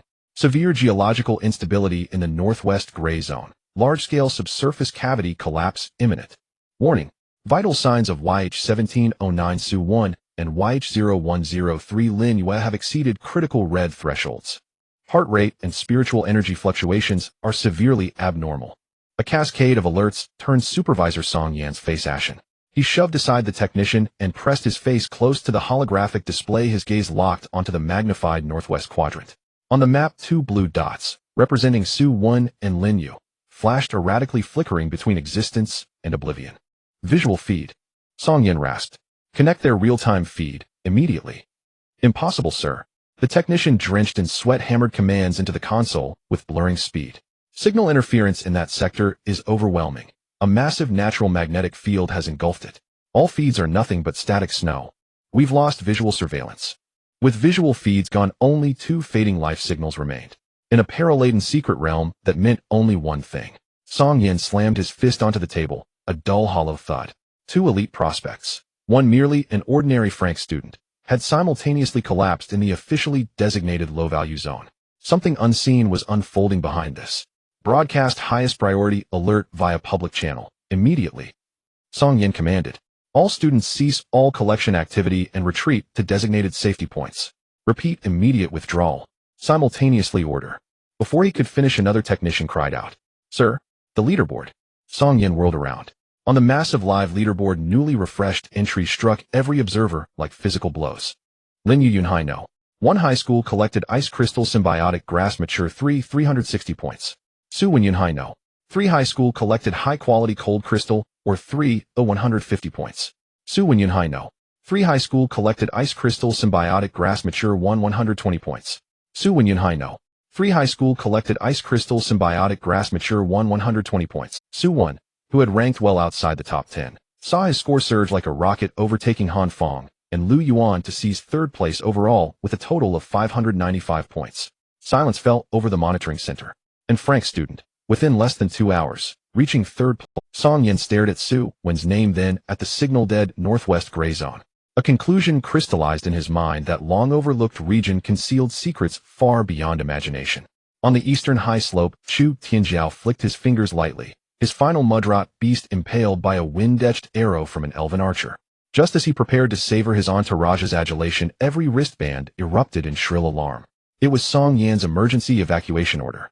For the first time, Chu Tianjiao's brow furrowed, uncomfortable with this sudden loss of control. Brother Tianjiao, what's happening? Why evacuate? Zhao Lei asked, bewildered. Chu Tianjiao said nothing, his gaze already fixed upon the leaderboard. When he saw Su Wen blazing at third place, his gentle expression stiffened for a fleeting instant. A scorching fury, born of humiliation, ignited deep within him. He finally understood he had underestimated that ant from the very beginning. Su Wen, he murmured, voice glacial, how deeply you've hidden yourself. In the scorching lava zone, Han Feng watched a magma lizard devour fire spirit stones, his score climbing steadily. Just as he savored his triumph, Song Yan's retreat order shattered his mood. He opened his mouth to protest, then heard his name called. Han Feng. Song Yan's voice crackled through the wristband, commanding. Your fire element projection units possess innate suppression against corruptive toxins. You are hereby ordered to lead your projection unit immediately to Coordinate 07 on the outer perimeter of the Northwest Zone, establish a forward sentry line, and prepare for edge support operations. Han Feng's smile vanished. Me? Support? He doubted his ears. Support that good for nothing, to rescue the insect he'd trampled underfoot. An unspeakable disgrace. This is a direct order. Song Yan's tone hardened. Student lives are our absolute priority. Execute immediately. Upon completion, you will receive additional point compensation. At the mention of bonus points, Han Feng's expression softened, just slightly. With a furious stomp, he roared at the Magma Lizard clan, move out. Damn it. Must be that kid's ancestors' graves erupting with green smoke. Across the entire public channel, chaos erupted, fueled by the surreal leaderboard shifts and mounting confusion. Everyone speculated wildly what had truly transpired in the Northwest Gray Zone. Then, ZZZP, SSSSHHH. A grating electromagnetic shriek ripped through every communication channel. Report. An unidentified high-power signal source is attempting to infiltrate the emergency public channel. Source highly unstable, the technician shouted from the monitoring center. Before Song Yan could order a cutoff, a distorted, pitch-shifted male voice, laced with violent static bursts, broke through in ragged fragments. Help, save me. Wind, the intel was a trap. The voice was hoarse, choked with dying gasps, each word drawn from the last reserves of life. Red ones, worms that melt bone. Ah, I know. Don't come closer. The scream cut off abruptly. Then came a muffled, grinding roar, the sound of some colossal entity shifting bedrock, followed by the sickening crunch of splintering bone. Finally, the transmission dissolved into several seconds of gut-churning, wet visceral chewing, before falling forever silent. This 9-second death broadcast yielded little intelligence, but delivered raw primal terror, searing a bloody tableau into every listener's mind. Redworms. A new troop type deployed by Su Wen. A trap. And that final inhuman voice, what was it? The public channel fell into utter suffocating silence. Every student, wherever they stood, instinctively froze, their gazes converging as one upon the handheld map upon that unknown gray zone, flashing with frantic, ominous urgency. There lay the eye of the storm. A name flashed through Su Wen's mind, one left at the entrance of Old Goods Street and in the resource trading group. Wind. All the fragmented clues fit together seamlessly at this moment. The trap ensnared not only him and Lin Yu. The recently deceased rogue cultivator must have been lured here by Wind using false information. The red bug shouted by the opponent can only refer to the acid ant. A colossal net designed to ensnare all participants was fully laid out. The mastermind not only aimed to use others as pawns, but also saw through the deeply hidden trump card he possessed. Heavy breathing came from the side. Lin Yu was gazing at him, her face as pale as paper.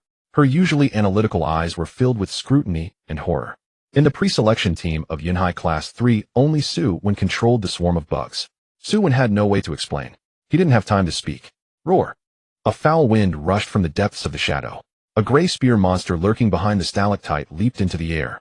The venom-soaked bone spear lunged straight for Lin Yu's neck. Su Wen swiftly grabbed Lin Yu's shoulder. With a sudden force, he pushed her sideways. It was just this moment. Su Wen's evasive action was half a beat too slow. Another gray spear monster attacked from the flank, swinging its bone spear. The sharp spearhead grazed Su Wen's left calf. A tearing sound echoed. The fibers of his protective suit were corroded by the acid. The excruciating pain of flesh being eaten away surged through his nerves. Run. Don't stop. Su Wen gritted his teeth and shouted in anger. He didn't even look at the wound as he yanked Lin Yu, who had fallen into the mud, back up and continued to run for their lives. The passage behind them was already filled with emerald green eyes.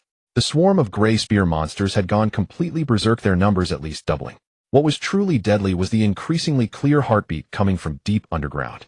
The rocks beneath their feet trembled in rhythm. A massive creature from deep within the crust was beginning to awaken.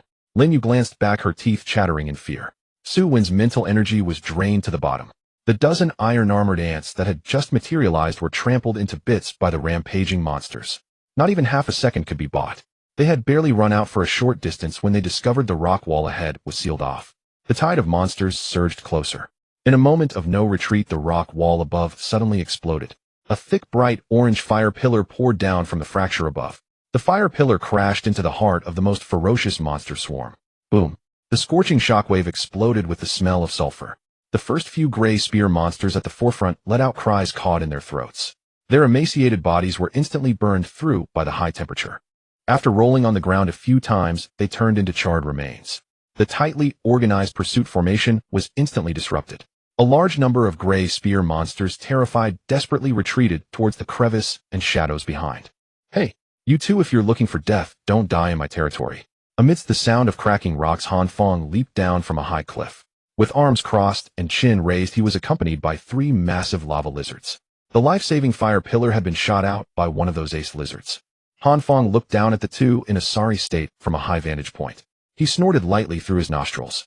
If it weren't for Instructor Song's strict orders, I wouldn't bother about your lives. I haven't even racked up enough points in the fiery rocky area yet. Su Wen leaned against the cold rock wall, gasping for murky air. The sharp pain in his left leg made him break out in a cold sweat. Han Feng's foul mouth was indeed annoying, but it was also thanks to him that a way out had been smashed open. Hurry over. Han Feng waved impatiently. He commanded the other 2 lava lizards to move forward and block the retreat path. Get back there quickly, don't hinder my points. He glanced at the scoreboard on his wristband. Su Wen's name was glaringly displayed in 3rd place on the overall leaderboard. This ranking ignited a fire in his heart. Today he was determined to achieve overwhelming results right here, to let everyone see who the true genius was. The gray spear monsters were forced back by the flames, but they didn't retreat far. They gathered at the edge of a massive underground crevice a few meters away. In the darkness, patches of ghostly green eyes flickered. Low growls issued from their throats as a warning. Trying to run. Greed filled Han Feng's gaze. This was an entire group of monsters. If he killed them, all his points would definitely surpass Su Wen's. He waved his hand. His fingertip pointed directly at the crevice filled with gray spear monsters. Full power. Lava bombs.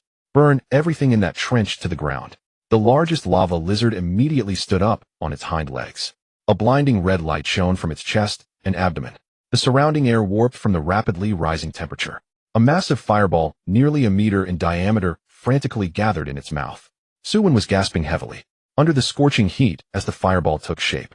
His nostrils caught a familiar acrid scent, one he had smelled before when the acid ants had melted through the underground. It was the foul stench of rotten meat mixed with the smell of rotten eggs. In this extremely enclosed lowlying terrain, it was being roasted by the extreme heat of the lava lizard. The biological remains and gray mud that had accumulated beneath the crevice for many years were rapidly emitting high concentrations of sulfuric marsh gas. The stench grew even stronger. It was so pungent that one couldn't open their eyes. Stop! Su Wen suddenly looked up and shouted angrily. There's a sealed marsh gas pit below. Dropping the fireball in will trigger a chain explosion. Han Feng paused in his actions. He glanced at Su Wen, his eyes filled with anger at being interrupted. What do you know about fire element suppression? Han Feng sneered. What, afraid he'll steal your monsters and outscore you? I'm going to blow that up today. He treated Su Wen's words as nonsense. It was merely jealousy at his own display of firepower. Moreover, the lava lizard's skill charge was already complete. Forcing an interruption would backfire on his own little world. Han Feng's arm swung down fiercely. Blast. The fireball erupted. It's hard to reason with the damned ghost. Get down. Cover your ears. Su Wen pulled Lin Yue, who was dazed, with all his remaining strength. He shoved her into the hollow of a massive granite block behind him. Then he pressed his hands tightly against the back of his head. The lava bomb crashed into the crevice. There was a brief silence. Then the ground suddenly shot up. Boom. The energy that had been building up for centuries deep within the earth finally found its outlet.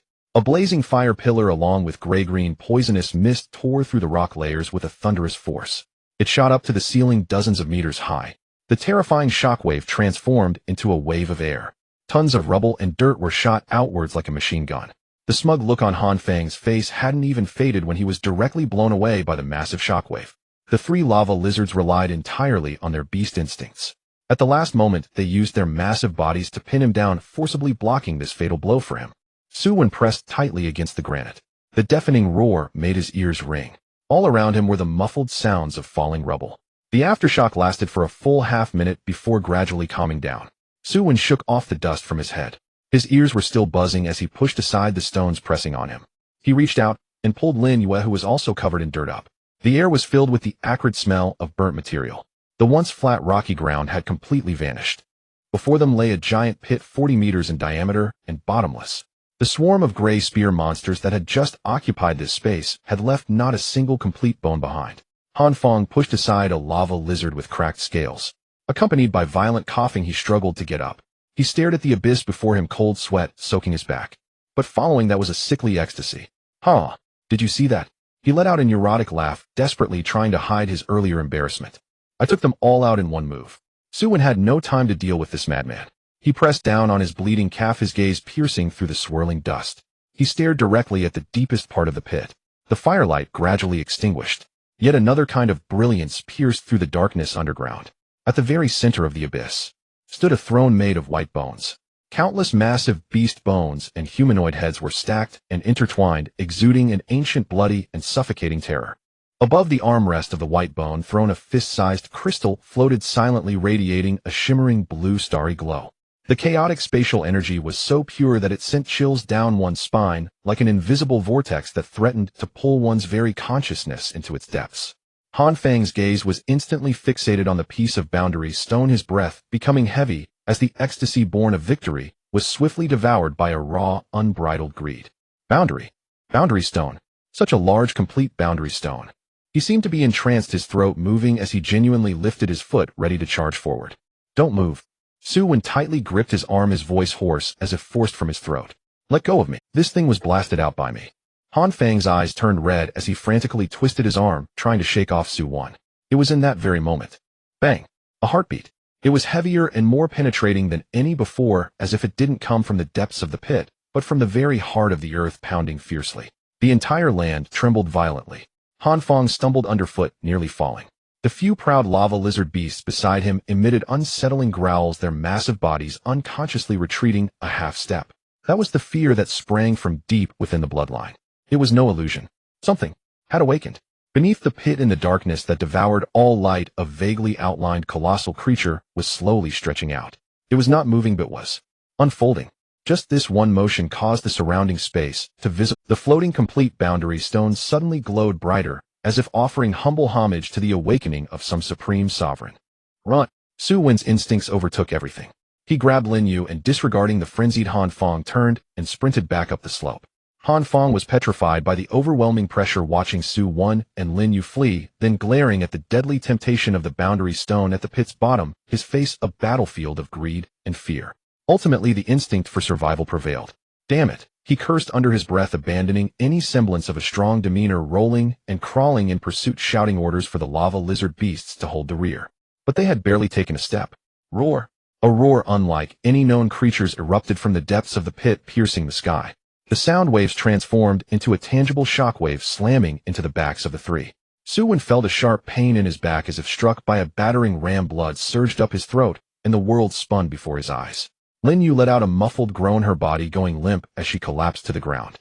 At the foot of the slope, the surviving gray spear monsters seemed to receive a divine command, no longer fearing the flames. Their eyes turned blood-red as they crazily closed in from all directions, intent on tearing them apart. It's over.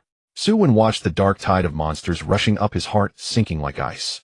His mental energy was exhausted, his body badly injured. The massive creatures behind were about to crawl out, and ahead lay an endless wave of monsters. This was a true life-and-death situation. At this moment of utter despair, a rough, authoritative roar like thunder from the heavens erupted from the sky. Beasts! How dare you! Before the voice faded, a massive shadow engulfed the entire slope. Everyone instinctively looked up. A giant dragon shadow, over 30 meters long, covered in thick rocky armor, its form as massive as a mountain, tore through the clouds and descended from the sky. It had no wings, yet floated in midair, its molten eyes filled with the majesty and fury of one looking down upon mere ants. The rock-armored earth dragon. Moreover, it was a high-level awakener capable of ultra-long-range, large-scale projection. Boom! The rock-armored earth dragon showed no signs of stopping, its massive body carrying immense force, crashing violently between Su Wen and the horde of gray spear monsters. The earth trembled violently. A 10-meter-wide chasm was forcibly created. Countless gray spear monsters were blasted away by this unparalleled power, exploding in midair into clouds of blood mist. As the dust settled, a figure leaped down from atop the dragon's shadow, landing steadily at the edge of the chasm. It was the safety officer Su Wen. His face was ashen and his aura was as violent as a volcano about to erupt. He glanced at the unfathomable pit, then at the grotesque white bone throne, finally resting his gaze on the disheveled trio. "You all are still alive." His voice was hoarse, each word laced with suppressed fury. "Report, teacher." Still alive," Han Fong stammered, losing all his earlier arrogance. Song Yan's gaze swept over the three. Su Wen was covered in blood, his left leg's protective gear torn open, flesh exposed. Lin Yu looked pale as a ghost, clearly already exhausted. Han Fong appeared uninjured, but was mentally drained, equally spent. His gaze shifted to a short distance away where a yellow non-standard shell lay quietly in the dirt. Further away there were several tactical footprints that distinctly did not belong to the three of them. The muscles in Song Yan's jaw tightened into a steel line. As the safety officer for this preliminary round, he understood better than anyone what this meant. Non-registered awakeners had infiltrated the secret realm through other entrances. This was not a student examination. This was a deliberate, targeted invasion incident. "Teacher Song," Su Wen panted, pulling out the blood-stained recording device from his pocket. "We didn't come." He struggled to stand, pointing in a direction. "Someone came through an unofficial rift, blew up our way back, and forced us into the lair of the gray spear monsters." Su Wen's words came out slowly, each word striking against Song Yan's taut nerves. "We discovered their ambush point. There was a carving of the character Wind. Wind." Song Yan's eyelids twitched. This codename seemed vaguely familiar to him. He looked at Su Wen, whose eyes held no panic of a student, only the fatigue of surviving a disaster, and an almost cold clarity. This transformed Song Yan's inner rage into a bone-chilling coldness. He calmed his breathing and issued a series of stern commands through his wrist communicator. "All supervising teachers immediately lead the security team to seal off all known and unknown rift entrances in the northwest gray zone. All students immediately cease collection tasks and evacuate to the safety point urgently. Repeat, this is not a drill. Initiate the highest level investigation procedure and classify this incident as malicious invasion and public safety threat." After issuing the commands, he walked up to Su Wen, looking at the injured but still standing student with a He took the recording device and asked in a deep voice, "Are you sure it was them who forced you here?" "I'm sure," Su Wen replied without hesitation. "Those few rogue individuals were merely surface thugs. The people behind them want all of us dead here." Song Yan's lips pressed into a straight line. He looked down at the terrifying energy readings climbing from beneath the massive pit displayed on his wrist communicator, then looked up at Lin Yu and Han Fong, who were pale and in shock. He knew that Su Wen's words were likely true. "Everyone immediately evacuate with me." Song Yan no longer hesitated, grabbing the almost unsteady Lin Yu, shouting at Su Wen and Han Fong. "Teacher!" Su Wen suddenly called out to him. "What now?" Song Yan turned back, his tone impatient. Su Wen raised his hand, trembling as he pointed towards the depths of the pit, indicating the source of the eerie blue glow. He licked his cracked, bloodied lips and asked, "That boundary stone, can we take it with us?" As Su Wen spoke these words, even Han Fong beside him looked at him as if he were a monster. "Are you out of your mind? Your life is hanging by a thread, and you're still thinking about that thing." That was something guarded by a terrifying existence that even high-level awakened ones like Song Yan found troublesome. Song Yan was momentarily taken aback by the question, then deeply scrutinized Su Wen. "That's not something you can touch." Song Yan's tone was chilling. "Now, immediately, right now, come with me." He did not give Su Wen any chance to ask questions. The shadow of the rock-armored earth dragon let out a roar, raising a wall of earth to temporarily block the suffocating pressure from the pit behind. The group evacuated to safety as quickly as possible. Along the way, the public channel was already in an uproar. "What the hell? What happened? Why the emergency evacuation? I just found a patch of fire plush flowers and didn't even have time to collect them. Did you see the shadow of that rock-armored earth dragon in the sky? Isn't that Teacher Song's projection? Something big has happened. I heard that Su Wen, Lin Yu, and Han Fong went missing in the northwestern gray area. It can't be related to them, right?" Amidst the noisy discussions, there was a calm, yet firm command from Chu Tianjiao. "Everyone obey orders, do not panic, maintain formation, immediately gather at the A3 safe point." Half an hour later, all students participating in the preliminary selection gathered at the temporary safe zone near the entrance of the secret realm. The atmosphere was tense and strange. Most students had no idea what had happened, they just felt frustrated seeing their hard-earned points slip away. When they saw Su Wen and the others brought back by Song Yan, everyone gasped. Su Wen was almost supported back, covered in blood with a gruesome wound on his left leg. Lin Yu looked lost, her delicate face pale, as if she had suffered a great illness. Even Han Fong, who was usually arrogant, looked wilted and dispirited. What had these three experienced in the northwestern gray area? Just as everyone was filled with doubt, the massive light screen in the center of the safe zone, the real-time leaderboard, suddenly began to refresh. Everyone's attention was immediately drawn to it. Look, the leaderboard is moving. The leaderboard, which had been frozen due to the interrupted task, suddenly began to bounce around, as if energized. Lin Yunhai no. 1 high school collected ice crystal companion grass mature x 3 A points 360. Su Wen Yunhai no. 3 high school collected high quality cold crystal, or x3 oi points 150. Su Wen Yunhai no. 3 high school collected ice crystal companion grass mature x1 points 120. Lin Yunhai no. 1 high school discovered unrecorded low temperature water vein contribution points 50. Su Wen Yunhai no. 3 high school discovered gray spear monster underground nest structure contribution points 80. Each record refreshing was like a bombshell, sending the crowd into a frenzy. Lin Yu's points skyrocketed, directly reaching 4th place on the overall leaderboard. Even more astonishing was Su Wen. He had originally fallen outside the top 10, but with these records his points shot up like a rocket from the bottom. 595 points. 675 points. Ultimately, with a total of 675 points, his name fiercely pushed aside Lu Yuan, who had been in 2nd place, leaving him only below Chu Tianjiao, high above in 2nd place on the leaderboard. The entire venue fell silent. Everyone felt as if their throats were being choked, staring blankly at the glaring name on the light screen. Su Wen, an awakener from a level barren world. In this secret realm task, which could be considered hellish in difficulty, he managed to reach 2nd place. What kind of international joke is this? Impossible. Han Fong was the first to jump up, pointing at Su Wen, and then at the leaderboard, shouting angrily, he cheated. He definitely cheated. With those few broken bugs of his, how could he possibly score so many points? He nearly died in there. A cold voice interrupted. It was Lin Yu. She leaned against the wall, barely standing upright, her gaze sweeping coldly over Han Fong. These resources were all earned with his life. If you think it's unfair, you can go down to that pit and collect once yourself. You. Han Fong was left speechless, his face turning the shade of liver. Chu Tianjiao stood at the front of the crowd, his gentle smile looking somewhat stiff. He looked at the name that was almost at the same level as his own. Deep within his eyes was a barely concealed rage and a hint of caution that even he didn't realize.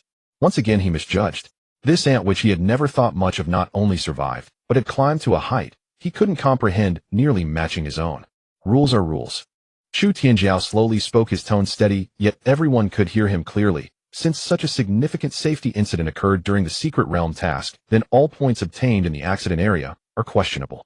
This is unfair to the other students who worked hard to collect in the safe zone.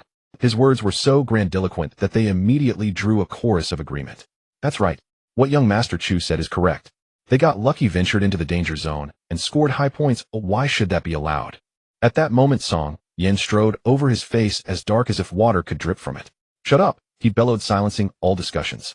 He stepped up to the light screen and quickly operated a few commands on his wristband. The next second, an astonishing scene unfolded before everyone's eyes. On the leaderboard, the points that Su Wen and Lin Yu had just skyrocketed were crossed out by a glaring red line, with a conspicuous label appearing, pending review. Then their total points were recalculated, deducting all points obtained in the northwestern gray area. Lin Yu's rank dropped to 7th. Meanwhile, Su Wen plummeted from 2nd place back to 12th out of the top 10 altogether. Notification: due to a major safety incident during the peripheral collection task of the secret realm, all resource points obtained within the northwestern gray area coordinate range will be temporarily frozen. Once the investigation concludes and confirms that the resource acquisition methods comply with safety regulations, the points will be recalculated. A series of system notifications appeared at the top of the light screen. It's frozen. I told you something was wrong with him. Han Fong laughed gleefully upon seeing this. The surrounding students looked at Su Wen with eyes that had shifted from shock to disdain and schadenfreude. See, taking shortcuts will ultimately come at a price. Chu Tianjiao revealed a faint smile once more.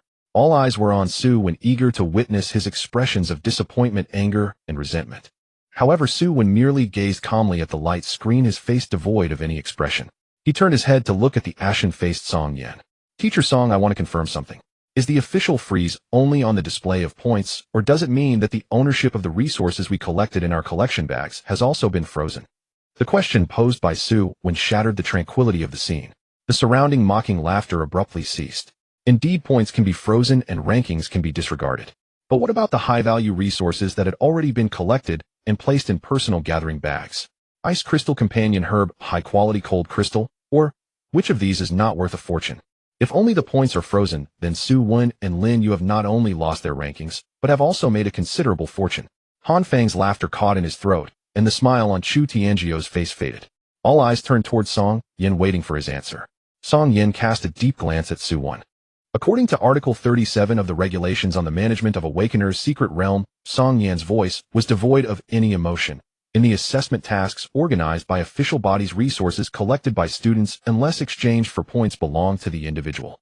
The gathering bags have independent space locks, and unless the individual consents or violates alliance prohibitions, no one has the right to confiscate them.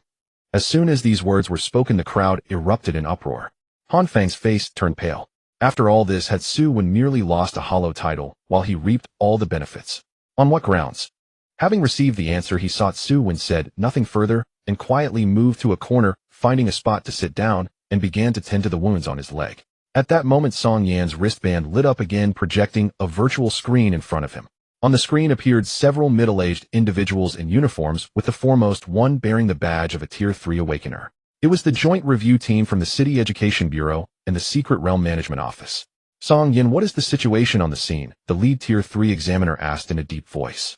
Report, Director. All students have safely evacuated to Area A3, when 3 injured students are receiving emergency treatment. The northwest gray zone of the Secret Realm has been completely sealed off. Preliminary assessments indicate that at least 3 unregistered Awakeners have infiltrated through external fissures and clashed with the native intelligent species of the Secret Realm, the Gray Spear monsters, triggering large-scale movements in the underground nests. The northwest gray zone of the Secret Realm has been completely sealed off. Preliminary assessments indicate that at least 3 unregistered intelligent species, large-scale movements in the nests. It was only then that they realized from what terrifying abyss they had just escaped. The Tier 3 examiner on the screen wore a grave expression. After listening to the report, he remained silent for a moment before finally making a decision.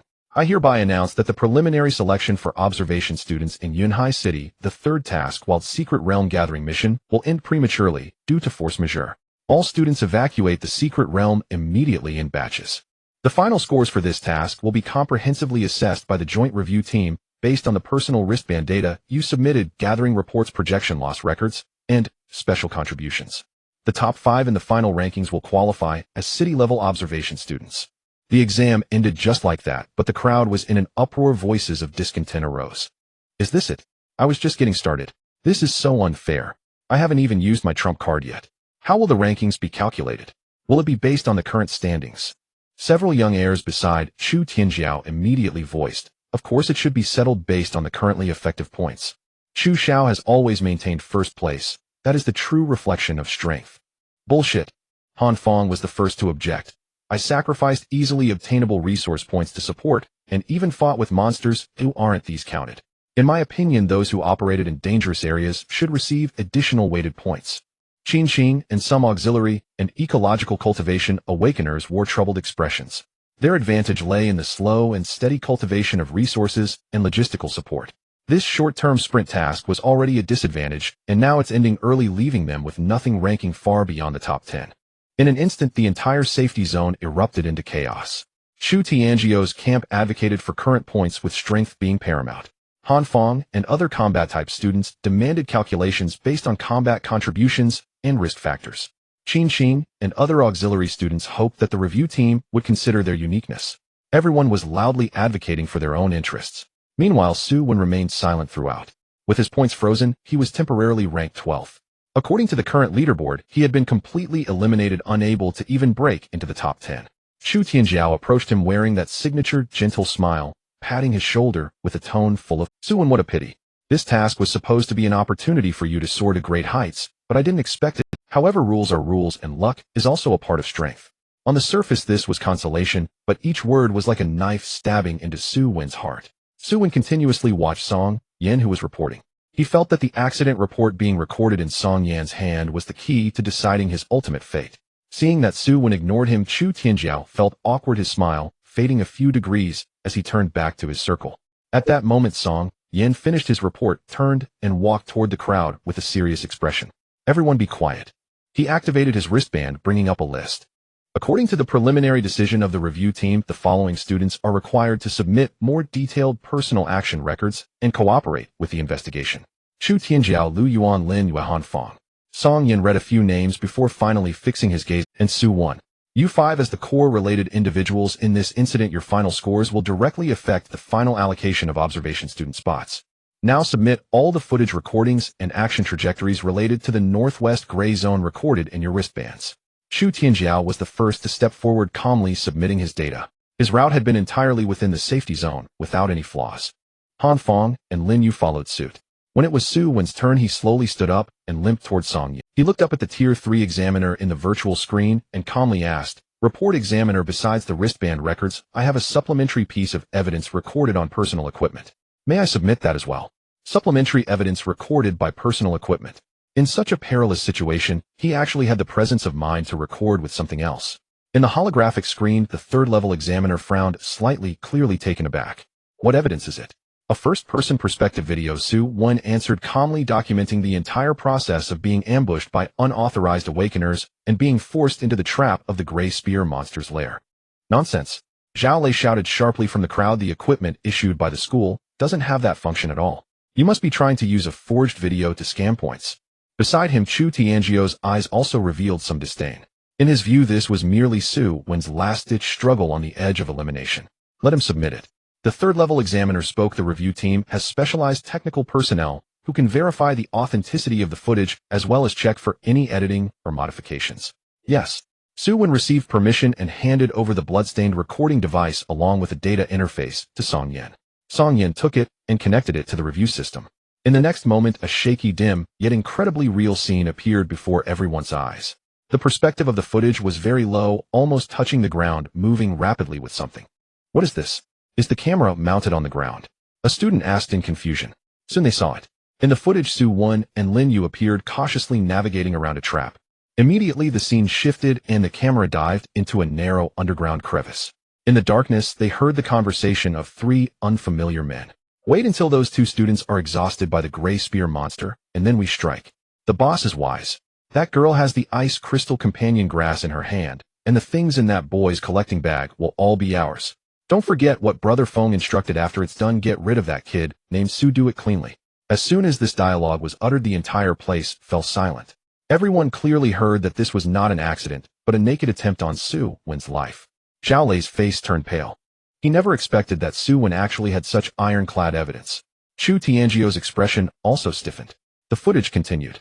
The camera recorded how Su Wen and Lin Yu used the terrain to counterattack the rogue, documented the appearance of the acid-eating ants, captured their despair as they were surrounded by the gray spear monster, and even recorded Han Feng's fiery support like a divine being. This divine perspective provided a perfect replay of the entire process. The third-level examiner was also shocked by this footage, pointing at those rapidly moving low angles in the scene. "What was this recorded with?" "Report examiner, it is my projection unit." Su Wen replied calmly, "Each of my swarm can be my eyes. The swarm each can be an eye." This statement sent chills down the spines of all the awakened present. This meant that Su Wen possessed nearly 360-degree information-gathering capabilities during combat. For an grade small world, this was simply a fantasy. The authenticity of the footage has been confirmed with no signs of editing found. A technician reported to the examiner. The third-level examiner looked at the footage, then glanced at several reports in his hand. The chain of evidence was quite complete. Chu Tianjiao's face turned somewhat grim. He stepped forward and said seemingly fairly, "Examiner, even if Su Wen provided crucial clues, it does not change the fact that he took advantage of the dangerous area to gain high points. I believe merits should be separated from faults and should be calculated separately." However, Song Yin sneered and stepped forward. He displayed Lin Yu's wristband records, Han Feng's projection loss data, as well as the weapon fragments and bone spear samples belonging to the rogue collected on-site one by one on the holographic screen. "Chu Tianjiao, your logic is quite interesting." Song Yan's voice was cold, but the fact is, if Su Wen had not discovered the ambush in advance and used his swarm to determine the gray spear monster's trap, Lin Yu might have already died. If Su Wen had not judged that there was marsh gas underground when being besieged and stopped Han Feng in time, what we would see now could be 3 bodies blown to the sky, not just an open sinkhole. The facts are clear. He dragged everyone from a greater disaster. Song Yin looked at the review team and said, "I recommend, according to the special regulations for observational selection, to award Su Wen the highest level of safety contribution points." Chu Tianjiao's expression darkened. He never expected Song Yin to openly support Su Wen so firmly.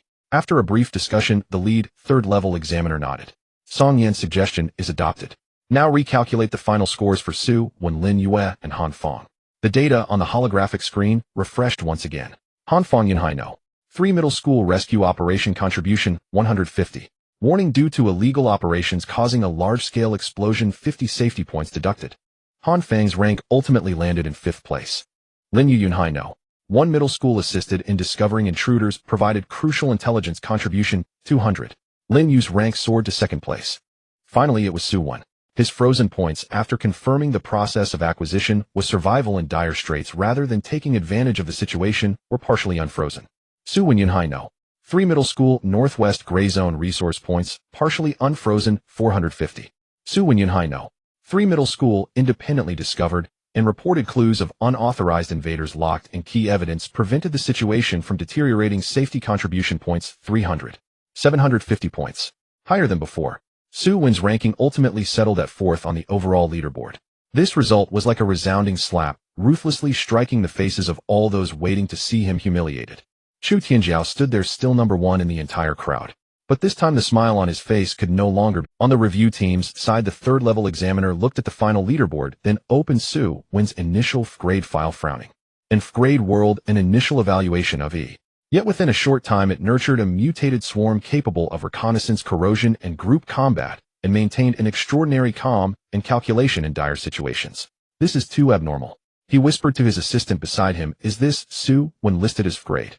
The 3rd-level examiner gently tapped his fingertip on Su Wen's name.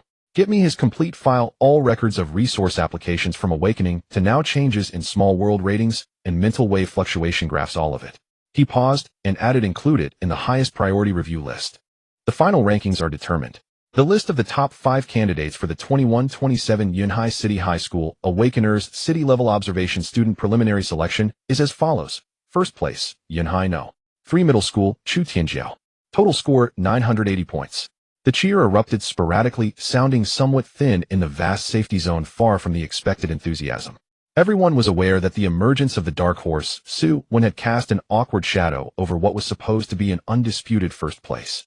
Chu Tianjiao maintained his composure, nodding slightly as a response to the sparse applause. Regardless of the process, 1st place ultimately belonged to him. 2nd place, a Yunhai No. 1 Middle School, Lin Yu. Total score, 910 points. Lin Yu leaned against the wall, the pallor on her face finally receding a bit as she exchanged a serious nod with Su Wen from afar. That glance held too much meaning. She knew that without Su Wen she would never be able to stand here alive. 3rd place, Yunhai No. 2 Middle School, Lu Yuan. Total score, 790 points. The boy who was always accompanied by a shadow of a war wolf coolly waved to the crowd. 4th place, Yunhai No. 3 Middle School, Su Wen. Total score, 750 points. The moment that name was announced, all sounds in the safety zone vanished. Surprise, jealousy, scrutiny. Countless complex gazes shot toward the boy standing calmly in the corner, whose demeanor was anything but ordinary. In the office of Yunhai No. 3 Middle School, the homeroom, teacher Li Guoqing stared at the leaderboard on the remote communication channel, jumping up from his chair in excitement, repeatedly muttering, "Good kid. Truly a good kid." 5th place, Yunhai No. 3 Middle School, Hanfang. Total score, 715 points. "Why?" Hanfang shouted without thinking. "Su Wen's safety points add 300, while I risked my life for a mere 100. Am not satisfied." Song Yin coldly shot him a glance. "How dare you ask? If it weren't for your lava bomb almost burying everyone, would things have deteriorated to the point that I had to step in personally? The judging panel didn't give you a major demerit, which is already showing leniency for your efforts." His words splashed down on Hanfang like a bucket of cold water, leaving him speechless. Additionally, the voice of the 3rd-tier examiner echoed again from the light curtain. Yunhai No. 3 Middle School, Qin Xing, due to providing effective assistance to several classmates during the task and offering crucial support for key actions, is granted the alternate observation student qualification by the judging panel. Qin Xing, who had been huddled in the corner, suddenly looked up, her eyes filled with disbelief. She instinctively looked at Su Wen, meeting his gaze as he gave her a slight nod. Qin Xing was momentarily stunned, then bit her lip hard, suppressing her gratitude deep within. With that, the dust settled. The staff approached, beginning to issue identification certificates to the top 5 and the alternate candidates. It was a jet black card gleaming with a metallic cold light engraved with silver lines showcasing the name and a unique identification number. Su Wen could feel that the card contained a microarray resonating with the city's defense system above Yunhai. This was not just an identification certificate, but also a key capable of unlocking the official rules. As Su Wen received the card from the staff, the cold and solid touch transmitted through his fingertips. Yunhai City Observation Student Temporary Name Su Wen Number YHGCS 21270 4 Permissions Priority Application for Level Resources Eligibility for City-Level Special Mentor Assessment Eligibility for Low-Level Boundary Stone Subsidy Application. A series of new permissions flashed by causing Su Wen's heart to skip a beat. Eligibility for Low-Level Boundary Stone Subsidy Application. This official channel for obtaining boundary stones in a stable, safe, and legal manner had finally opened up to him. The children of noble families might look down on these low-tier goods, but this was precisely the cornerstone for the development and expansion of his small world at this stage. Congratulations, Su Wen. A warm voice sounded beside him. Shu Tianjiao, wearing his signature warm smile, had unknowingly approached him and extended his hand. You truly surprised me during this preliminary selection. Time and time again. The way he emphasized the word surprised was soft, yet laced with a chill. Su Wen raised his eyes, meeting his handsome face. He understood that beneath that smile lay an overwhelming sense of unwillingness and killing intent. Su Wen also extended his hand, shaking with Chu Tianjiao. Both hands felt somewhat cold. Likewise, Su Wen replied flatly, Chu Tianjiao, you surprised me as well. I truly didn't expect you to be able to adhere to the rules so thoroughly in the face of such upheaval. The corner of Chu Tianjiao's eye twitched imperceptibly. He tightened his grip on Su Wen's hand, the pressure silently conveying a warning. But Su Wen turned his wrist, deftly slipping out of the pressure and releasing his hand. He didn't look at Chu Tianjiao again, turning to carefully place the black card inside the pocket of his battle suit. An unexpected change occurred. Inside that pocket he had also stored the accompanying fragmented boundary stone that he had fought to obtain from the cave of the gray spear monster, sealed within an empty vial. The moment this card, soaked in the official recognition of Yunhai City, resonating with ordered rule energy, came into close contact with that fragmented boundary stone filled with primal, violent, and chaotic spatial energy in the cramped pocket. Buzz. A subtle vibration surged from Su Wen's chest. This vibration did not originate from flesh and blood, but shot straight into his spiritual sea. The pure rule energy within the observation student card clashed violently with the chaotic spatial force within the fragmented boundary stone, like water and fire, generating intense repulsion and collision. The makeshift seal of the storage vial crumbled instantly under the resonance of these two energies. A cold, chaotic aura erupted from the pocket, fiercely biting towards the edge of his small world along the spiritual link. Gray mist surged. At the edge of the small world, the gray area representing chaos and the unknown twisted and shrank violently, as if being crushed by an invisible giant hand. A sharp pain struck, and Su Wen's vision darkened as his body jolted. What happened to you? Lin Yue, the first to notice his odd behavior, reached out to support his arm. Su Wen forced himself to steady, shaking his head to signal that he was fine. He dared not make any sudden movements, feeling the powerful divine senses around him, including Song Yan's, and even the third-tier examiner from the light curtain, all taking notice of him after this stumble. He must remain calm. Deep within his consciousness, the system's cold warning sounded sharp as an alarm, frantically scrolling across his mind. Ding. Unknown rule energy intrusion detected. Engaging in a negative resonance with the gray mist at the edge of the small world. Detecting the only solution. Emergency fusion. Would you like to immediately consume mental energy to fuse with the accompanying fragmented boundary stone? The system's warning screamed in Su Wen's mind, cold characters flashing across his consciousness. Here, under the scrutiny of the third-level examiner's divine sense, under the gaze of Song Yan's eagle-like eyes. This thought flashed for a moment before Su Wen extinguished it with all his will. No, he could not give anyone an excuse to pry into his situation. Buzz. In his pocket, the clash between the observation card and the companion fragment stone had already reached a critical point. The card represented the strict rules and order of Yunhai City. The fragment stone, on the other hand, originated from the depths of the secret realm, embodying primordial and chaotic essence. One righteous, one evil, one orderly, one chaotic. The two forces collided and annihilated within his pocket, unleashing a chaotic energy storm that, through the spiritual link, transformed into the most brutal punishment, tearing at the very foundation of his world. Ugh! A tearing pain surged from the borders of the small world, a massive invisible force threatening to crush his world. Su Wen's vision blackened and cold sweat soaked his back in an instant. He could see that the chaotic gray area at the edge of the small world was violently shrinking and twisting, emitting a mournful hum under unbearable pressure. He had to find an unoccupied place immediately. What's wrong with you?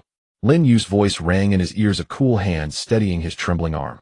This support made several powerful divine senses around them become clearer.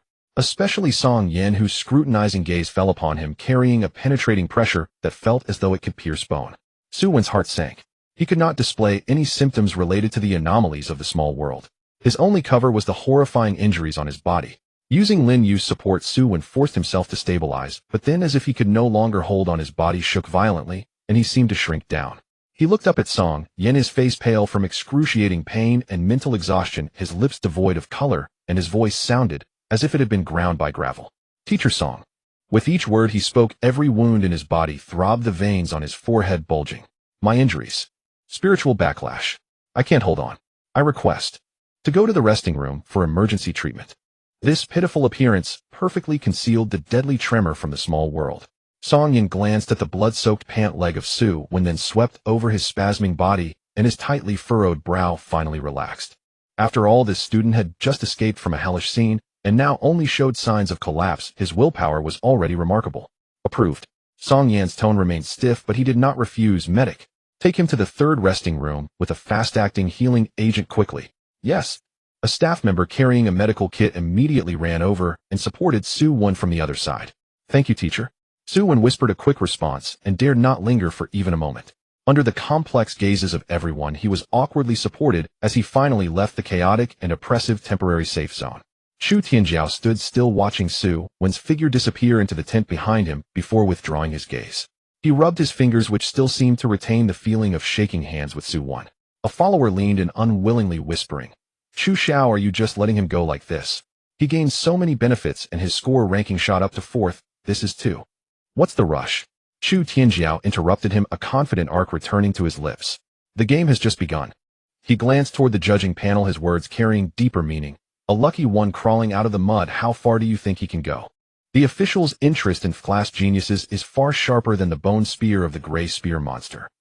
Third temporary resting room. The independent metal tent had excellent sound insulation, blocking most external prying.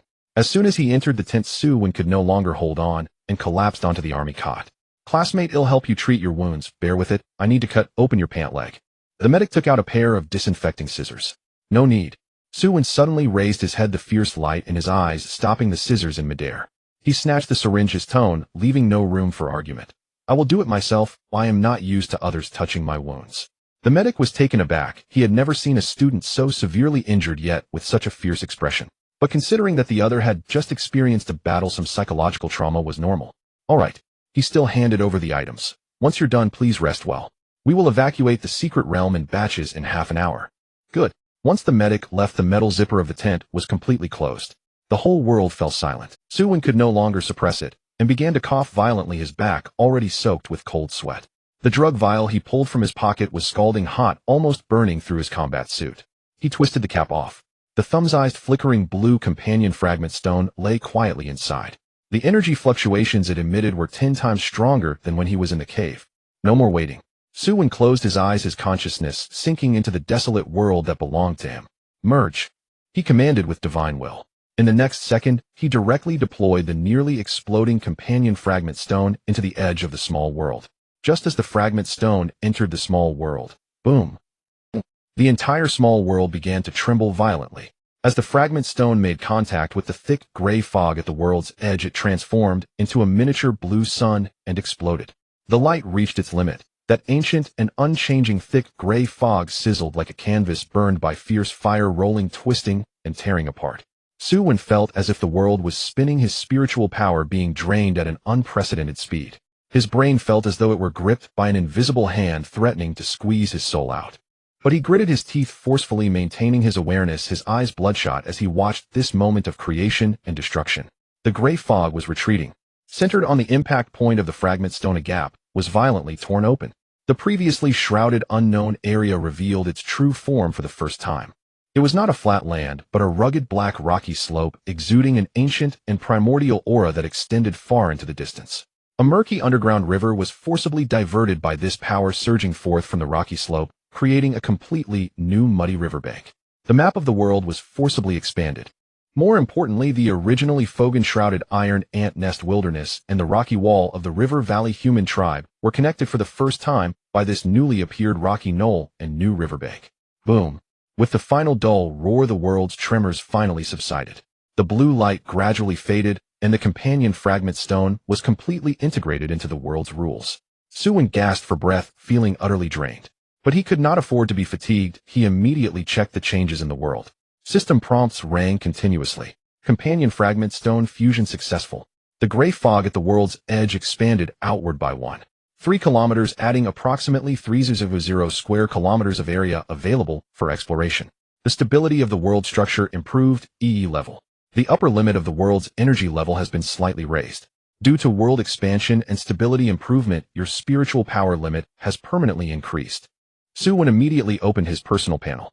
Name Su Wen Awakener level 1st tier early stage small world area 1 square kilometers, 1 square kilometers, civilization body, iron ant nest civilization D Eye of Heaven tribe Stone Age civilization, rating D master troops iron ants, heavy armor soldier ants, acid erosion ants guard ants, physical feedback, primary enhancement special authority, civilization acceleration success. And class barren small world had truly expanded for the first time. Although it only added 300 square kilometers, it meant that his world had the potential for growth. It was no longer that lifeless pot that could be seen through at a glance. Moreover, the hunting area of the iron ants and the survival area of the humans were now connected. This meant that the two civilizations were about to have their first genuine contact. Su Wen suppressed the ecstatic feelings surging in his heart and directed his eye of heaven vision toward the River Valley tribe. At this moment, all the primitive people in the tribe, regardless of age or gender, rushed out of their caves and stood at the edge of the river valley. They looked up, their mouths unconsciously agape, awe and fear intertwining on every face as they gazed at this moment of creation. The gray thick fog that had long enveloped the end of the world, seen by them as a symbol of taboo and death, was actually retreating amid the rumbling and trembling. A piece of black land they had never seen before, and a brand new river appeared before their eyes. The oldest firekeeper in the tribe, with murky eyes, fixed his gaze on the new land. His wrinkled lips trembled and his dry fingers pointed ahead. Heaven! Heaven! He used all his strength to let out a hoarse roar from his throat. Heaven! Tianjiang. The eye of heaven has opened up new territories for them. Wah! After a brief silence, the entire valley tribe erupted in thunderous cheers. The tall hunters excitedly struck the stone walls with their bone spears, creating a resounding clatter. Women clutched their children, overwhelmed with emotion as they pointed at the newly revealed black land. The children ran and jumped on the riverbank, curiously exploring this brand new world. Su Wen observed. He saw that old firekeeper. After the wave of joy, immediately rushed with several young stone masons to the most prominent rock wall in the center of the tribe. There the wall was already covered with dense carvings. Scenes depicted the first night when sharp stones killed the gray-spined beast, an elderly man retrieving the fire seed, and a young boy observing the ant swarm creating the ant path. At the center and the top of all the murals was a symbol of an eye representing protection and faith. With an almost reverent demeanor, old firekeeper caressed the rough carvings. Then he picked up the sharpest stone shard and began to diligently etch onto the blank stone wall beside him. What he was drawing was the opening of heaven and earth seen from just moments ago. Rolling gray mist, the earth splitting apart, and a massive light beam descending from the heavens, tearing everything asunder. At the pinnacle of the light beam, he painstakingly carved an eye symbol larger and more intricate than the eye of heaven opens the borders. The eye of heaven grants us new lands and rivers. Old firekeeper proclaimed to the tribesmen with his aged voice while he carved.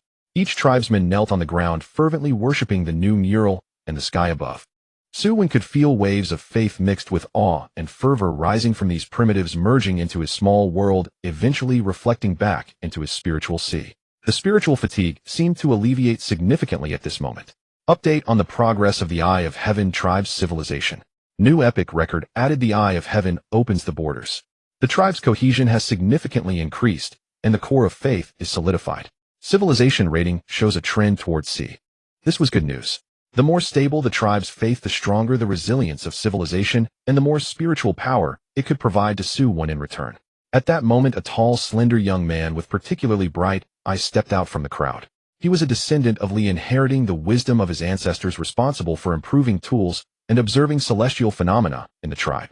He pointed at the brand new black, gentle hills and loudly declared, "The Eye of Heaven has opened a new world for us. We cannot squander the blessings of the divine. I request to lead an exploration team to that new land to seek new prey and stones for the tribe." This proposal immediately received enthusiastic responses from all the young hunters. "Yes, to the new land. There must be beasts there that we have never seen. We will plant our bone spears for the Eye of Heaven." Su Wen watched this scene unfold, feeling little joy. His perspective was far broader than these primitives. He delved into the data layer of the tribe, where a red warning appeared before his eyes. Warning: the current population of the Eye of Heaven tribe is 327. Due to the initial bloodline being too narrow, the congenital weakness and mortality rate of newborns has reached 17 and is on a continuous rise. Prediction: the resource increase brought by the new land will trigger a population explosion within the next decade. At that time, bloodline defects will erupt en masse, possibly leading to stagnation or even collapse of civilization. The initial 7 people ultimately sowed the seeds of disaster. Now the new land and rivers would bring more food, and the tribe's population would rapidly increase. As the population grows, the adverse effects of inbreeding will be exponentially amplified. More and more weak and sickly children will emerge, drastically lowering the average quality of the entire group. By that time, let alone developing civilization, whether they could even continue to exist would be a question. New bloodlines must be supplemented as soon as possible. Su Wen's mind immediately made a resolution. The black market connection was too expensive and the channels had been scrutinized. It seemed he could only think of other ways. For instance, the upcoming applications for other lower-level secret realms controlled by the municipal authorities.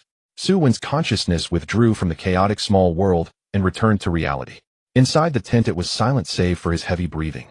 He picked up the quick healing agent and peeled off the blood-stuck pants. On his thigh, a wound cut by a bone spear exposed the bone, blood, and flesh a messy blur. Gritting his teeth, he aimed the agent at the wound and plunged it in forcefully. A cool liquid poured into the muscle, replacing the intense pain with a tingling sensation. The bleeding at the wound stopped, and the flesh began to wriggle and heal at an astonishing speed. He did not know which Awaken World's product this was, but its effect was surprisingly good. Just as he was tending to his wound, the tent's zipper was suddenly pulled open with a sound. A serious-looking official walked in.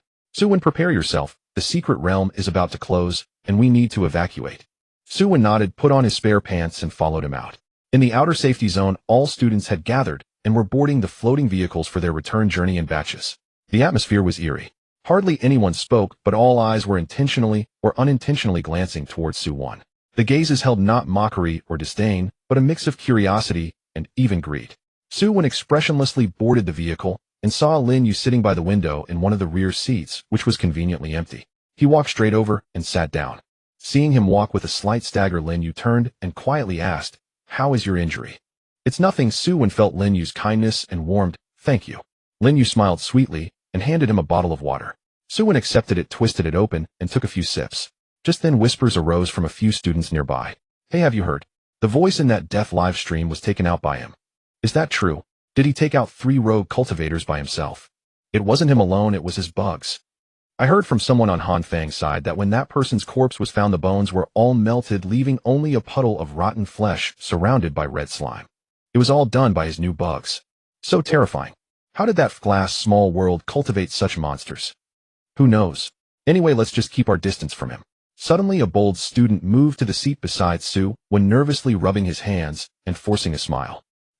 Su Wen." Su Wen glanced up at him.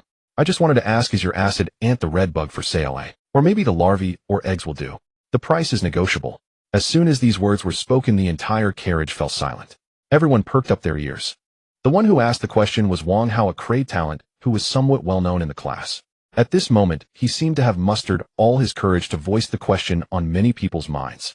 This red insect, under the sensationalism of the Death Live broadcast, had been rumored to be a miraculous creature, becoming the perfect weapon for breaking defenses, siege, and assassination that all low-tier awakeners yearned for.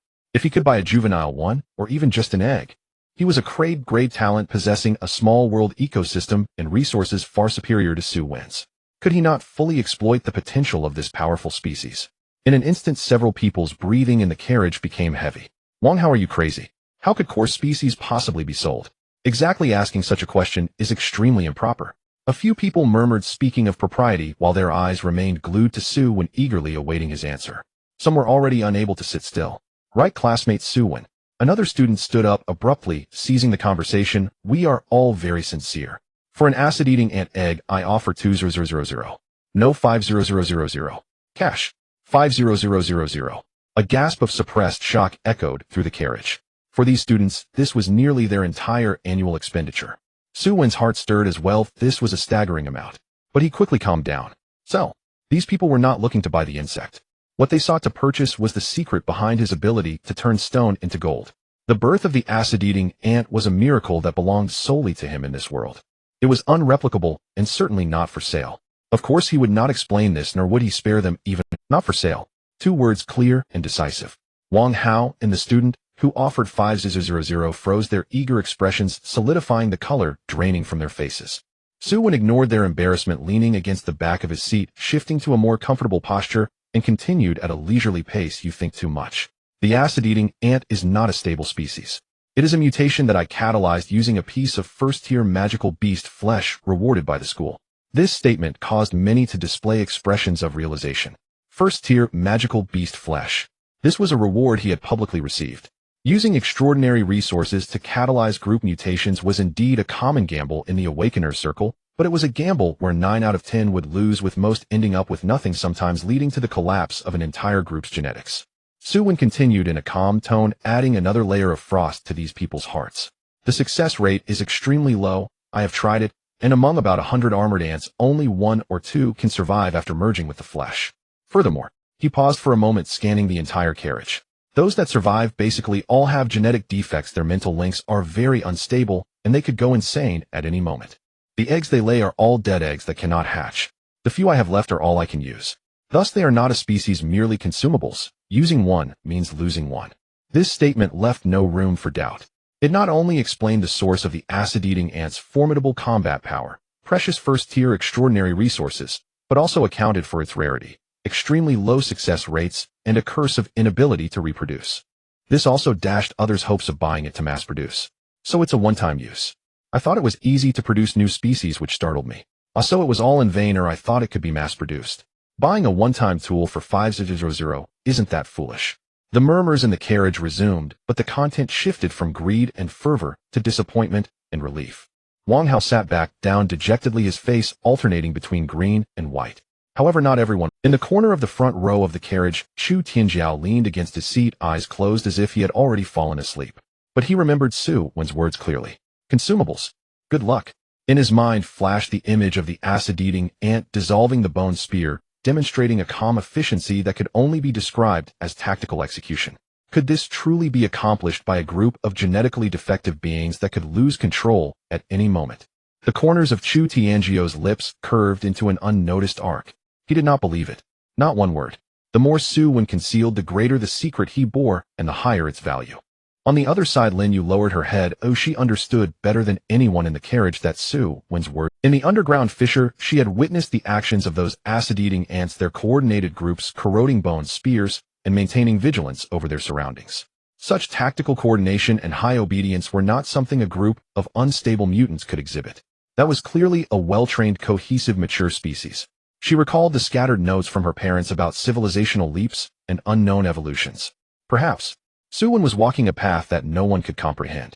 The vehicle sped along, and soon the familiar school gate of Yunhai No. 3 Middle School appeared in view. The vehicle came to a smooth stop. The students of No. 3 Middle School got off one after another, their expressions weary, yet their minds were worlds apart from when they had come. Having experienced this life-and-death mission in the secret realm, their perspectives on the world had changed. The way they looked at Su Wen had also completely transformed. Zhao Lei and a few lackeys, as they exited the vehicle, avoided Su Wen like a plague, taking a wide berth around him, lacking even the courage to glance at him. The red insect that can melt bones from the Death Live broadcast had become an inescapable nightmare in their heart. Han Fong wore a dark expression. Although he squeezed into the top 5, all the limelight was completely overshadowed by Su Wen, and he had even received a warning penalty, causing his pent-up frustration and resentment to nearly spill over. When he walked past Su Wen, he paused his steps, squeezing out a few words in a voice only the two could hear. Don't get cocky. This isn't over. After saying this, he shot Su Wen a heavy glare and entered his family's luxurious hover car without looking back. Su Wen ignored the barking of these defeated hounds. He got out of the car and immediately spotted Li Guoqing waiting at the school gate. This usually composed head teacher now wore a face full of worry and excitement. He strode up to Su Wen, grasping his arm and inspecting him from top to bottom. Are you hurt? Is it serious? Just a small injury on my leg. I've used a healing agent.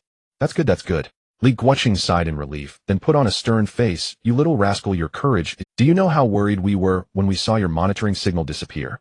Although it was a scolding, the concern in his words was clear to anyone listening. It's really nothing serious. Let's not talk about that now. Li Guoqing patted Su Wen on the shoulder and lowered his voice. Come with me to the office. I have something good for you. Follow me to the office. I have something good for you. Li Guoqing tightened his grip on Su Wen's arm, pulling him forcefully from the chaos at the school gate. Su Wen was half dragged and half led by Li Guoqing through the tree-lined path and into the teaching building. The office had a smell of old books, ink, and strong tea mixed together. Click. Li Guoqing turned around and locked the door, sealing off all the sounds from the corridor. He turned back to face Su Wen, his expression a mix of excitement, fear, and relief, making him appear older than usual. He opened his mouth. The words, "You little rascal, how bold of you," rolled around on his lips before finally transforming into a long sigh. "You little brat." Li Guoqing shook his head and walked to his old desk.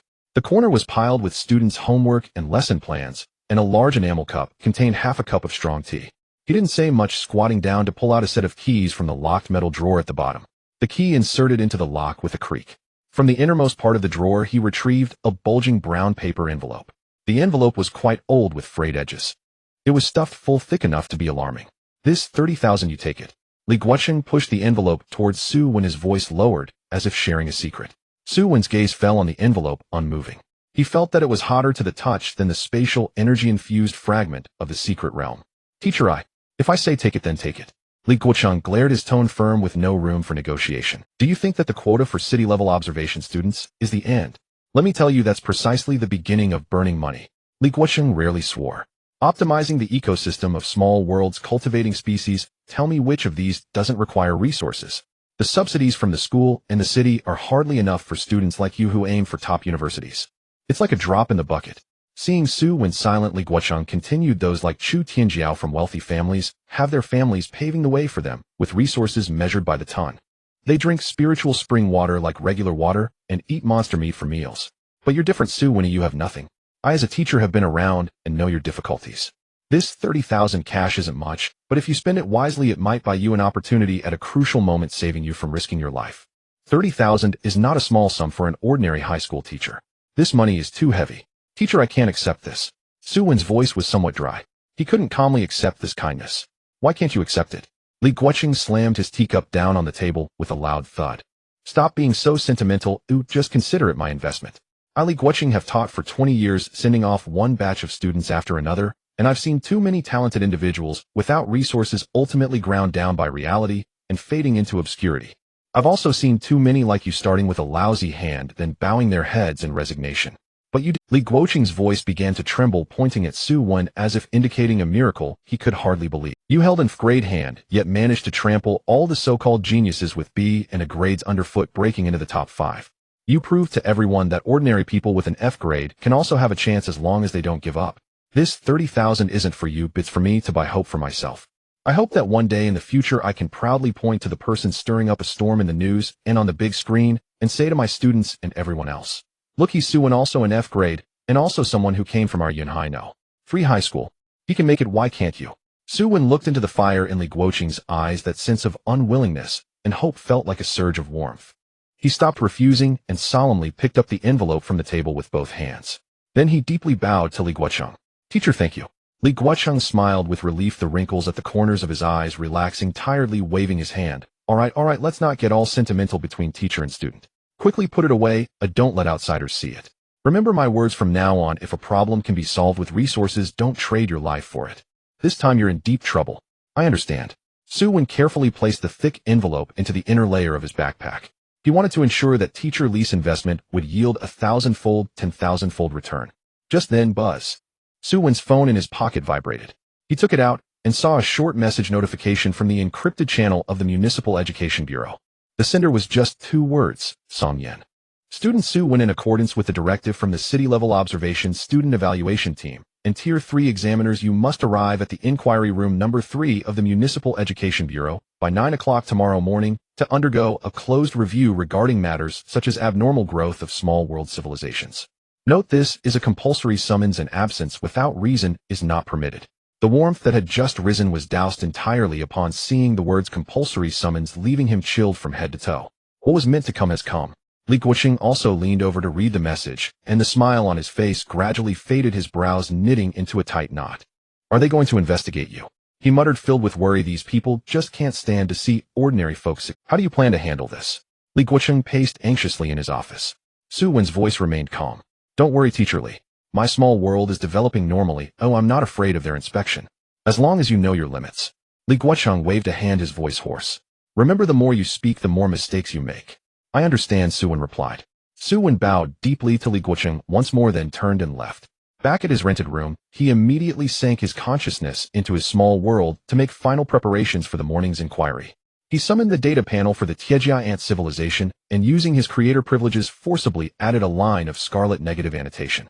Genetic defect moderate due to forced fusion with higher-order heterospecific flesh, the species gene chain bears risk of rupture spiritual imprint disarray, and offspring will face a very high incidence of deformity and unviable eggs.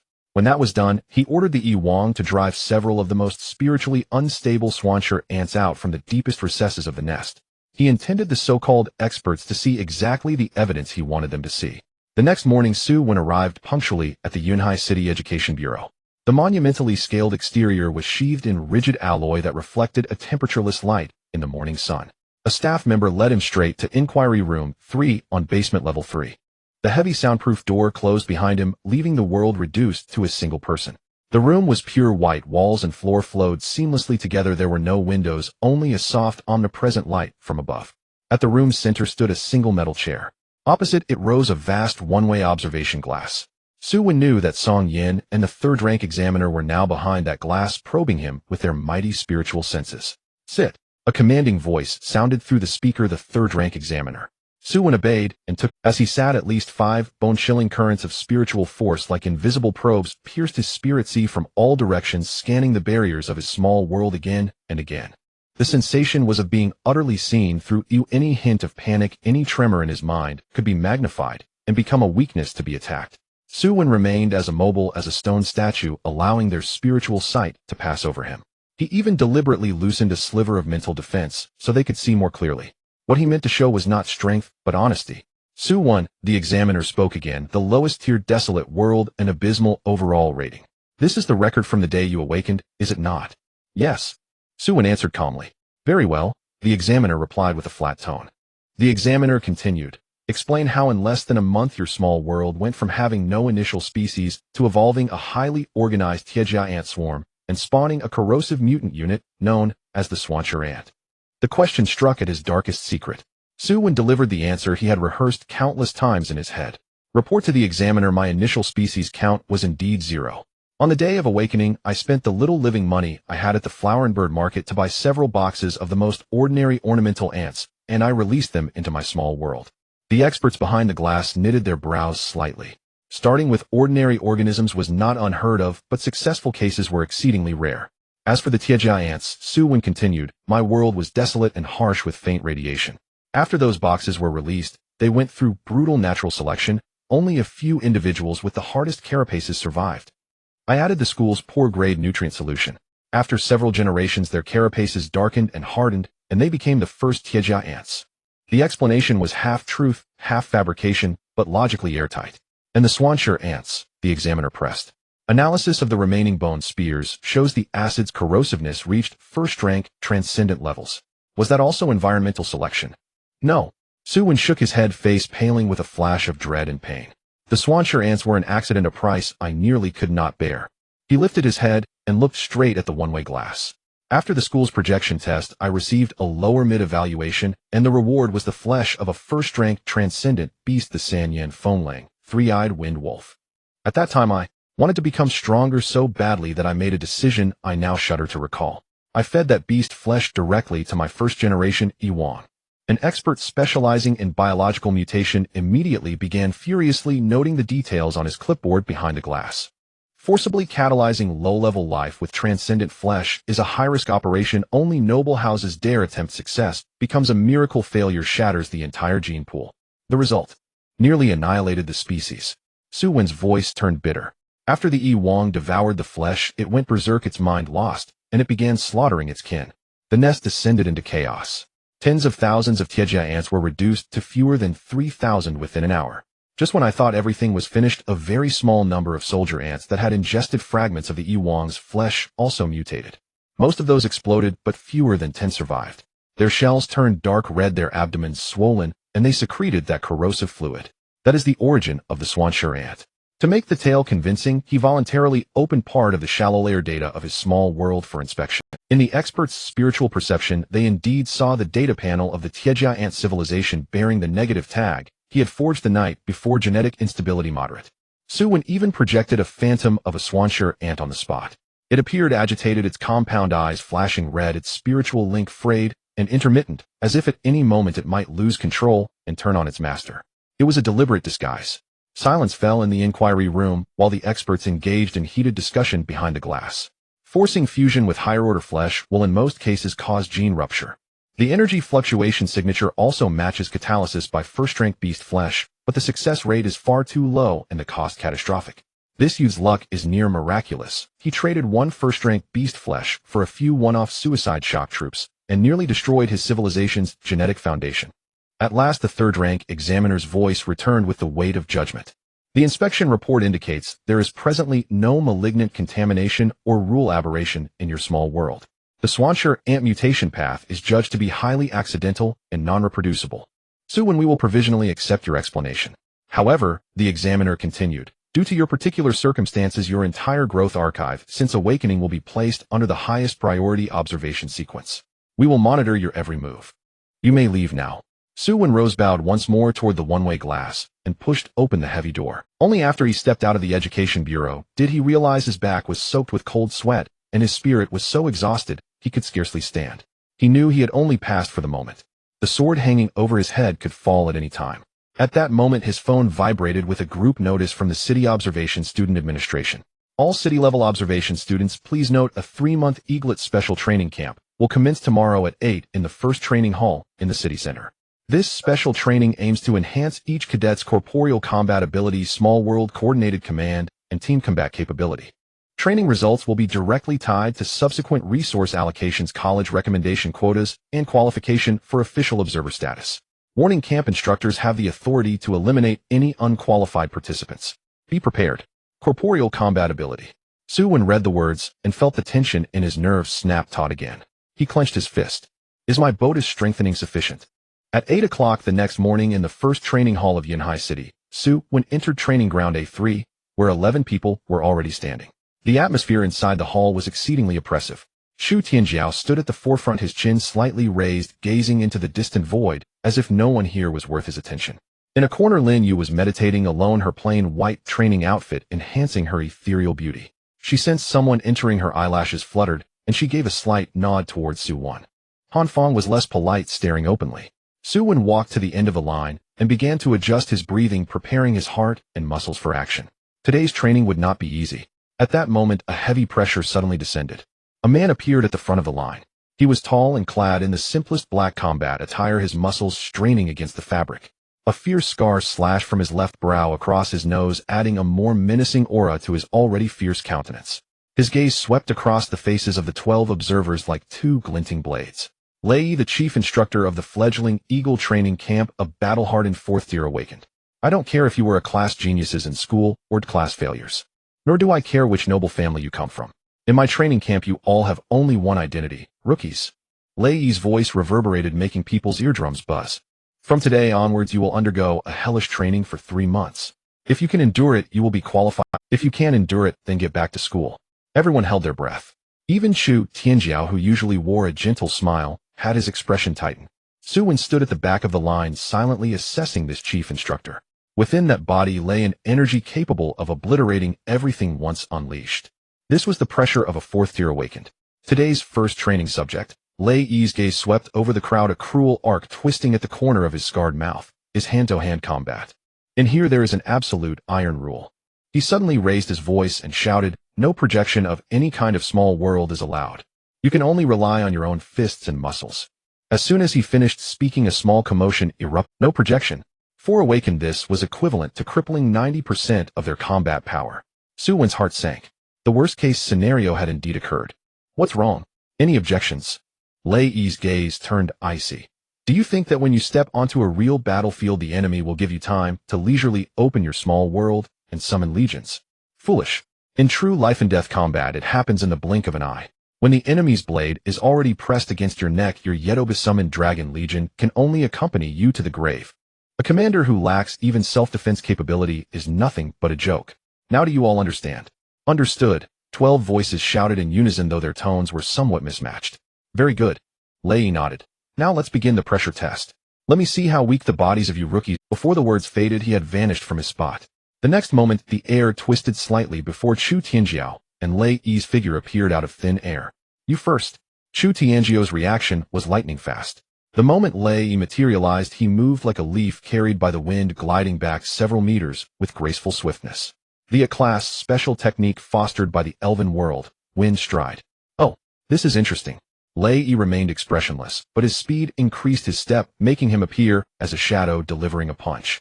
Before the punch landed, the wind from it howled, stinging Chu Tianjiu's face. His expression changed, and he crossed his arms in front of his chest, a layer of bluish light emanating from his body. Bang!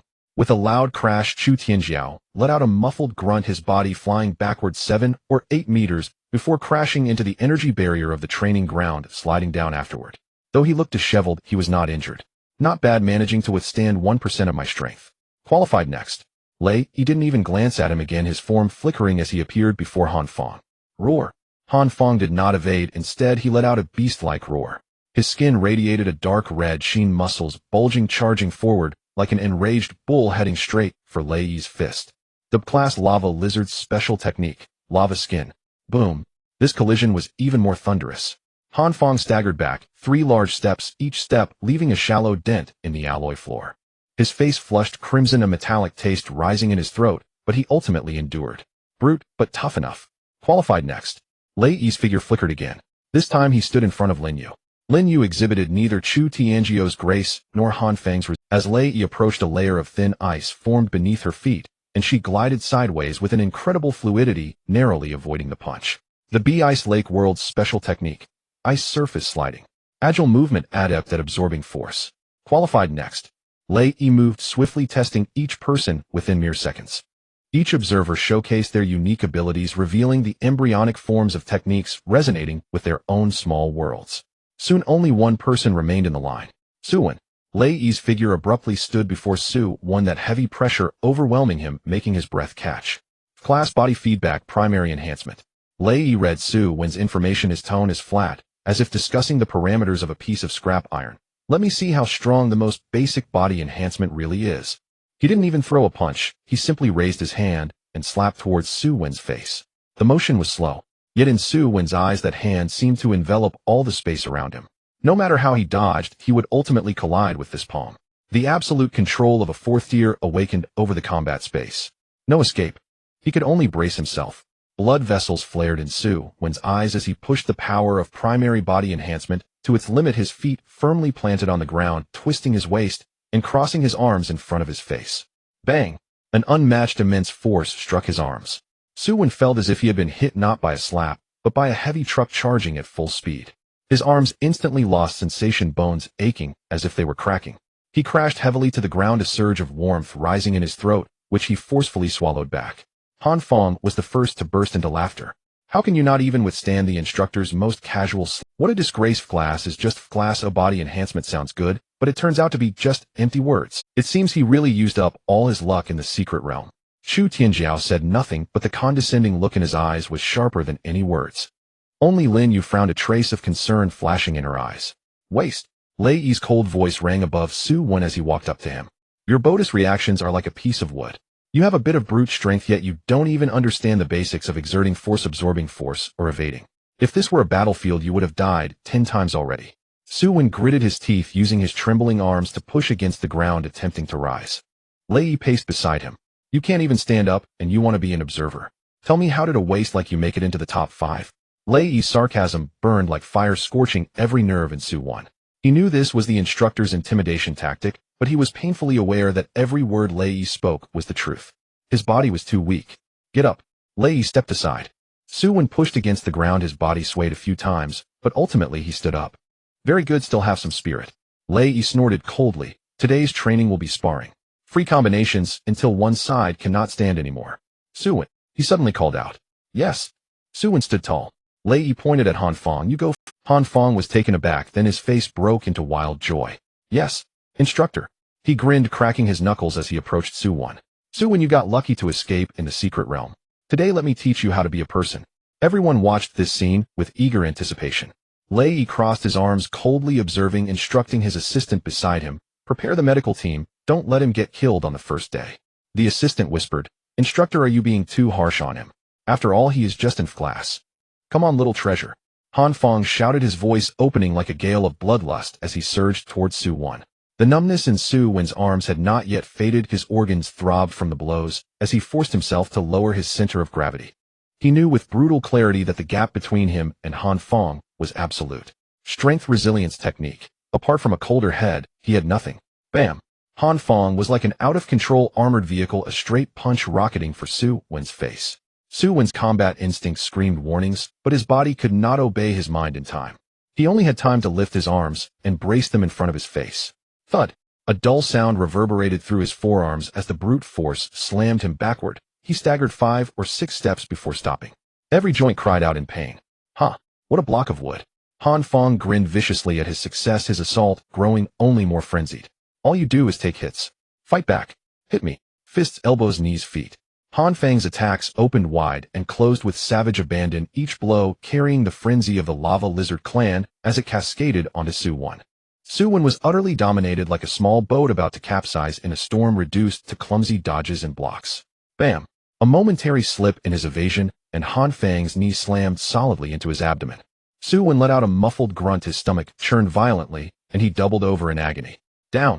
Han Fong seized the opening and brought a hand blade crashing toward the back of Su Wen's neck. At the edge of the ring, Lin Yu gasped and took an involuntary step forward, while Chu Tianjiao stood with his arms folded, the smile at his lips unchanged.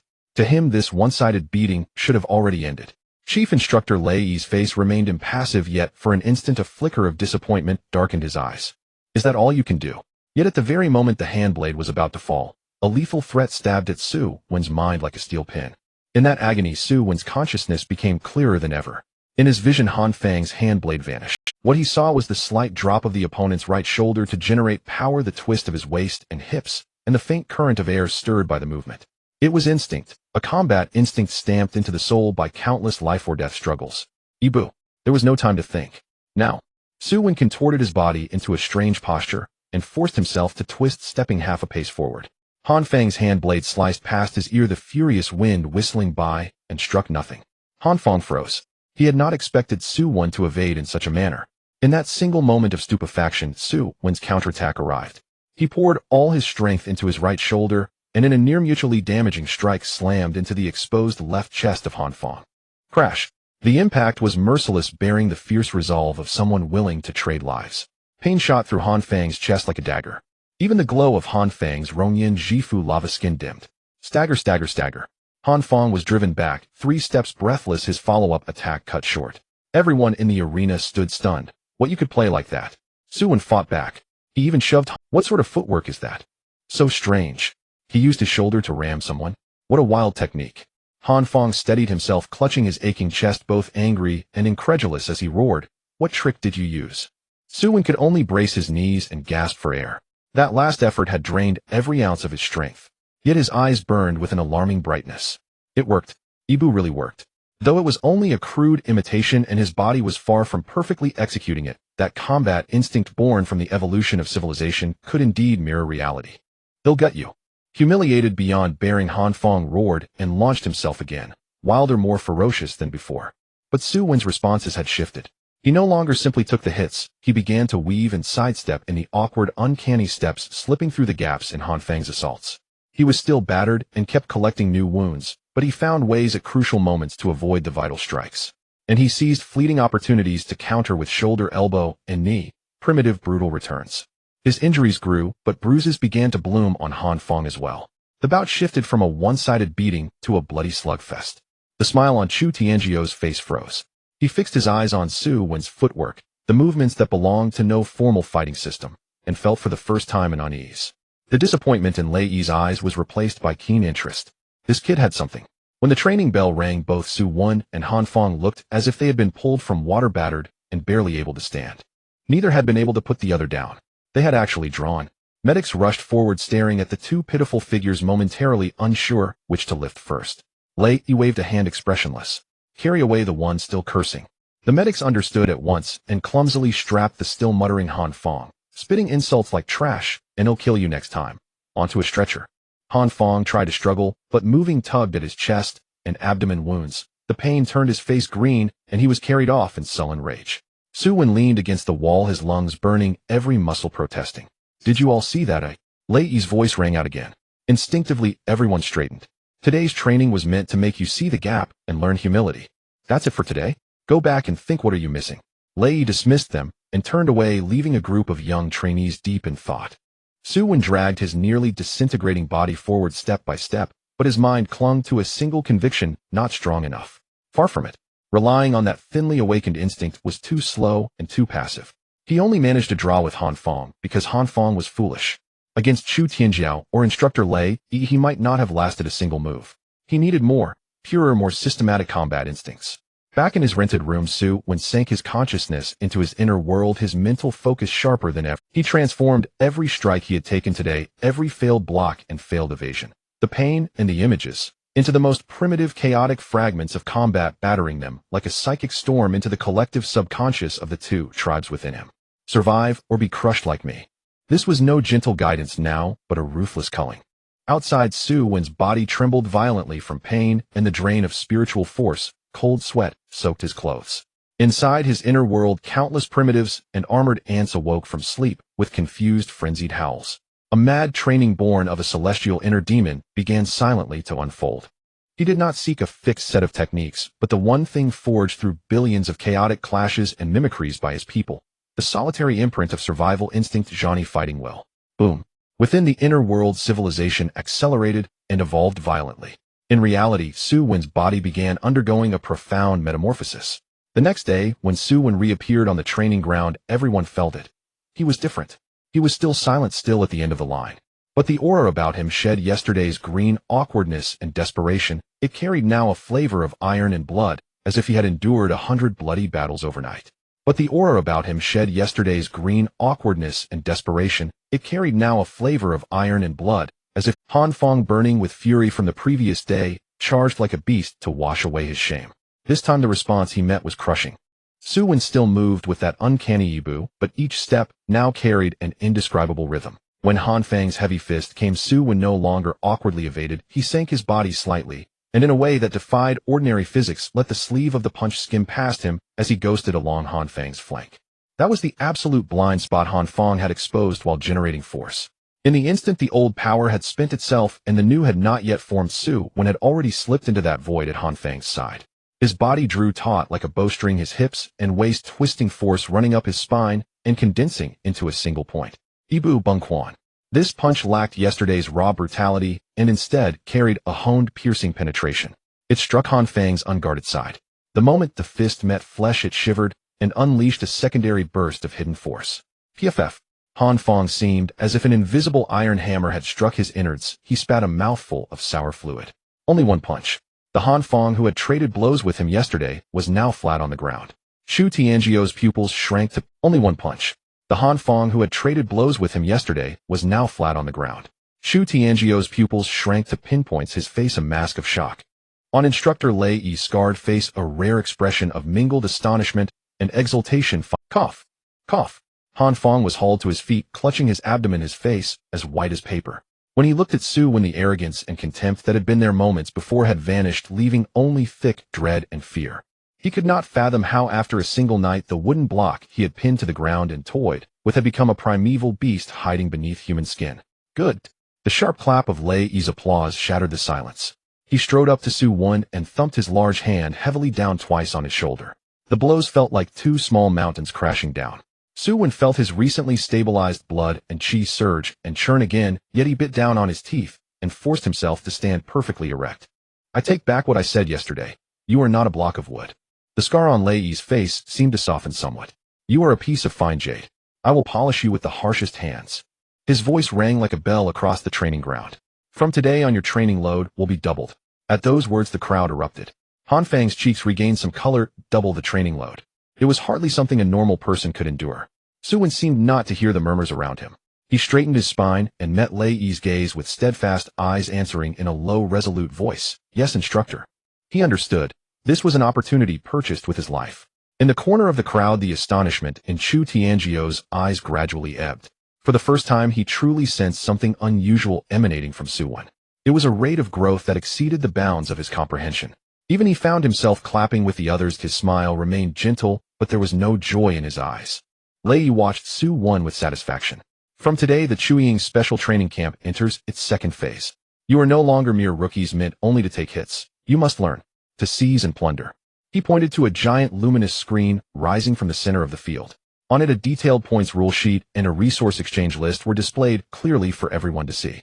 Chuying Special Training Camp points rules: basic training, complete the standard daily quota to earn 10 points. Sparring results: defeat an opponent to gain 5 points. If defeated, lose 2 points. Instructor rating: each day instructors will assess performance with grades ABCD, corresponding to 201, 5105 points respectively. Special contribution: completing special tasks assigned by instructors or proposing improvements to equipment or tactics grants additional points. Points became the camp's only hard currency. The resource exchange list made everyone's breath catch. Resource exchange list: basic spiritual restoration elixir 100 points per vial. Second tier beast flesh diluted 300 points per portion. Fowen protective gear rental 50 points per day. Advanced nutritional meal 20 points per serving. The list glittered with offerings from cultivation tonics to combat equipment. But what drew Su Wen's gaze most was an item newly appended at the bottom: spiritual stabilizing serum, low concentration, 500 points per bottle. Effect: deeply nourish the spiritual sea, repairs subtle damage caused by spiritual power backlash, and enhance the resilience of spiritual power. The moment he saw it, Su Wen's heart leapt violently. It was as if it had been tailor-made for him. As the power of his ant-step collapse fist, Ibu Bung Quan, grew, every strike felt like twisting his spiritual power into a steel cable and snapping it outward, wreaking tremendous consumption and shock upon his spiritual sea, especially within his small world's interior, where to hone combat instincts he had driven the iron-armored ants and the valley humans through centuries-long high-intensity confrontation drills. The world's foundation had become perilously unstable, and his spiritual sea often throbbed with needle-like pains. He urgently needed something to stabilize the spirit and restore spiritual power. With it, he could not only ease the current stabs of pain in his spiritual sea, but also sustain the next round of civilization acceleration. 500 points. Su Wen glanced at his own tally: 105 points. He had scraped those together through sheer grit over the past days, plus the reward from defeating Han Fong today. He was still a long way from 500. At that moment, Lei Yi's voice rang out again. Furthermore, I announce to thank the Yunhai Chu Group for their generous sponsorship of this training camp. All Fowen series training equipment provided by the Chu Group will be given priority access to Chu Tianjiao. He gestured to a few devices in the corner that shimmered with a blue-green light, clearly superior neural reaction testers and combat simulation pods. Additionally, the Chu Group has exclusively sponsored a batch of Fowen medicated baths for the camp to accelerate trainees' recovery and bodily strengthening. Chu Tianjiao may use one free session each day. The announcement set the crowd abuzz. People muttered incredulously, this is actually allowed. Priority access to advanced equipment and free medicated baths. That's an outrageously high starting point. Is this the power of the great clans? Even the official training camp is being penetrated. Eyes full of envy and resentment turned to Chu Tianjiao. Chu Tianjiao maintained his gentle, modest smile, inclining his head slightly, as if such favors were only natural. Su Wen felt his chest grow heavy. This was the true method of clan-born rivals. Crush you with resources you could never hope to reach until you suffocated under them. Sure enough, in the days that followed, Chu Tianjiao's points shot upward, as if strapped to a rocket. He trained daily on the advanced equipment, his metrics far surpassing others, and earning him a grade evaluations with ease. The free medicated baths left him with virtually no downtime, allowing extra practice, while others rested. His ample stamina made him invincible in sparring. In just 3 days, his points skyrocketed past the 1,000 mark, far ahead of everyone else. Meanwhile, Su Wen, punished with doubled training, found his bodily fatigue and spiritual drain worsening. Each day's practice became a dance on a blade, and his points growth slowed instead. That afternoon training had just concluded. Under everyone's gaze, Chu Tianjiao strode to the resource exchange counter and gave the attendant a polite smile. Hello, I'd like to exchange for all the spiritual stabilizing serum here. The staff behind the counter froze. Chu, there are 3 bottles of spiritual stabilizing serum in total, which will require 1500 points. Are you sure you wish to redeem them all? I am sure. Chu Tianjiao nodded, handing over his ID card with composed elegance. A machine beeped as the points were deducted successfully. 3 vials that emitted a soft blue light were placed into a specially made box and handed to Chu Tianjiao. Lin Yu's eyes could not help but flick to Su Wen. She knew that Su Wen's combat style devoured spiritual power. His recent state had shown a noticeable decline. That spiritual stabilizing serum was to him nothing short of a lifeline. And now that lifeline had been taken away in a manner beyond reproach. Chu Tianjiao carried the box to the rest area where Su Wen sat. He set the box on the table beside Su Wen with a soft click, then in his habitual gentle tone smiled, and said, Su Wen, sorry. I've been consuming quite a lot of spiritual power recently, and I need these. You shouldn't. Mind should you? Han Fong was the first to break the silence, letting out a soft laugh. A wave of whispers surrounded him. Incredible, they just bought him out completely, leaving no chance at all. Now this is bad. With Chu Xiao doing this without the stabilizing solution, he will be ruined in practice sooner or later. Su was indifferent. He only had 105 points, and it was pointless to care. Of course. Su Wen raised his head, his face revealing no emotion. Chu classmate has high points. This is what you deserve. Chu Tianjiao's eyes narrowed slightly. He realized he had underestimated Su Wen. Indeed, he was a cold and hard stone. That's good, Chu Tianjiao said, putting away the potion box and turning to leave, leaving Su Wen with an elegant and composed back. After he left, the low pressure in the training ground slightly dissipated. Han Fong approached with a gloating expression, deliberately speaking loudly. Oh, still trying to catch up with sheer effort? Too bad your fate isn't tough enough, and your points aren't high enough. Su Wen ignored him, simply picking up a towel to wipe the sweat from his face, preparing to leave. Su Wen. Lin Yu's cold voice sounded from behind. She walked up to Su Wen and handed over her wristband. On the screen was her points transfer interface. Transfer target Su Wen, transfer amount 500 points. Lin Yu pressed her lips together and said softly, I have no use for my points at the moment. You take them first, at least to exchange for a potion. Her points totaled over 800, second only to Chu Tianjiao. Su Wen looked at the 500 points and then at Lin Yu's slightly tense and expectant face. He shook his head and pushed her wristband back. Why? Lin Yu became a bit anxious. Aren't we? She wanted to say, aren't we friends? But the words felt inappropriate at the last moment. What will you do if you give your points to me? But your body. I'm fine. Su Wen interrupted her. I have my own methods. After saying this, he didn't give Lin Yu a chance to respond and turned to leave. He couldn't accept it. Accepting it would mean dragging Lin Yu into the mire that Chu Tianjiao had set for him. This was his battle alone.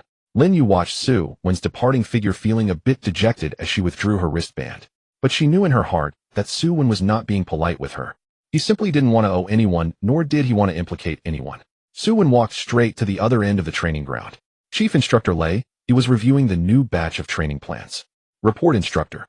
Lei looked up, seeing Su Wen, and a hint of curiosity showed in his scarred eyes. What's up?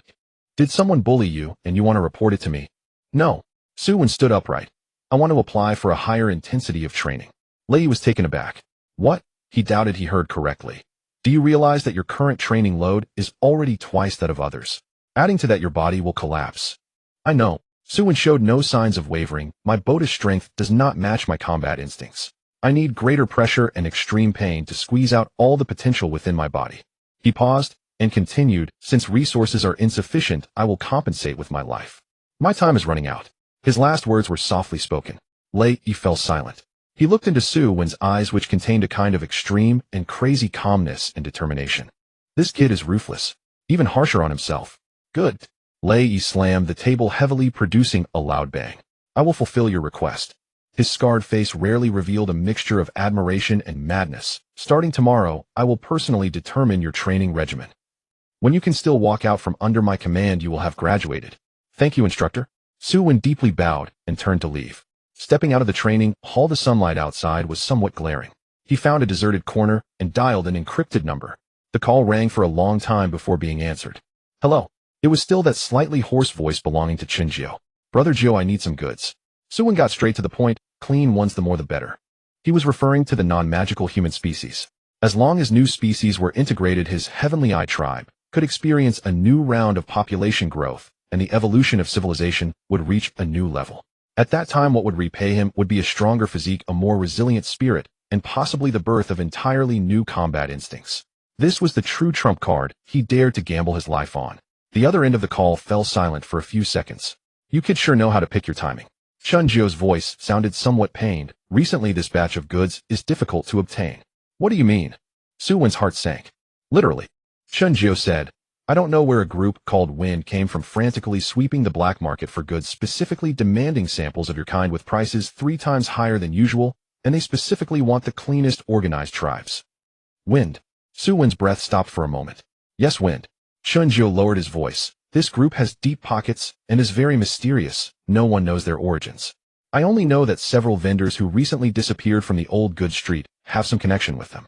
The few loose individuals you encountered last time in the secret realm were probably just their peripheral members, mere cannon fodder. Chun Jiu's words were like a cold shower instantly waking Su Wen up. He initially thought that the ambush was merely a small move by Zhao Lei or Chu Tianjiu's underlings.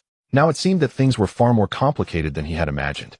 A mysterious wind organization was sweeping the black market for high-priced human samples, while also sending people to hunt low-rated awakeners like him in the secret realm. What connection could there be between these two matters? So there are no goods available now.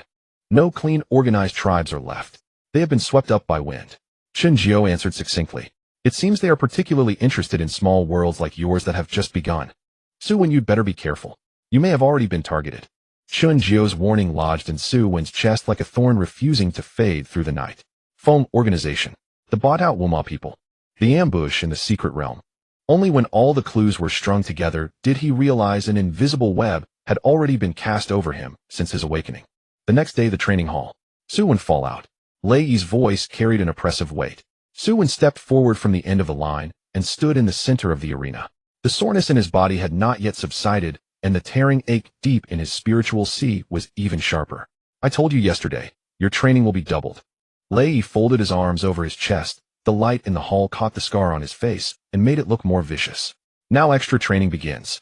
Your opponent is me. The hall fell silent, broken only by a few sharp intakes of breath. Han Fong just returned from the med bay with bruises still on his face, grinned, as if hearing the best joke. The chief instructor personally stepping in. That was not sparring, but a one-sided slaughter. Instructor, this. Lin Yu frowned, and took a step forward, worried that Su Wen's body could not endure such intensity. At the other end of the training ground, Chu Tianjiao had just stepped down from the neural reaction tester, the screen flashing a score far above the others. He opened a bottle of the specially supplied electrolyte drink and watched the scene as if enjoying a play whose ending he already knew. Ready, rookie? Lei Yi rolled his neck, his joints cracked with a dull sound.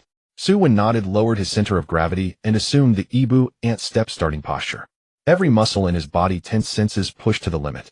In the next instant, Lei Yi vanished from his sight, not by speed, but as if evaporated into thin air. Su Wen's combat instinct screamed in his ears, yet his neural reflexes could not catch so much as an afterimage. Too slow. A cold voice detonated at his ear. An irresistible force struck his spine and hurled him forward out. Suspended in midair, he twisted his waist to try and dissipate the blow. Not a bad thought, but your body is trash. Lei Yi's voice rose again, now ahead of his falling trajectory. An iron pincer palm clamped his throat and shoved him down. Boom. Su Wen's back crashed onto the alloy floor. The whole training hall trembled. A metallic taste flooded his throat, stars erupted before his eyes, and every organ felt as if it had been knocked out of place by the fall. Pain in his spiritual sea sharpened into agony, as if a wound had been carved into it, threatening to make him pass out on the spot. Get up. Lei Yi released his grip and looked down with contempt. Your Ibu is nothing but animal instinct riddled with flaws. You think a sidestep creates a blind spot. The true blind spot is the instant your opponent's strength ebbs and balance falters. You cannot seize that. As he spoke, he tapped Su Wen's ribs with the toe of his combat boot, neither light nor heavy. Your Banquin way of generating power is a mess. Forces born from the ground through waist and hips along the spine and into the fist. You used only waist and shoulders, not even 30%. You could rough up that idiot Han Fong, but in front of me, it's like scratching an itch. Each word struck Su Wen's mind like a red-hot nail. He knew Lei Yi was right. Your body simply cannot shoulder your ambition. Lei Yi raised his tone. Without sufficient stamina, without muscles hammered into memory, your so-called instincts are a joke. Su Wen used a trembling arm to prop himself up. Every bone groaned. Again he rasped. At least Lei Yi's mouth curled into a cruel smile. Then continue. The following hour became an image none of the observers would forget. Su Wen was like a rag doll, repeatedly disassembled, knocked down time, and again only to stagger up. Lei Yi showed no mercy. With the most precise, economical, and lethal fighting technique, he dismantled every attack pattern Su Wen offered, then used unreasonable violence to teach him what real gap meant. Bang! Su Wen tried to press with Ibu and Banquin, but Lei Yi easily sidestepped, and an elbow struck his back near the heart. Pooh! He could not draw a breath and collapsed to his knees again. See, I can predict your punching trajectory 3 seconds in advance. Your shoulder moved early. That is a rookie's fatal flaw. Bang! As Su Wen had barely risen, Lei Yi's whip kick swept across his calf. With a sick crack, Su Wen felt as if his leg bone nearly shattered, balance abandoned him, and he plummeted. Unstable center of gravity. Your base is cotton. You learned only footwork, not stance. A tree without roots falls at the first wind.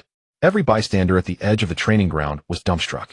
The smile on Han Fang's face had long since vanished. He knew that in his place, he might not have stood up after the third. Lin Yu's fingers had dug into her own palms. She turned her face away, unable to watch.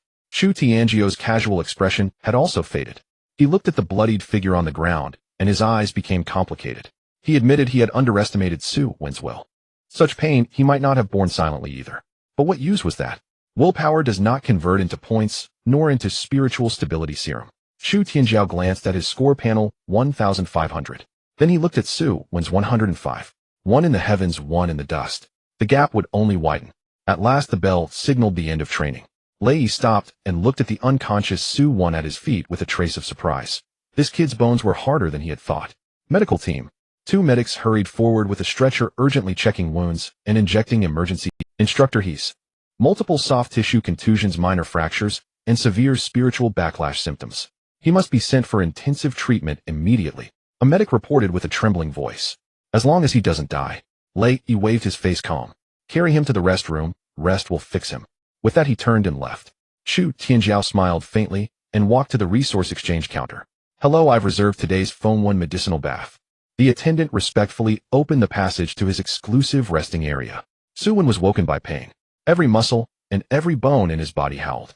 The worst torment came from his spiritual sea of pain, like the soul being pierced again and again by red-hot needles, each breath rending him. Spiritual stability serum. He struggled to sit, the thought was agonizingly clear.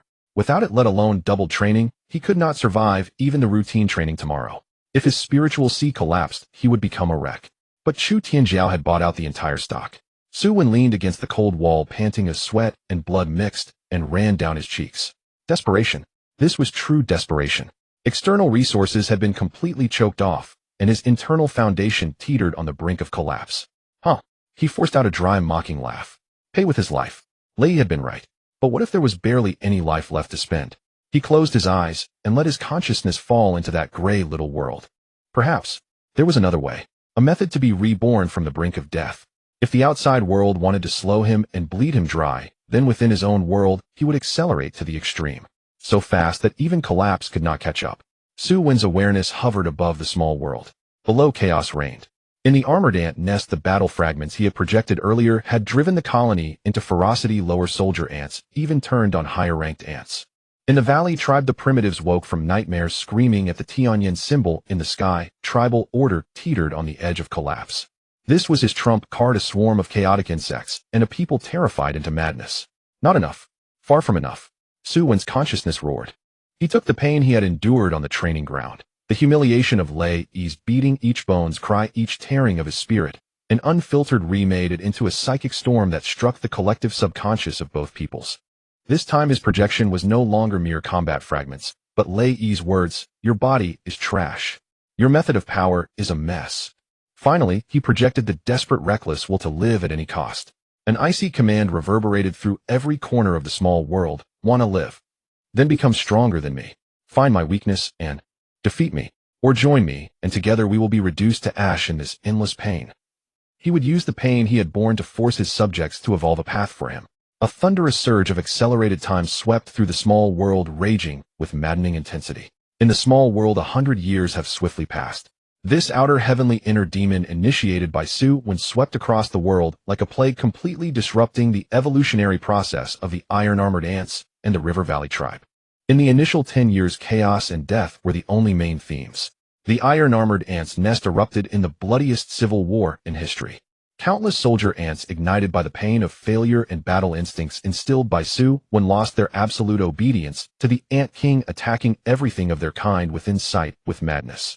The old pheromone commands completely collapsed, turning the entire ant nest into a massive, self-consuming meat grinder.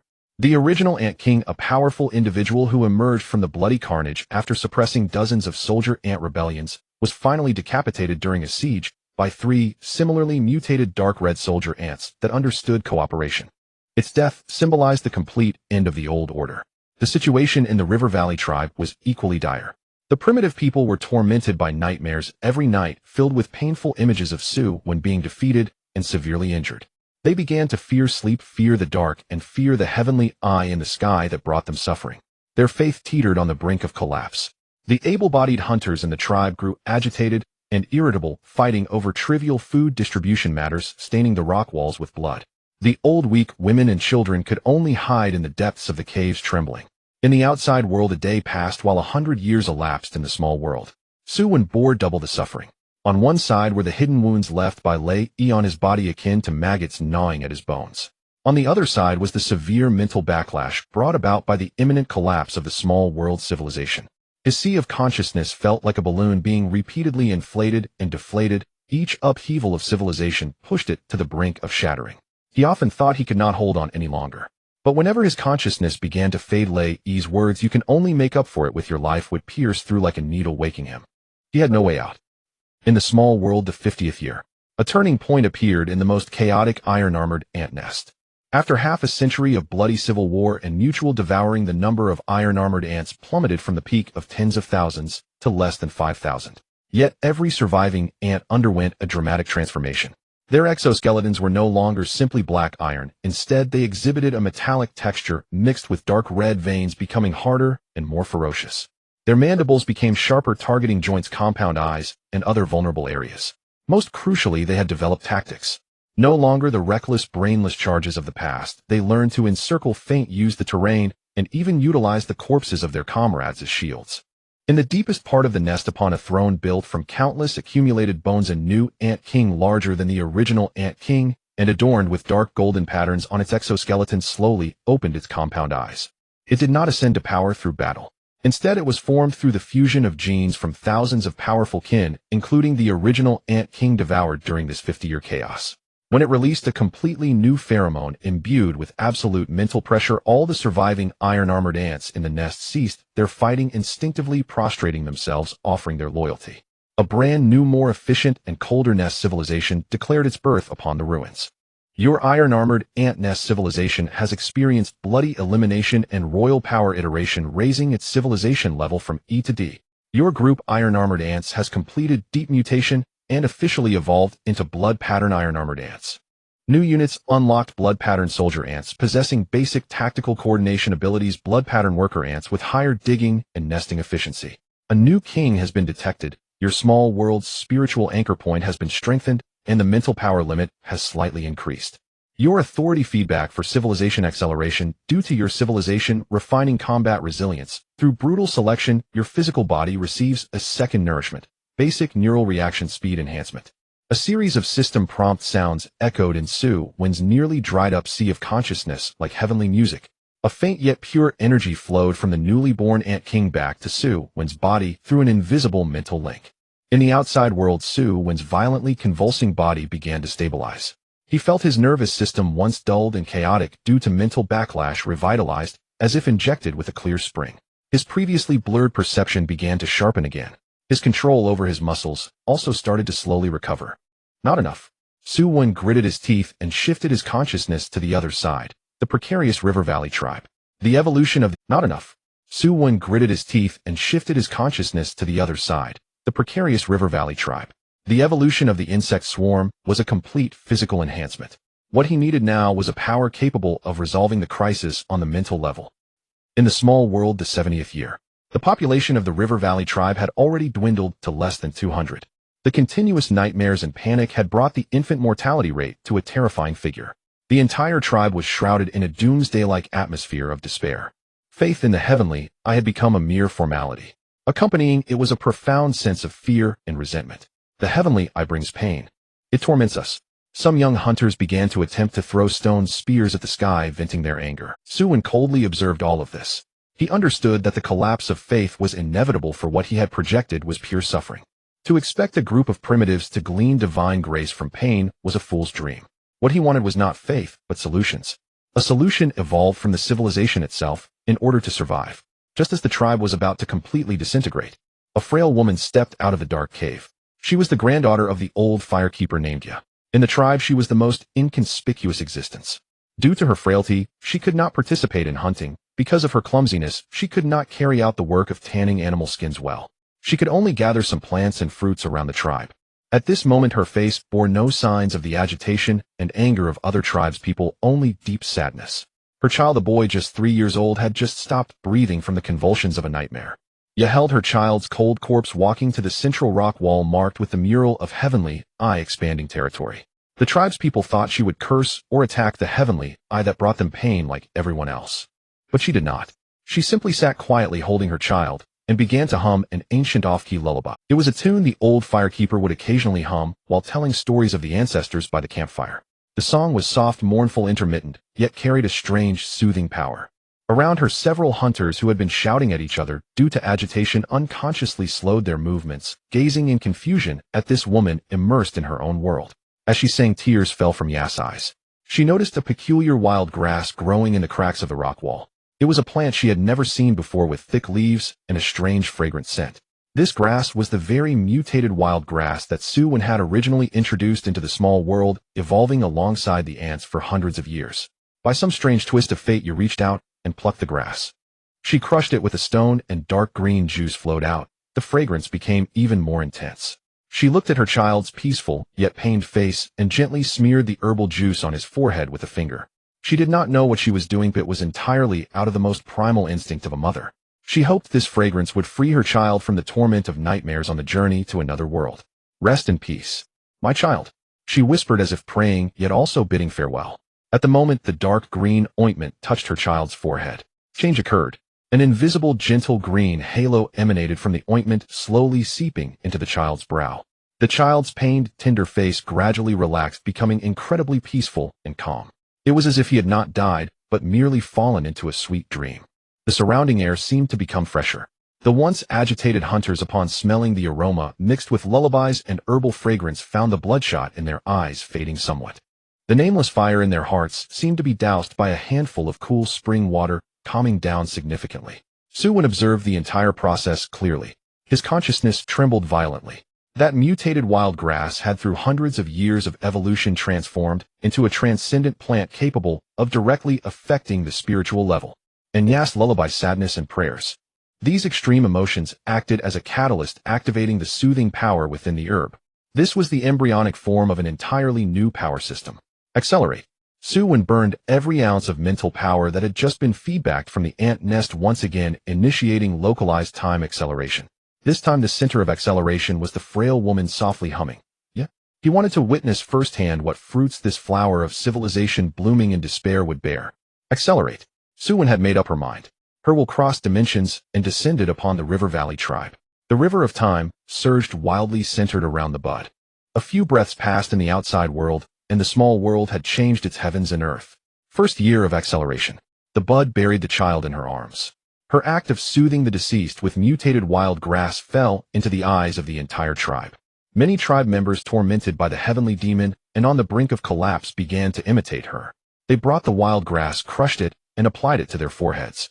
They could not sing the bud songs, nor did they have the heart-wrenching emotions to serve as a prelude. The medicinal effect naturally diminished. However, the unique cooling power of the wild grass still allowed them to temporarily escape their nightmares and gain a moment of peace. The tribe named this grass soul-soothing grass. 10th year of acceleration. The bud became an exception in the tribe. She did not hunt, nor did she distribute food. Every day she sat under the central rock wall humming ancient songs, crushing the soul-soothing grass, and brewing a dark green ointment. More and more people became dependent on this substance. Applying the ointment before sleep, the pain in their dreams indeed lessened. The bud's status in the tribe rose steadily. An old woman, frail and powerless, garnered respect far exceeding that of the strongest hunters. At last a new profession emerged in the tribe beyond warriors, soul soothers. 30th year of acceleration. The bud aged. Her voice became completely hoarse, and her hands were covered in thick calluses from grinding herbs. Before her life came to an end, she began to select a successor. After testing around, the vast majority could not activate the medicinal properties of the soul-soothing grass as she could. Only those women who had experienced excruciating pain or harbored compassion for their companions succeeded. Their songs and prayers resonated perfectly with the soul-soothing grass. The first generation of the soul-soother group was officially established. There were 5 in total. All were mothers who had lost their children during the rampage of the heavenly demon. The 5 worked together to improve the method of brewing medicine. They added morning dew and plant ash. The ointment's effectiveness was extended. Su Wen observed the entire situation from above. This had long departed from the realm of mere herbal medicine. It used emotions as a prelude and borrowed extraordinary plants as mediums. This was the most primitive, extraordinary ritual. 50th year of acceleration. The bud passed away. Her successor took over the entire tribe's spiritual beliefs.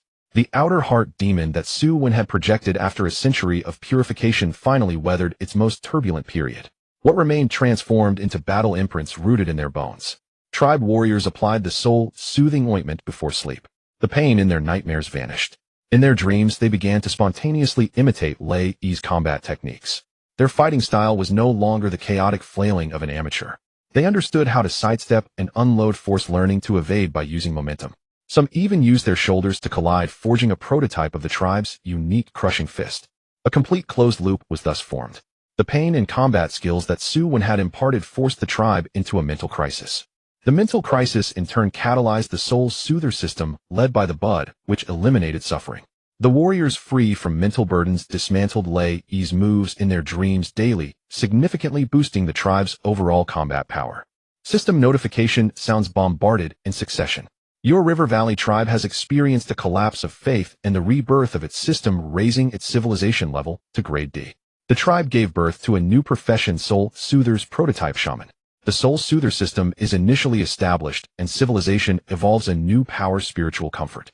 Civilization accelerated feedback. Civilization has evolved a spiritual solution, and the physical body has received a third nurturing, basic spiritual resilience enhancement.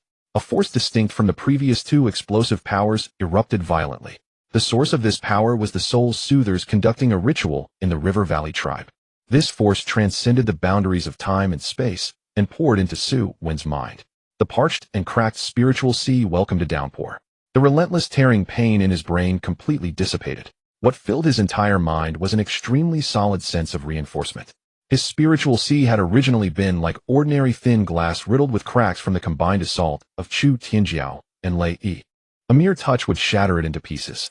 Now the cracks remained, but the foundation had changed. The thin glass had been transformed into a solid bulletproof material. The pressure resistance limit had increased several times. The structure of the spiritual sea has been reinforced, and resistance to spiritual backlash has been significantly enhanced. The recovery speed of spiritual power has received a slight boost. In the first training hall of the Cloud Sea, the lounge, Su Wen gradually relaxed his tensed and spasming muscles. The bulging veins on his forehead also subsided. He opened his eyes. So that's how it is. He turned over and sat up. He used to think that the nurturing from the small world only affected muscles and nerve reflexes. Now the path was fully opened. The evolution of civilization has always walked on two legs. The insect swarm primarily focused on brutal evolution, enhancing physical hardware. The human race primarily focused on spiritual belief patching and repairing the soul software. Both sides needed to be strong. Su Wen twisted his neck. The joints cracked. He pushed the door open. Outside, the medical personnel responsible for monitoring were preparing to go back for medicine. They turned and bumped into Su Wen coming out. The tray in their hand nearly toppled to the ground. You can get out of bed. Is something wrong? I'll go call. I'm fine. Su Wen interrupted. His throat was still a bit hoarse, but his voice was strong. The electronic clock on the wall ticked, and there was still a full hour before the afternoon assembly. He turned and walked straight towards the power testing area. A row of heavy force testing machines stood neatly arranged, half a person high. Most people were lying in recovery pods, leaving the equipment area empty. Su Wen stood before a basic force testing machine. He closed his eyes. He adjusted his breathing frequency. The scenes of Lei-Yi overpowering him no longer replayed in his mind. All that remained were the primitive crushing fists forged by the River Valley barbarians. They carried a primal bloody scent mixed with the most practical unloading techniques. The muscle memory from being hit rapidly overlapped with the tribe's combat skills. He opened his eyes.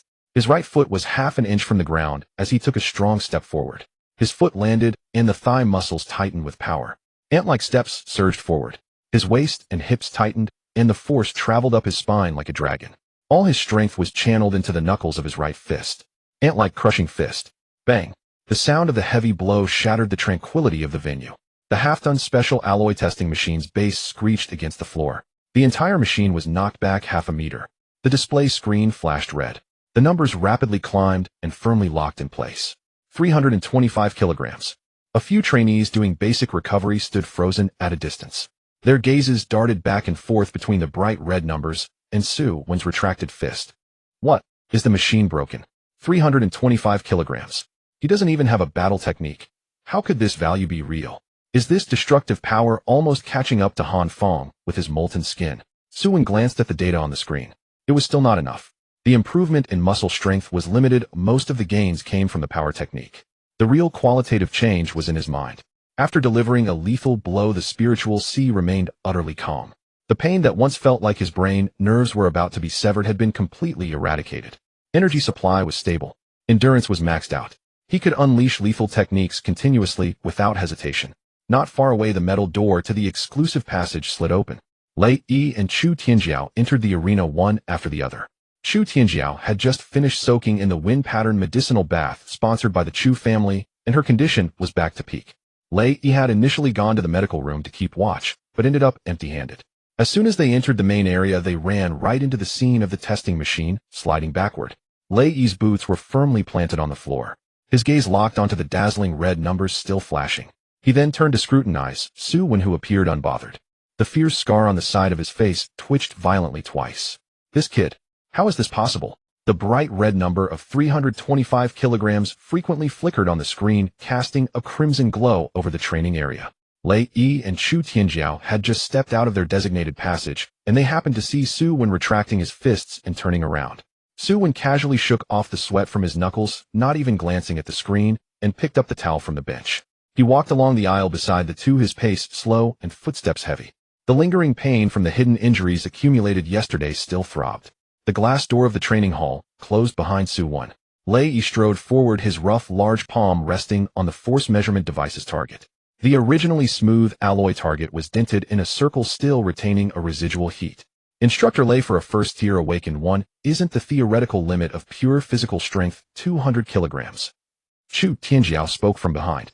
He had just soaked in the premium wind pattern medicinal bath sponsored by the Chu family, and his complexion had returned to a healthy hue. At this moment, his eyes were locked on the bright red numbers, his tone stiff. Perhaps he performed exceptionally after some physical therapy earlier. Lei Yi pulled up Su Wen's medical records from his personal terminal. He didn't enter the medical room or apply for the therapy chamber. Lei Yi's voice was deep. It seems I underestimated him. This explosive power exceeds half of the limit for his tier. Turning around, Lei Yi caught a glimpse of Chu Tianjiao's tightly clenched fingers. The Chu family claims to have a wind pattern medicinal bath that can unblock meridians. It seems it's not irreplaceable. This statement struck a nerve with Chu Tianjiao. He held his breath, having spent 1,500 points to purchase a mental stabilizer and used family privileges to soak in the medicinal bath. He wanted to see Su Wen break down, not surpass his limits. Instructor in the awakened circle, there are plenty of black market secret techniques that overdraw potential. Chu Tianjiao turned his gaze away, trying to steady his tone. Such methods that burn life force in exchange for temporary bursts often irreversibly damage the foundation. He wouldn't take the medicine because ordinary potions couldn't suppress that backlash. He didn't believe in a rise without cost. Ordinary people don't rely on resources to ascend. Why could he cross tiers? Whether it's overdrawing or not, we'll know after a few exchanges tomorrow. In an old district rental house, Su Wen filled a basin with cold water, washing away the smell of sweat and blood. He sat shirtless on a hardboard bed. Purple bruises covered his ribs and back. A slight press with his fingers elicited a wave of soreness in the muscle fibers. His body was extremely fatigued, yet his mind was extraordinarily clear.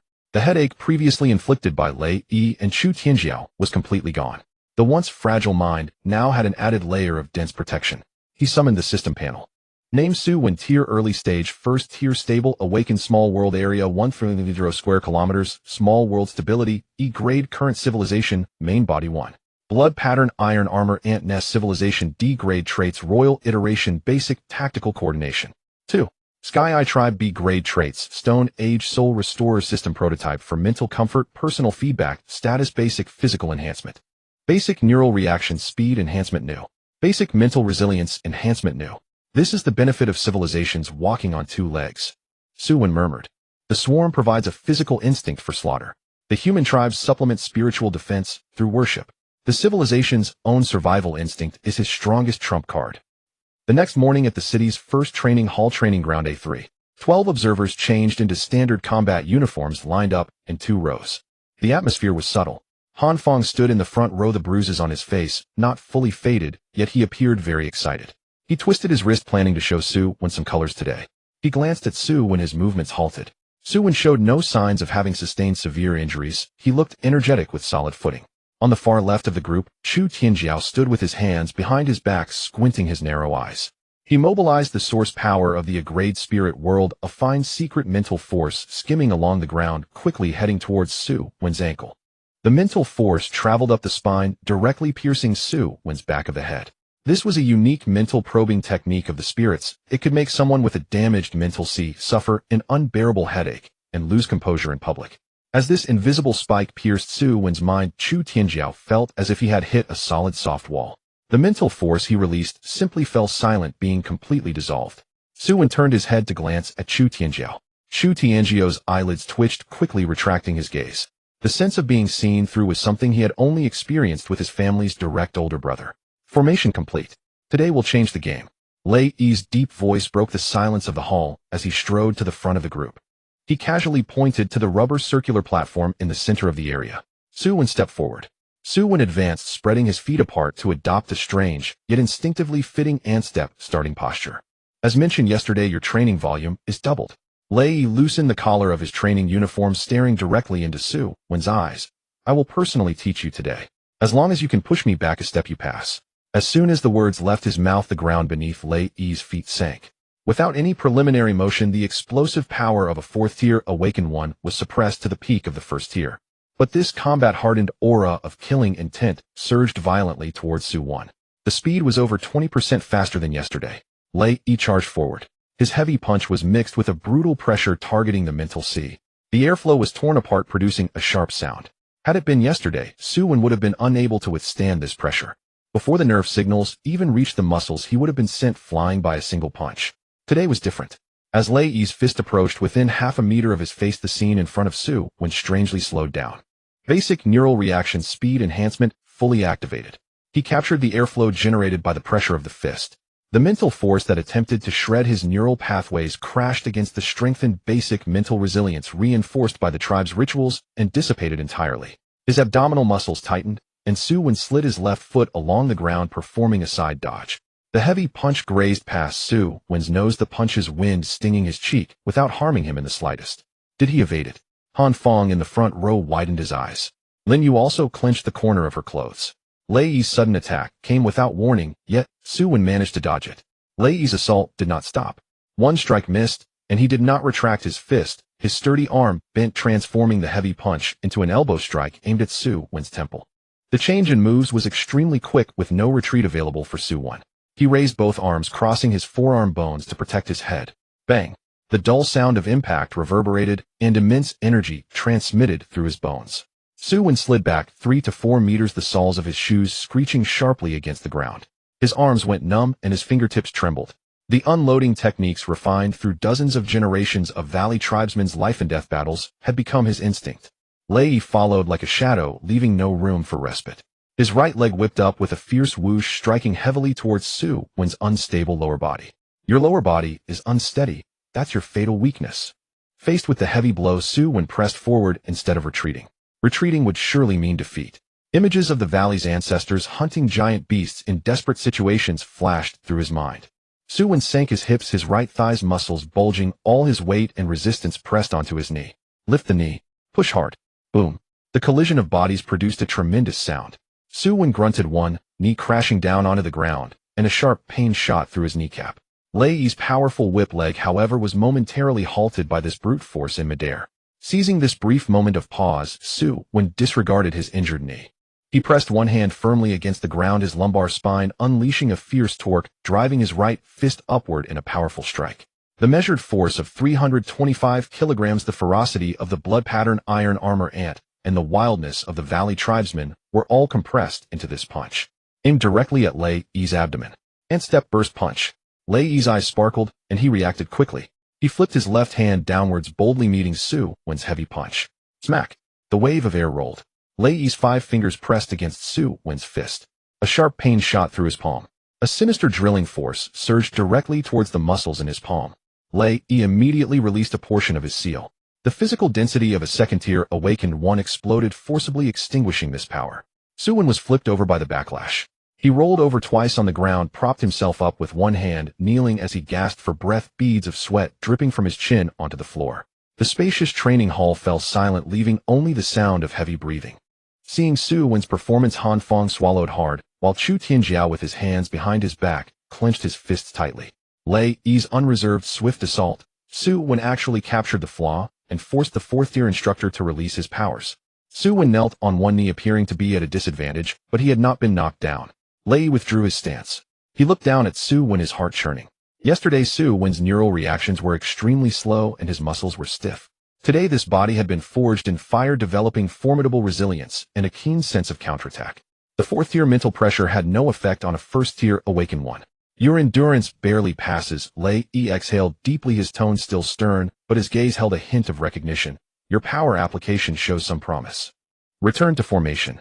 Su Wen pushed himself up and limped back to the lineup. On the left side of the group, Chu Tianjiao fixed his gaze on Su Wen, struggling, yet still straight back, feeling an escalating sense of crisis. If this monster is allowed to grow for a few more days, he would undoubtedly lose his position as the top in the city. Chu Tianjiao lowered his gaze. In the next secret realm assessment, he must not let him come in first. In the evening, Su Wen walked out of the training hall. His body was more fatigued than in the morning. Today, withstanding Lei Yi's rapid attacks had taken a significant toll. The points in his hand were not enough to exchange for high-level recovery potions. The tribe's evolution feedback had hit a bottleneck for short-term physical enhancement. He urgently needed a larger population base. His phone vibrated twice briefly. Chinjiao.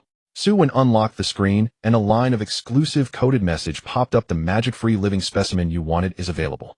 Half an hour later at the waste disposal station C in the old district. Bring money but don't leave a trace. In the old district at the waste disposal station C zone. During the day, the industrial landfill is filled with the roaring of machines. At night, only the eerie sounds of the wind blowing through rusty metal components remain. Su Wen avoided the greasy oil that covered the ground and walked to the agreed coordinate point. 2 meters ahead, in the shadow cast by a discarded shipping container, a flickering glow from a cigarette, but danced erratically. Here. Chinjiao spoke first, his voice dry and his words tumbling out rapidly.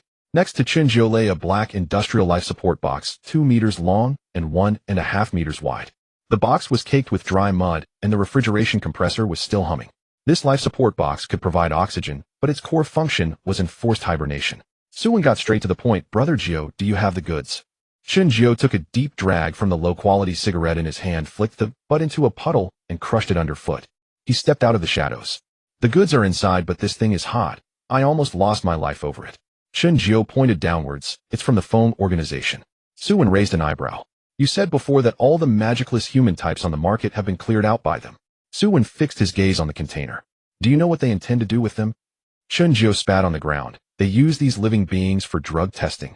This box is just the waste left over from failed tests. He took 2 steps forward to the box and entered a string of passwords. A sharp whistle sounded as high-pressure air burst open the gas valve, and the heavy alloy lid flipped upwards. The acrid smell of disinfectant rushed out. Su Wen held his breath and stepped forward to see the scene at the bottom of the box. In the less than 3 square meters of space, around 30 people were crammed together. There were men, women, old and young, with a few half-grown children curled up in the corners. These people were all struggling to breathe, reduced to skin and bones from starvation. What was even more horrifying were their exposed skins. Gray patches of various sizes covered their bodies, with many areas hardened and growing thick grayish-white scales. This could hardly be considered a sample. It was merely a pile of breathing corpses. Oldley, who manages the incineration at the disposal station, has some connections with me. In the latter half of last night, 2 unmarked heavy trucks brought in dozens of these boxes as medical waste. Chinjiao's Adam's apple bobbed as he spoke quickly. Oldley wanted to salvage some valuable parts, but he pried open a box and was shocked, calling me in the middle of the night to cover it up. Su Wen's gaze did not leave those gray patches.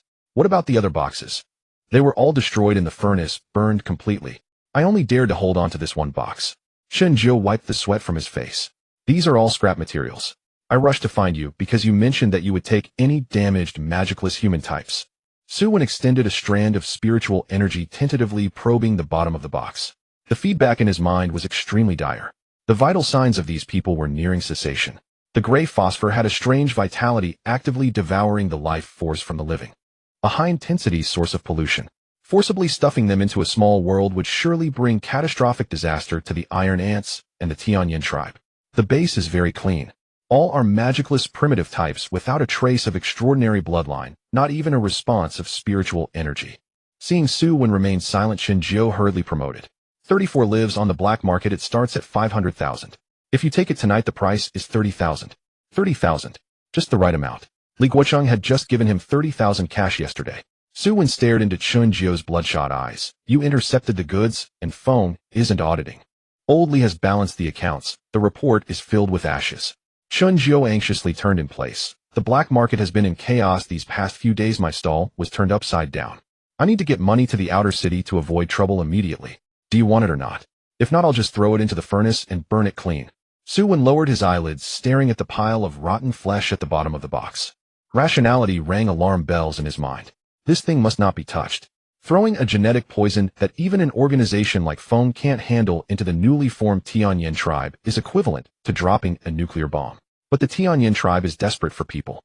Without an influx of fresh blood, the infant mortality rate of 17 will soon skyrocket to 50. The tribe will be gradually consumed by close-kin bloodlines. Not touching it is equivalent to a slow suicide. Touching it might just open a gap through which civilization can evolve. The Soul Reaper system had just established its framework. If another high-pressure catastrophe sufficient to annihilate the tribe were added, I want it. Su Wen unzipped his tactical jacket. He pulled out the cowhide envelope warmed by body heat neatly stuffed with $30,000. This was the capital Li Guochang had bought for his future. Chunjio rushed forward 2 steps, snatching the envelope away, swiftly flicking his thumb against the thickness of the envelope. The tense nerves completely collapsed. Refreshing. Chunjio exhaled a breath of stale air, his tone changing drastically. The life support refrigeration can last for 3 hours. How to transport it afterward, you figure it out yourself. Once we leave this waste station, neither of us knows the other. He pressed the envelope tightly to his chest. Chunjio turned and plunged into the night, not looking back. The vast waste station was left with only Su Wen and the humming, vibrating black box. Su Wen raised his right hand and pressed it against the alloy lid covered with water droplets. Collect. The mental sea in a stable state began to whirl at full speed. The spatial gravity enveloped the entire life support box. The magicless human types have no mental sea. They lack any form of mental barrier. An awakened one only needs to release an extremely weak mental pressure to instantly collapse the consciousness of the primitive beings completely dominating them. The containment process was astonishingly smooth. More than 30 living beings disappeared on the spot. Su Wen's leg muscles tensed suddenly. Forcing 30 high-risk pollution sources into his mind felt like being stabbed with a steel needle.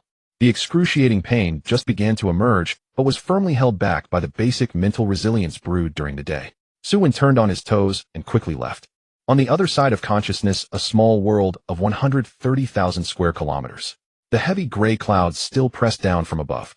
At the top of the central rock wall, the Tianyan totem emitted a dim halo outward. After the expansion of the boundary stone, a buffer zone emerged between the iron ants nesting wasteland and the valley tribe. Large areas of rubble and newly washed riverbanks barely connected the two regions. The old fireguard referred to it as the Tianjiang. A rumbling sound of falling struck the edge of Tianjiang. 34 comatose figures covered in gray scales smashed down, breaking through large patches of half-meter-high wild grass. The refrigeration environment of the life support box collapsed. The thin, primitive air of the small world rushed into their broken lungs. They hit the ground in less than 2 seconds. A few of the weakest among them gasped their last breath on the spot. The 30 remaining alive lay in the dirt, emitting beast-like heavy breaths. Su Wen's main consciousness hung high in the sky. From a god's perspective, he scrutinized this batch of highly toxic fuel that had been forcefully delivered. The gray phosphor these people bore was a biochemical bomb. Whoever touched it would die. Warning. Highly dangerous foreign pollution source detected. Alarm. Unknown gene collapse plague is spreading in your territory. This pollution has high transmissibility and lethality, posing a severe threat to the current ecological civilization. 3 blood-red bold warning boxes continuously flashed on the system panel. To trigger 3 urgent life-threatening warnings from the system, I wonder if they can survive. Su Wen adjusted his breathing rhythm in reality. His gaze crossed the wasteland, locking onto the central rock wall of the valley. The first-generation shaman Bud had just died not long ago. The second-generation Soul Reaper was guarding the stone pot, grinding soul-soothing herbs, applying soothing green mud to the tribe's hunters. If there is no cure for the terminal illness, then we will use lives to endure it.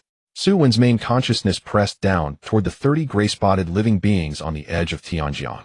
A thread of spiritual command fell from a higher dimension, piercing deep into the dreams of the new Soul Reaper and the old Fireguard.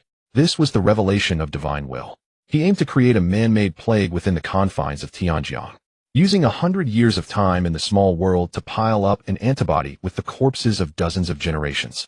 The weak perish and the fittest survive. This is the bloodiest price of civilization's evolution. In the small world of 130,000 square kilometers, gray clouds hung low. On the rocky wasteland at the edge of Tianjiang, 30 outsiders writhed and howled in the mud. Their bodies were covered in gray spots, festering boils bursting as yellow-green pus splattered onto the ground. Hiss! A few drops of pus splashed onto the withered grass. The withered grass immediately turned black and shrank, emitting a pungent white smoke that quickly transformed into a pool of foul-smelling black water.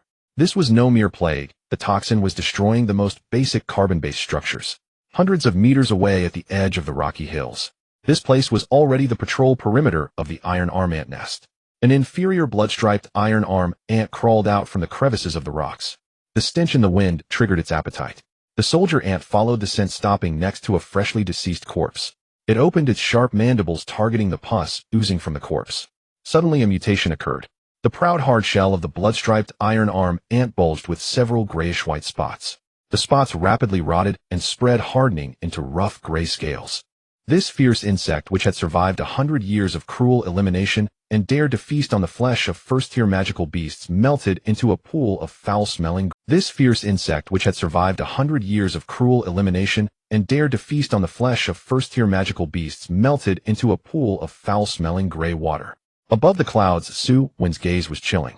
It can cross species to infect. The mutated insect tribe's resistance is like paper in front of it. He finally understood why Chunjiu had treated this batch of goods as worthless waste and sold them off cheaply. This was a package of uncontrolled genetic poison. Allowing the toxin to spread would mean the demise of both the Tianyin tribe and the iron arm ant nest. Absolute isolation was imperative. Su Wen redirected his spiritual power, transforming it into an invisible giant blade ruthlessly plowing through the ground along the edge of Tianjiang. A long invisible barrier spanning several kilometers firmly locked down the infected area. On the other side, towards the rocky walls of the valley, a dozen members of the tribe's exploration team, utilizing the terrain for cover, cautiously approached. Leading them was a tall, slender young man whose eyes shone with extraordinary sharpness. "Stop!" The slender sage raised his bone staff. The wind shifted. The pungent stench assaulted everyone's faces. The hunters pinched their noses, crouching behind the pile of stones, peering. "Stop!" The slender sage raised his bone staff. The wind shifted. The pungent stench assaulted everyone's faces. The hunters pinched their noses, crouching behind the pile of stones, peering down at the wasteland. The wasteland was littered with corpses. People covered in gray scales convulsed in the mud. What overwhelmed them the most was the pool of wet gray water in the mud, along with a half-buried dark red mandible nearby. Evil spirits. A robust hunter forced out a strange sound from his throat, his legs turning to jelly as he collapsed into a pit. In the tribe's perception, the armored beetle beast was the messenger of Tianyin, undefeated in battle. Now even the divine envoy had been turned to water. Those gray-scaled monsters must be the source of the tribe's destruction. Run! The robust hunter scrambled back in a panic. Quickly go back and notify everyone. Set fire. Burn this place clean. Panic spread like wildfire, severing the rational strings of the primitive people. The exploration team discarded their helmets and armor, fleeing madly back to the valley. As night fell, the valley tribe was thrown into complete chaos. The lethality of rumors far surpassed the grayscale disease, with over 200 tribespeople crowded in front of the central cliff, hundreds of torches heating the night sky. Set fire. Burn those evil spirits. This is divine punishment. Those monsters will kill us. A dozen of the largest hunters, their eyes bloodshot, raised their torches and charged toward Tianjiang. They only wanted to use the most primitive flames to burn every living thing in this new land to ashes. Stop! A sharp female voice cut through the clamoring noise. The second generation of the Soul Keeper stepped forward. The woman, her face smeared with ash, firmly held a ceramic jar of freshly made, soul-soothing ointment and blocked their path with her body. Beside her, an old fire keeper, his face full of wrinkles, raised his bone staff, high, his body trembling like a sieve. "We cannot burn. That is the new land bestowed by Tianyin. If we don't burn, the tribe will all die." The leading robust hunter raised his hand to push the old fire keeper aside, his eyes revealing a fierce glare. "Get out of the way. We must let the tribe survive." The riot was about to erupt. High above, Su Wen's expression was as deep as water. If this fire truly ignited, the 30 lives he had risked buying from wind would all turn to ashes, rendering his previous efforts futile. Panic must be crushed. In this primitive era, the divine only needed to demonstrate its power. Boom! The sky of the small world suddenly lowered without warning. Su Wen's basic spiritual resilience manifested as a tangible spiritual pressure crashing down into the valley tribe. A dozen arrogant hunters felt their scalps explode with pain. Their knees buckled, and they fell into the mud with thudding sounds. The torches slipped from their hands, igniting the dry branches on the ground with crackling sounds. On the central cliff, the mural of Tianyan expanding territory that the old firekeeper had just carved suddenly glowed with a ghostly blue aura. Su Wen divided a strand of consciousness, carving it deep into the minds of the second-generation soul keeper and the old firekeeper. Before the grace of heaven, there must be a test. These are the people of the test. Heal them, accept them. Tianyan will grant the tribe a new bloodline. Those who retreat shall die. Those who cross the line and set fire shall face the extinction of their clan. The second-generation soul keeper trembled all over her forehead, banging against the rough rock. As fear receded, confidence ignited in her eyes. The Tianyan has descended with a divine decree. The soul keeper screamed, her vocal cords nearly tearing. That is the trial of Tianyan. Not evil spirits. Accept them. Heal them. Our children will have a way to survive. The hunters looked at the glowing blue cliff and then at the seemingly mad soul keeper. The thought of rebellion was utterly crushed. In front of primal divine authority, panic transformed into the utmost reverence. But how do we heal? The slender sage knelt outside the crowd, gritting his teeth to ask the fatal question. They are covered in poisonous scales. Not even divine insects can touch them. The soul keeper lowered her head, her gaze falling on the ceramic jar in her hand. The dark green soul soothing ointment emitted a fragrant herbal aroma, a divine medicine capable of suppressing nightmares and alleviating pain. Use this. The soul keeper's eyes shone with determination. Use the soul soothing herb. Tianyan has granted the tribe grace once, but can grant it a second time. Above the clouds, Su Wen looked at the primitive crowd, kneeling in prayer, once more retracting the spiritual pressure. Suppressing panic was just the first step. The true test lay ahead. In the recent turmoil, several more of the 30 outsiders had perished, leaving only over 20 survivors. Direct contact with the Tianyan tribe would be very dangerous. To save them, the only option was to employ the most primitive and brutal trilanderer to seek out a glimmer of survival. Go heal them. Su Wen gazed down upon the multitude. Let me see if you can find a way to survive from the genetic partial time acceleration. Start. In the small world, the flow of time in the Tianjiang region was accelerated to its limit. The clouds in the sky spiraled like a vortex. The sun and moon alternated rapidly, with day and night flickering like fading shadows. On the vast wilderness, a bloody selection of species officially commenced. In the accelerated first year, more than half of the 24 outsiders perished. The grayscale disease broke out violently. Once the yellow-green pustules burst, the flesh and organs would soon rot. The second-generation shaman took the lead and selected several bold women to serve as healers. They wrapped their hands with large leaves and applied the brewed dark green soul soothing ointment onto the suppurating gray patches. However, the soul soothing herbs had little effect. The calamity also afflicted the tribespeople of the Tianyan tribe. A woman from the tribe delivering water was splattered with a drop of pus from an outsider. Within 3 days, a gray patch the size of a fingernail appeared on her forearm. She was placed in a wasteland hundreds of meters away from the central rock wall, wailing day and night. Panic erupted again. The woman's husband, a strong hunter, had bloodshot eyes and rushed towards the wasteland with a stone spear.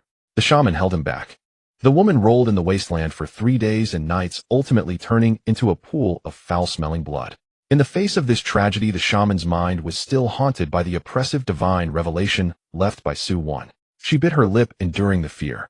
In front of the entire tribe, she established the first isolation law for the tribe. Those who came into contact were only allowed to move within the stone pile circle of Tianjiang. Water and food were delivered using 3-meter-long wooden poles. Corpses were strictly forbidden to be touched. They were cremated on the spot, and the ashes buried deep. This bloody rule became the first line of defense for the tribe against the plague. In the 5th year of acceleration, only 2 men and 4 women remained from the 34 outsiders. The Tianyan tribe also lost 17 lives. The loss of 17 strong laborers greatly weakened the tribe. The 6 survivors were emaciated, their chests barely rising and falling, relying solely on the shaman to feed them the soul-soothing ointment to sustain their lives. The new bloodline was on the verge of extinction. A breakthrough came from a tall, thin sage in the tribe. He was the first to learn to think beyond mere totems. For years, he often squatted outside the isolation line, observing the contaminated land. He gazed at the charred remains of his kin. He also took note of the remains of the first iron-armored ant that had been poisoned to death. The armored divine insect had turned into black water due to the pus.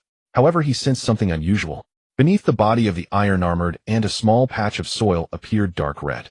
The sage recognized this type of soil. The acid-eating ants, which could spit acid from the eastern side of the tribe, would leave such traces.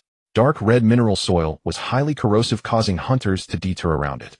He fetched a long stick and scooped up a drop of the yellow-green, foul-smelling pus from the isolation zone. The pus dripped onto the dark red mineral soil. An extraordinary change occurred.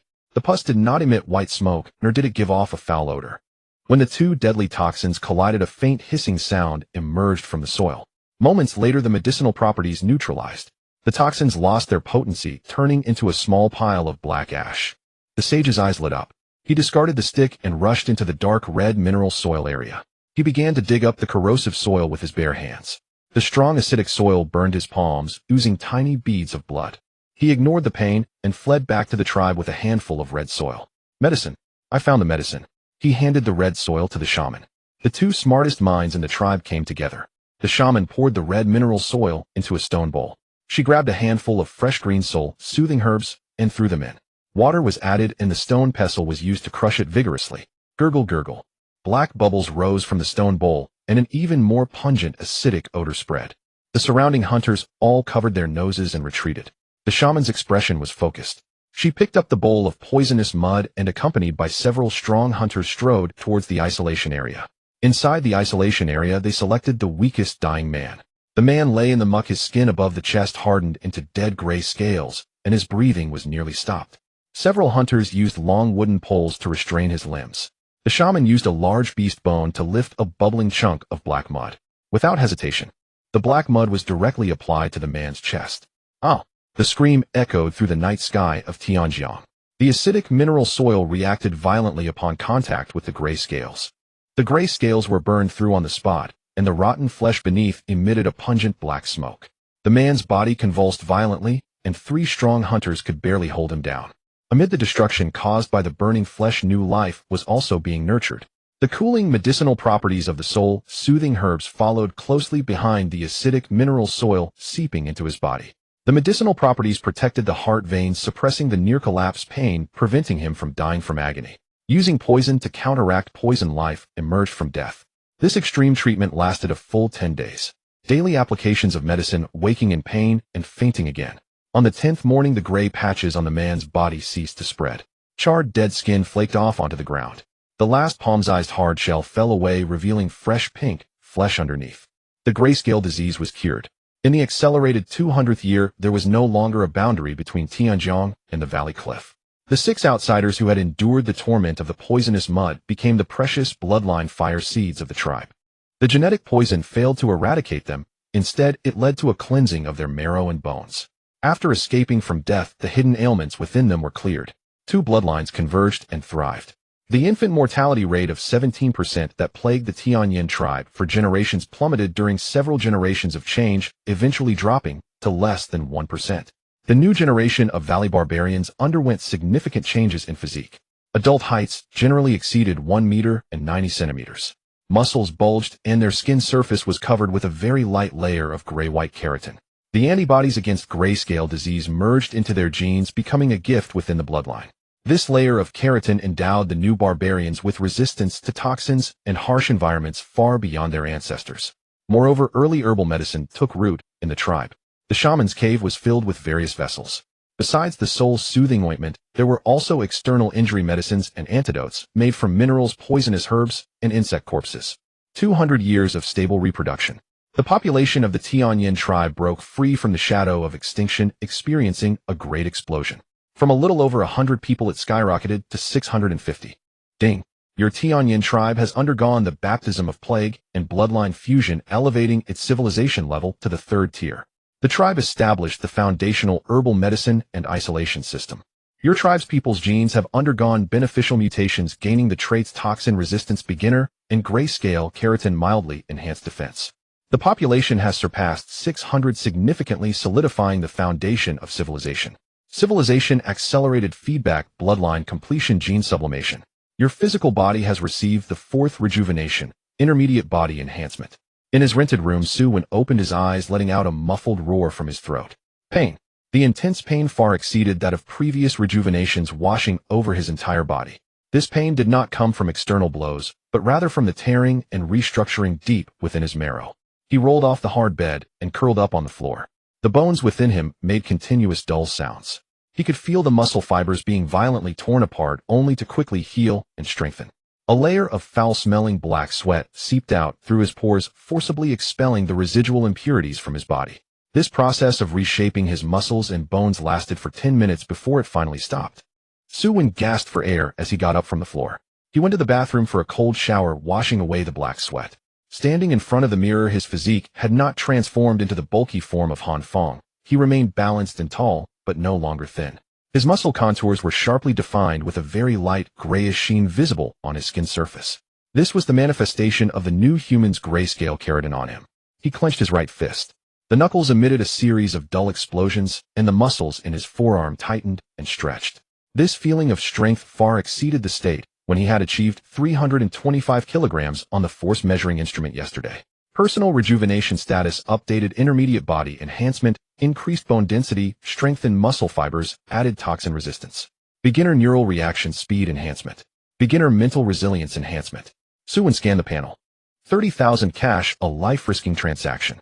Not only alleviating the bloodline hidden dangers of the Tianyin tribe, but also allowing his physical foundation to undergo a fundamental transformation.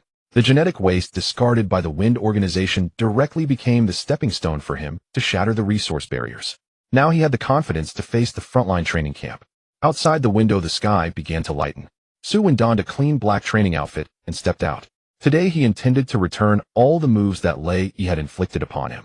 The morning breeze weaved through the old alleys, carrying a hint of moisture. Su Wen pushed open the door and stepped onto the rusted iron staircase. The soles of his shoes thudded against the steps, producing a dull sound. The hidden injury inflicted by Lei Yi the day before yesterday, along with the subtle muscle tears, now felt completely numb. The transformation of his physical body, accelerated over 200 years, had made his heartbeat steady and powerful. Su Wen raised his hand against the morning light and turned it over. The muscular lines softened, receding, their sharp edges becoming restrained and flexible. Beneath the skin, a faint sheen emerged. His fingers curled inward and suddenly tightened. Crack!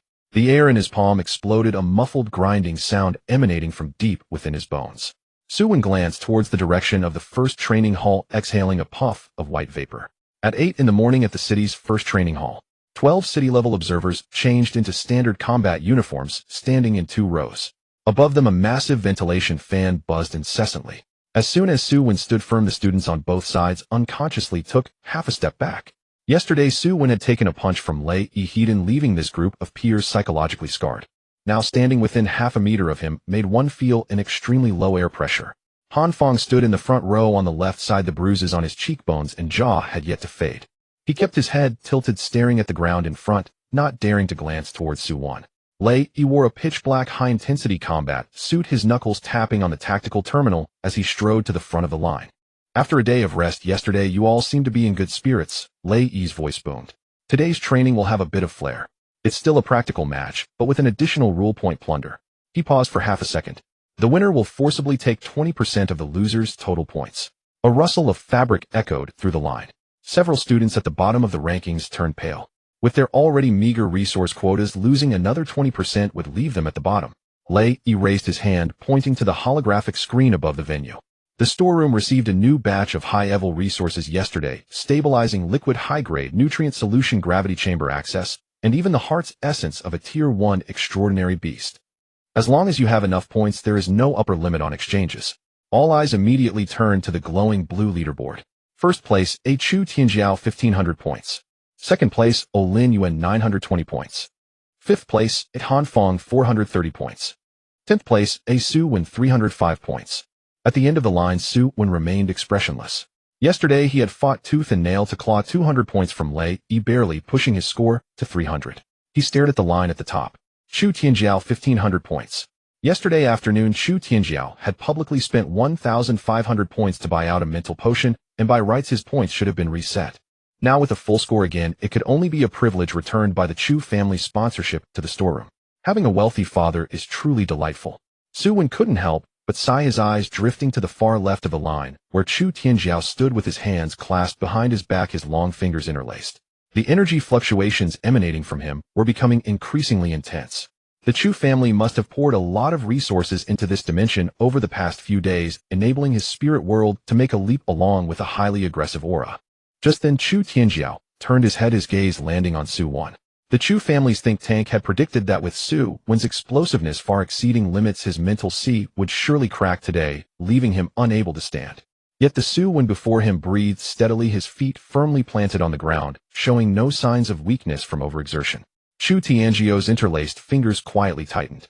The black market stimulants available on the market could indeed suppress the pain backlash for a day. Chu Tianjiao sneered inwardly, thinking a fool would rely on destroying their foundation for a moment of glory. The plunder battle is forcibly matched once a day, and avoiding combat is prohibited. Lei Yi struck the return key on the terminal heavily. The system will randomly draw the first group. The 12 names on the holographic screen transformed into red and white shadows, rapidly rolling, the flashing lights illuminating every face. 3 seconds later, the shadows froze. Chunfeng versus Su. When seeing the result, the surrounding students' tense shoulders relaxed suddenly. Some even sighed in relief, stealing glances at Chunfeng. Chunfeng stood at 198 meters and weighed over 100 kilograms, resembling a wall of flesh. His primary role was to follow behind Chu Tianjiao, feasting on the scraps of resources that slipped through the cracks. He twisted his thick neck, the joints cracking, and stepped out of the line towards the circular platform. Chunfeng was filled with enthusiasm. Yesterday, the young master Chu casually gifted him a tube of beast extraction liquid. He went home, smashed a low-level dimensional stone, and poured it into his small world, forcibly breeding a mutated bear king. The power of this rock armor had just completed its return, and he was eager to unleash it. As long as he stepped on Su Wen today and pleased the young master Chu, the Chu family would leak some orders, and his own company would be worry-free for 3 years. Consider yourself unlucky. Chunfeng positioned himself on the left side of the circular platform, crossing his arms over his chest. His solid chest muscles strained the combat uniform tightly as he looked down at Su Wen, who stepped onto the platform. Su Wen halted 3 meters away. After receiving intermediate body enhancement, he viewed opponents like Chunfeng, who relied solely on their bulk, as no different from a clumsy bear just learning to walk. Prepare. Lei Yi walked to the edge of the circular platform, raised his right arm, and scanned both individuals before bringing his palm down heavily. Begin. As soon as the command was given, a deep roar erupted from Chunfeng's throat. He didn't hesitate and directly activated his newly acquired core skill, Rock Armor Giant Bear Frenzy. Chunfeng's arms swelled, the sleeves bursting apart, fabric flying everywhere. The exposed skin quickly lost its color, taking on a murky yellow glow. Following that, large, rough, rock-like keratin formations surged from beneath his skin, enveloping his arms and chest. Boom! Chunfeng stomped hard with his right foot.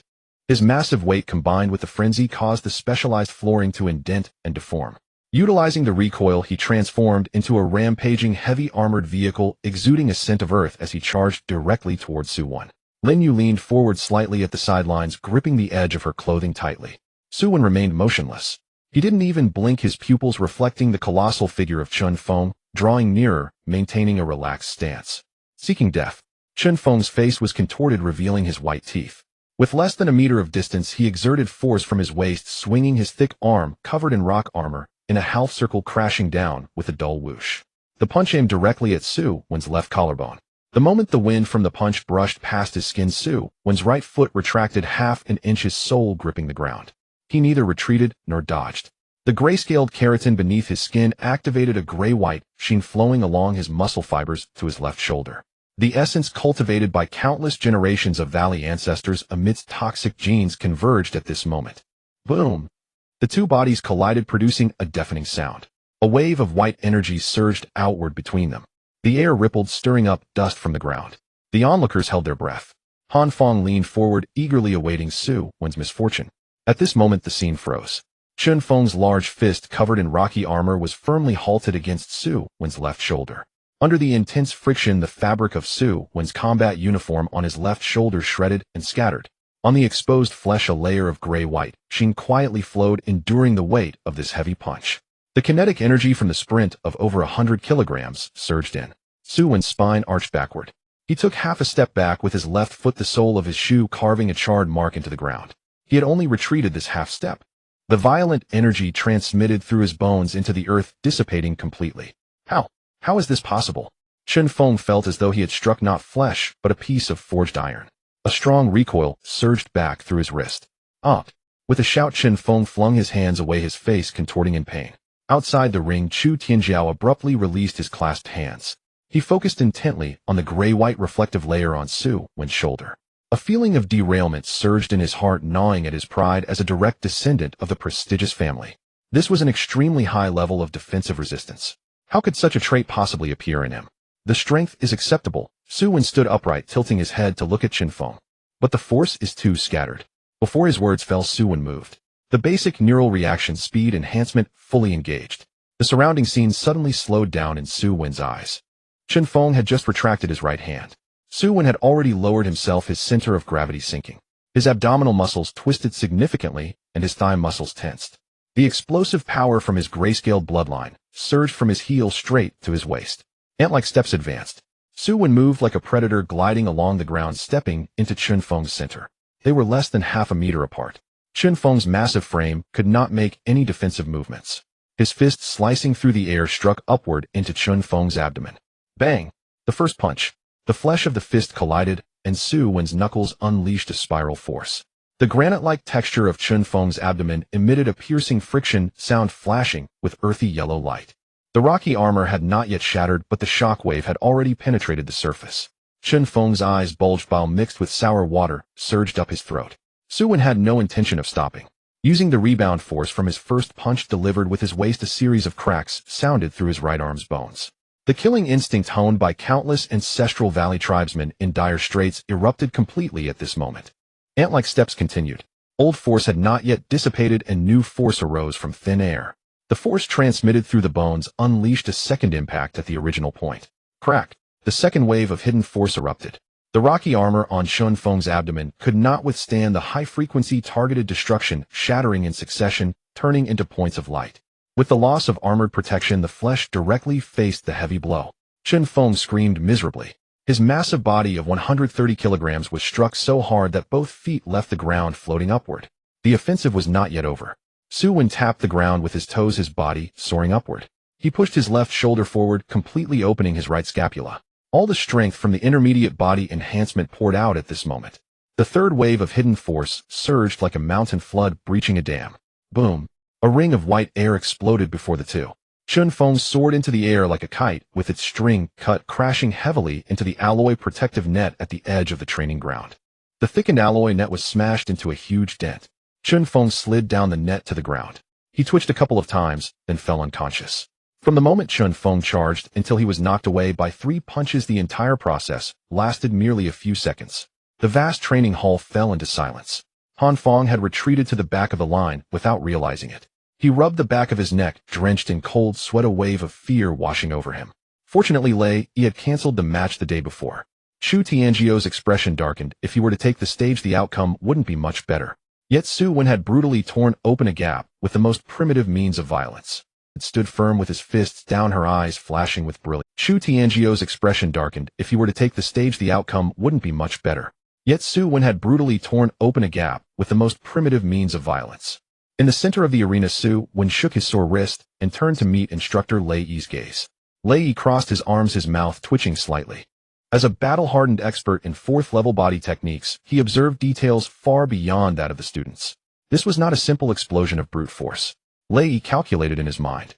3 layers of force stacked: the transmission of power through the bones and the integration of advanced force dissipation techniques. What kind of development had Su Wen's civilization undergone in these past 2 days? Medical personnel come in and carry him out. Check for internal injuries. Chen Feng can rest for 3 days. Lei Yi's voice shattered the silence. He lowered his head, quickly operating on the terminal on his wrist. Ding! Su Wen's wrist terminal vibrated in feedback.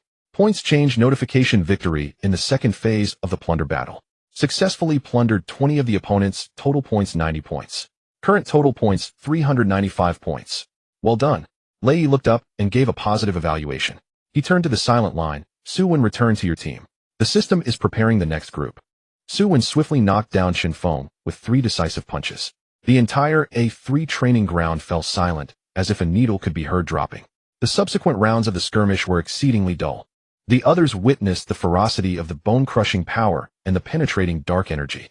The morale of the students who took the stage afterward diminished significantly. Everyone was cautious in their actions, fearing to follow in Chen Feng's footsteps and suffer internal bleeding. In less than an hour, the combat was hastily concluded. Lei Yi scratched off the last name on his wrist terminal. The practical combat has ended. Now we will commence the second phase's core content, resource exchange. He turned and walked towards the underground passage. Everyone line up and follow. On the second underground level in the strategic materials warehouse of the special training camp, Lei Yi entered his military clearance, and the 3 airtight steel doors ahead rose in succession. The sound of massive mechanical gears meshing echoed through the corridor. A chilling mist rushed towards them, mingled with the bitterness of medicinal herbs and the earthy smell of high purity, or the temperature-controlled storage room covered over 500 square meters.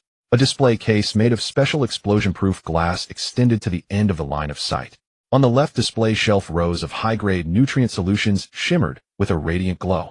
Inside the right side cryogenic chamber at -80 degrees, the preserved flesh and blood of extraordinary magical beasts revealed dark red clear patterns. In the central bulletproof safe, heaps of low-level realm stones emitted a ghostly blue light. Just standing in this space, the spiritual seas of the awakeners stirred faintly. As 12 students stepped into the storage room, their breathing noticeably grew heavier. Several observing students from lower backgrounds found themselves unable to move, fixated on those display cases. Resources of this caliber would cost a fortune outside just a glimpse. Lei turned back, his robust frame blocking the main passage.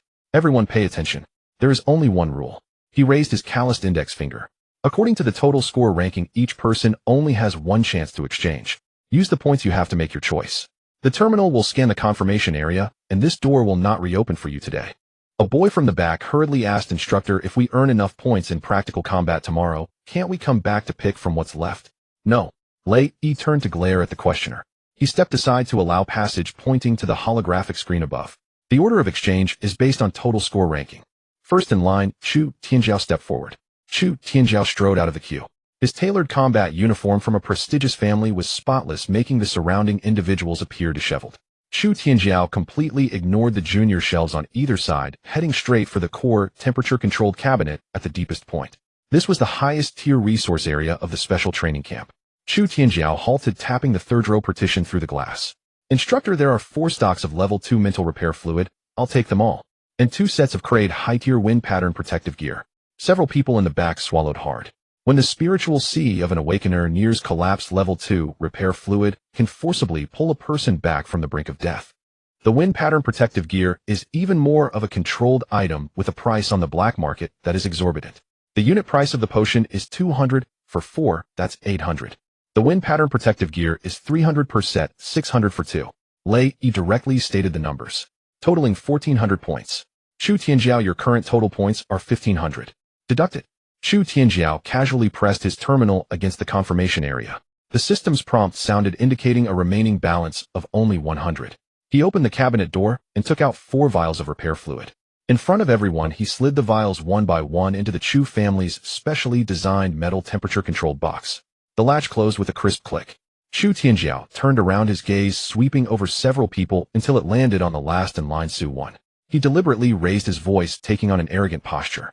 Classmate Su Wen, I know you withstood the mental backlash the day before yesterday and have now overexerted yourself to achieve an extreme burst today. You must be in urgent need of mental repair fluid now. Chu Tianjiao tapped the metal temperature-controlled box in his hand. What a coincidence. I need it just as much, so I must apologize to you. With a playful smile, Chu Tianjiao returned to his position. Lei stood not far away, watching the scene unfold without any intention of intervening.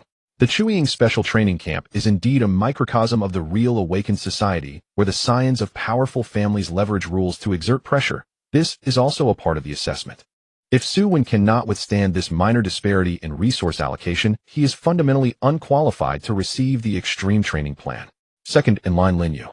Linyu walked to the left elemental area, exchanging 900 points for a block of polar hard ice. The pure white ore exuded a bone-chilling white mist. With this high-purity energy, or she was confident she could further lower the temperature of the B-level ice lake world by another tier. The students in front lined up one by one. Han Fong completely exhausted his 400 points, forcibly exchanging for a small piece of lava core fragment. His fire lizards in the small world were already on the verge of leveling up. The remaining ordinary students could only pinch their meager balances to exchange for a few vials of junior nutrient solution and common hemostatic spray. 10th in line, Su Wen. Lei called out the name. Su Wen stepped out of the queue. The numbers on his wrist screen glowed with a shriveled figure, 395. The base price for a first-tier magical beast flesh starts at 500. The standard mental stabilization fluid is priced at 200. With this amount of points, he couldn't even buy half a piece of shattered realm stone on the black market. Su Wen continued forward. As he passed in front of Chu Tianjiao, he didn't even glance in his direction.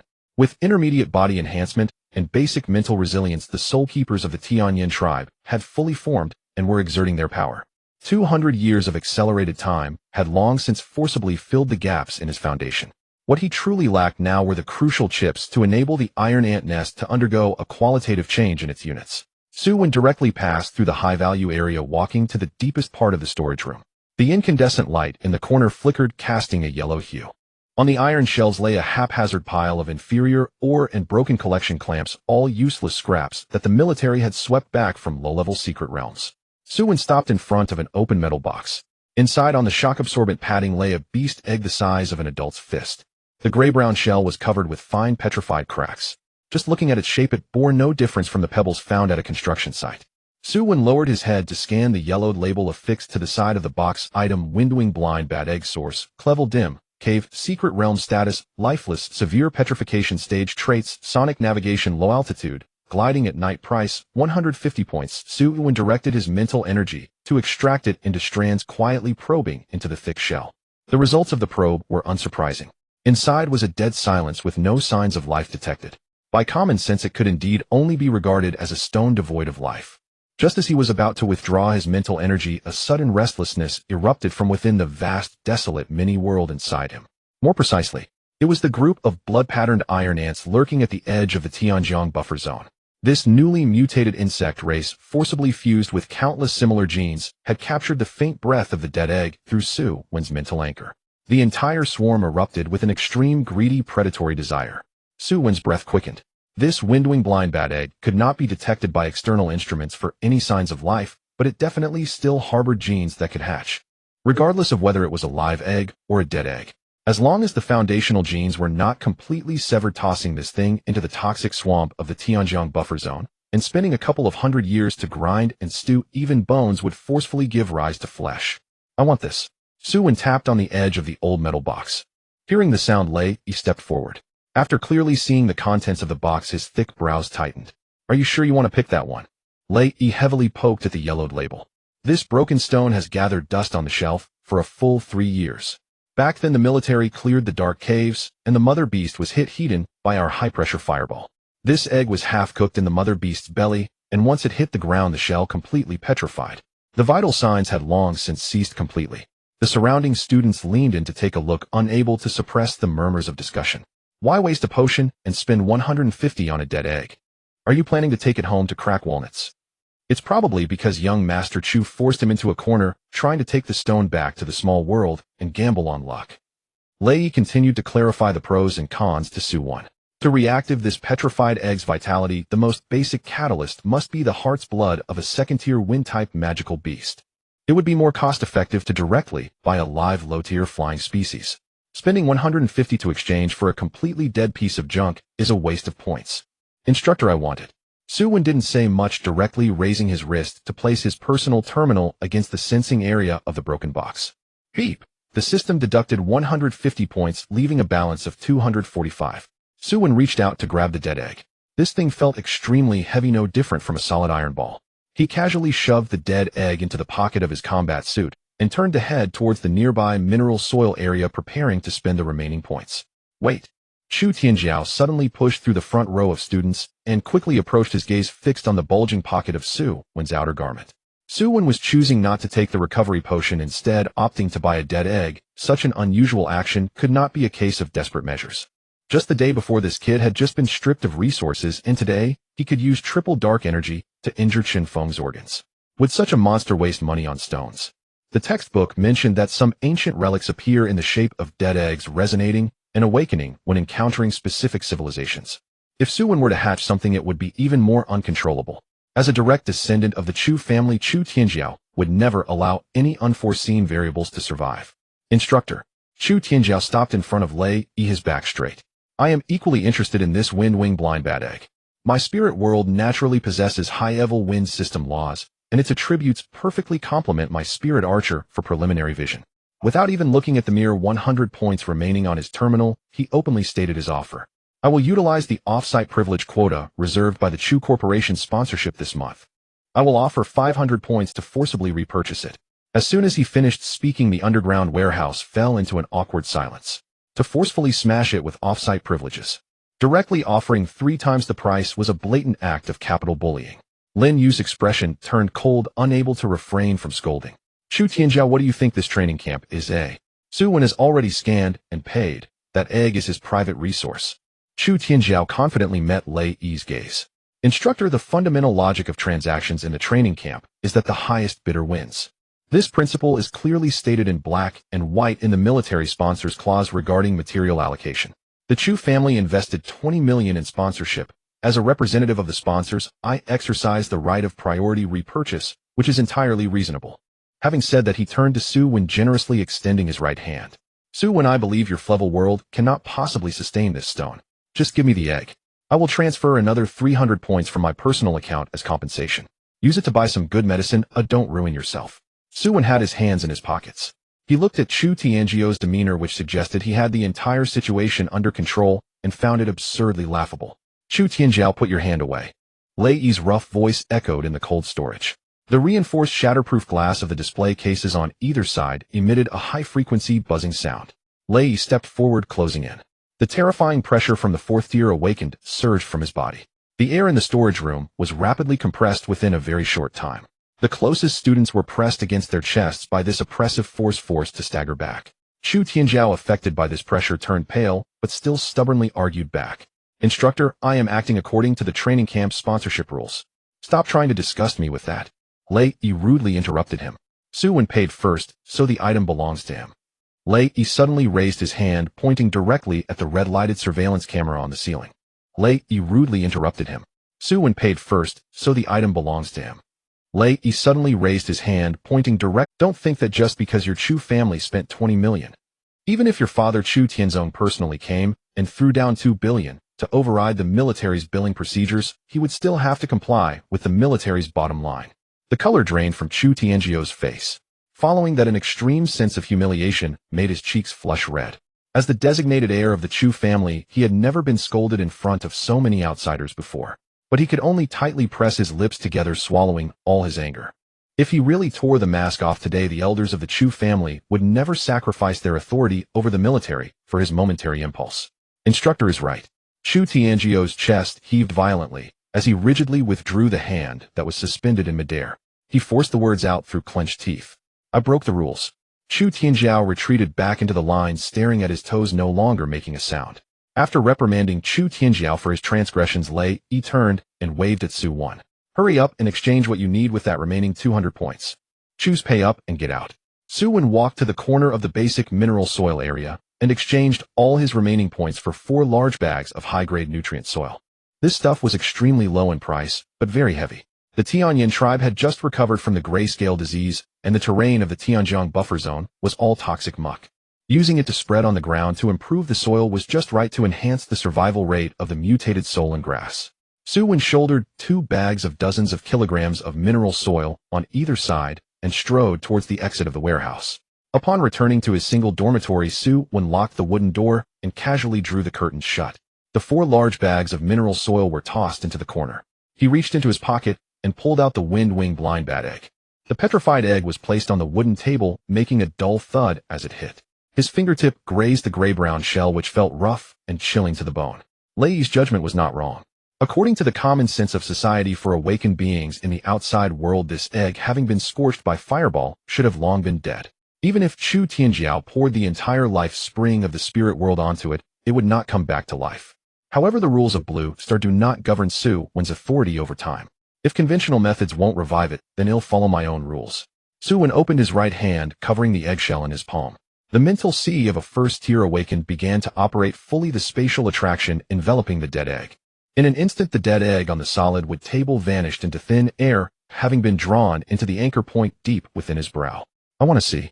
Using the large bags of high-grade mineral soil as a warm bed, and then spending several hundred years to brew. Can this broken stone be hatched? Su Wen tightly closed his eyes. All consciousness detached from his physical body, fully descending into the small world within. A wild world spanning 130,000 square kilometers. Lead gray clouds hang low in the sky. On the edge of the Tianjiang, the yellow earth, which has just endured the baptism of the grayscale disease, is cracked and peeling. At the pinnacle of the sky, Su Wen's main consciousness projection parted the thick clouds. Fall. The simple syllable thundered across the horizon. The high-grade nutrient soil, priced at several hundred points in reality, was shredded in midair by the laws of space. A pitch-black mud rain fell for days and nights. The muddy water struck the ground, rapidly sealing the scorched cracks. The gray-white rock layers greedily swallowed the high-grade minerals, transforming into fertile, oily black in the blink of an eye. The soil transformation was complete. Su Wen flicked his fingers lightly. The gray-brown egg of the windwing blind bat fell from the clouds, crashing straight down. A loud bang echoed. The egg struck the center of the Tianjiang, creating a half-meter-deep mud pit. This commotion attracted the tribal patrol team from the direction of the river valley. Leading the group was the fourth-generation Soul Keeper shaman. Half of her face was smeared with coarse plant ash, and she held a polished beast bone staff. Upon seeing the giant egg in the mud pit, the shaman's chest rose and fell noticeably. The blessing of the Eye of Heaven. A new divine object. The shaman raised her beast bone staff and shouted. The dozen or so strong hunters following behind instinctively crouched down, producing low hoarse prayers from their throats. Su Wen stood at the cloud's edge, his mental power grasping the gears of the time law. He pressed down hard. Localized acceleration 100 years. Time flowed swiftly. For the group of barbarians from the Eye of Heaven below, a long curtain of offerings was drawn. In the accelerated 10th year, the barbarians transported giant stones, constructing a circular altar around the giant egg. The shaman stayed by the altar all day, holding a stone bowl, carefully applying the brewed green soup from the soul-comforting herb onto the petrified shell. She hoped to awaken the vitality inside with the gentle medicinal base. 10 years of watering the essence had all gone to waste. The egg remained a hard shell. In the accelerated 30th year, the hunters wielded stone spears, and relying on crude traps and brute force, brutally hunted several low-level mutated beasts at the edge. Blood. Feed the divine stone with blood. The shaman stepped onto the altar, wielding the crude stone knife and striking down fiercely. The mutated beast with fangs had its throat cut. The scalding, foul-smelling blood poured over the giant egg. Changes finally began to occur. The thick petrified shell, which had remained unchanged for years, emitted wisps of white vapor upon contact with the fresh blood. The viscous blood plasma hardly had time to fall to the ground. In the blink of an eye, it was all sucked into the... There is hope. Su Wen's expression darkened slightly. The dead ancient genes encountered fresh blood and flesh, and finally the hook was set. In the accelerated 50th year, the blood sacrifice became the tribe's ironclad rule. One by one, mutated beasts were skinned and bled out. Later on, a few blood-patterned armored ants that crossed the boundary were also brutally smashed to pieces by the hunters. The highly corrosive and frenzied energy of the bug blood was all smeared on the egg shell. After being infused with a massive amount of blood energy, the giant egg finally changed. The outer layer of gray-brown stone skin began to peel away. Within, a glaring dark red metallic sheen emerged. A crisp sound resonated from the center of the altar. A crack the thickness of a hair burst open at the top of the giant egg. Violent wind energy spilled out along this crack. It forcefully blew the dozens of standing torches nearby askew. The silver-haired shaman's knees buckled, and she bowed deeply. The surrounding hunters raised their bloodied stone spears, roaring at the top of their lungs. But this commotion was limited to that. In the accelerated 80th year, no matter how much beast meat and bug corpses the barbarians brought, that crack remained stuck in place, not expanding a bit. The hatching process was completely stalled at this hurdle. Su Wen controlled his main consciousness to descend upon the altar, and his mental power directly pierced into the crack. A cold blue light curtain from the system popped up. Windwing blind bat hatching progress 99. Warning: current blood quality provided is too low to reconstruct the high-grade core gene chain. Lacking key catalyst above first-class extraordinary source blood. Forced hatching will lead to gene collapse. Su Wen severed the mental link. No matter how much low-quality blood is fed, it cannot reach the threshold of qualitative change. This windwing blind bat was originally based on a second-tier magical beast. To regrow flesh on this dry bone, high-purity source blood must be used. First-tier extraordinary source blood. Su Wen recalled the exchange list in the underground storage. The cheapest first-tier extraordinary blood was priced at a staggering 800 points. He had only about 200 points left in his wristwatch, not even enough to fill a fraction of that. The gears of time came to a stop. Su Wen issued a divine decree to the tribe's consciousness to halt the blood sacrifice, directly withdrawing his consciousness. The wooden bed in the rental apartment creaked. Su Wen opened his eyes as a sliver of dawn light seeped through the window. 2 consecutive high-intensity time accelerations combined with the mental projection's exhaustion made his temples throb painfully. He raised his hand to rub his brow, just as he was about to get out of bed for a sip of cold water. The phone thrown beside the pillow lit up without warning. Su Wen grabbed the phone and swiped the screen with his thumb. The decoding software finished its progress bar and bounced out 2 lines of bold red text. The sentences lacked punctuation and were filled with garbled pinyin, as if the person typing was trembling. Old Lee from the way station was killed last night. They traced it to the life support box in the basement of the unfinished building in the Southern District. I can't get out. Safe. The message was stuck on the word save with no follow-up. Su Wen stared at the phone screen. Shinjio was in trouble. He exerted force with his heels flipping up from the bed. He grabbed the special training suit off the back of the chair and put it on.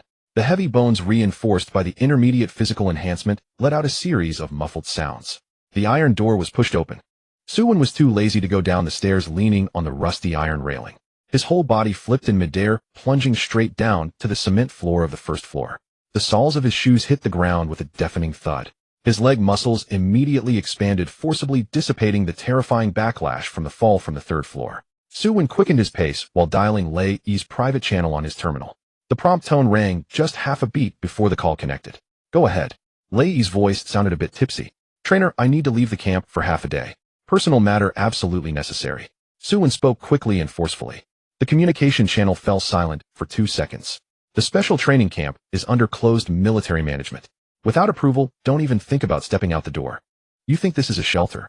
Lei Yi scoffed heavily. I guarantee it'll come in first in the triple gravity chamber pressure assessment this afternoon. If I don't get it, you won't have to say a word. I'll roll up my things and leave. Lei Yi liked this kind of person. Be back by 1 o'clock this afternoon. 1 minute late, he'll personally kick you out the door. The call was cut off. Su Wen stuffed the terminal into his pocket. He dashed out, charging straight towards the southern district. In the southern district of the old city, a series of abandoned buildings stood silently, their gray-white concrete frames reaching towards the sky. Weeds sprouted in clusters from the rusted gaps in the steel reinforcements.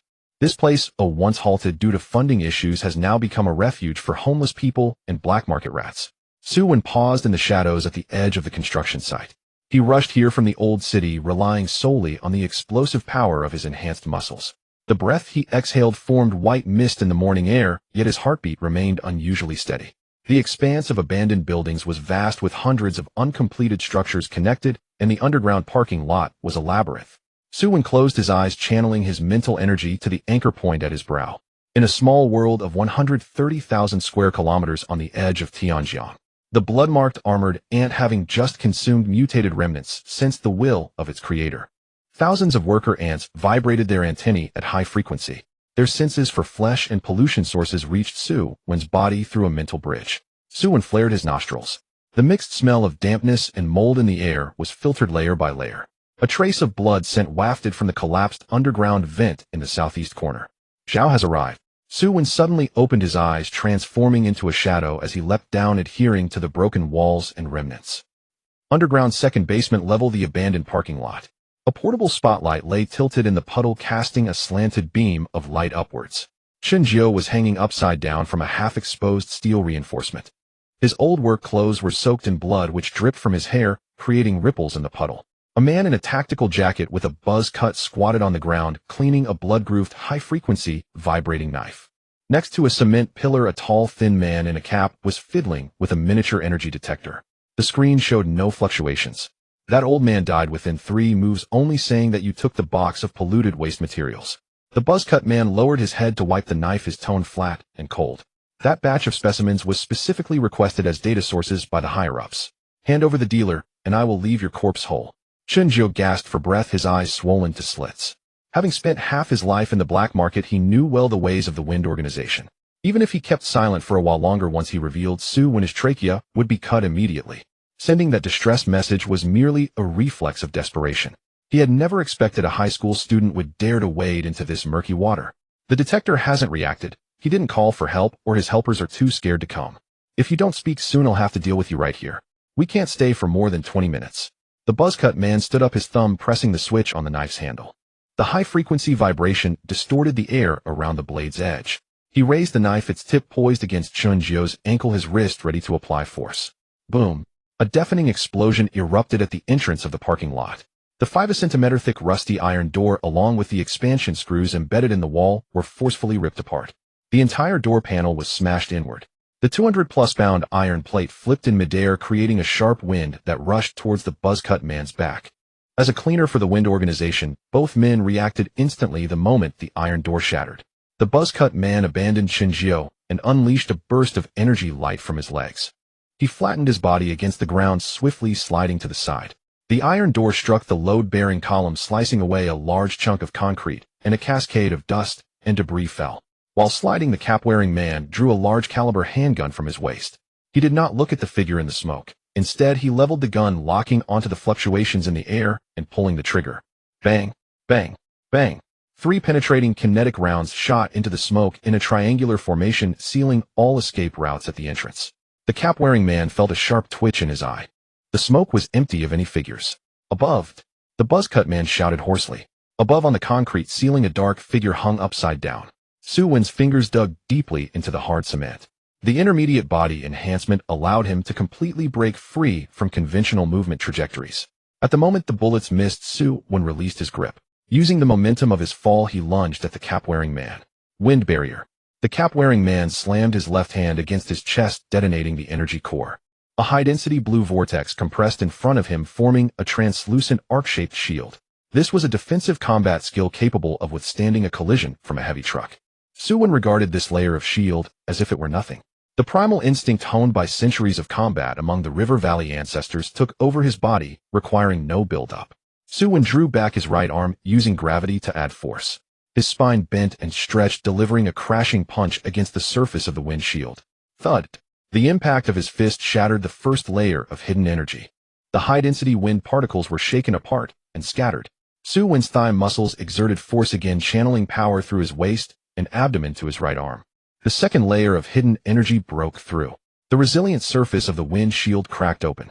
The cap-wearing man's expression changed dramatically. This shield could withstand the charge of a first-tier magical beast. He hurriedly retreated, trying to create distance. Su Wen's toes touched the ground, the third layer of hidden energy flooding into his right arm. Boom!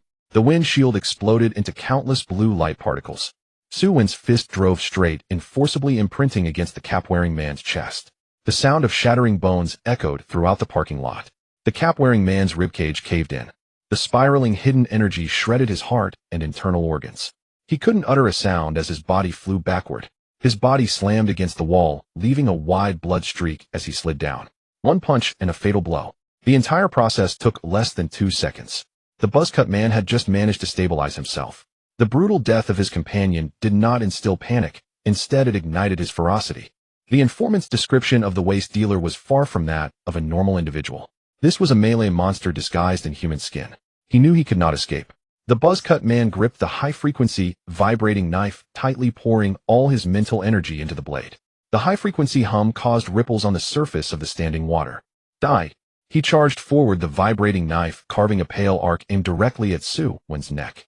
This strike sealed all the dodging space, a complete self-destructive tactic. Su Wen turned, staring at the incoming blade light. He neither dodged nor evaded. The grayscaled keratin layer deep beneath his skin was activated by mental energy, a gray-white sheen covering his left arm. He raised his left arm, using the outer side of his forearm to block the blade. Clang! The explosive sound of metal clashing erupted. The high-frequency vibrating knife had immense destructive power, slicing through Su Wen's training suit and breaking through the outermost grayscaled keratin. Sparks erupted in the dimly lit parking lot. The blade cut into flesh, reaching the bone membrane. But it stopped there. The agonizing pain surged as Su Wen's enhanced muscle fibers contracted violently. The highly acidic grayscale blood, mixed with extremely high muscle density, jammed the vibrating knife firmly against the bone, making it impossible to penetrate further. The buzzcut man could only feel his arms grow heavy. The intense recoil tore at his palm, blood flowing out. A single thought remained in his mind. What kind of monster is this? Ignoring the long knife embedded in his left arm, Su Wen's right hand shot out like lightning. 5 fingers latched onto the buzzcut man's throat. He exerted force with one arm, lifting the adult man into the air. The sensation of suffocation caused the buzzcut man to release the knife handle, desperately clawing at Su Wen's fingers with both hands. His legs kicked wildly in the air. Su Wen's expression remained emotionless as he raised his right knee. The kneecap drove hard into the root of the buzzcut man's thigh. Crack! The thigh bone was brutally snapped. A scream was stifled in his throat, leaving only a hissing sound of escaping air. You've got the wrong person. Su Wen's fingers tightened. The sound of the cervical vertebra snapping ended this battle. Su Wen released his grip. The body fell into the puddle, splashing blood. The underground parking lot fell silent once again. The glow of the spotlight shimmered on the water's surface. Su Wen withdrew the knife still lodged in his left arm and severed the thick hemp rope hanging Chunjiu. Chunjiu crashed to the ground. He paid no mind to the intense pain throughout his body, using both hands and feet to turn himself over. Thank you. Chunjiu's Adam's apple bobbed as he uttered 2 words. Having crawled through the black market for many years and seen various situations, he could not help but feel awe at Su Wen's absolute brutality. You should tend to your hands quickly. Su Wen ignored Chenjiao. He walked straight towards the two corpses crouching down to search. As a cleaner for the Wind organization, they must have something valuable on them. Soon Su Wen reached into the inner side of the buzz-cut man's tactical jacket and pulled out a specially made lead-sealed, temperature-controlled bag. Inside was a sealed test tube the thickness of a finger. A few drops of thick, dark golden liquid flowed within the test tube. Even through the glass, Su Wen could sense the violent life force within. A label was affixed to the test tube's exterior, mutated catalyst load your source blood purification, used to forcibly activate deep genetic libraries. Su Wen held his breath. Indeed, the Wind organization's high-priced acquisition of that batch of contaminated human species was not for research. They intended to use the powerful catalyst to test the limits of the pollution source's mutation ability. It seemed this test tube was precisely the key urgently needed to break the deadlock regarding the windwing blind bat's dead egg. Su Wen tucked the temperature-controlled test tube into his inner pocket. He stood up, scanning over the corpses on the ground. Since the Wind organization had already tracked down the way station, these two men dying here would inevitably lead to him in subsequent investigations. Can you still walk? Su Wen turned his head to look at Chenjiao. Chenjiao gritted his teeth against the excruciating pain of his broken bones, nodding repeatedly. Su Wen withdrew his gaze and looked down at his left arm. The high-frequency vibration knife had cut through the keratin layer, but the injury was not deep. Su Wen gripped the torn edge of his training suit and pulled hard. With a tearing sound, he ripped off a long strip of fabric. He bit down on one end of the fabric strip and quickly wrapped it around the wound on his left arm twice with his right hand, tightening it forcefully. The recovery ability of the intermediate body enhancement was now in effect. The severed muscle fibers beneath his skin were writhing and contracting at a visible speed, forcibly closing the wound and minimizing blood loss. After tending to his wounds, Su Wen walked over to the bodies of the buzzcut man and the man in a duckbill cap. He stuffed the lead-sealed, thermoregulated bag containing the dark golden source blood into his inner pocket, then kicked over the buzzcut man's body and pulled out the tactical gear and several spare magazines attached to their waists. Besides the weapons, Su Wen also found several tubes of light green gel, an efficient coagulant. Su Wen stood up and threw one of the tubes of gel onto Chenjiao's chest. This is for your healing, Su Wen said, looking at Chenjiao. The people from the Wind organization died. Here, someone will definitely come to investigate later. Can you clean up the bodies? Don't worry, I can. Chenjiao replied, holding the tube of gel and patting his chest. Good. Su Wen glanced at his watch. There's not much time left. Do I still have to return to school? They'll leave this to you. Su Wen turned and strode out of the underground garage. There were 3.5 hours left until the gravity room assessment scheduled by Lei Yi at 1 o'clock in the afternoon. Time was tight. Su Wen ran, fiercely empowered by the intermediate body enhancement, which granted him extraordinary stamina and explosive power.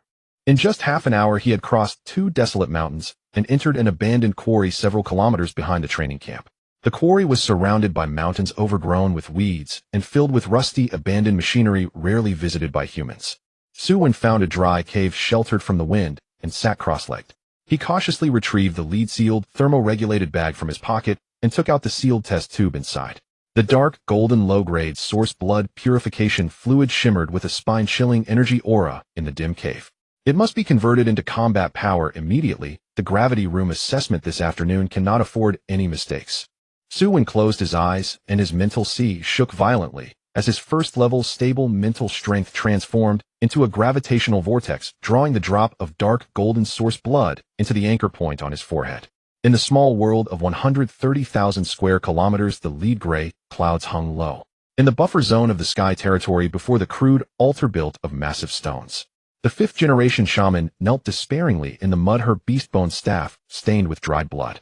In the center of the altar lay a giant blind bat egg, soaked and dried in blood, quietly resting there. The tiny crack that had finally opened had been silent for decades. Has the heavenly eye abandoned us? Just as the shaman prepared to despairingly announce the arrival of divine punishment. Boom! The heavy gray clouds in the high sky were suddenly torn apart by an invisible force, creating a massive void. A pressure that did not belong to this low-grade small world descended. A miracle. This is a gift from the heavenly eye. The shaman lay in the mud, trembling as she lifted her head, her eyes reflecting a blood-red glow. A massive drop of dark golden blood trailing a long tail flame plummeted from the clouds like a meteor towards the altar. Boom! The dark golden source blood smashed into the dried crack of the blind bat egg. In an instant, a dark red light soared into the sky, dyeing the surrounding void of the altar a dazzling blood color. The violent energy contained in the low-grade source blood erupted like an active volcano that had been suppressed for millennia. The originally shriveled eggshell surface bulged with countless thick energy veins beginning to throb wildly. This drop of high-grade source blood not only provided the kinetic energy to break through the genetic barrier, but also forcibly reshaped the life core of the windwing blind bat, which had long since withered. Crack! Crack crack! The dense sound of shattering echoed above the altar, piercingly loud. A piece of petrified eggshell the size of a grinding disc exploded outward with a sharp whistle, crashing into the rock wall dozens of meters away and creating a spiderweb-like deep pit. Immediately after, an extremely piercing scream capable of shattering eardrums erupted from within. This sound was not transmitted through the air, but directly ignored distance and the defenses of the eardrum, transforming into a substantial mental sound wave that violently pierced into the minds of the surrounding primitive people. The nearby dozen or so robust hunters felt a stabbing pain in their minds, and blood immediately poured from their ears.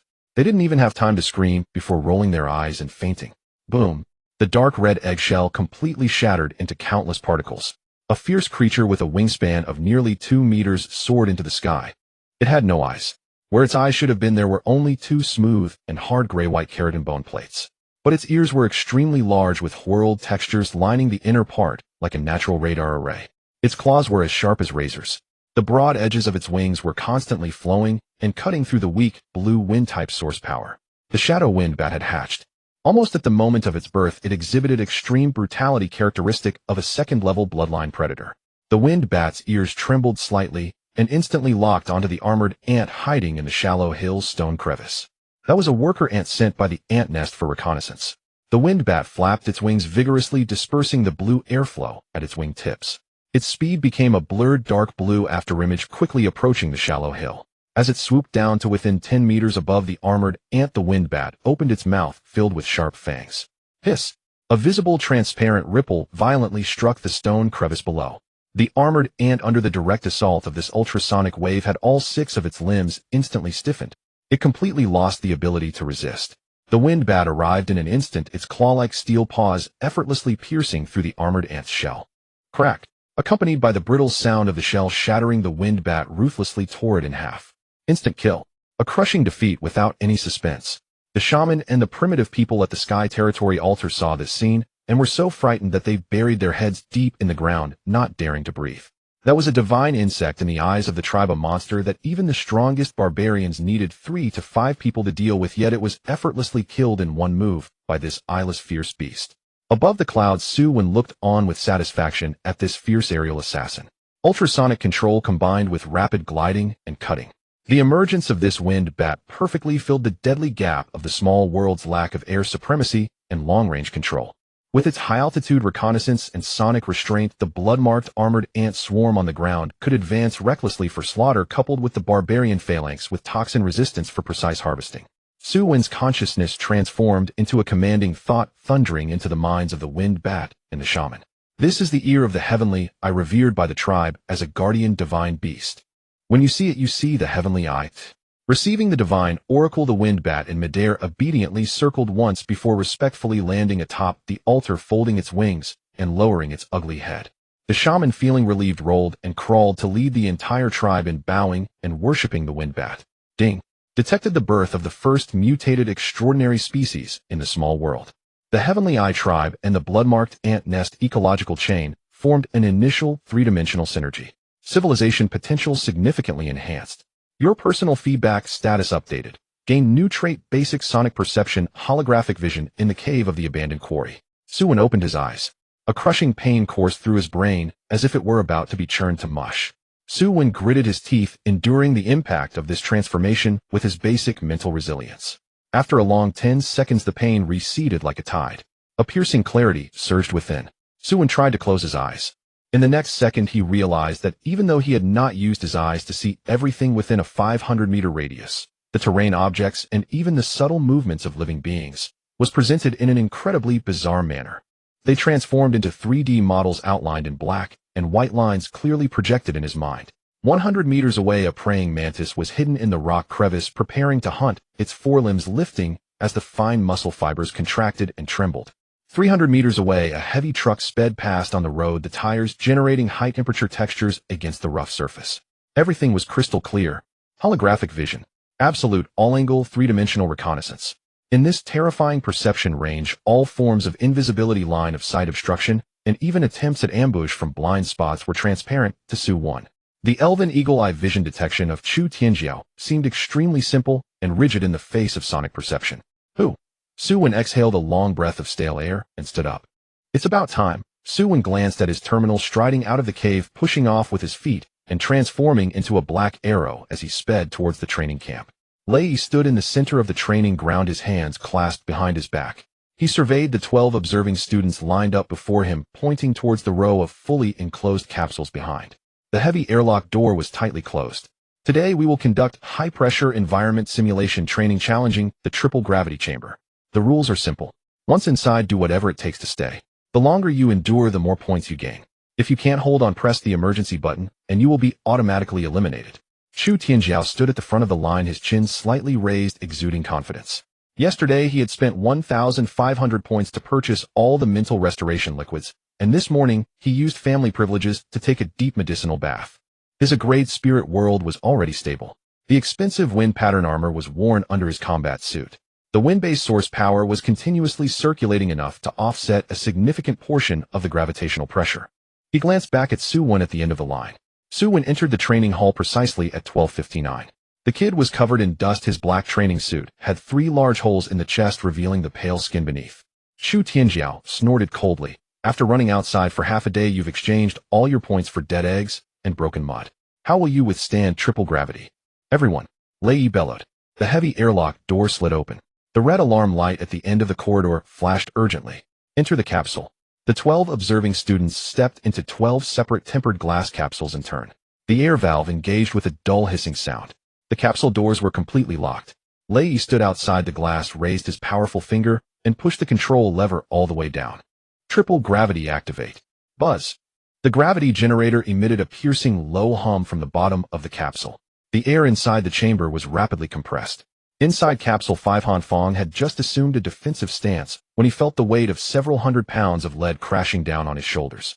His knees bore the weight, and the 2 menisci in his legs emitted a cracking sound from dislocation. The invisible force slammed him against the alloy floor. His internal organs were subjected to extreme pressure, and Han Fong painfully opened his mouth to spit out a mouthful of bile mixed with acid. His lava-like skin provided no protection against the all-encompassing internal pressure. He could only hold on for 5 minutes. Han Fong raised his trembling right hand and slapped the red emergency button. The exhaust valve opened.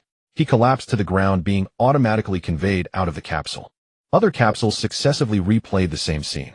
The internal organs of an ordinary first-tier awakened individual could not withstand the pull of triple gravity. In just 5 minutes, 8 out of the 12 were eliminated. Inside Capsule 1, Chu Tianjiao crossed his arms over his chest, standing tall and straight. His brows relaxed, his expression calm. The high-grade wind pattern armor on the inner side of his training suit was quietly operating, emitting a mysterious blue glow. The wind-based source power of his grade spirit world continued to overflow, resonating with the armor. A micro-reverse vortex was forming around his body. The upward lifting force was just right, offsetting over 70% of the gravitational pressure. Staying in this hellish gravity chamber, the actual pressure Chu Tianjiao was under was even less than 1.5 times. Through the glass partition, Chu Tianjiao looked at the defeated individuals sprawled across the corridor and snorted. The poor should accept their fate. He simply closed his eyes, slowed his breathing, and maintained an aloof demeanor. 10 minutes passed. 20 minutes passed. Inside Capsule 2, Lin Yu bit her lower lip, blood seeping out. Her Ice Lake world did not possess the ability to offload pressure. She could only summon the icy source power to forcibly condense a thick layer of ice armor on her body surface, desperately holding up her torso. She endured until the 22nd minute. The surface of the ice armor exploded with spiderweb-like cracks. Lin Yu let out a muffled groan from her throat. She did not continue to resist and decisively pressed the emergency button.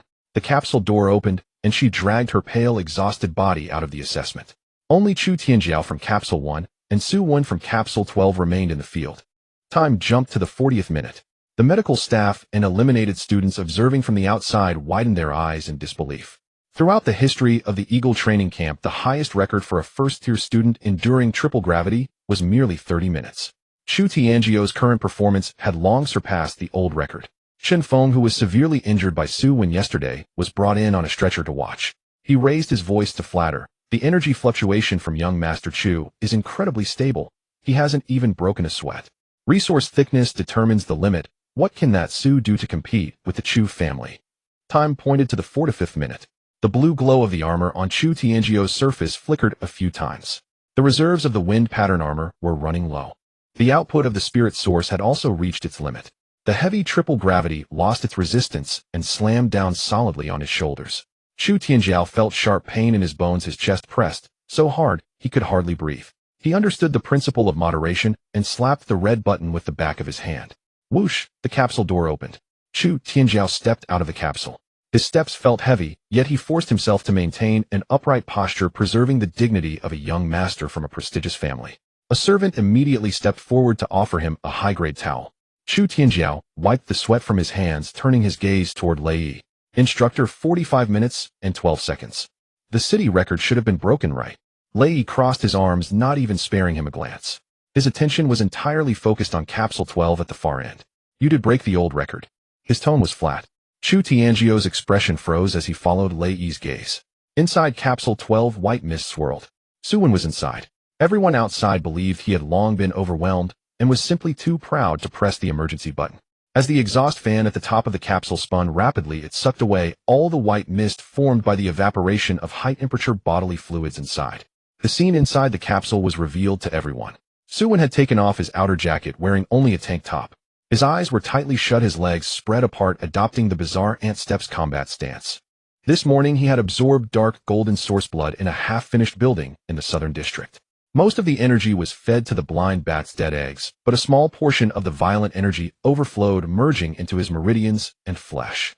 Su Wen even removed his intermediate enhanced muscle defense, allowing the triple gravity to penetrate deeply, repeatedly crushing his internal organs. Under extreme pressure, the source blood energy lodged in his flesh was gradually forced out, forcibly kneaded into his bone marrow. Crack! Facing the triple pressure, Su Wen delivered an unremarkable straight punch. At the moment his fist advanced, a crackling sound erupted from the joints of his forearm. A visible ring of white airflow peeled away from his fist, striking hard against the bulletproof glass. The thick glass walls of the capsule vibrated with a deep, buzzing sound. The entire training hall fell silent. Han Fang's eyes were wide as saucers, staring intently at Su Wen in the gravity chamber. The astonishing record of 45 minutes set by Chu Tianjiao was shattered into dust by this punch. For others entering the capsule was enduring a severe punishment. For this kid, it was about leveraging force to refine his body. 50 minutes, time's up. Lei Yi abruptly pulled the main switch on the control panel. The buzzing stopped. The gravity inside the capsule dissipated. The airlock door of Capsule 12 rose. Su Wen stood with his fists at his side. This entire 50 minutes of extreme pressure successfully drained the remaining source blood. The density of his muscle fibers surged again. Su Wen tore off the shredded tank top and tossed it into the trash bin by the door. He stepped out of the capsule with his upper body bare. Beneath the tight and toned muscle lines, he was filled with fierce, explosive power. Su Wen looked at Lei Yi and asked, "Instructor, why did it stop?" Lei Yi sized him up a couple of times and tapped the tactical terminal twice. "Stop talking nonsense, you've already broken the record. Do you want to stay until tomorrow? Your points have already been added." Su Wen grinned and looked at the dark-faced Chu Tianjiao. He twisted his neck a couple of times, the joints cracking. "Young Master Chu, I have to thank you." Chu Tianjiao clenched his fists tightly, suppressing the surging anger, once again adopting the demeanor of a young master from a prestigious family. "Su Wen, don't get too cocky. No matter how well-trained your body is, you're still just a low-level brute. Who laughs last is still uncertain." Chu Tianjiao dropped a few words for show and immediately turned to Lei Yi, trying to shift the focus. Lei Yi clapped his hands twice, halting the ensuing dispute. "Line up. What are you all looking at?" Lei Yi's booming voice echoed. "Those who feel unwell go to the medical room for an organ check. The rest form a line within 2 minutes." 8 students were carried away by medical staff. Han Fang was the last to be lifted onto the stretcher, deliberately turning his head away as he passed by Su Wen, fixating on the emergency lights on the corridor ceiling, stubbornly refusing to look in Su Wen's direction. The lineup was re-established. Only 4 remained: Su Wen, Chu Tianjiao, Lin Yue, and Lu Yuan.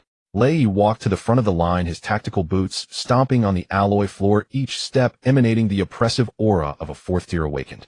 Su Wen first in the gravity chamber. Points have been recorded.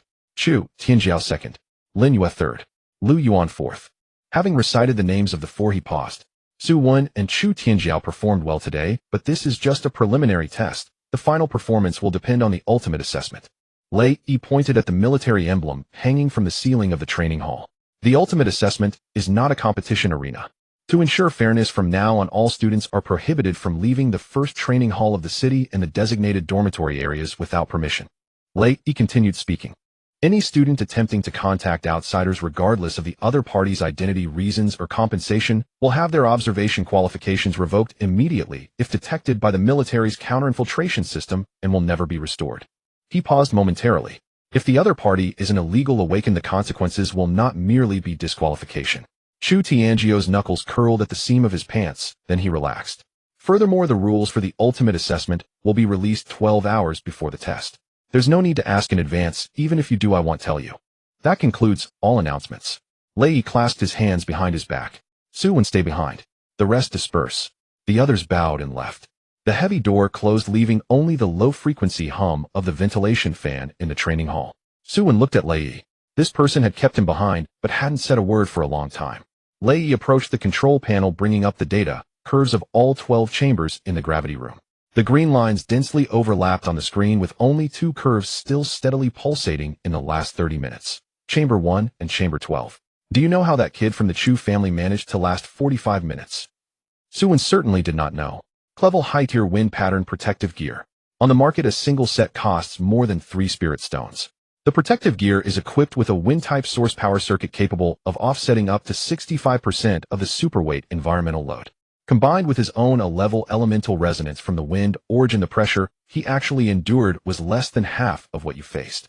Lei Yi said, turning around with his elbow resting on the edge of the control panel. And you? Su Wen spoke up. Instructor, I won. You won nothing.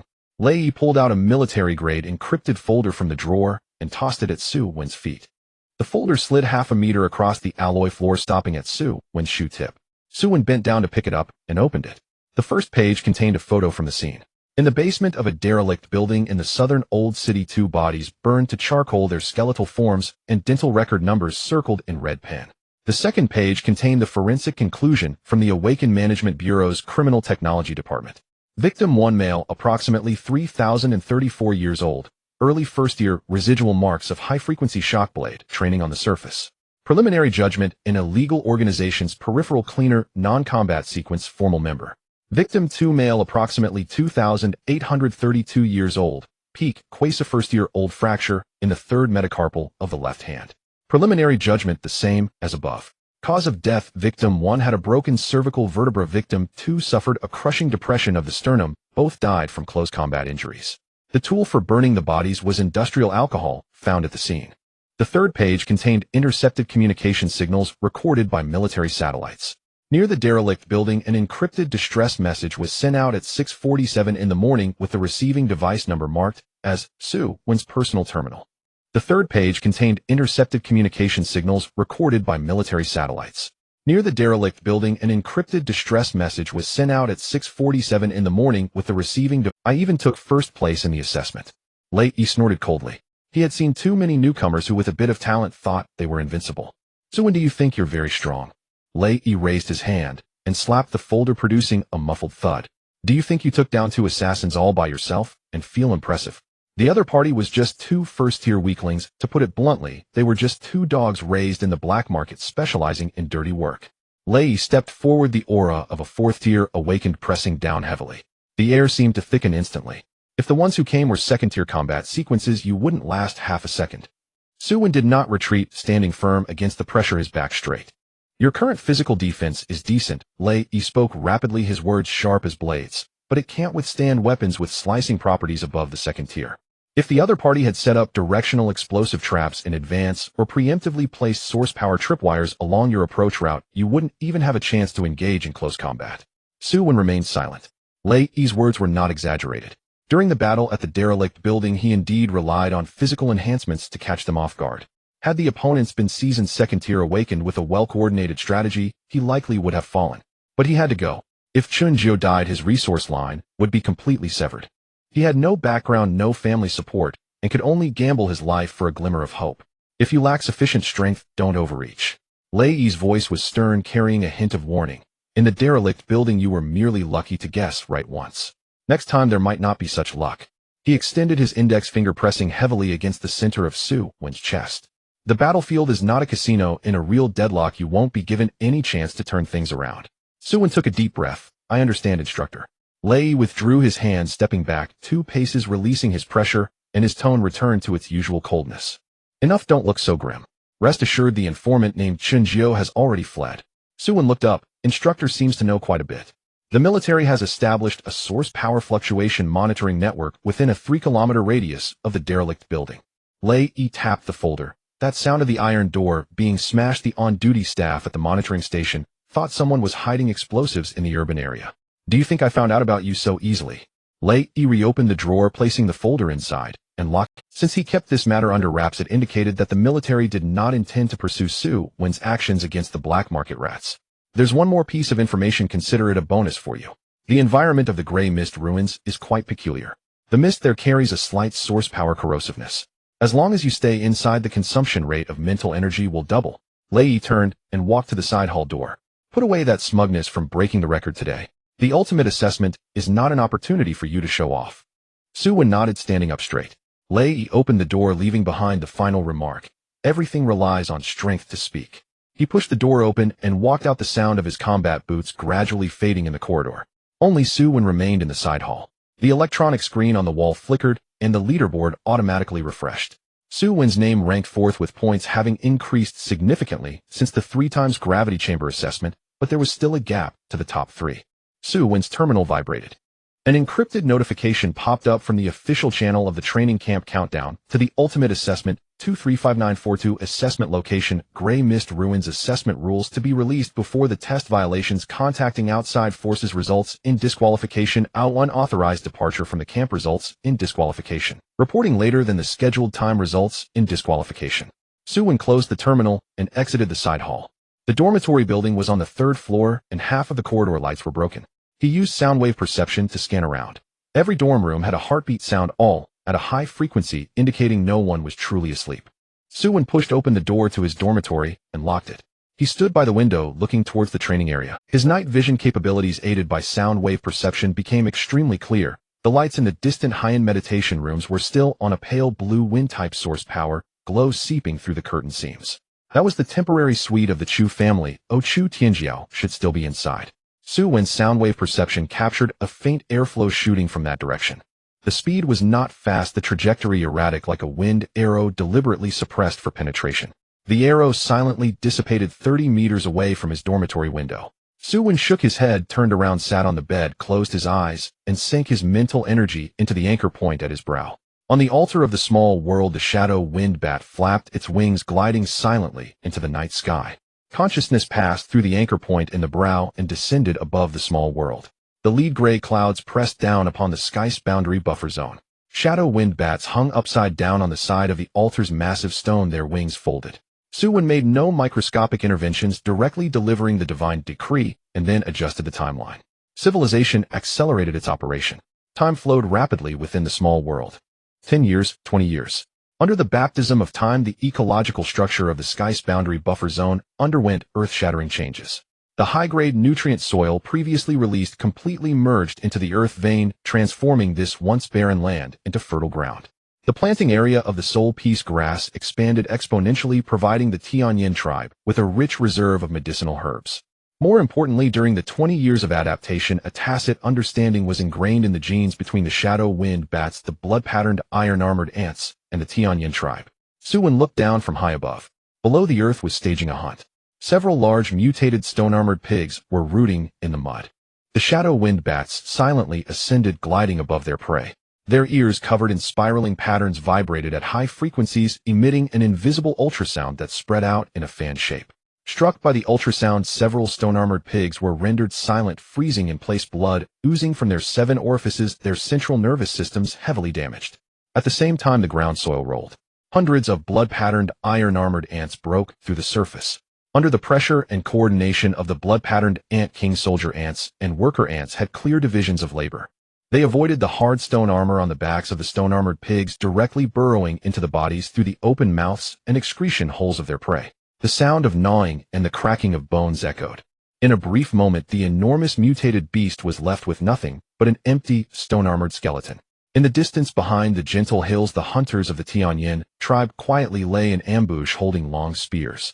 They had long understood the hunting patterns of the wind bats and had learned how to coexist with the iron-armored ant swarm without conflict. After the iron-armored ants retreated, the hunters approached to collect the scattered beast bones and remaining shells, transporting them back to the altar as offerings to the Tianyin. The fifth-generation shaman prayed at the altar while the soul peacekeepers processed the materials brought back. The forces of the sky, the earth, and humanity formed a tightly knit three-dimensional ecological circle in this sky's boundary buffer zone. Aerial positioning and control, underground soil gouging, and slaughtering, human logistics harvesting. This tacit understanding, tempered by the passage of time, solidified into an unbreakable tactical synergy. The ecological chain of the small world was further perfected. The potential for civilization steadily increased. The personal feedback state was updated accordingly. Primary sonic wave perception was enhanced with the detection radius directly expanding to 800 meters, and the imaging details showcased a qualitative leap. Consciousness returned to reality. In Yunhai City, at the Eagle Training Camp's single-person dormitory, the clock pointed to 2 in the morning. Su Wen sat up from the hard bed. A sharp pain coursed through his entire body. During the day in the triple gravity chamber, he had forced his body to its limits, using gravity to absorb the remnants of the dark gold source blood. The violent energy deeply embedded in his marrow erupted completely at this moment, triggering extremely fierce aftereffects. A dense grinding sound came from his joints, as if countless small files were scraping against his bone membranes.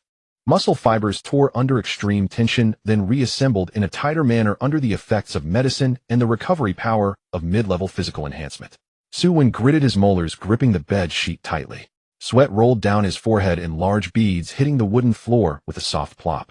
He endured the half-hour-long physical reshaping without uttering a single cry of pain. The sensation of pain gradually faded, replaced by an explosive sense of power filling his entire body. Su Wen flipped off the bed and moved his limbs. A series of firecracker-like crackles emanated from his joints. In the cramped room, he executed the starting stance of the ant step-burst fist. The punch compressed the air, creating a loud bang followed by a sweeping kick that produced a deep, muffled wail in the air. After testing, the movements flowed seamlessly. The mid-level physical enhancement had truly solidified. At this moment, his torso was more resilient than it had been in the gravity chamber, ready to unleash astonishing lethality at any moment. Su Wen closed his eyes and activated the newly enhanced sonic wave perception. In his mind, a three-dimensional image composed of black and white lines unfolded. The detection radius reached 800 meters, capturing the entire structure of the dormitory building. The direction of water pipes within the walls and the distribution of rebar hidden deep in the walls all presented clear outlines. The frequency of footsteps from patrolling guards below, the sound of mice scurrying through the ventilation ducts in the ceiling next door, all transformed into detailed model feedback. Within this range, no movement could escape detection. He could even catch the slight trends of muscle contractions in living creatures before they exerted force. Su Wen walked back and forth in the room. Without needing to open his eyes, he could easily avoid tables, chairs, bed corners, and water cups. The sonic wave perception performs well in a quiet environment. Oh, I wonder how it will fare with wind and noise. Returning to the bathroom, he reached out to press the switch for the exhaust fan on the wall. The setting was cranked to the highest level. Several plastic blades spun rapidly, producing a whistling sound. Driven by the airflow, a miniature whirlwind formed in the cramped bathroom. At the moment the exhaust fan started, the three-dimensional image in his mind changed. The lines at the position of the exhaust fan began to distort and blur. The high-speed airflow and noise severely interfered with the transmission and reflection of the ultrasound. That area in the perception map turned into a chaotic flurry of jumping snowflakes. Su Wen turned off the exhaust fan, cutting off the power. The image in his mind returned to normal. It seemed the blind spot was critical. Strong winds, high-frequency physical noise, and irregular high-speed airflow could all cut and disrupt sonic wave perception. Chu Tianjiao's spirit small world originated from the wind system. During the day in the gravity chamber, the high-grade wind pattern armor he wore would generate a mini reverse tornado on his body surface when in operation. If he encountered Chu Tianjiao in a practical assessment, and the latter deployed his wind energy field, this perception would be severely restricted, turning into useless snowflakes. One must never place the entire tactical system on perception. Once dependency forms, encountering a noise field in real combat would lead to a dead end. The wall clock ticked. 10 minutes had just passed. A sudden sharp pain shot through Su Wen's head, and his mental sea emitted a warning. Maintaining a large-scale, high-detail, three-dimensional sonic wave model consumed a tremendous amount of mental energy for a first-tier awakened one. 10 minutes was the limit for safe usage in the current state. Exceeding this would lead to mental energy exhaustion backlash. Su Wen decisively cut off the perception. The perception retreated like a tide back to the anchor point in his brow. In the final moment of retreat, the scanning range swept across the left wall. That was the dormitory of Lu Yuan, who ranked third in the point standings. Just as the black and white line three-dimensional image was about to disappear, Su Wen caught sight of the scene in Lu Yuan's room. Lu Yuan was standing barefoot at the edge of an alloy bed, the shadow beneath his feet stretching long across the floor. That shadow writhed violently, and then spread on the ground into a black swamp with a diameter of 2 meters. Lu Yuan lifted a 50-kilogram standard metal weight with one hand. This alloy was of extremely high density and was usually used for upper body strength training. As he let go, the weight fell into the black swamp at his feet. The metal block disappeared without a trace, not even a single bubble rising. This was a form of strong corrosiveness that could silently devour even alloys. The image cut off. Su Wen opened his eyes, his back slick with a fine layer of sweat. In this training camp, no one was a simple character. Everyone was filled with a drive to desperately enhance their combat power. Su Wen summoned his terminal and brought up his current personal panel. Awakens Su Wen tier early stage, first tier small world 1,0 square kilometers, civilization entity 1 blood patterned iron armored ant nest tire. Possessing a blood patterned ant king and ultrasound windbat guardians. Capable of strong predatory instincts and three-dimensional coordinated slaughter tactics. Civilization entity 2 Tianyin tribe tire. Population 650. Mastering isolation systems, soul peace herbal science systems, and the embryonic form of Stone Age combat skills. Personal feedback status mid-level physical enhancement. Primary speed of neural response enhancement. Primary mental resilience enhancement, high pressure resistance, high backlash resistance. Primary sonic wave perception, holographic vision, maximum maintenance time 10 minutes. The shortcomings had been largely addressed. The physical strength was sufficient to contend with the peak of the first tier, and the tactical system had begun to take shape. Su Wen turned off the terminal screen and sat cross-legged by the bed. Closing his eyes, he adjusted his breathing rhythm. He seized the last moments to restore every muscle and bone in his body to its peak state. At 3 a.m. in the high-level meditation room, Chu Tianjiao stepped out of the independent bathroom, his bare skin glistening with droplets of water. He approached the temperature-controlled storage cabinet and entered a password. The cabinet door popped open, revealing 4 glass tubes glowing with a faint blue aura neatly arranged. They contained secondary mental repair fluid, a military-grade supply that had long vanished from the market. Yesterday in the resource library, he had spent 1,500 points to clear out the inventory. Chu Tianjiao picked up one tube, removed the safety cap, and injected the needle into the vein of his left arm, pushing the plunger down. The icy liquid coursed through his veins. In less than 10 seconds, the dull ache in his mental sea, a remnant from the threefold gravity chamber, completely dissipated. Nourished by the liquid, his mental power limit surged upwards. Chu Tianjiao tossed aside the empty tube and turned to grab the crayed high-level wind pattern armor hanging on the chair, fitting it snugly. He sat cross-legged on the central mat of the meditation room, closing his eyelids. His mental force surged along the anchor point at his brow, driving straight into the agrayed elven world. Within the 300,000 square kilometers of this small world, the vegetation was lush. At the center of this world, a 10-meter square spiritual spring bubbled forth pure life energy. Beside the spring, a 50-meter ancient elven tree had gnarled branches. This was all part of the top-tier resource pool that the Chu family had poured into before his awakening. Chu Tianjiao's consciousness hovered above the ancient tree. In reality, the wind pattern armor he wore vibrated and buzzed. Pure wind-type source power surged through the mental channel, wildly flooding into the small world. Alterize. The divine decree descended. Below the ancient tree, over 100 junior elven archers clad in vine armor moved in unison.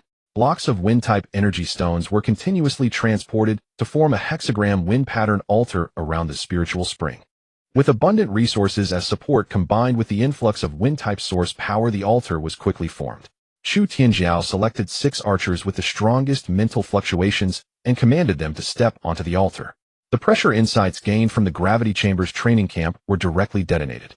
Along with the source power within the wind pattern armor, it all crashed down upon the heads of these 6 elven archers.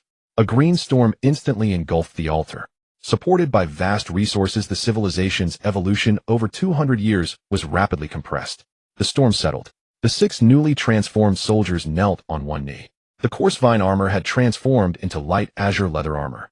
Their standard wooden bows were replaced by elongated bow arms covered with strange patterns. The 6 figures flickered uncertainly, their breathing and heartbeats completely merging with the sound of the wind. They were the advanced elven unit. the Wind Whisper Rangers. Shu Tianjiao severed the consciousness connection and opened his eyes. He stood up and reached out with his right arm. The mental sea surged, causing ripples in the real space. Two Wind Whisper Rangers stepped out of the void, kneeling on either side. Test concealment. The command was given. The two rangers spread out to the sides, their forms rapidly phasing out of existence. The overhead lights penetrated their positions, causing subtle refractions. To the naked eye, only two swirling masses of high-density airflow remained, making it exceedingly difficult to detect flaws. Test wind noise interference. The ranger on the left drew his bowstring taut. He released his fingertips. A silent tremor erupted. The air forcefully tore open a chaotic sound field. The red light on the electronic receiver in the wall flashed wildly. The sound wave curve displayed on the screen twisted into a tangled mess. Within this sound field, any reconnaissance method relying on sound wave echoes would only receive a torrent of erroneous signals. Shu Tianjiao slightly raised his chin. Su Wen's explosive combat in the gravity chamber yesterday was indeed terrifying. But so what? A low-level civilization could only rely on brawling for survival. High-level civilizations depended on systemic oppression. A dull knocking sound echoed. Shu Tianjiao waved his hand to disperse the projection and stepped forward to open the door. A middle-aged man in a gray suit stood outside the door. He was the Chu family's resource steward stationed in Yunhai City. Despite the training camp's strict management, he could still traverse freely to the meditation room. This was the privilege of a prestigious family. Young master, the steward entered and locked the door behind him. He pulled out a military-grade anti-eavesdropping tablet from his briefcase and handed it over with both hands. The family had entrusted me with this. Shu Tianjiao caught the tablet. The screen lit up, revealing a fragmented, three-dimensional map. It's the outdated exploration map of the military's Level 1 control area, Gray Mist Ruins. 60% of the area remains unexplored. Our family's intelligence network compared this with historical military logistics data and pinpointed tomorrow's ultimate examination site. What does this represent? It's the resource beacons airdropped by the military in advance. The steward pointed at the screen. As per convention, tomorrow's assessment will revolve around competing for these beacons. These three strongholds are at the highest elevation, making them easy to defend and hard to attack. Shu Tianjiao zoomed in on the red dot in the upper right corner. It was an abandoned television broadcasting tower over 100 meters tall with a view that could cover a large part of the ruined city. Has Su Wen's background been investigated? Shu Tianjiao's gaze remained glued to the screen. It has been clarified. Both his parents are deceased, he survives solely on school subsidies, and he has no background. The family head analyzed that his ability to reach this point is entirely due to his willingness to gamble with his life. The steward paused, emphasizing his tone. The family head instructed us to be cautious and not underestimate him. This person has an extremely strong close combat explosive power and extremely keen perception. In tomorrow's assessment, we must not engage him hidden. I understand. Shu Tianjiao tossed the tablet onto the table. The intimidation radius of a low-level martial artist is at most 10 meters. He pointed at the broadcasting tower. The Wind Whisper Rangers come with wind noise interference sufficient to nullify his perception. I only need to maintain my distance and occupy the high ground. Shu Tianjiao interlocked his fingers tightly. Deprive him of sight and hearing. He won't even be able to touch the hem of my clothes. Hell, just be a live target for arrows. Young master is insightful. The steward bowed and stepped back. I will go and clear the traces of the equipment now. In the training camp dormitory area, similar battles for power evolution were taking place simultaneously in each room. On the second floor in Lin Yu's room, the air conditioning was blasting and the window glass was thickly coated with frost. She sat cross-legged on the bed, her eyelashes crystallized with tiny ice beads. Her consciousness dived deep into the B-grade ice lake world.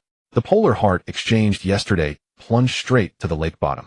The calm lake water froze rapidly. At the center of the lake, a cold crystal altar rose from the ground.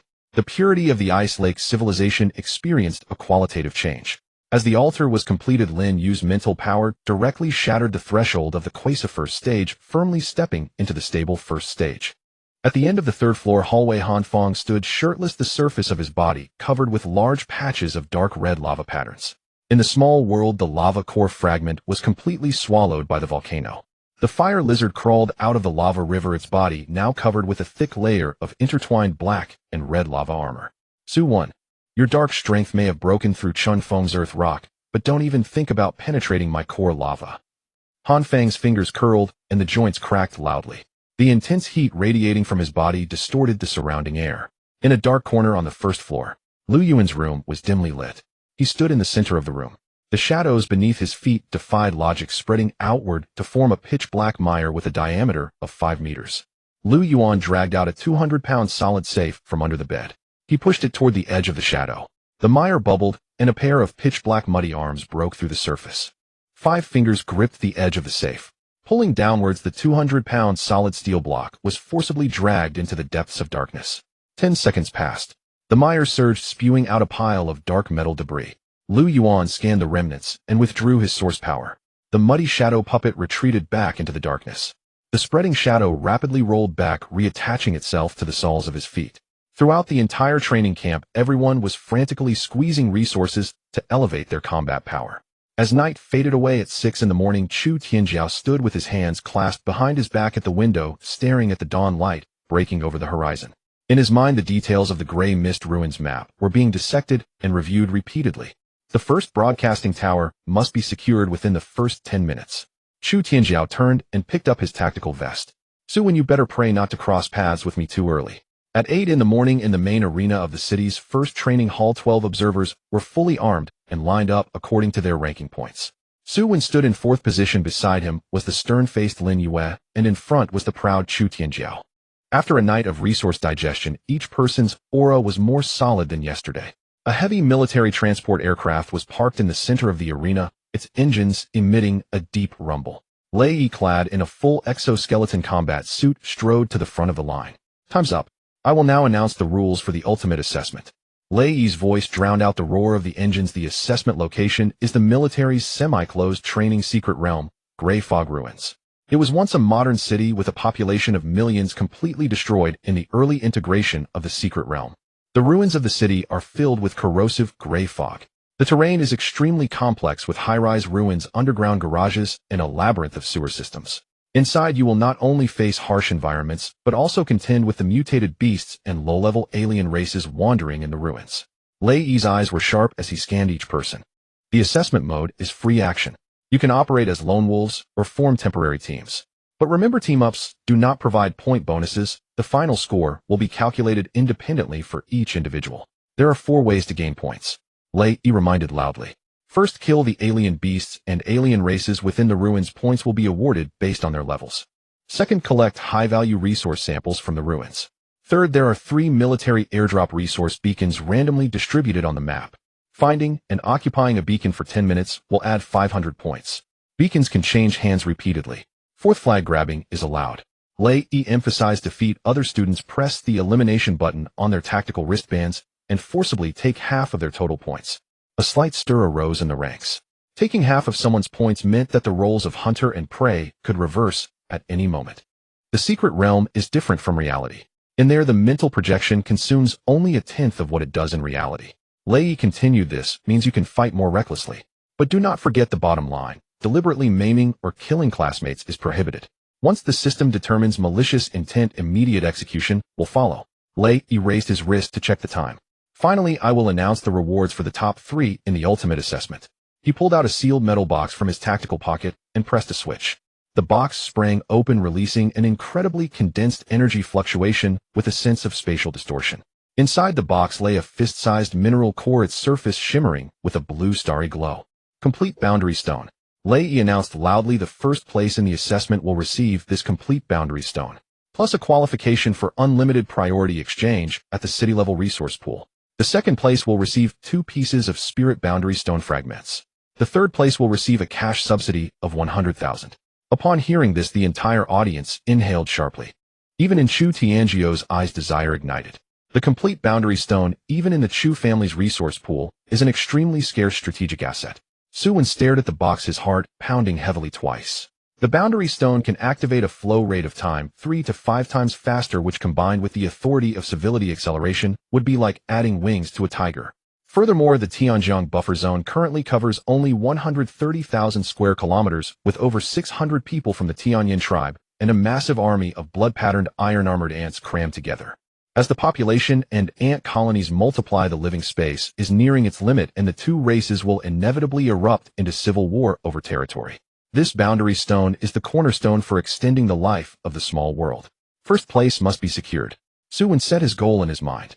You have 5 minutes for the final equipment check, and we will board in 5 minutes. Lei Yi closed the metal box and turned towards the transport aircraft. The team dispersed. The students immediately scattered to check their tactical backpacks and protective gear. Qin, carrying a lightweight backpack, quickly approached Su Wen. She pulled out 3 oil paper packages and a thumb-sized glass vial from her bag and handed them to Su Wen. High-concentration detox powder insoluble in water can prevent most second-tier miasma and poison. Qin pointed at the glass vial. This is the spirit grass, dew freshly refined from my small world. Applying it to the skin can resist the mental corrosion from the gray fog. Su Wen glanced at the items in his hand, but did not rush to accept them. Beautiful lady, what are your conditions? Just consider you handsome. Qin smiled. If we happen to meet in the secret realm, and I happen to be in danger, you can lend me a hand. Su Wen weighed the supplies in his hand. Though the Tianyan tribe has developed poison resistance, he was after all flesh and blood, so an extra layer of protection wouldn't hurt. All right, he'll take it. Su Wen stored the items in his tactical pocket, but let me clarify. I do not promise complete protection. I will help if I can. If not, you're on your own. That's enough. Deal. Qin responded decisively and turned to leave. Just as she departed, I saw that Chu Tianjio's armor has changed. Lin Yu lowered her voice, glancing subtly at the distant young master of the Chu family. Yesterday in the gravity room, he was wearing half-body armor. Today he switched to a full-coverage wind pattern combat suit. That kind of equipment can create wind currents on the surface, allowing for extremely fast movement. Su Wen nodded. You're right. Not just that. Lin Yu reminded the Gray Fog Ruins is an old secret realm. The terrain map can be bought in fragments at the underground black market. The Chu family has extensive connections. They would certainly prepare a map for Chu Tianjiao. He must know the refresh points for the resource beacons. While we land blindly, he will be following a map. The intelligence gap is too vast. Lin Yu's brows knitted tightly. Knowing doesn't guarantee he can keep it. Su Wen said calmly. He already had a contingency plan in mind. If the opportunity arose, he would follow the sounds of battle to find Chu Tianjiao. Board the aircraft. Lei Yi's shout echoed. 12 students stepped onto the tail ramp of the transport aircraft in order. The cabin door closed heavily, and the vertical takeoff engines spewed blue flames as the massive aircraft lifted off the ground, heading towards the Forbidden Zone northwest of Cloud Sea City. At the moment, the transport aircraft ascended in a dim underground transport tunnel at the logistics supply transit station of the special training camp. 2 personnel dressed in military logistics uniforms were pushing a cart filled with supply liquids and first aid kits towards warehouse No. 3. This cart is specially designed to replenish supplies for rescue teams at the edge of the secret realm. As they passed a monitoring blind spot, the left side logistics personnel suddenly halted. He swiftly pulled out a standard military aluminum alloy supply box from the bottom layer of the cart, then dragged out another identical aluminum alloy box from the nearby shadows and stuffed it back into the cart's bottom layer. The entire exchange took less than 3 seconds. The right side personnel maintained a straight gaze, expression unchanging. The two continued pushing the cart, passing through 3 security checkpoints and successfully delivering the supplies to the warehouse. The aluminum alloy box that was swapped in quietly lay on the shelf of warehouse No. 3. In the gap of the box's bottom layer, a smoothly polished gray-white bone disc was wedged inside. On the surface of the bone disc, a subtle character for wind was engraved. The heavy tail ramp of the military transport aircraft descended. Strong winds rushed into the cabin, and the countdown green light flickered frantically. 12 observers leaped out of the hatch in sequence, sliding down the rope into the rolling lead gray mist below. The moment Su Wen's feet touched the rough concrete ground, he immediately bent his legs and rolled. The muscle control brought by the intermediate body enhancement allowed him to unload his strength silently, like a spirit cat. He crouched in the shadow of a group of dilapidated buildings on the west side, quickly unfastening the descending buckle. The air was filled with the pungent smell of machine oil and a sour, rotting odor. The lead gray mist flowed close to the ground at a height of about knee level. This gray mist had a faint corrosive property, and breathing it in would cause a slight stinging sensation in the lungs. Su Wen closed his eyes, the anchor point on his brow flickering. On the altar of the small world, the shadowy wind bat was hanging upside down at the edge of a giant rock, its ears vibrating at high frequency. Ultrasonic waves radiated into the reality of the ruined city through the spiritual channel, and a holographic 3-dimensional map, composed of black and white lines, instantly unfolded in Su Wen's mind. In the next second, the 3-dimensional map twisted sharply, with large areas of pulsing blind spots occupying the edges of his vision.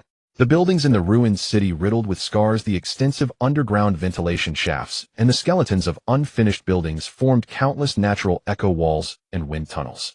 Ultrasonic waves struck these complex structures, producing a massive amount of chaotic noise refracted. Su Wen opened his eyes and cut off his perception. The detection radius was brutally compressed from 800 meters to 200 meters, and the image clarity significantly decreased. Lei Yi was right. The environment of the gray mist ruined city was highly unfriendly to perceptual abilities. The tactical bracelet on his wrist vibrated, projecting a holographic miniature map. 3 red dots flickered on the map. East Tower, South Water Plant, North, unfinished building. These are the 3 resource beacons airdropped in advance by the military, with points awarded for occupying the beacon areas, settling every 500 points every 10 minutes. Just as Su Wen checked the map, a crackling electric sound came through the public channel. Chu Tianjio's gentle and calm voice simultaneously rang in the earphones of the 12 students. The storm in the East Tower area is unstable. I suggest you detour. As the words fell, a blue light circle representing the occupation status lit up around the red dot representing the East Tower on the map. To the east of the gray mist ruined city, at the top of an abandoned broadcasting tower over 100 meters tall, Chu Tianjiao, accompanied by 2 ordinary observers, steadily stepped onto the platform at the top of the tower. Here the view was excellent, allowing a clear overlook of a significant portion of the city's ruins. Even the direction of the flowing gray mist could be seen distinctly. He unfastened the buttons of his tactical vest, revealing the crayed high-level wind pattern armor he wore underneath. The spiritual sea surged, and the door to the Agrade spirit world suddenly opened.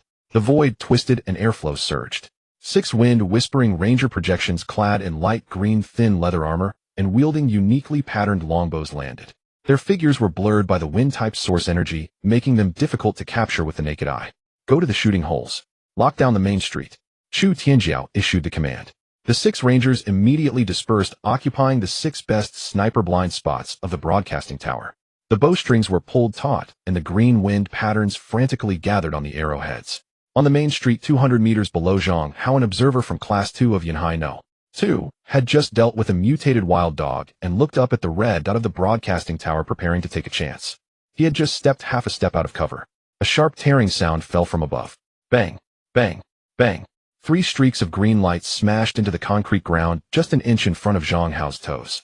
The specially made wind pattern arrows exploded upon impact.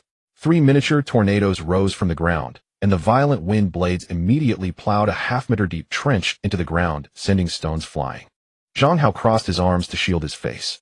The standard armor on his forearms was dented by the flying debris, and he was pushed back 7 or 8 steps by the force of the wind crashing against the door of an abandoned car. He looked up in terror towards the top of the tower.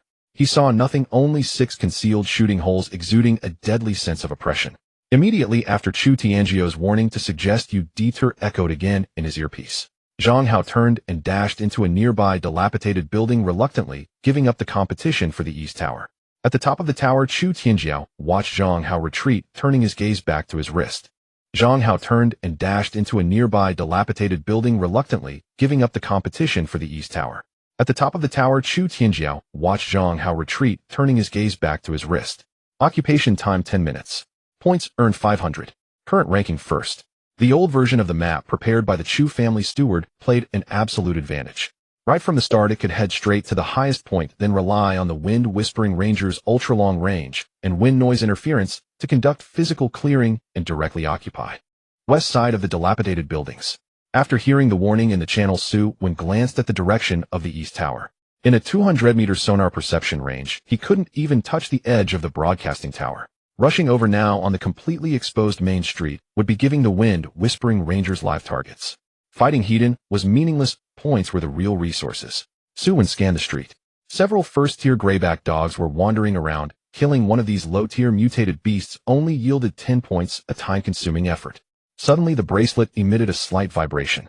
An encrypted private message popped up. The sender was Lin Yu. Don't go on the main street, there's something underground. Just 8 words. On the edge of the northern unfinished buildings, Lin Yu knelt down, pressing her palm against a cracked asphalt surface. A miniature projection of the B-level ice lake world descended, and the moisture on the ground rapidly condensed into a thin layer of white frost.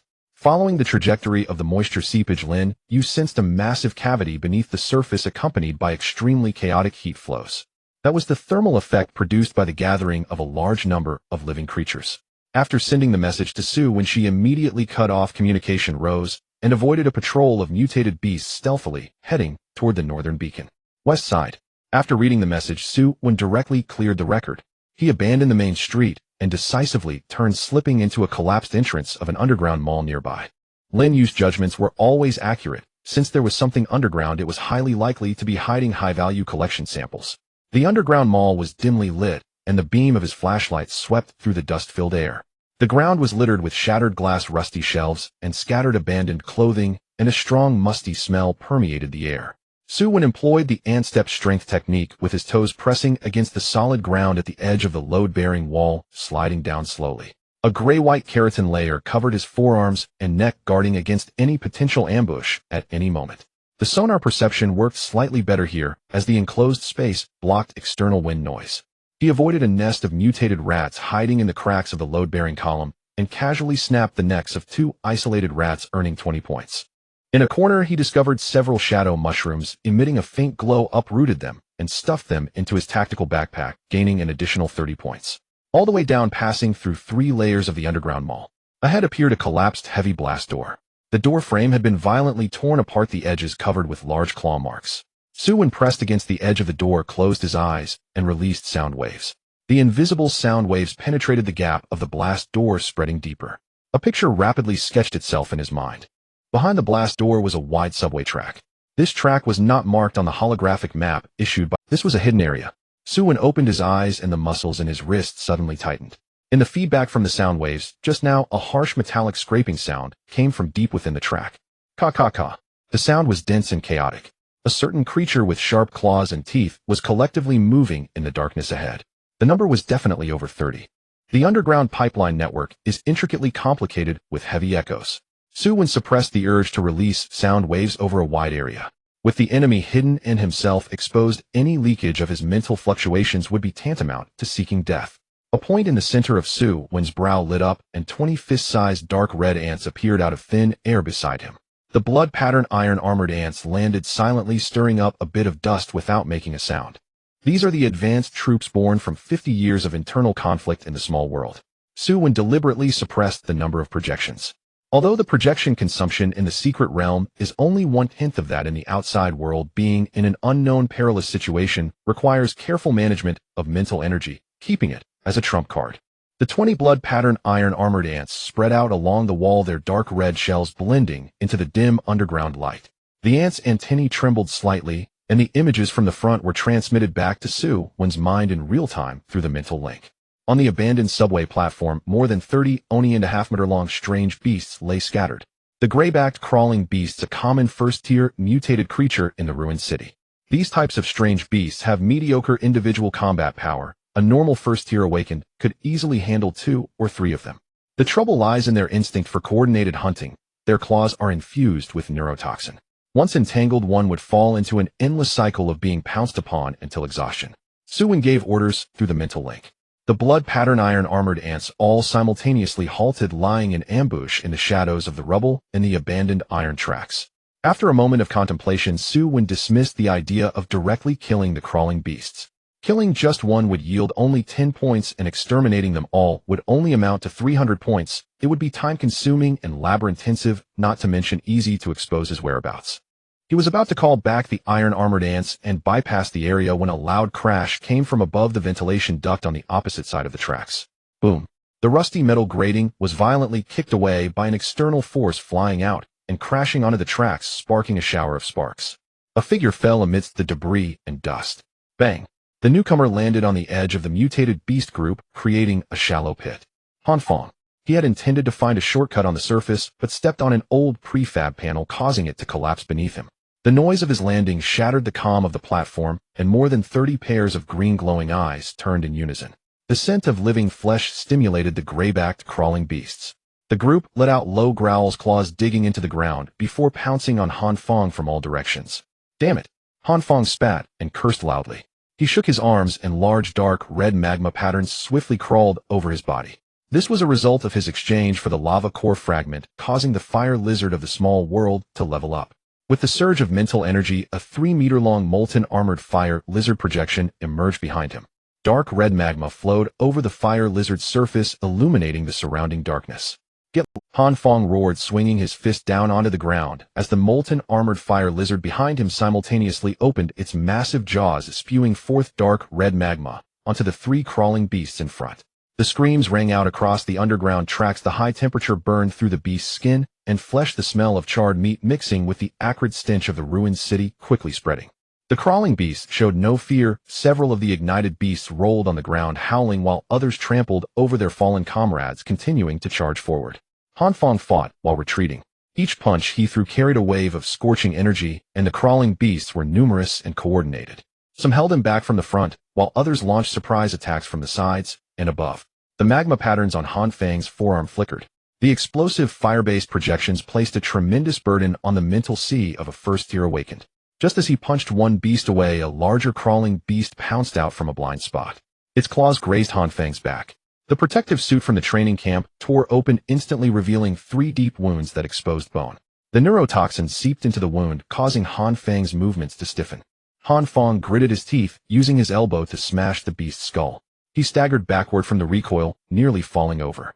Realizing the situation, he understood that he could not kill them all. If this dragged on, he would surely be worn down to death.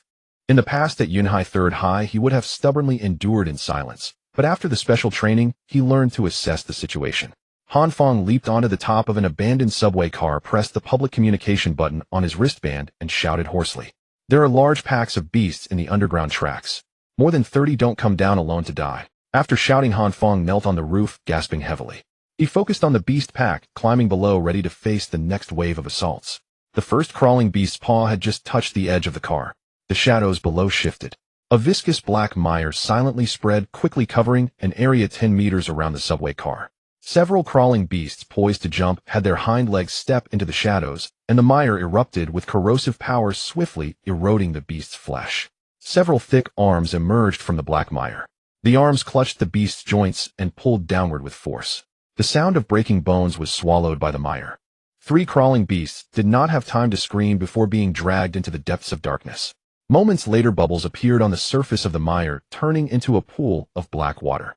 Lu Yuan emerged from the shadows of the tunnel. He had not activated his protective shield and bore no flashy source power light effects. The shadow mire beneath his feet expanded outward with his steady steps. 2 three-turtle shadow puppets rose from the mire. The puppets had no facial features, only thick arms which they swung to create a dull wind, sending the nearby crawling beasts flying. The beasts that were struck by the puppets were stained with black mire with corrosive white smoke rising from their wounds. Lu Yuan looked up at Han Feng, who was gasping for breath on top of the subway car. Hurry up. Seeing Lu Yuan's shadow puppets clearing a path, tearing open a gap in the beast pack, Han Feng jumped down from the car roof, following Lu Yuan. The two moved in tandem, retreating through the gap towards another tunnel. The beast pack was momentarily blocked by the shadow puppets, and then they crazily pursued. Su Wen behind the blast-proof door witnessed the entire process. The top 5 observational beings were indeed not easy to deal with. Han Feng's fire-based explosive power was extremely high, with astonishing close-range lethality, while Lu Yuan's shadow mire combined corrosion and devouring, making it difficult to defend against. Everyone was desperately evolving. Su Wen's attention was focused deep within the platform. The commotion caused by Han and Lu drew away the more than 30 crawling beasts on the surface, and even the beasts in the dark were lured to the outer tunnels. The mother nest area behind the platform was now extremely empty. This was a once-in-a-lifetime opportunity. Su Wen closed his eyes and activated soundwave perception once more. He controlled the range of sound waves, avoiding the combat zone, and directly swept towards the deepest part of the platform. A holographic image outlined a highly concealed metal gate, with rusted military biohazard symbols hanging above it. This is a hidden sample repository. Su Wen opened his eyes, gliding along the wall like a ghost, moving through the vision of the iron-armored ants as he traversed the empty platform. The remaining young beasts failed to notice any anomalies. Su Wen arrived at the metal gate, carefully observing that the lock's mechanical structure had rusted shut, and there were traces of external damage on the surface. It was impossible to open by human strength. Su Wen raised his finger and lightly flicked it as 20 blood-pattern iron-armored ants crawled down his pant leg, heading straight for the keyhole. Their sharp mandibles opened wide, and their abdomens contracted. A highly corrosive acidic slime was spat onto the metal lock core. Hiss! The alloy lock core emitted white smoke. The iron-armored ants surged forth. Their hard jaws acted as miniature cutting machines, quickly gnawing at the fragile metal structure. In less than a minute, a hole was chewed into the impregnable lock. Su Wen pressed his palm against the gate. He sank his steps, exerting force from his waist, and dark energy erupted. Crack! The remaining internal latch of the gate was shattered and opened in response. Su Wen slipped inside. The interior of the sample repository was well preserved and undamaged by the mutated beasts. Several rows of shockproof, temperature-controlled shelves held neatly arranged dozens of sealed lead glass jars. The jars were filled with high-purity gray mist crystals with faint source power light flowing within the crystals. This was core material for the military's research on the pollution sources of the ruined city, far more valuable than the first-tier mutated beast corpses outside. Su Wen opened his tactical backpack and stepped forward, sweeping all the glass jars from the shelves into his bag. As the jars fell into the backpack, the tactical wristband vibrated wildly. Collected high-value gray mist crystal samples points 150. Collected high-value gray mist crystal samples points 150. Collected high-value gray mist crystal samples points 150. The system notification sound continuously flashed, blue light flickering. Su Wen's total personal points skyrocketed by over 1,000 within seconds. At the top of the east tower, Chu Tianjiao leaned against the railing of the broadcast tower, the wind-patterned armor fluttering. He looked at the holographic projection on his wristband, seeing that the name which had originally held first place was pushed down. First place, Su Wen points 1645. Second place, Chu Tianjiao points 1500. Chu Tianjiao's expression turned cold. He occupied the resource beacon of the highest value, yet Su Wen, who hadn't even touched the edge of the east tower, managed to score over 1,000 points out of thin air. He's underground. Chu Tianjiao pulled up the map of the ruined city, focusing on the underground pipeline at the junction of the north and west sides. His fingers slid quickly across the screen, pinpointing the 3 exits closest to Su Wen. A sarcastic smile appeared on Chu Tianjiao's face as he turned to give orders to the Wind Whisper Rangers. Adjust the shooting parameters. Target the west sides no. 2 drainage pipe the north sides no. 3 ventilation shaft, and the midsection maintenance tunnel exit. The 6 elven rangers adjusted their longbows, compressing the green wind patterns tightly onto the arrowheads. The rangers shot their arrows towards the interior walls of the 3 exits. Whoosh, whoosh, whoosh, the arrows cut through the air. Inside the underground sample repository, Su Wen had just stuffed the last glass jar into his backpack. An extremely sharp whistling sound rushed into his ears through the ventilation shaft. The high-frequency vibrations echoed back and forth in the narrow passage, creating a terrifying wind noise storm. The holographic map in Su Wen's mind was torn into pieces. A sharp pain shot through his mental sea. At the same time, Chu Tianjiao's cold voice exploded on the public channel. Su Wen, there are only 3 underground exits. Which one do you plan to come out from? Chu Tianjiao's provocative voice resonated through the public channel. Su Wen pressed himself against the wall, forcing himself to calm down. His mind raced in this desperate situation. The perception of sound waves was disrupted and visibility was limited. Charging forward at this moment was tantamount to seeking death. Retorting was utterly pointless. He ignored the provocations in the communication channel. The conventional exit was absolutely not an option. Su Wen endured the throbbing pain in his spiritual sea, quickly rummaging through the exploration memories left by the blood pattern iron arm ant. 50 meters directly above him was a maintenance shaft. That shaft was sealed off with thick concrete and wasn't even marked on military maps. This was the only escape route. However, the vertical distance of 50 meters was under immense storm pressure. Climbing against the airflow was extremely exhausting. The concrete layer at the exit needed time to be breached, but there was no time left. On the north side of the abandoned city, next to the damaged ventilation hub of a shopping mall, Lin Yu listened to the sounds on the channel, her expression unchanged. She raised her hand to press against the rusted outer wall of the ventilation pipe. The source power of the B-level ice lake world was fully unleashed. In her perception, the chaotic wind system source power in the underground pipeline converged towards this vertical main pipe. It was a massive energy funnel. It was also the core node of Chu Tianjiao's wind formation. Crack, crack, crack. The extreme cold surged down the metal pipe. The underground water vapor was heavy, rapidly condensing upon cooling. Thick solid ice grew wildly along the pipe's wall. In less than a second, the 3-meter diameter ventilation shaft was completely sealed off by the ice layer. The turbulent air currents were abruptly cut off. In the underground passage, the deafening sound of the wind noise was momentarily halted. Wind pressure plummeted. Su Wen's wrist screen lit up. An encrypted message popped up. 3 seconds, a maximum of 3 seconds. Help had arrived. Su Wen had no time to think about why Lin Yu intervened. His leg muscles tensed up violently. The intermediate physical enhancement was pushed to its limit. He charged forward, shattering the remaining wind blades in front of him, sliding close to the ground, heading straight for the abandoned maintenance shaft below. 3 seconds was too short. It was nowhere near enough to break through the concrete seal at the shaft's entrance with bare hands. He had to give the sniper above something to entertain themselves. Su Wen clenched his teeth tightly. He directly ignored the piercing alarm in his mind, warning of the imminent collapse of his spiritual sea. The light of the anchor point in his inner world blazed brilliantly. Buzz, a shadowy wind bat's apparition with a wingspan of 2 meters, suddenly appeared behind him. Forcing the projection of this newly hatched high-level extraordinary creature in reality came with a heavy backlash. Two streams of warm blood flowed down Su Wen's chin. As soon as the wind bat's apparition took shape, its mouth, filled with sharp, fine fangs, opened wide. Its gaping maw pointed directly at the maintenance shaft above. Hiss! Visible to the naked eye, a ring-shaped, high-frequency sound wave burst forth. The sound waves transformed into an invisible cannon blasting straight upward through the narrow maintenance shaft. The speed of sound transmission was much faster than wind. Outside the east tower, at a height of 100 meters, a wind ranger standing in a shooting blind and drawing back the bowstring was first in line. The high-density ultrasonic waves penetrated the wind energy shield. They crashed directly into the ranger's illusory spiritual body structure. The wind ranger's actions were completely halted. The optical camouflage on his body immediately shattered. Crack! The bowstring slipped from his fingers.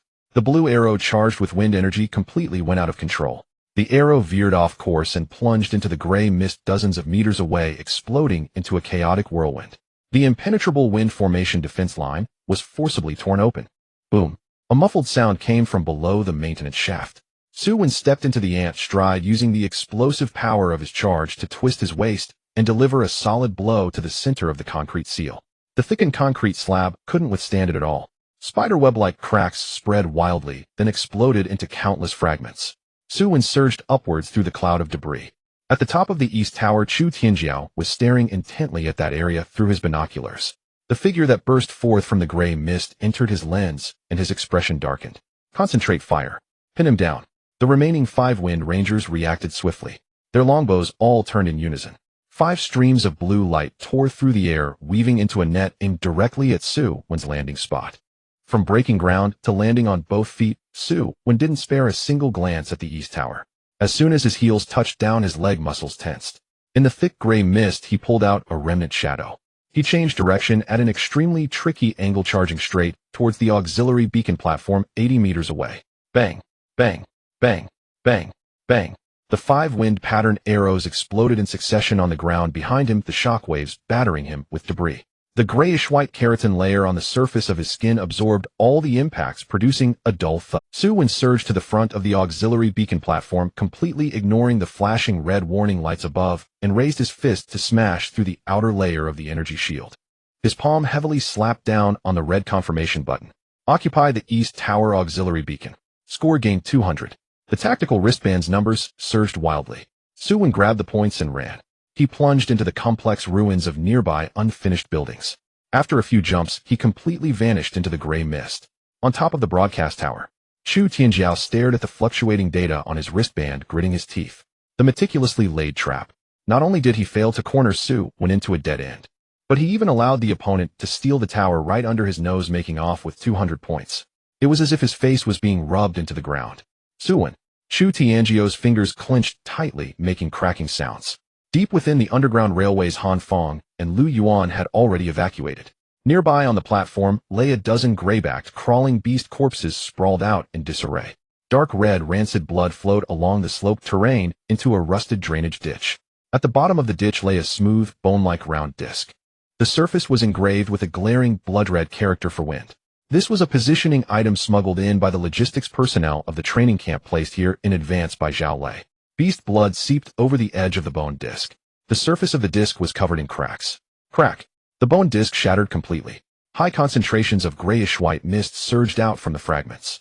The concentration far exceeded that of the surface gray mist. Within seconds, it filled the drainage ditch and rapidly spread outward. A few crawling beasts hiding in the shadows slipped out to feast on their companions. Taking in a mouthful of thick mist made its way into their lungs. The beasts froze, instantly collapsing and twitching violently. The rough fur on their backs began to peel off in patches. As their flesh rolled, hard, cold gray-white keratin scales emerged. The eerie green pupils of the beasts rapidly faded, revealing lifeless fish-like white eyes. In just a few breaths, the crawling beasts' bodies swelled by size. Their limb muscles bulged like steel cables. Claw tips grew wildly, transforming into half-meter-long gray-white bone blades. On the outskirts of the abandoned city, in a temporary military monitoring room, Zhao Lei sat in front of the screen, keeping watch. A tingling sensation pricked at the back of his right hand. He lowered his head for a glance. Several gray spots the size of fingernails had appeared on his skin. The surrounding flesh showed no sensation.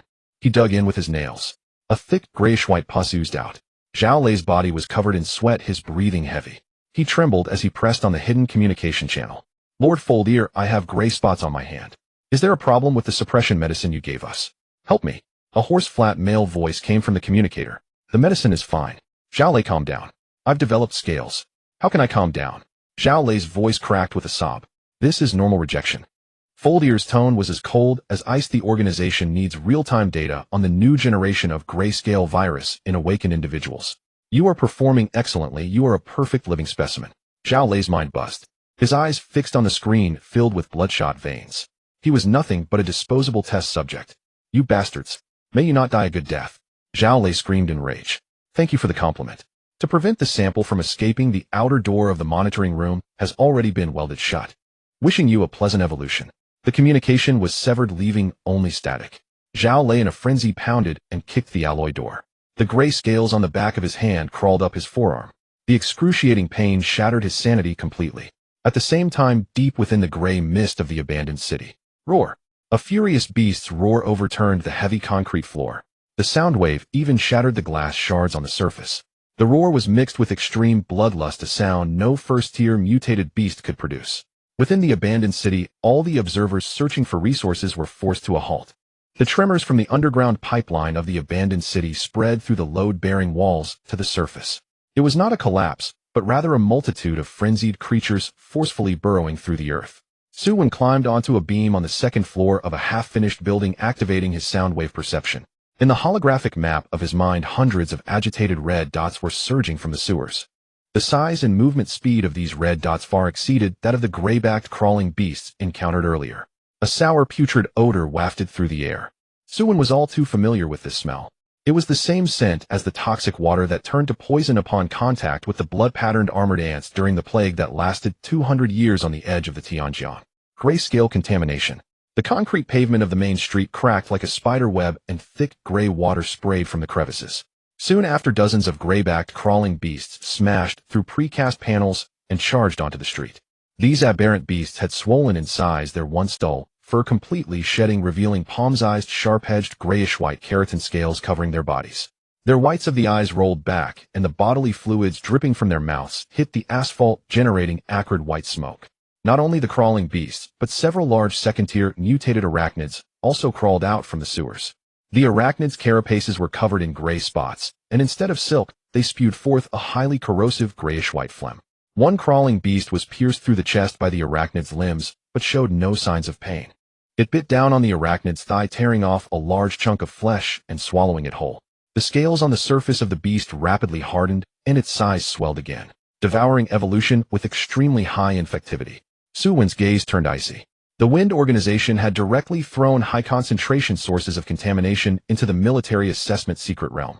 Their target was not the scraps from the black market, but to use this batch of top-tier observational specimens from the city as live test subjects.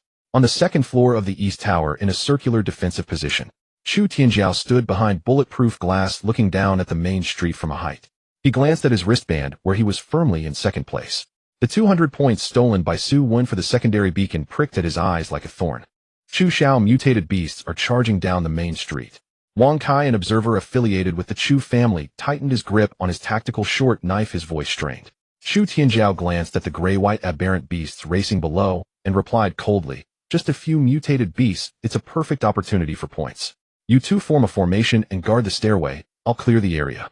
He raised his hand, and in a grayed spirit world roared in his mental sea. 3 projections of wind-speaking rangers appeared at the edge of the second-floor terrace. An elven archer drew back a longbow, aiming its azure wind-patterned arrows at the stampede of beasts below. Release. 3 beams of azure light tore through the gray mist, striking the 3 foremost gray-white aberrant beasts. Boom. The wind-patterned arrows detonated in the center of the beast horde, creating a mini tornado that ripped apart the bodies of the aberrant beasts. Chu Tianjiao was preparing to check the points credited to him when the scene before him froze him in place. After the wind blades cut through the skin of the aberrant beasts, a massive amount of viscous gray water and powder gushed forth from within. His violent wind-based source energy had turned into a giant blower. The tornado lifted the gray-white powder and toxic blood, spiraling through the air and spreading into a hazy cloud of death over the entire eastern tower perimeter. The arrow formation of the wind-speaking rangers became the perfect medium for spreading the toxins. The shadow of the ranger closest to the edge, upon making contact with the returning gray-white powder, emitted a sizzling, corrosive sound from its spiritual body. The wind system's primal energy was forcibly contaminated into gray. The ranger let out a silent scream and disintegrated on the spot. The backlash from the mental sea made Chu Tianjiao grunt, blood trickling from his nostrils. He stared wide-eyed in horror. This toxin could even corrode projection spiritual bodies. The toxic cloud rushed through the shattered windows and ventilation ducts of the second floor, directly flooding into the defensive position. Wang Kai, guarding the stairway, had no time to hold his breath and inhaled a large mouthful of the incoming gray-white powder. Cough, cough. He dropped the short knife, his hands tightly gripping his throat, making a wheezing sound. In just 3 breaths, large gray spots appeared on his neck and his skin began to rot, as if splashed with strong acid. As his flesh curled, several gray-white scales forcibly pushed out from his blood vessels. Save! Chu Xiao! Save me! Wang Kai collapsed on the ground, rolling frantically, his fingers leaving bloody traces on the concrete. His pupils rapidly filled with blood, and his reason was destroyed by excruciating pain. His body temperature skyrocketed, and the special training suit was burned through by the melting gray water, revealing a chest of mangled flesh. Another observer, Li Ming, was so frightened that he stumbled backward and crashed into the wall. Chu Xiao opened the door. Activate the internal defense door. He's mutating. Suddenly the rolling Wang Kai stopped. His limbs twisted at unnatural angles, and his spine emitted cracking sounds. His height stretched unnaturally, and gray-white bone spurs erupted from his joints, piercing through his skin. Wang Kai rolled his pure gray eyes, fixating on Li Ming, letting out a beast-like roar from his throat. Chu Tianjiao felt a chill run down his spine, his back drenched in cold sweat. A high-risk targeted contamination. The high ground he had planned for clearing the area had turned into an airtight gas chamber. The toxic mist continued to flood in, with its concentration rising higher. Chu Tianjiao directly activated the Crade high-tier wind-patterned armor he wore. The armor's energy surged, forming a strong reverse repulsive wind field at his surface, forcibly pushing the approaching gray-white toxic mist back by half a meter. Seizing this half-meter of opportunity, Chu Tianjiao burst forth at full speed, kicking open the heavy iron door of the safety passage behind him, crashing into the core-sealed area of the east tower. Chu Xiao, don't leave me behind. Li Ming outside desperately lunged forward, reaching for the door frame. Chu Tianjiao elbowed the control panel in response. The heavy alloy safety door slammed shut, sealing off his companion's screams and the toxic mist outside. Inside the sealed area, Chu Tianjiao leaned against the cold iron door, gasping heavily. His special training suit was flecked with bits of gray-white powder, and the fabric was corroded with tiny holes. He fumbled in his tactical pocket for a level 2 mental repair, liquid biting open the seal to stabilize his violently shaking mental sea. The pride of the family had vanished at this moment, leaving only the instinct to survive. At the same time, on the outskirts of the abandoned city, in the military's temporary monitoring room, the alarm resounded throughout the hall. On the large screen, green dots representing life signs were flashed. Of the 12 observers, 2 had their life signs collapse within just a few seconds, and then the signal source mutated directly with the system, determining them as high-risk hostile targets instead of allies. Lei Yi suddenly stood up, pushing the monitor operator aside, hands pressed against the control panel. Report to the chief instructor. A large-scale, unknown biological signal has appeared in the underground pipeline of the abandoned city, with fog concentration exceeding 500 times. The energy readings in the East Tower area have already hit the maximum. Before the assessment, we conducted 3 thorough cleanups in the abandoned city, and all second-tier and above aberrant beasts had long been eliminated. The adjutant was in a cold sweat. Lei Yi stared intensely at the rapidly expanding high-risk red dots on the screen, his mind flashing back to the 2 illegal awakeners that Su Wen had killed in the half-finished building yesterday. The Wind organization had infiltrated the military's logistics. Lei Yi slammed his fist on the alloy table. Cut off the external network. Activate the physical safety doors. Initiate the emergency rescue plan. All law enforcement teams immediately enter the secret realm. Instructor, we can't cut it off. The monitor operator frantically tapped the keyboard, panic written all over his face. Our public communication channel has been forcibly hijacked by external signals. The control permissions of the secret realm's bottom layer have been locked. Lei Yi's aura erupted, the pressure of a 4th-tier awakener fully unleashed. He strode toward the entrance of the secret realm, raising his hand to unleash a punch, attempting to forcibly tear open the barrier of the secret realm. Boom! The violent force collided with the gray mist at the entrance of the secret realm, but was repelled by a layer of dark red energy barrier. The Wind organization had employed extremely high-tier sealing tools, turning the entire abandoned city into an impenetrable iron barrel. Inside the secret realm, Chu Tianjiao had just poured the mental repair liquid into his mouth. Suddenly, the public channel on the tactical wristband emitted a piercing static noise. An emotionless, unfamiliar male voice echoed in the earphones of all surviving students. Induction source has been activated. All surviving specimens begin screening. The induction source has been activated. All surviving specimens begin selection. A strange voice echoed in the headset, quickly interrupted by a piercing noise. The public channel has been hijacked. Su Wen crouched on a load-bearing beam on the second floor of a half-finished building overlooking the scene below. The street had turned into a slaughterhouse. A herd of grayscaled beasts crashed through the drainage system's prefabricated panels. A wave of grayish beasts surged up the main street. A trainee in a special training uniform fell into view. It was Zhang Hao from Yunhai No. 2 High School, who had once withstood the gravity room for over 10 minutes. At this moment, he didn't even have time to press the distress button. A mutated grayscaled spider monster, its size suddenly increasing, leapt out from the shadows, its sharp appendages piercing through his chest. There was no way to resist. The moment Zhang Hao came into contact with the gray liquid on the spider monster's surface, his protective suit and flesh rapidly melted away. He let out a piercing scream as he was dragged into the darkness of the drainage system along with his blood. The signal representing the trainee's life signs on the wristband extinguished once more. Selection. Su Wen chewed on these 2 words, a murderous intent roiling within him. The Wind Organization, a group of lunatics, invested heavily to seal off the secret realm, releasing high concentrations of pollutants with no intention of letting anyone leave alive. They were using this batch of top-tier observation trainees for live drug resistance testing. Su Wen grabbed a steel bar with one hand, checking his tactical backpack. The pack of high-concentration detox powder, given by Qin Qing, had already turned dark brown.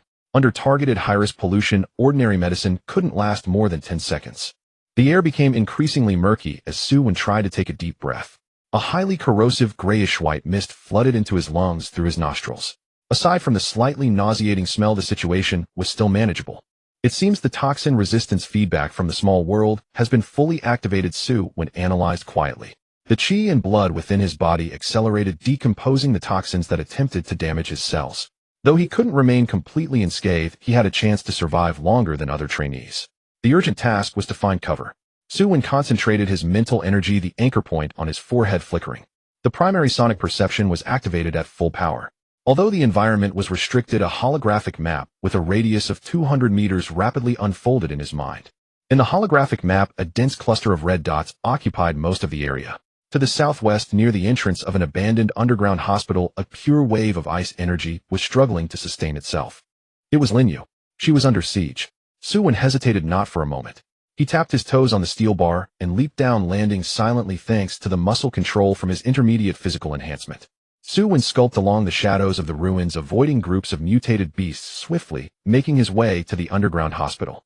Along the way, he passed a few corpses, all showing signs of having been gnawed by grayscaled beasts. Fine grayish-white scales had already grown over the wounds. The closer he got to the hospital entrance, the higher the concentration of the grayish toxic mist became, thick as sludge. A heavy ice wall firmly sealed the hospital's entrance. The surface of the ice wall was riddled with deep pits, cracks sprawling across it. Linyu knelt at the end of the corridor, her face devoid of color. Her left arm's training suit had been completely torn, 3 deep claw marks revealing black blood oozing out. Outside the ice wall, a dozen grayscaled crawling beasts were frantically battering against it. Under the dull impacts, ice chips fell away. The wall was rapidly melting. The grayish toxic mist surged in through the gaps. I can't hold on much longer. Linyu bit her lip, pulling out a basic mental strength potion from her tactical pouch. She had no time to find a vein, ripping off the cap and stabbing it into her thigh. The effects of the potion took hold, revitalizing her spirit. The great ice lake world's origin was being frantically squeezed, and the ice wall before her solidified once more. Linyu understood this was merely a temporary fix. The most lethal aspect of the toxic mist did not lie in its corrosion of the flesh, but rather in its contamination of the spiritual sea. Her ice-based origin was being swiftly devoured by the toxins. Despair surged in her heart. A hand suddenly rested on her shoulder. Linyu's hair stood on end, her taut, nerves nearly snapping. She instinctively gathered an ice blade and thrust it towards the neck of the person behind her. "It's me," the voice said. Su Wen firmly grasped her wrist, applying force to push down the ice blade. Linyu, she saw Su Wen's face clad in tactical goggles. She was momentarily stunned, then lowered her voice to shout, "Have you lost your mind? Get back. The mist is toxic. It can dissolve the spiritual sea." "I know." Su Wen released his hold and stepped in front of her, glancing at the trembling ice wall before shifting his gaze to Linyu's arm. Around the 3 claw marks, the flesh was turning black and hardening in large patches. The veins at the edge of the wound bulged, tiny grayish-white scales about to burst forth. You've been infected, Su Wen stated. No kidding. Lin Yu chuckled bitterly, leaning against the wall to catch her breath. In 3 minutes at most, if the ice wall breaks, we're both dead. How did you sneak over? The outside is crawling with monsters. They can't see me, Su Wen answered vaguely. He crouched down, extending his index finger. Meeting Lin Yu's astonished gaze, Su Wen dipped his fingertip in the black blood seeping from her wound. The high concentration of grayscale toxic blood made contact with his skin. Chilling violent energy surged into Su Wen's pores. Immediately his chi and blood surged within him, activating the poison resistance that came with his intermediate physical enhancement. The foreign energy was directly shredded and neutralized, just as he had suspected. It was the same root and origin as the plague encountered with the Tianyin tribe. What are you doing? Lin Yu exclaimed, reaching out to swat Su Wen's hand away. Su Wen stood and walked to the melting ice wall. Staring at the deadly toxic mist seeping through the gaps, he rolled up the sleeve of his left arm's training suit. That's suicidal. Lin Yu screamed, struggling to get up. She had witnessed Wang Kai's gruesome death. Just a brush from the toxic mist had turned. That's suicidal. Lin Yu screamed, struggling to get up. She had witnessed Wang Kai's gruesome death. Just a brush from the toxic mist had turned half of his body into blood within seconds. In the next moment, she was astonished by the scene before her. The toxic mist surged towards Su Wen's arm, but Wang Kai's tragic fate did not repeat itself. The instant the toxic mist touched his skin, a transparent grayish-white keratin layer emerged beneath the surface of Su Wen's forearm. This layer resembled an unfathomable black hole. The frenzied toxic mist, upon contact with the keratin layer, was silently absorbed and devoured. Su Wen remained unfazed. His arm was submerged in the highest concentration of toxic mist, and the lethal pollutants couldn't even redden his skin. The Tianyin tribe had undergone 200 years of acceleration. Through mountains of corpses and seas of blood from dozens of generations, they had forcefully filtered out grayscaled resistance from death. At this moment in the dire reality, it worked perfectly. Lin Yu looked at Su Wen's arm, her mind blank. Her mouth slightly opened, unable to make a sound. This is impossible. What kind of level of physical enhancement could directly immunize against high-level targeted pollution aimed at genes and the spiritual sea? Even a second-tier defensive awaken could never reach this level. Su Wen retracted his arm. The grayish-white keratin layer rapidly receded, disappearing beneath the skin without leaving a trace. He turned his head to look at Lin Yu on the ground. Keep the ice wall up, protect yourself. I'm going out for a bit. Out. Lin Yu snapped back to reality. Even though you're not afraid of toxins, there are a dozen toxic beasts outside. You'll be exhausted. Su Wen didn't bother explaining. He raised his hand to pull down the visor of his tactical helmet, blocking the physical irritation of the toxic mist on his eyes. For me, Su Wen's body sank. All his muscles tensed like a bowstring. Outside, it's all blind. Just as he finished speaking, the cement floor beneath Su Wen's feet exploded with a bang. His whole body carrying terrifying momentum charged directly towards the wobbling ice wall. Boom. The thick ice wall was shattered by his brute force. Ice shards flew everywhere. Su Wen's figure plunged into the grayish-white toxic mist outside the corridor, where visibility was nearly zero. Outside the corridor, the beasts roared. Su Wen rushed into the thick mist where he could barely see. No need to rely on sight. Sonic perception worked exceptionally well in the narrow, enclosed corridor with echoes overlapping. The movements, positions, and angles of force exerted by a dozen grayscaled crawling beasts sketched a clear, three-dimensional perspective in his mind. To the left, a crawling beast opened its foul mouth full of fangs and lunged at him. Instead of retreating, Su Wen advanced, arching his back. His feet moved like ants over the ground, sinking his hips and waist. Power surged through his vertebrae. Twisting his waist and sending his hips forward, he unleashed a punch aimed squarely at the crawling beast's chest. The moment his fist made contact with the scales, hidden strength pierced through the beast's surface toxins. Immediately afterward, the bones transmitted a second wave of immense power, brutally crushing the hard, grayish-white keratin. Finally, a violent spiral force surged through the torn wound, directly striking the beast's internal organs. Puff! A muffled sound. The back of the crawling beast exploded in a cloud of blood mist. Internal organ fragments mixed with gray liquid sprayed outward in a fan shape, its massive body crashing against the wall, dead on the spot. Su Wen's toes pushed against the wall for leverage.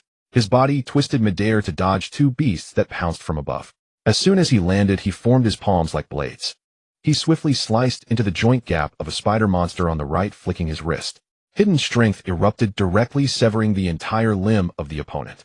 The grayscaled beast's attack patterns, power, and speed were all crystal clear in Su Wen's mind. Yet the group of beasts couldn't even touch the hem of his clothes. This was his domain. Su Wen efficiently hunted the corridor beasts while simultaneously keeping an eye on the sonic perception holographic map. The points on his watch didn't soar rapidly. It seemed these grayscaled beasts were not part of the official plan. He noticed that the crazed mutated beasts displayed extremely bizarre movement patterns. The beast herd was not blindly foraging for food. In the feedback from sonic perception, all the red dots in the distant streets, buildings, and underground passages were slowly moving toward one direction. A certain invisible signal was guiding the herd, tightening a massive encirclement. At the outskirts of the secret realm, a heavy armored vehicle disguised as a military logistics signal car halted in the wilderness. Inside the cabin, the dim light flickered with alternating red and green indicators on the main control panel. Jair sat at the main control panel, fingers flying over the keyboard. On the main screen, 12 green dots representing the observation students of the special training camp, 2 of which had already turned crimson. This indicates that the host has been perfectly infected and has completely lost their sanity. Although Zhao Lei is useless as a data point for the experiment, he is still adequate. Jair fixed his gaze on another flashing red dot in the upper right corner of the screen, his voice flat. His deputies stood at the side, closely monitoring the rapidly rising toxin concentration readings. Sir, the military has detected that the communication has been hijacked. Lei Yi is outside launching a strong assault on the secret realm barrier. The dark red curtain can hold out for at most another half an hour. Half an hour is enough. Jair looked at the center of the screen. Among the remaining 10 green dots, 8 were curled up in the corners of ruined buildings in the abandoned city stagnant. The glow was rapidly dimming. The students' mental seas were being violently corroded by gray mist, and the energy fluctuations had dropped to freezing points on the verge of collapse. Only one light point was an exception. It not only failed to seek cover, but instead weaved through the area of the underground hospital with high toxin concentration. Its speed of movement was extremely swift. The light representing vitality was not only unweakened, but grew increasingly dazzling. Jair hit the enter key, calling up detailed data for that light point. His gaze froze on the data panel. Heart rate stable, mental power band stable, surface temperature normal. Jair's fingers paused.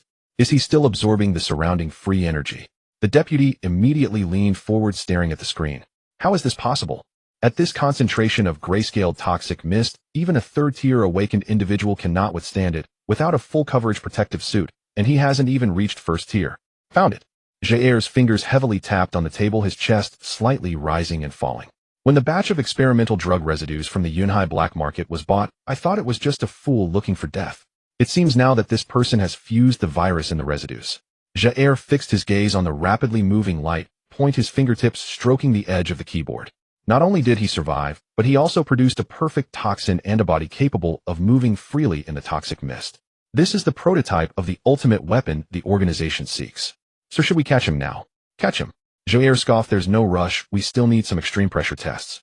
He placed his hands on the main control panel and input a long string of encrypted commands. Activate all induction source cores underground in the abandoned city and maximize the concentration.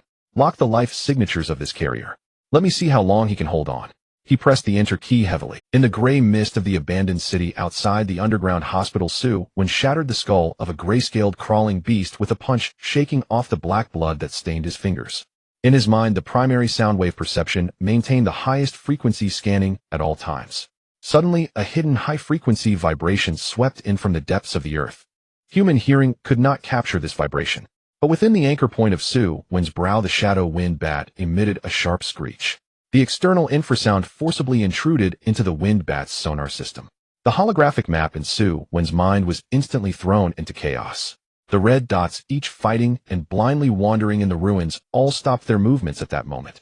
After a moment of silence, hundreds of red dots simultaneously changed direction, forming a massive circular encirclement charging towards Su Wen's coordinates. He had been exposed. Su Wen pushed off with his toes turning and sprinting towards the abandoned main street on the side of the hospital. Against hundreds of tireless poisonous monsters, there was no escape in holding his ground here. Even with toxin immunity, his stamina would be drained. He dashed out for barely